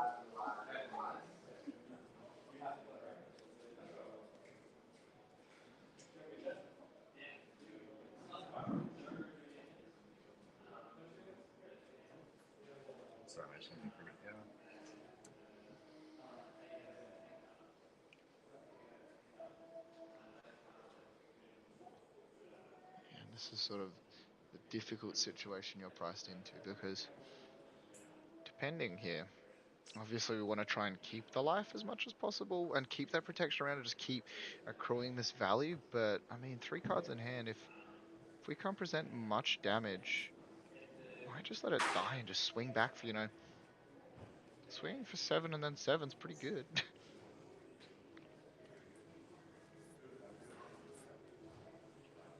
Has the bonds, so might try, it's hard to even like try and set up a bonds turn without the Descendant available, because you kind of can't rely on playing big hands at this point of the game. Plus your opponent has so much equipment available too. Coming in for 6, card in hand, wants to try and just sort of play the turn as best possible, but again, this is sort of the scary bit here. You know, two 3 blocks and then a pitch, you're just gaining life. I would not be surprised to see the Angel die. And with these 3 cards, just swing 2 Heralds.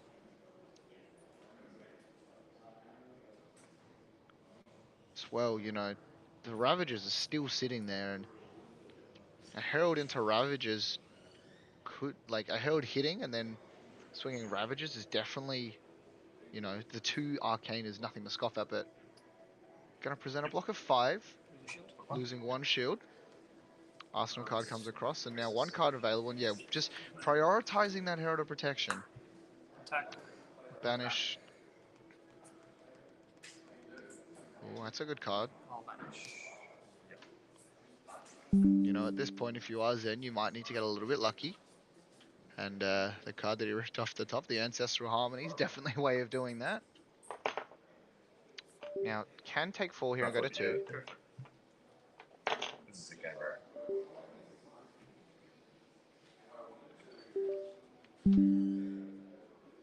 And again, it's one of these situations where, you know, your opponent's essentially at 11, going to 2. If you can't kill them, what can you do? Try not to avalanche it. Good luck.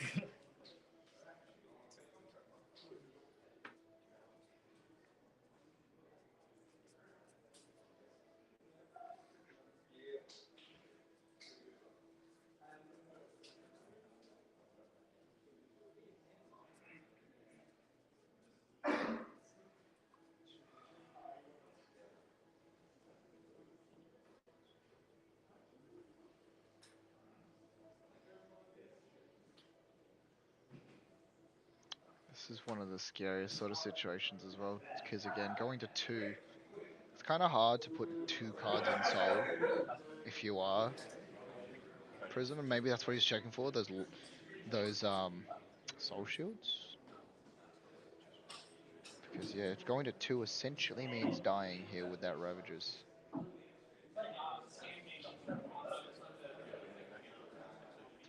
Because you have to remember as well is that you can, as Prism, you know, assuming you have something in Soul, you can pay to flip it. You don't have to hit.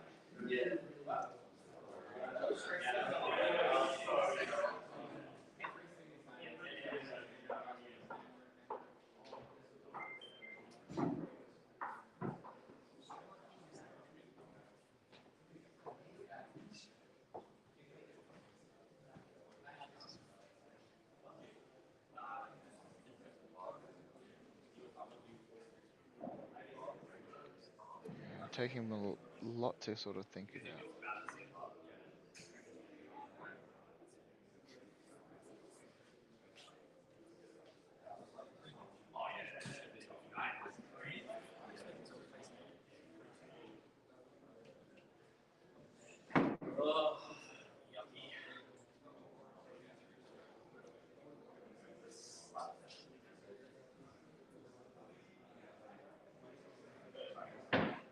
Taking time.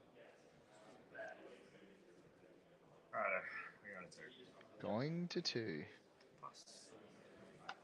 And this is sort of the scary bit now, is that you have to kill them. Because if they at any point can flip... I mean, yeah, it is one of these things... Ooh, that's not so good. 2-2 blocks. Reveal. This round's on me. So it does get the pump, which will help burn through some of these shields, but does not get the card to replace itself. And once again, you know, look at all this equipment still. Now, 2 of those pieces of equipment have to be pitched into, but definitely better than nothing. But did draw 2 auras on the side of Prism here that block for 2, which makes this a little bit difficult.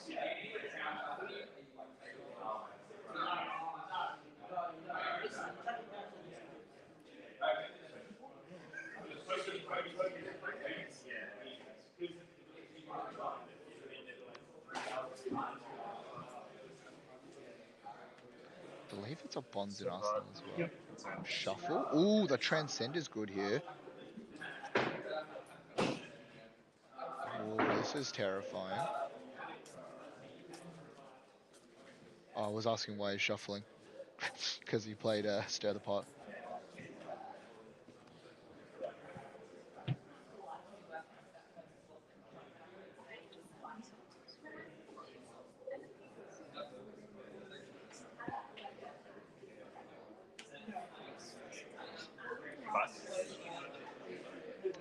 Interesting. Just gonna use the chi to swing with. So this is 5 go again because the Ancestral Harmony.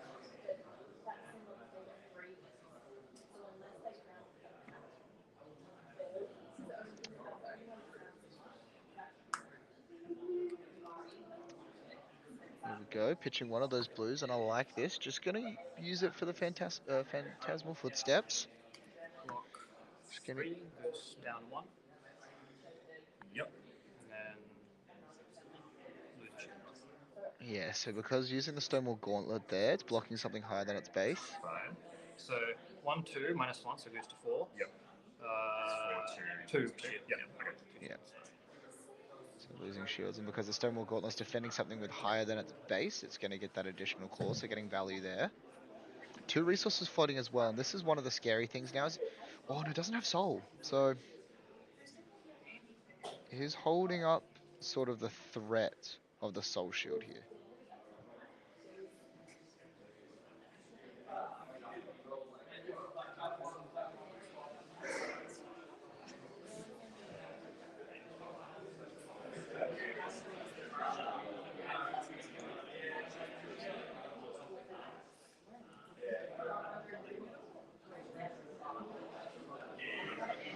Interesting thing about Phantasmal Footsteps, one of the benefits is being able to block multiple times with only paying it once, but is there not a tech known for breaking the combat chains?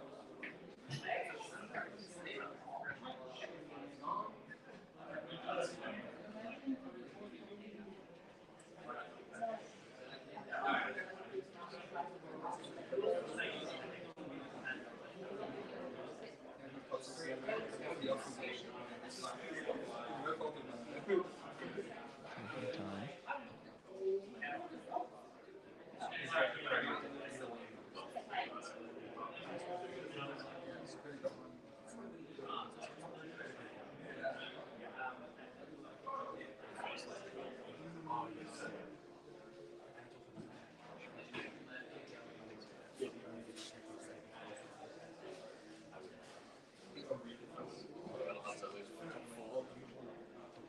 What was that?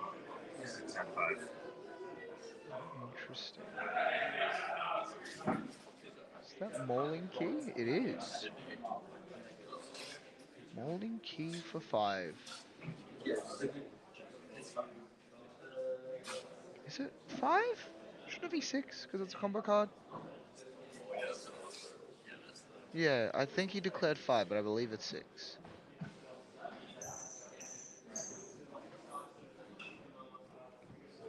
Closing the combat chain, I don't believe would have done anything here because... Oh, yeah, no, I see what you mean. Yeah, the Stonewall Gauntlet gets things get -1.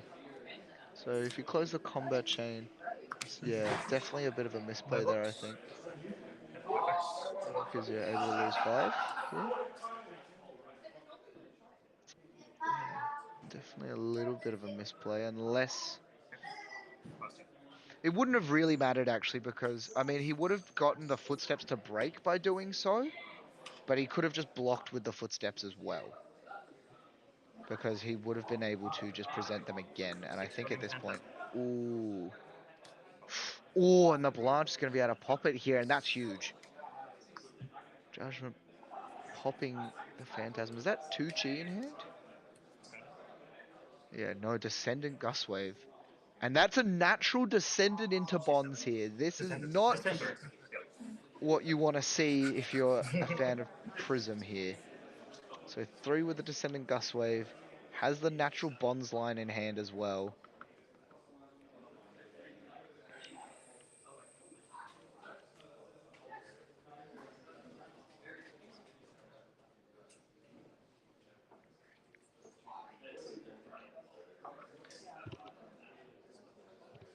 Plenty of options there as well. 4 things to fetch. Probably just any 0 for 4 does it.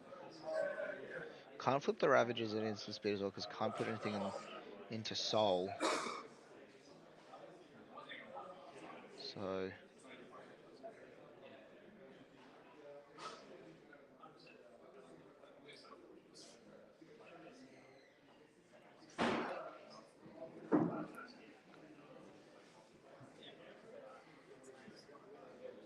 The thing you gotta be scared of in this instance. Just gonna activate the footsteps.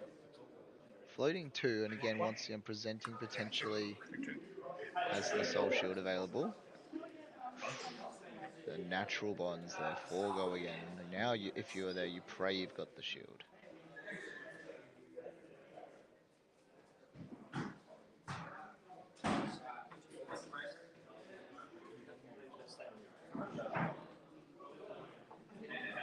I'm not sure what he banished there, I didn't see.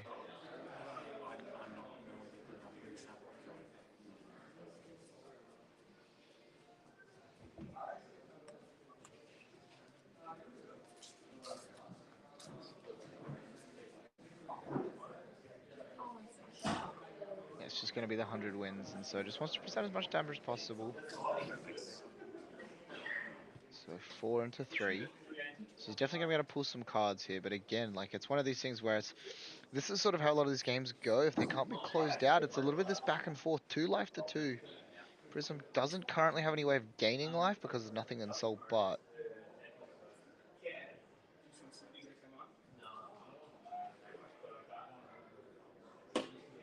Taking the time here. Oh, that does have the Soul Shield. 3 coming in.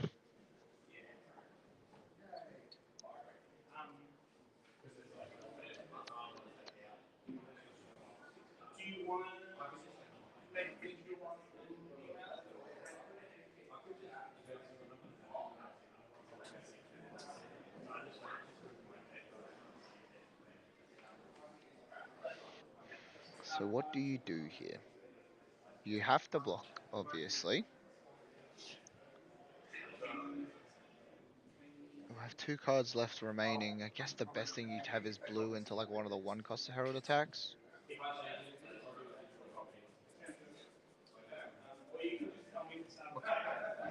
Yeah, blocks with the War Tune, and that's one of the ones you have, but card in Arsenal, card in hand, and does have something in Soul now to be able to flip that Ravages. Yes. Ooh, no, just gonna lay out a Pierce, and Giving Zen 4 might have been a red card in hand though.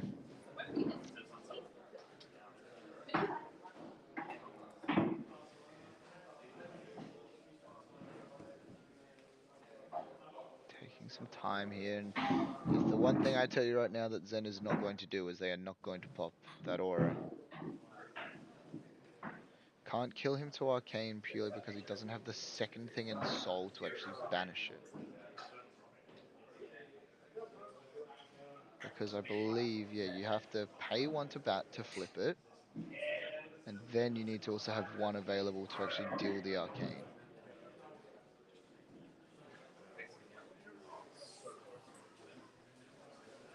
Looks like it has finally seen probably one of the last Transcend cards available, the Sacred Art, Jade Tiger Domain. Would love to play that card here, I'm sure.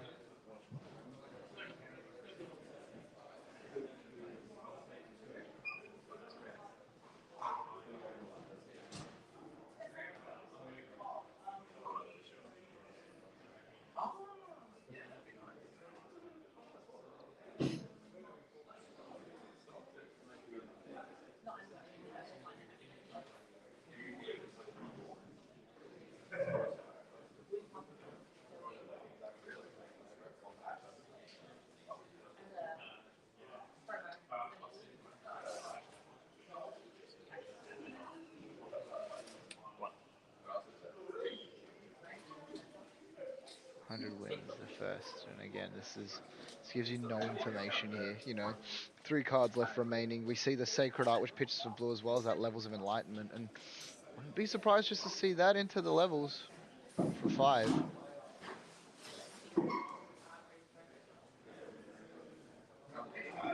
time. I'll activate Prism floating. Oh, here we go. Gonna activate the Prism. Pitching Light of Soul. Oh! Didn't hit the yellow, and I think he needed that, because if he was able to find the yellow there, any ability just to be able to attack in using that Light of Soul would have been the Arcane to kill him. So the fact that that whiffed is such a big challenge here. He's gonna block with the Phantasmal Footsteps. Potentially thinking about whether or not he's got more.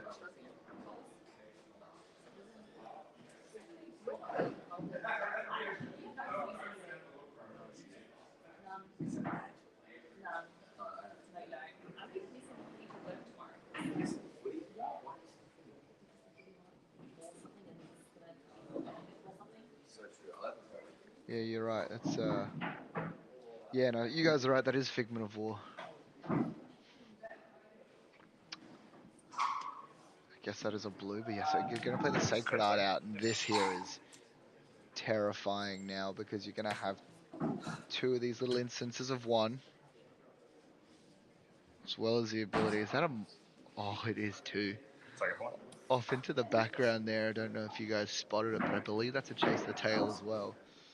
So the amount of damage being presented on this turn is going to be incredibly difficult to deal with, particularly with these little pings of 1.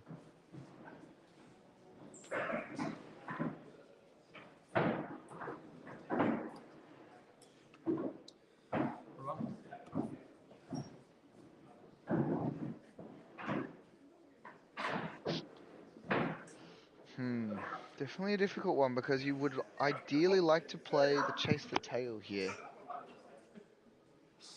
But you might want to try and swing the Tiger to try and lose value, because currently the Angel will soak up the Chase the Tail perfectly. And then, you leak a singular damage. Does still have... Yeah. Considering now, do you activate Zen and just go like... I think you do. I think perhaps here you don't even use the Chase Tail. You activate Zen to do another... If there's a red 100 wins left, to get that for 4 into then 3 Tigers for 1 is just... I don't think is able to be dealt with.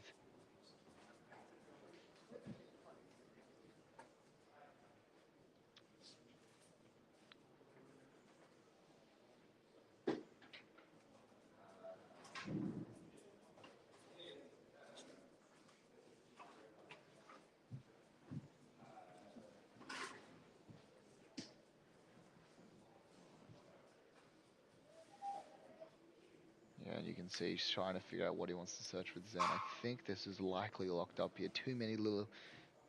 You know, you don't need Kodachis when you've got a bunch of... When you have the full zoo available. No, I'm just going to send it for one. See what the reaction is. And this is the thing. Committing the card here is very difficult. But yeah, he might... Yeah, forcing out a 3-block for a 1. Obviously, you have to do it, but it's definitely feels bad when... I guess you're sitting at 2, so regardless, you're going to be blocking something suboptimally at some point, but would love to use that Angel for its full value. And yeah, it might just activate Zen here just to make the Tiger, just to strip that 3rd card, perhaps?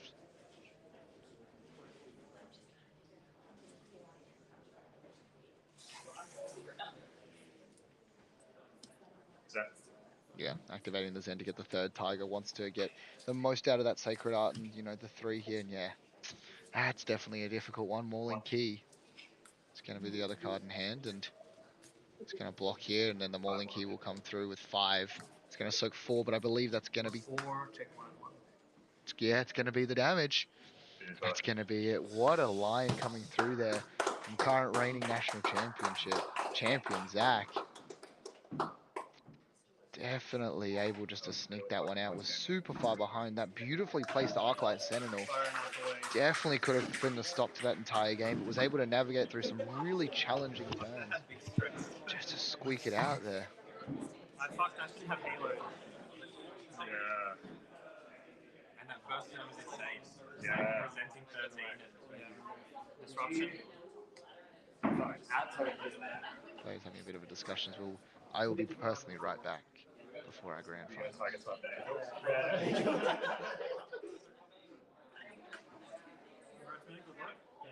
They say Tigers fly into the Angel. Yeah. Tigers like kill the ward and then you get 3 more Tigers back. If I had the yellow herald, I had that. Should have seen more Halo.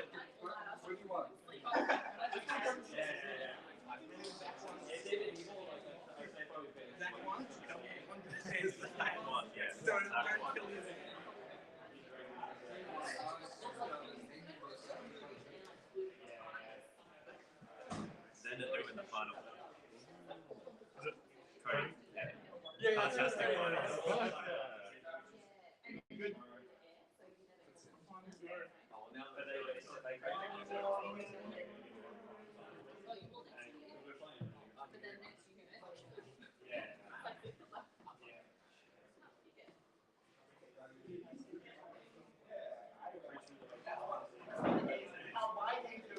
Yeah, I never saw the blanches until that one, and I was like, maybe maybe you just have the command and conquers.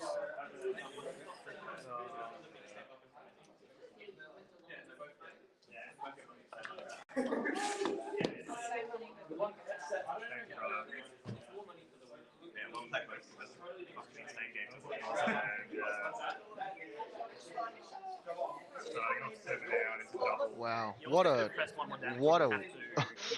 comeback from Zach there as well. You know, Prism's one of those decks that can absolutely take over a game, but yeah, definitely interesting.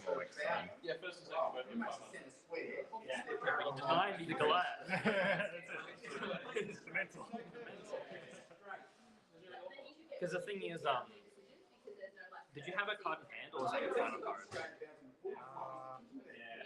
I think I was holding. Because if you had a card, you could have mind games to force me to make a misplay or not block your Yeah, and I think that's like one of you sort of hear the players talking about it too. I think one of the big things about it was the breaking of both of those needles for 0. Well, not 0 value, but like the fact that both of them were broken with that all you got is definitely one of those things where talking about if the Kakara would have been better, and I don't know. Obviously, I'm not a Zen player myself and like the nitty gritty of it, but I mean, you know, the needles pulling those out early. Imagine, you know, he had one of those later in the game where he was able to just recoup a card and send another Angel. Certainly would have got every good card left in his hand by now, but that makes sense. Oh, yeah. The sequences properly. He'll find a way. And I'm just picturing Jackson with me. Yeah. Oh my god, that's laughing.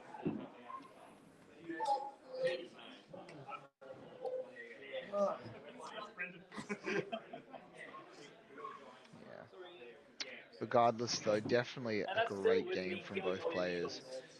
With these games, there's so much in regards to like what you can and can't do, and lines come and go, and it's one of these things where in the moment you're about to make grand finals of a battle hardened event.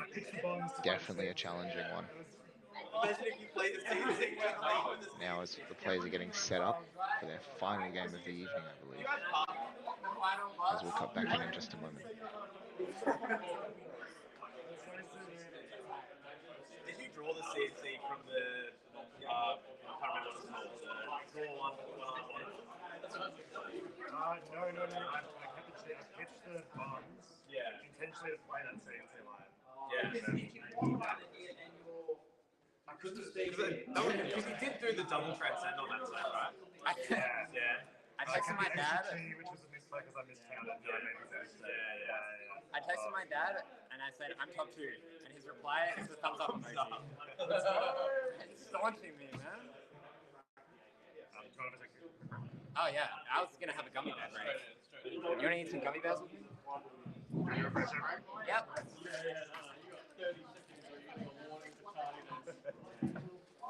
Brendan, I think one for every minute. Sorry, Cody.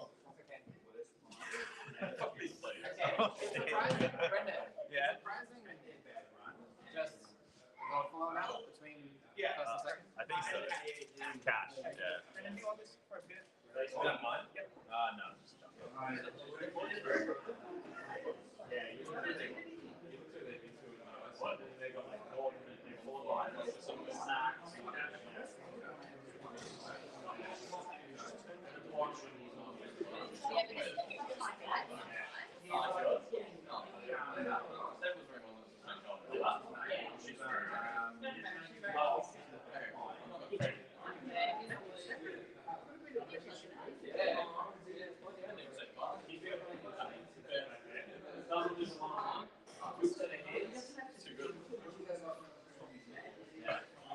That thing was so fucking tense. Yeah. I think I was more stressed than those guys. Fantastic fun. This never wasn't going anywhere. Yeah, that's great.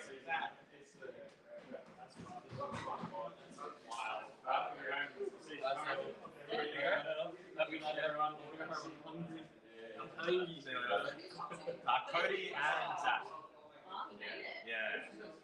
So is this? These could go long, but it's not as long as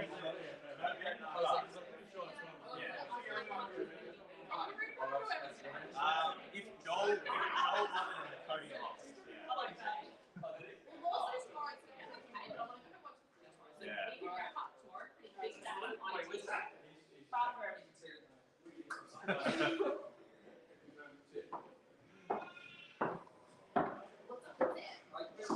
You happy to be stuck here another 45 minutes? Yeah, I'm fine. I can watch this one. I'm going in. I'm just making sure you don't leave. No. I'm here to. Here for the vibes. Yeah. Yeah, it's good. Here for the vibes. In new events, there's always an interesting. How are you going to drive home not knowing who's going to be That's right. I'll probably just watch the stream on my phone. That's fine. That's fine. Yeah. Helps me focus on the road. Yeah.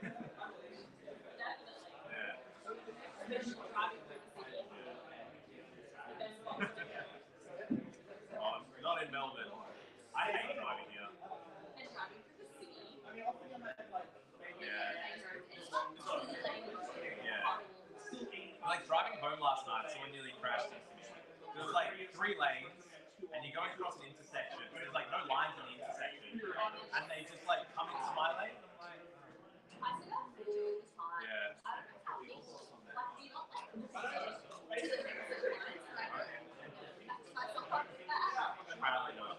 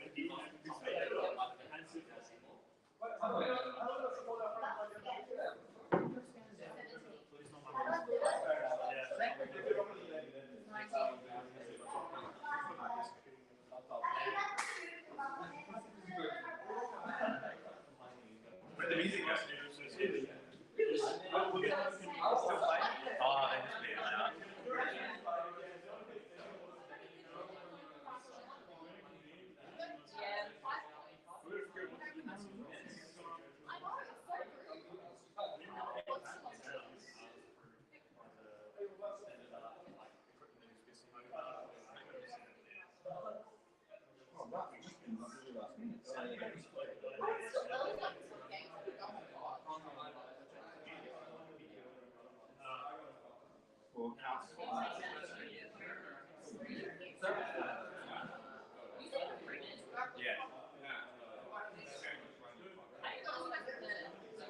having a good season. Yeah. It was like.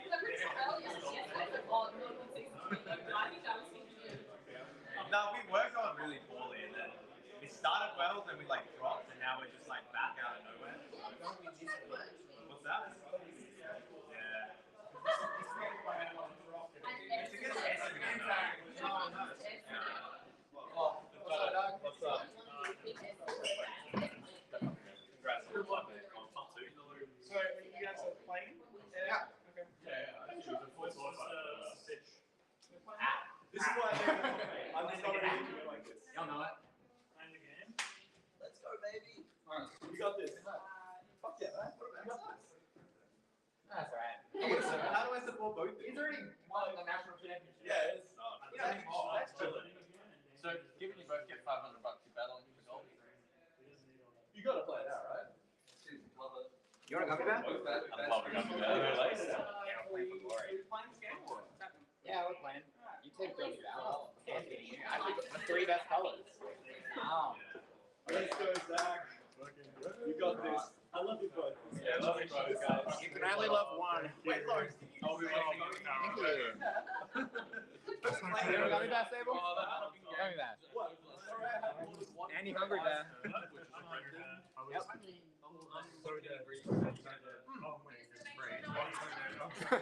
And then when like it was like an ALS, and then when you got ALS, and then it was like a trend back from that, and then we looked at the bottles. It was like, oh shit, we lost the 3 cards. It was like, it was good. It was like metal up too. I don't want to think about it, but that game behind me.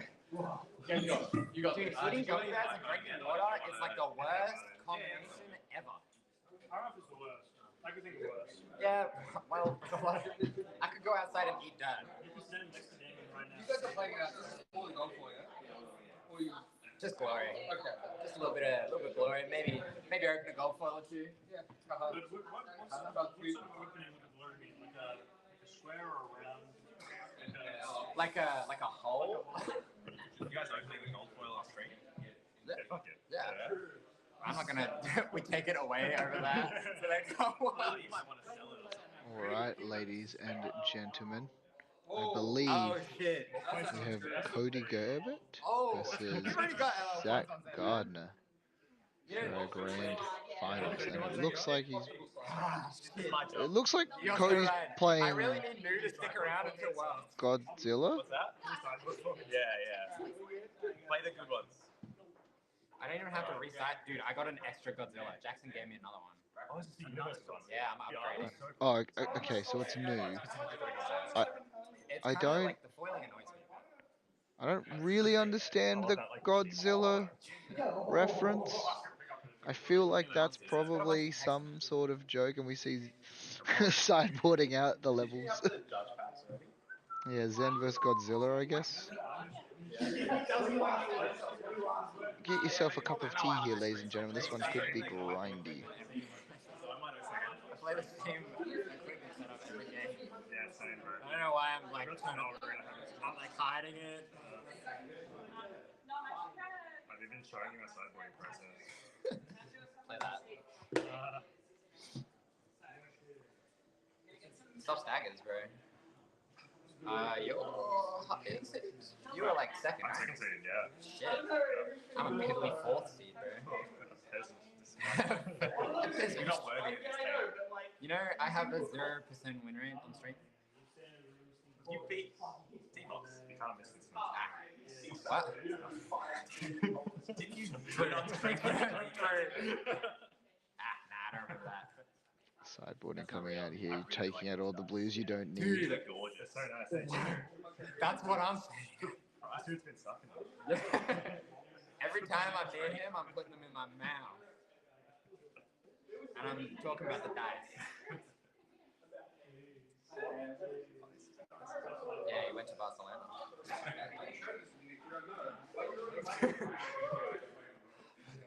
Every time you open the account, it's like I gave him like a recipe card. These like limited edition. Is that what they're numbered? Oh, you like real casino dice from LA? Yeah. Like serial numbers? Yeah, yeah. It's just copies. I really would to like to know play in this the high stakes backstory behind culture game. Godzilla. All our friends just go to each other. They don't love us for. They don't understand what it's like. Oh yeah. I'm studying it, man. I'm trying to get details as to why Godzilla for us, chat, because I would love to know. Dude. Oh, bad.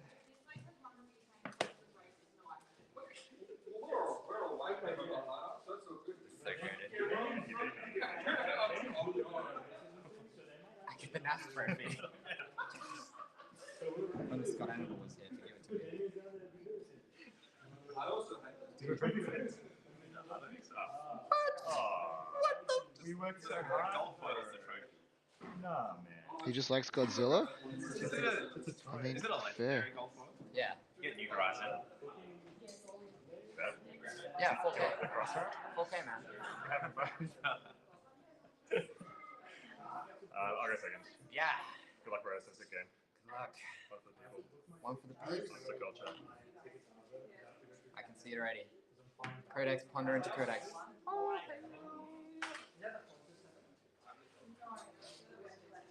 Take off your jacket. Let's get serious.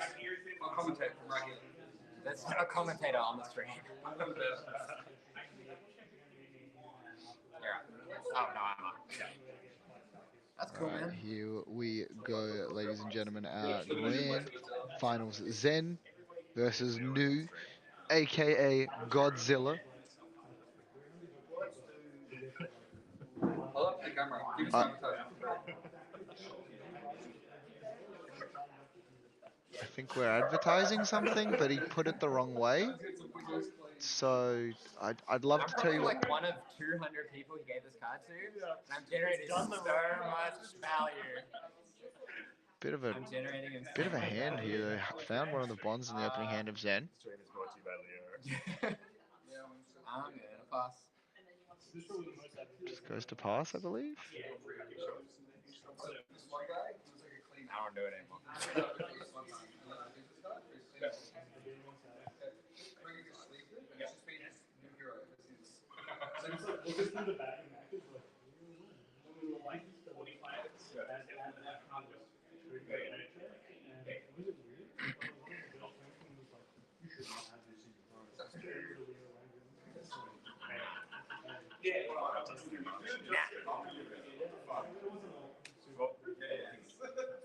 Alrighty, here we go. Gonna start it off here. New, I believe that's Cody, decided just to pass, and so he's gonna go across. Bonds for 4 coming in now. Spinning wheel kick being the card beforehand. This one is just 4. And yeah, the scary thing as well here, and this is why it's, obviously didn't have the additional abilities of it, but putting it in the graveyard means you can now fetch it later. Doing my job for me, because that is a prognosis coming through, which is one of the scarier cards, Persuasive Prognosis.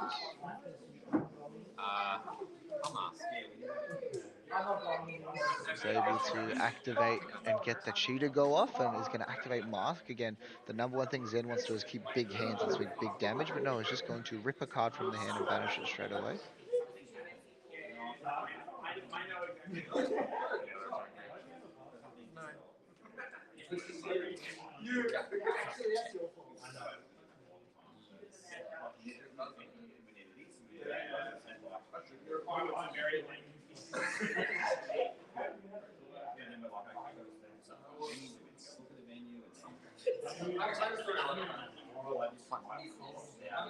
Don't worry about it.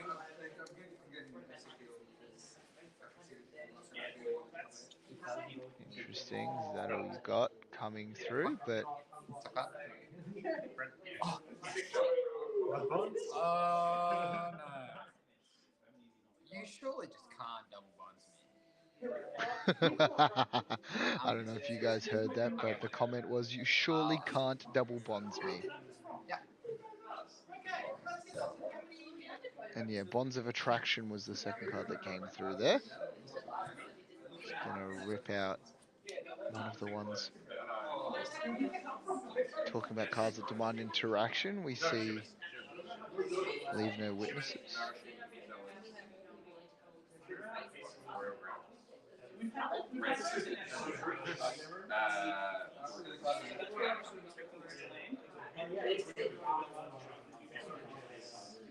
Taking some time now.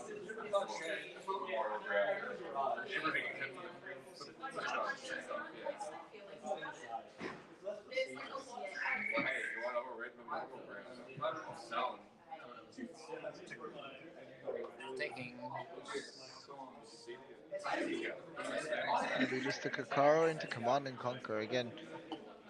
New just wants to keep cards, but unlike the Zen deck, can definitely present a lot. And two incredibly powerful reactions being blocked with there. Just Sonic being one of them, and then immediately after, so with that Siren's Call.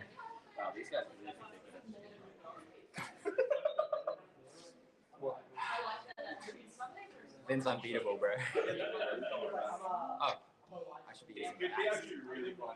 It's 4 now. Stream bass. Look, unlike you, I'm a bit of a stream player. Like I play on. This is the thing, not afraid to block, because the 0 for 4 on hit Banish is pretty good. But in particular, with 2 cards available left, you don't know what pumps they're running. We don't really know. I don't believe this was open deck list either. So getting blown out here can absolutely be devastating. You know, we've seen a block with 2 reactions.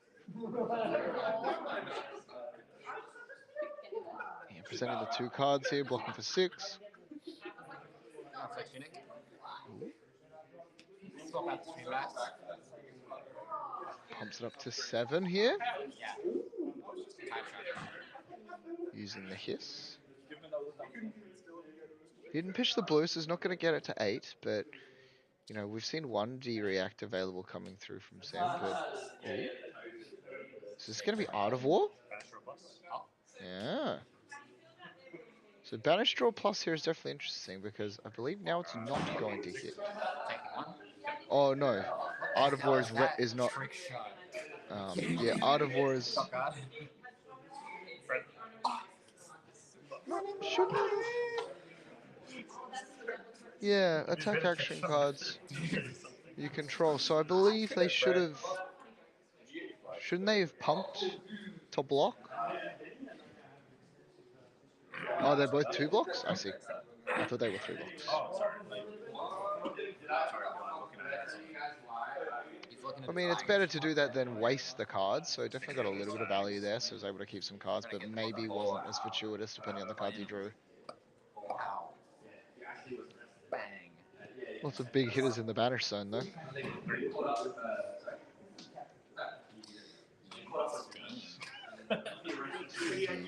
Aspect of Tiger Body coming through, just for a little bit of damage. Arsenal pass back, drawing up. It is a magic card, isn't it? That's kind of funny. Talking once you're going to get the Godzilla, and now just taking a bit of time here. Inspire them.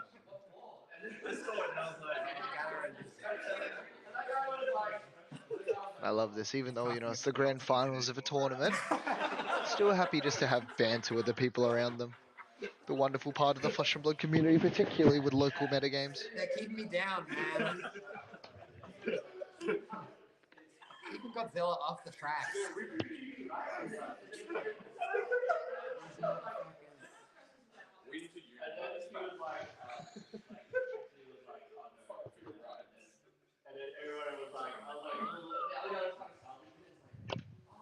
You can take that one. It's going to take the 1 here. Ooh, Surgical Extraction coming through though for 5 with Go again. 2 floating now. Everyone knows what 2 floating available is when it comes to having attack reactions. And I guess the question is, are we running the pummels? It's huge. It's almost, it seems to frailty. Pummel is definitely a card that is pretty great into these aggressive decks that want to keep big hands.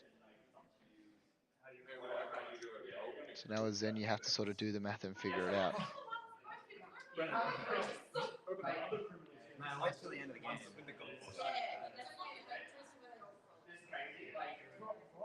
Yes, 2 kids, and he's not even allowed to be alone with the kids. There has to be an adult at all times.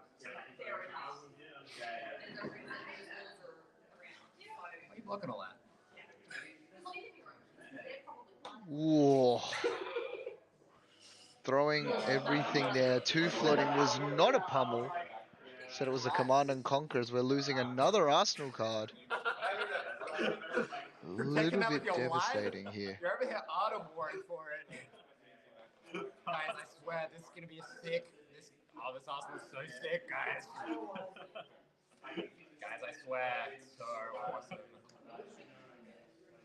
Scally Bill. Yeah.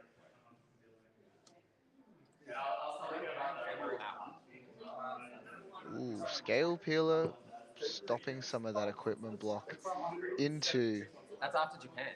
one of the greatest cards that we have available here.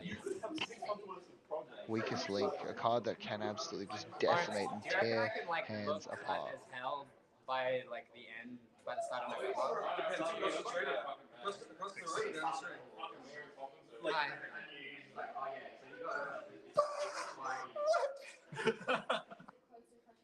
What is wrong with your deck, bro?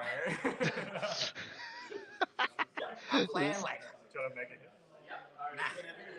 Nah. I'm good, bro. Trust me. 100 wins available. The follow-up, the second one. Such a different game. I don't. Do you have honor?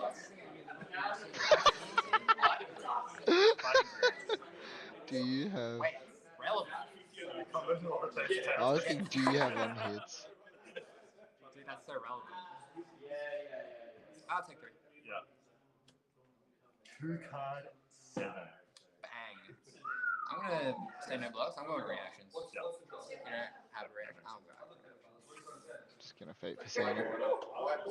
I kind of don't even want to commentate because these guys talking to each other is incredibly entertaining. What's wrong with that? Tunic to 3 here, pitching. Ooh, surgical again. Jackson, turn off the stream. Now you know I'm gonna be able to look at Jackson. That's so bad. It's like scroll Facebook. We can do it together. Jackson, can you bring up Subway Surfers? Can we play music? Actually, can we? I'm gonna like rank. Subway Surfers on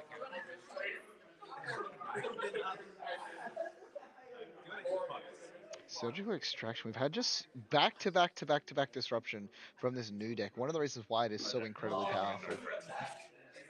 All the tails gone.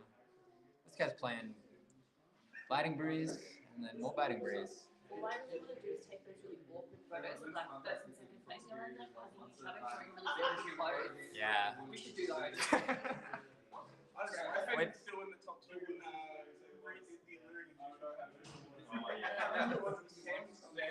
I would hate to be in this position as the Zen player here. Just gonna, demanding blocks again. Tiger swiping another unexpected body. It's just gonna be the hiss again. Over the top. It has it every time. It does have the blue this time as well, so it also has the ability to give an additional +1. Or go again. Go again, so it makes the sliver token.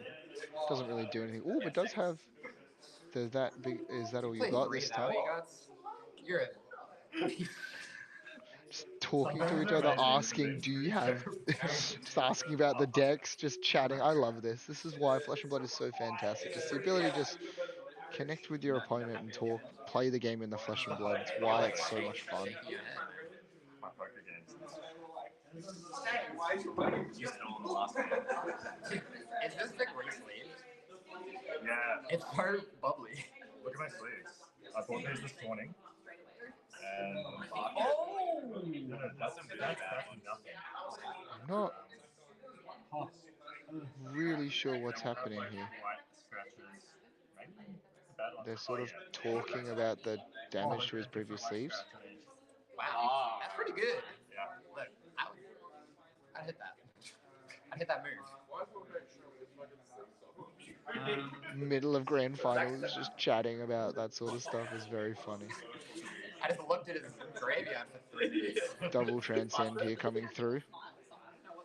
This is sort of one of the, you know, some of these transcend cards, like you run because you really just want to have more transcend cards. But Passover in particular versus Katsu can be devastating. Yeah, the 100 wins going through means you can't fetch it later.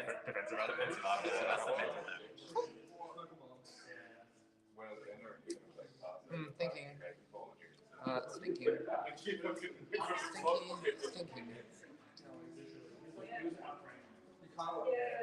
Wow. That's so crazy. Blues available as well, and this is also a very scary thing because a lot of the, you know, Zen's Bush sideboard out a lot of blues, but you know the blues that are there usually go again enablers and stuff like that, so definitely scary. It's good. Yep.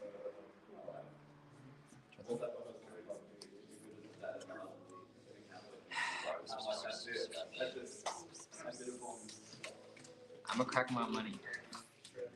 Draw 1 card from my hand, from my deck to my hand.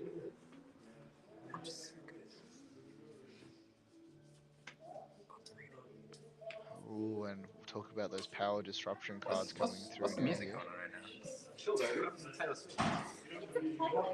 Bonds of Agony with both pieces of equipment available. Now, it hasn't blocked, so no kind of like, no disruption.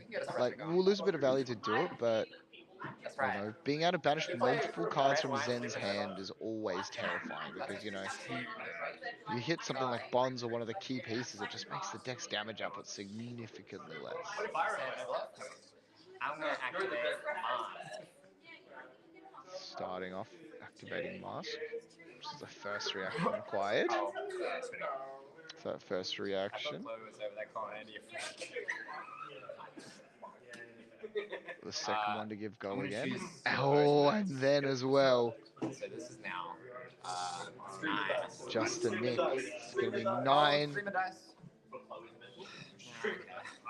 So taking 9 here. Has another chi in hand as well.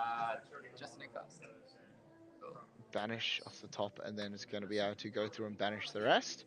Funnily enough, hit a Molding Key off the top, and now has another Molding Key in hand, so yeah, going to go through and sort of figure out what he'd like to banish. E-Strike's obviously a good choice, because yeah, E-Strike is a card that you definitely, like, in a deck, when Zen has to block, E-Strike is just like a really, really good kind of like 2-card 7, so keep the life parity so you can have that pop-off turn. So taking those makes it a little bit challenging to have those smaller hands. As you saw going through the entire deck there. Just to sort of see how sideboarding has happened and stuff like that. That sounds so sad about it.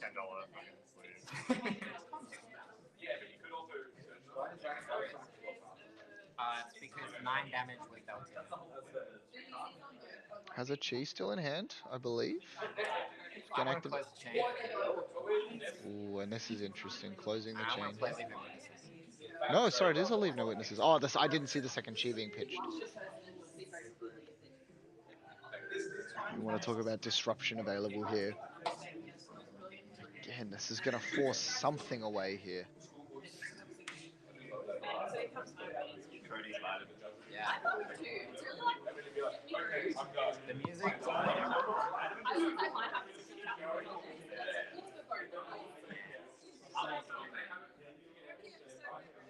Life disparity also dropping quickly as the Zen really hasn't been able to mount any sort of offense.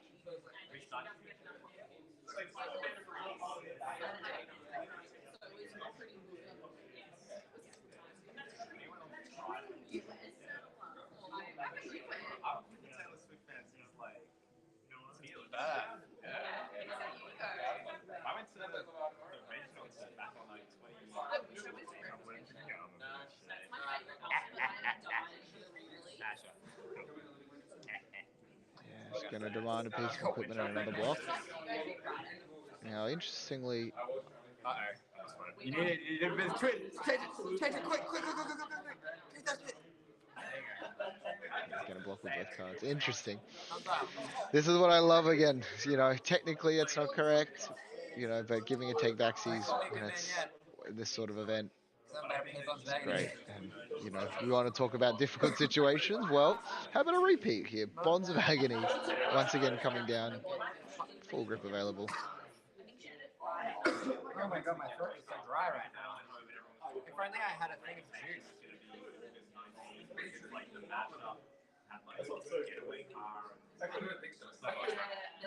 I'm going to gain one life and transcend. I am going to Sacred Art.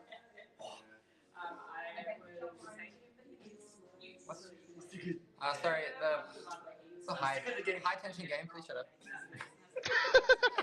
I think exactly. Because there was just like pro quest and I skipped the pro quest for the. I'm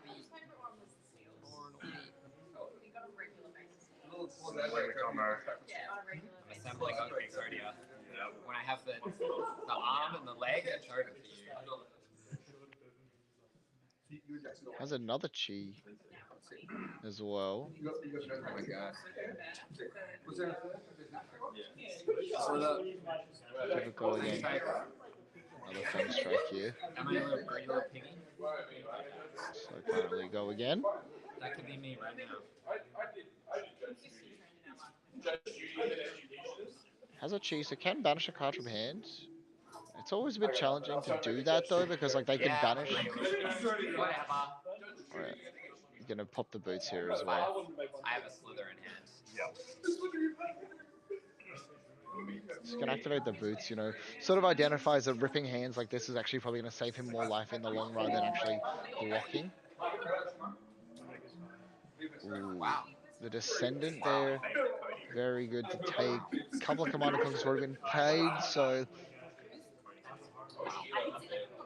yeah, just looking through again, and you know, it's one of these things where it's like fatigue is not often something we talk about versus Zen, and the life total is definitely challenging. But I just assemble more Exodia. That's so hard sometimes. I don't know if you heard, he says assemble more Exodia. Ooh, we lost video, I think. Let me get this sorted.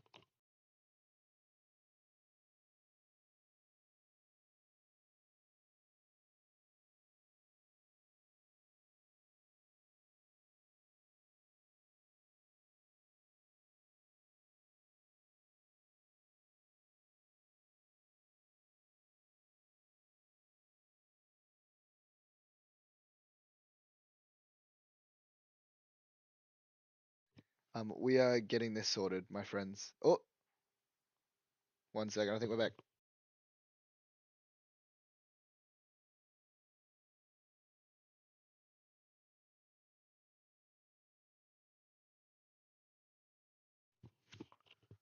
So we're back. I got the audio back for you as well. Luckily, we haven't missed anything. We're still going through graveyards. Greedy little piggy comes home to play. No, he doesn't. Have you transcended this game? No. That's why this is happening. So it has the chi and a slither in hand. That hand sucks.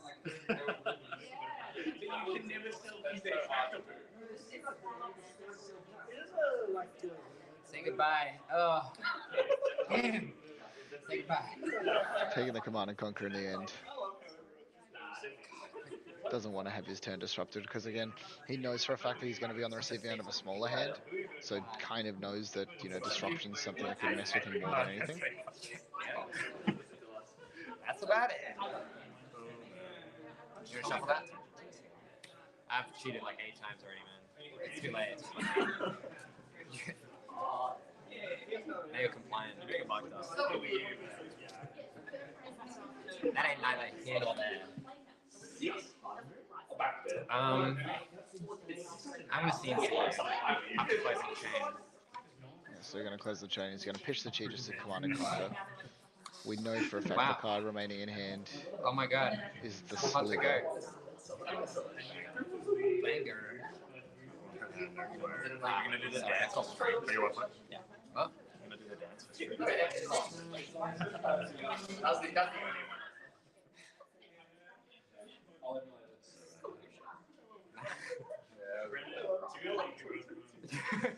It's the only way. A lot of generics been removed. Still able to continue with a 5-card hand. And yeah, if you're looking here on the side of Zach, you also need to know what's left in your deck. Like, he still has plenty of equipment blocking, hasn't really had a big turn yet, but yeah, he's just going to take it. Goes to 10. Didn't even need transcend card or whatever you're playing.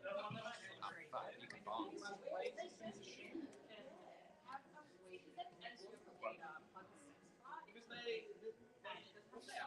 Okay, so Descendant's going to come through. Yeah. Now he's going to get a little bit of block value. No, is it? Yeah, he's going to shuffle the deck. Or you're gonna home inch. Or you're gonna home inch. You gain 1 life. Oh, no, sorry, it is just going to be the game Oh, 1. that's pretty good.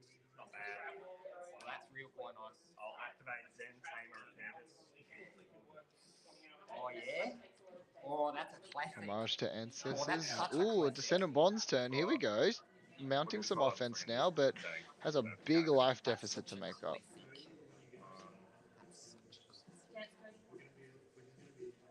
Kind of. Yeah, just looking like this is spinning not wheel the part kick. where you can do the HOTG. Likely just to Arsenal this Crouching Tiger here. It can be a celebration day. The scary thing as well is that we haven't seen a single codex yet.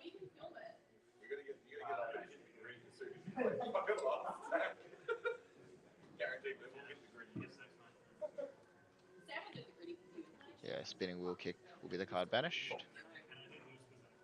Yeah, how long she left? Embarrassing. We got his ass so bad. I'll take 4. Yeah, just going to take the damage. You have such a big life lead here. And it's very hard for Zen to sort of conceptually fatigue you, because you obviously have the 2 daggers that are really difficult to block with equipment. You've also got the ability to just play the cards out of their banish with your cards too. So it's like, it's one of these things where you'd rather just keep the pressure on. Another 4 damage probably, because look at that in hand. Oh my god. It looks like it's another Bonds of Agony there. It's going to sink this one. Just to get value off of the card.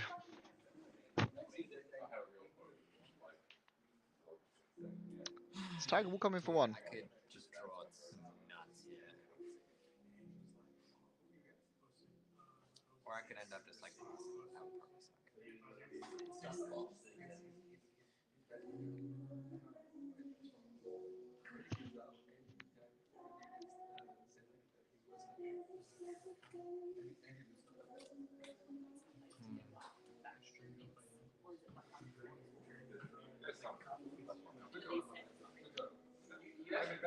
My deck does.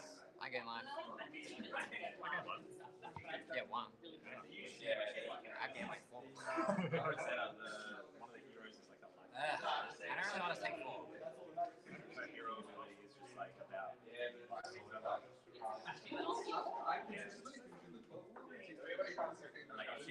She meets us whenever she likes lives. I don't risk it. I'm scared.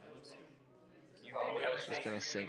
Now, we heard him say he could draw nuts here, and he's thinking about whether or not he sinks.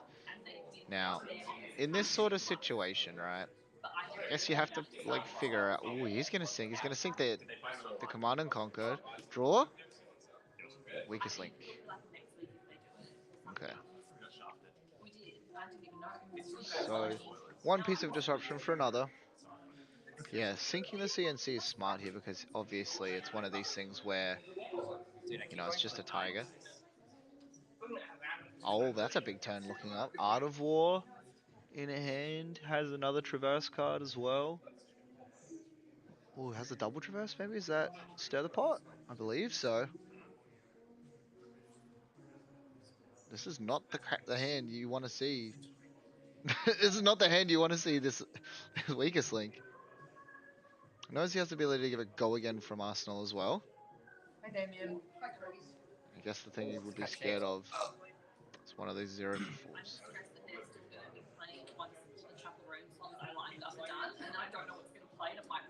There's the whole album. The whole album is banger. Yeah, he definitely can just ship the equipment here and just send it. But again, it's one card floating. One floating, one card in hand. You know, you have to be a little bit afraid of the hiss as well. Does hiss go again, draw the card? If it's if it's, you know, 0 for 4 to disrupt as well. That's my favorite. Low-key, my favorite.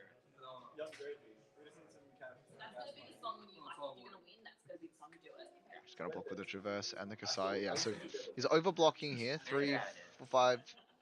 So 3, 4, 5, 6, 7, 8. FABTCG as well. Father, he's doing it. Or is it 7? He's styling on me. I believe it's. I'm gonna give it a go again. Yeah, 7.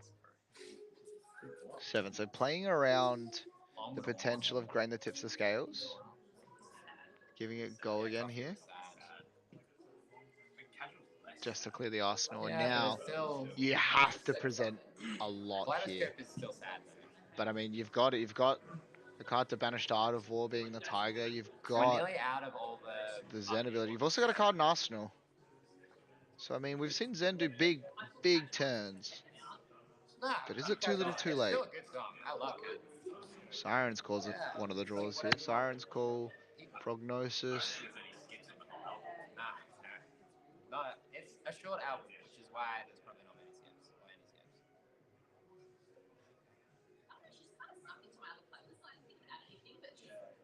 That's how I like started listening. It just came into all my playlists. And I was like, I think it's really obsessed with Sabrina Carpenter the cover. And it's like play your last one.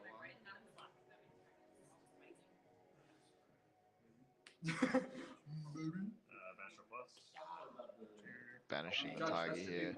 Ooh, drew the Sacred Art as well? No, hit Oh my god, drew the Sacred Art and he drew... Oh lord. So hang on, Sacred Art, I believe that is one of the Marvel ones as well. And also an Ancestral Harmony. So the world is the oyster on this turn. I hope it's one of those fabled Zack strikes. Oh, here we go. Oh yeah.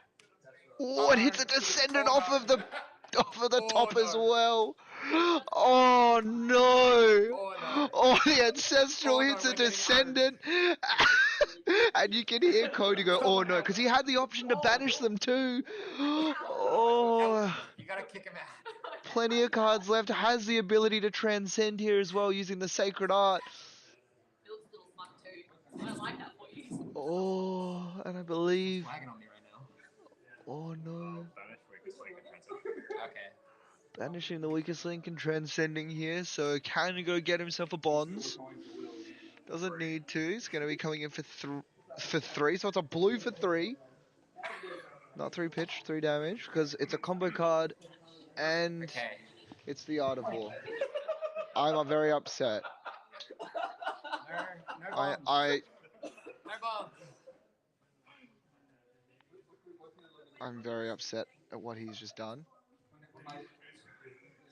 I think, yeah, if you're Cody, maybe you just take as much as you can.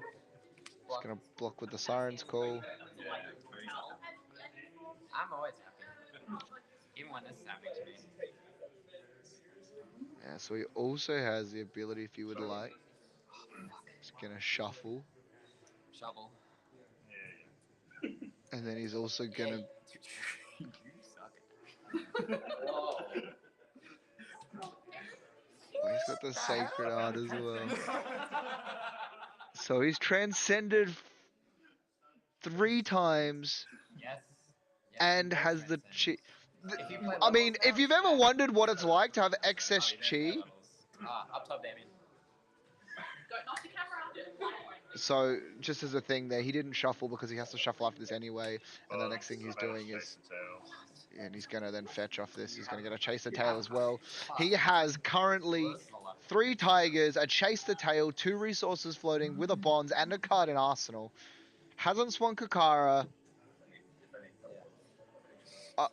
Take 6.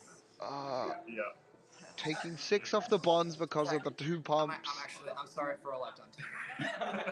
Has another bunch of damage here. So this one here is going to be for 2 because of the Shuko. Then the chase the tail. 6 go again. Oh,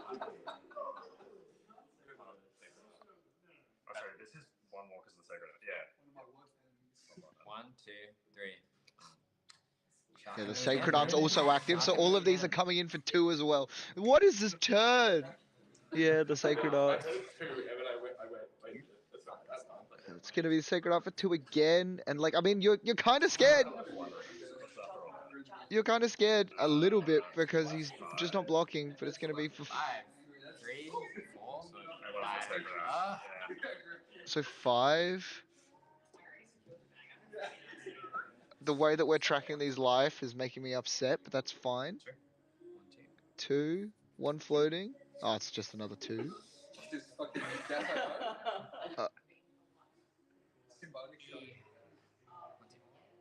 Okay. I mean, you survived. I mean, he's... if he has no other way of shuffling, he's going to draw a quad chi hand. Wait. Oh, he's just memorizing the pitch here.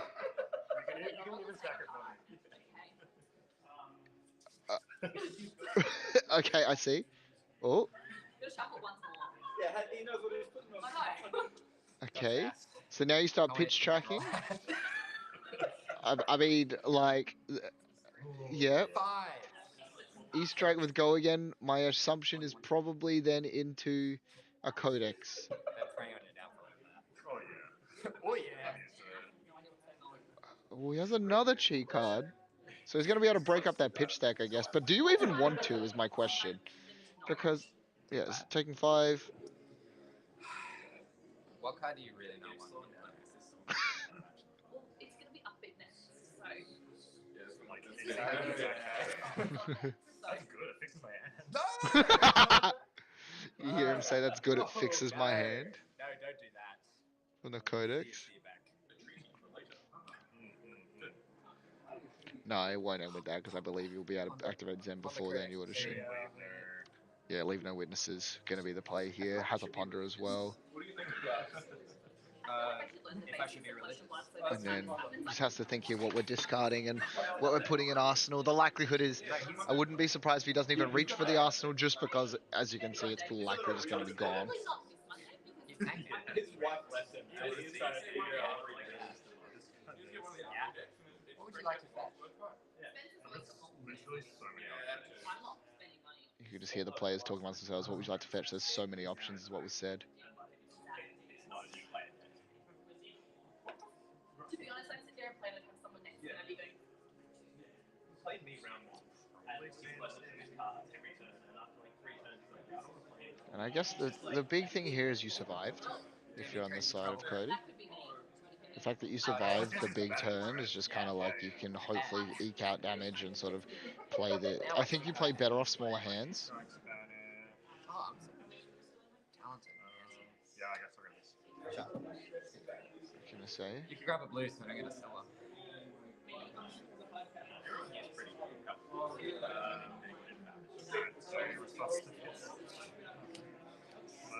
More transcend. Ooh, more transcends here. The 6 chi pitch stack.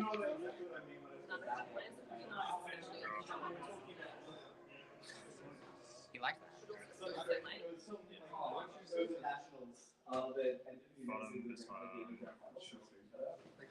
I'd love if that was a 15 in a row. Yeah, like I didn't like get someone to teach me, but I will stay for them. Like, yeah, something. Okay, I'm gonna ponder. I'm not sure if I could like... Blocks it all out. Think about it. Speak Or actually teach me the rules. Again. There is no commentary. They can hear everything. There's no commentary. No, you guys are it. Oh, wait. Bring back Godzilla. There's commentary. I'm commentary. How dare you people in the background? Damn. Oh, true. The Cosmic Awakening to end the game. Cody got sync off his Ponder. That's pretty good. Oh, there we go. Breaking up the cheese stack.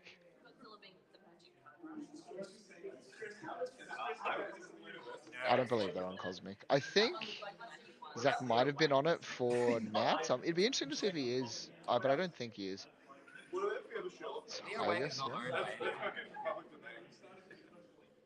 Tiger Swipe coming through now.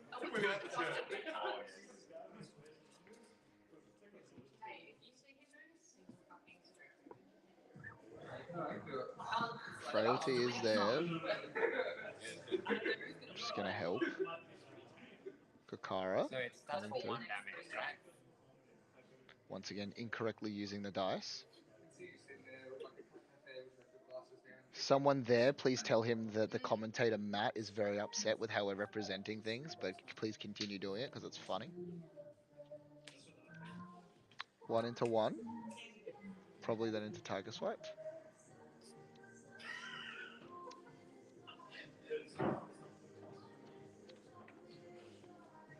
Can you give a shout out to Daniel Lottie? He's in the chat. Shout out my boy Daniel. I hate him. Never forget. Is this for 5? Shouldn't this be for 4? Your parents are watching, right? Yeah. I'm sorry for being goofy. Oh, no, sorry, because of the Shuko. They know you're having fun. They definitely don't care. Please disturb Matt 101. Gotcha. Thank you. Appreciate that, Chris. Whatever, man.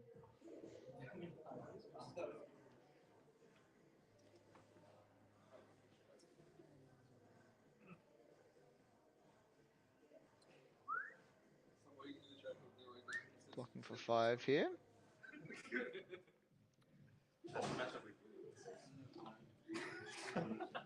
Coming in for 4, I believe, this Mauling key.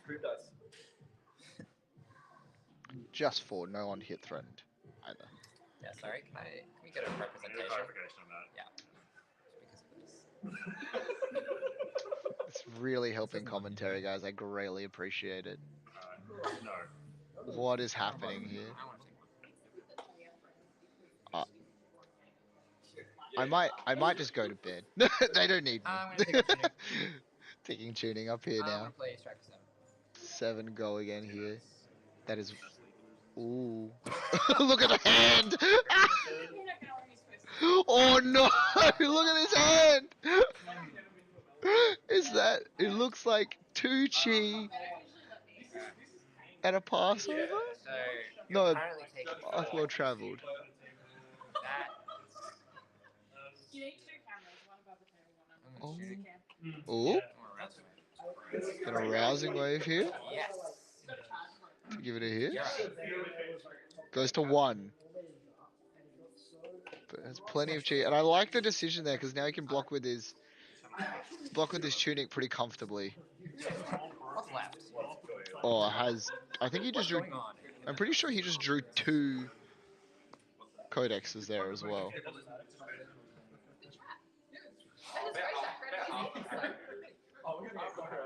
Getting a descendant. No. No!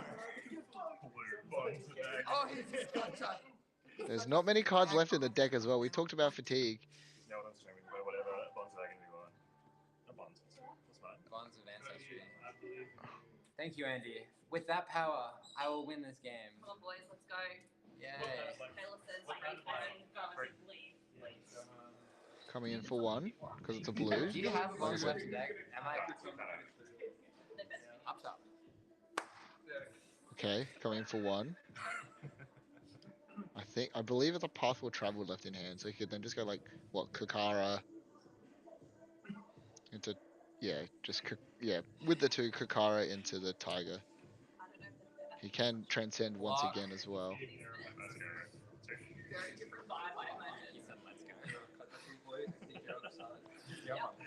Let's go, boy. I don't believe there's there's not much left in the deck at all. I don't want to throw. I can throw some free. Better than Sam's Monday Night Jazz music.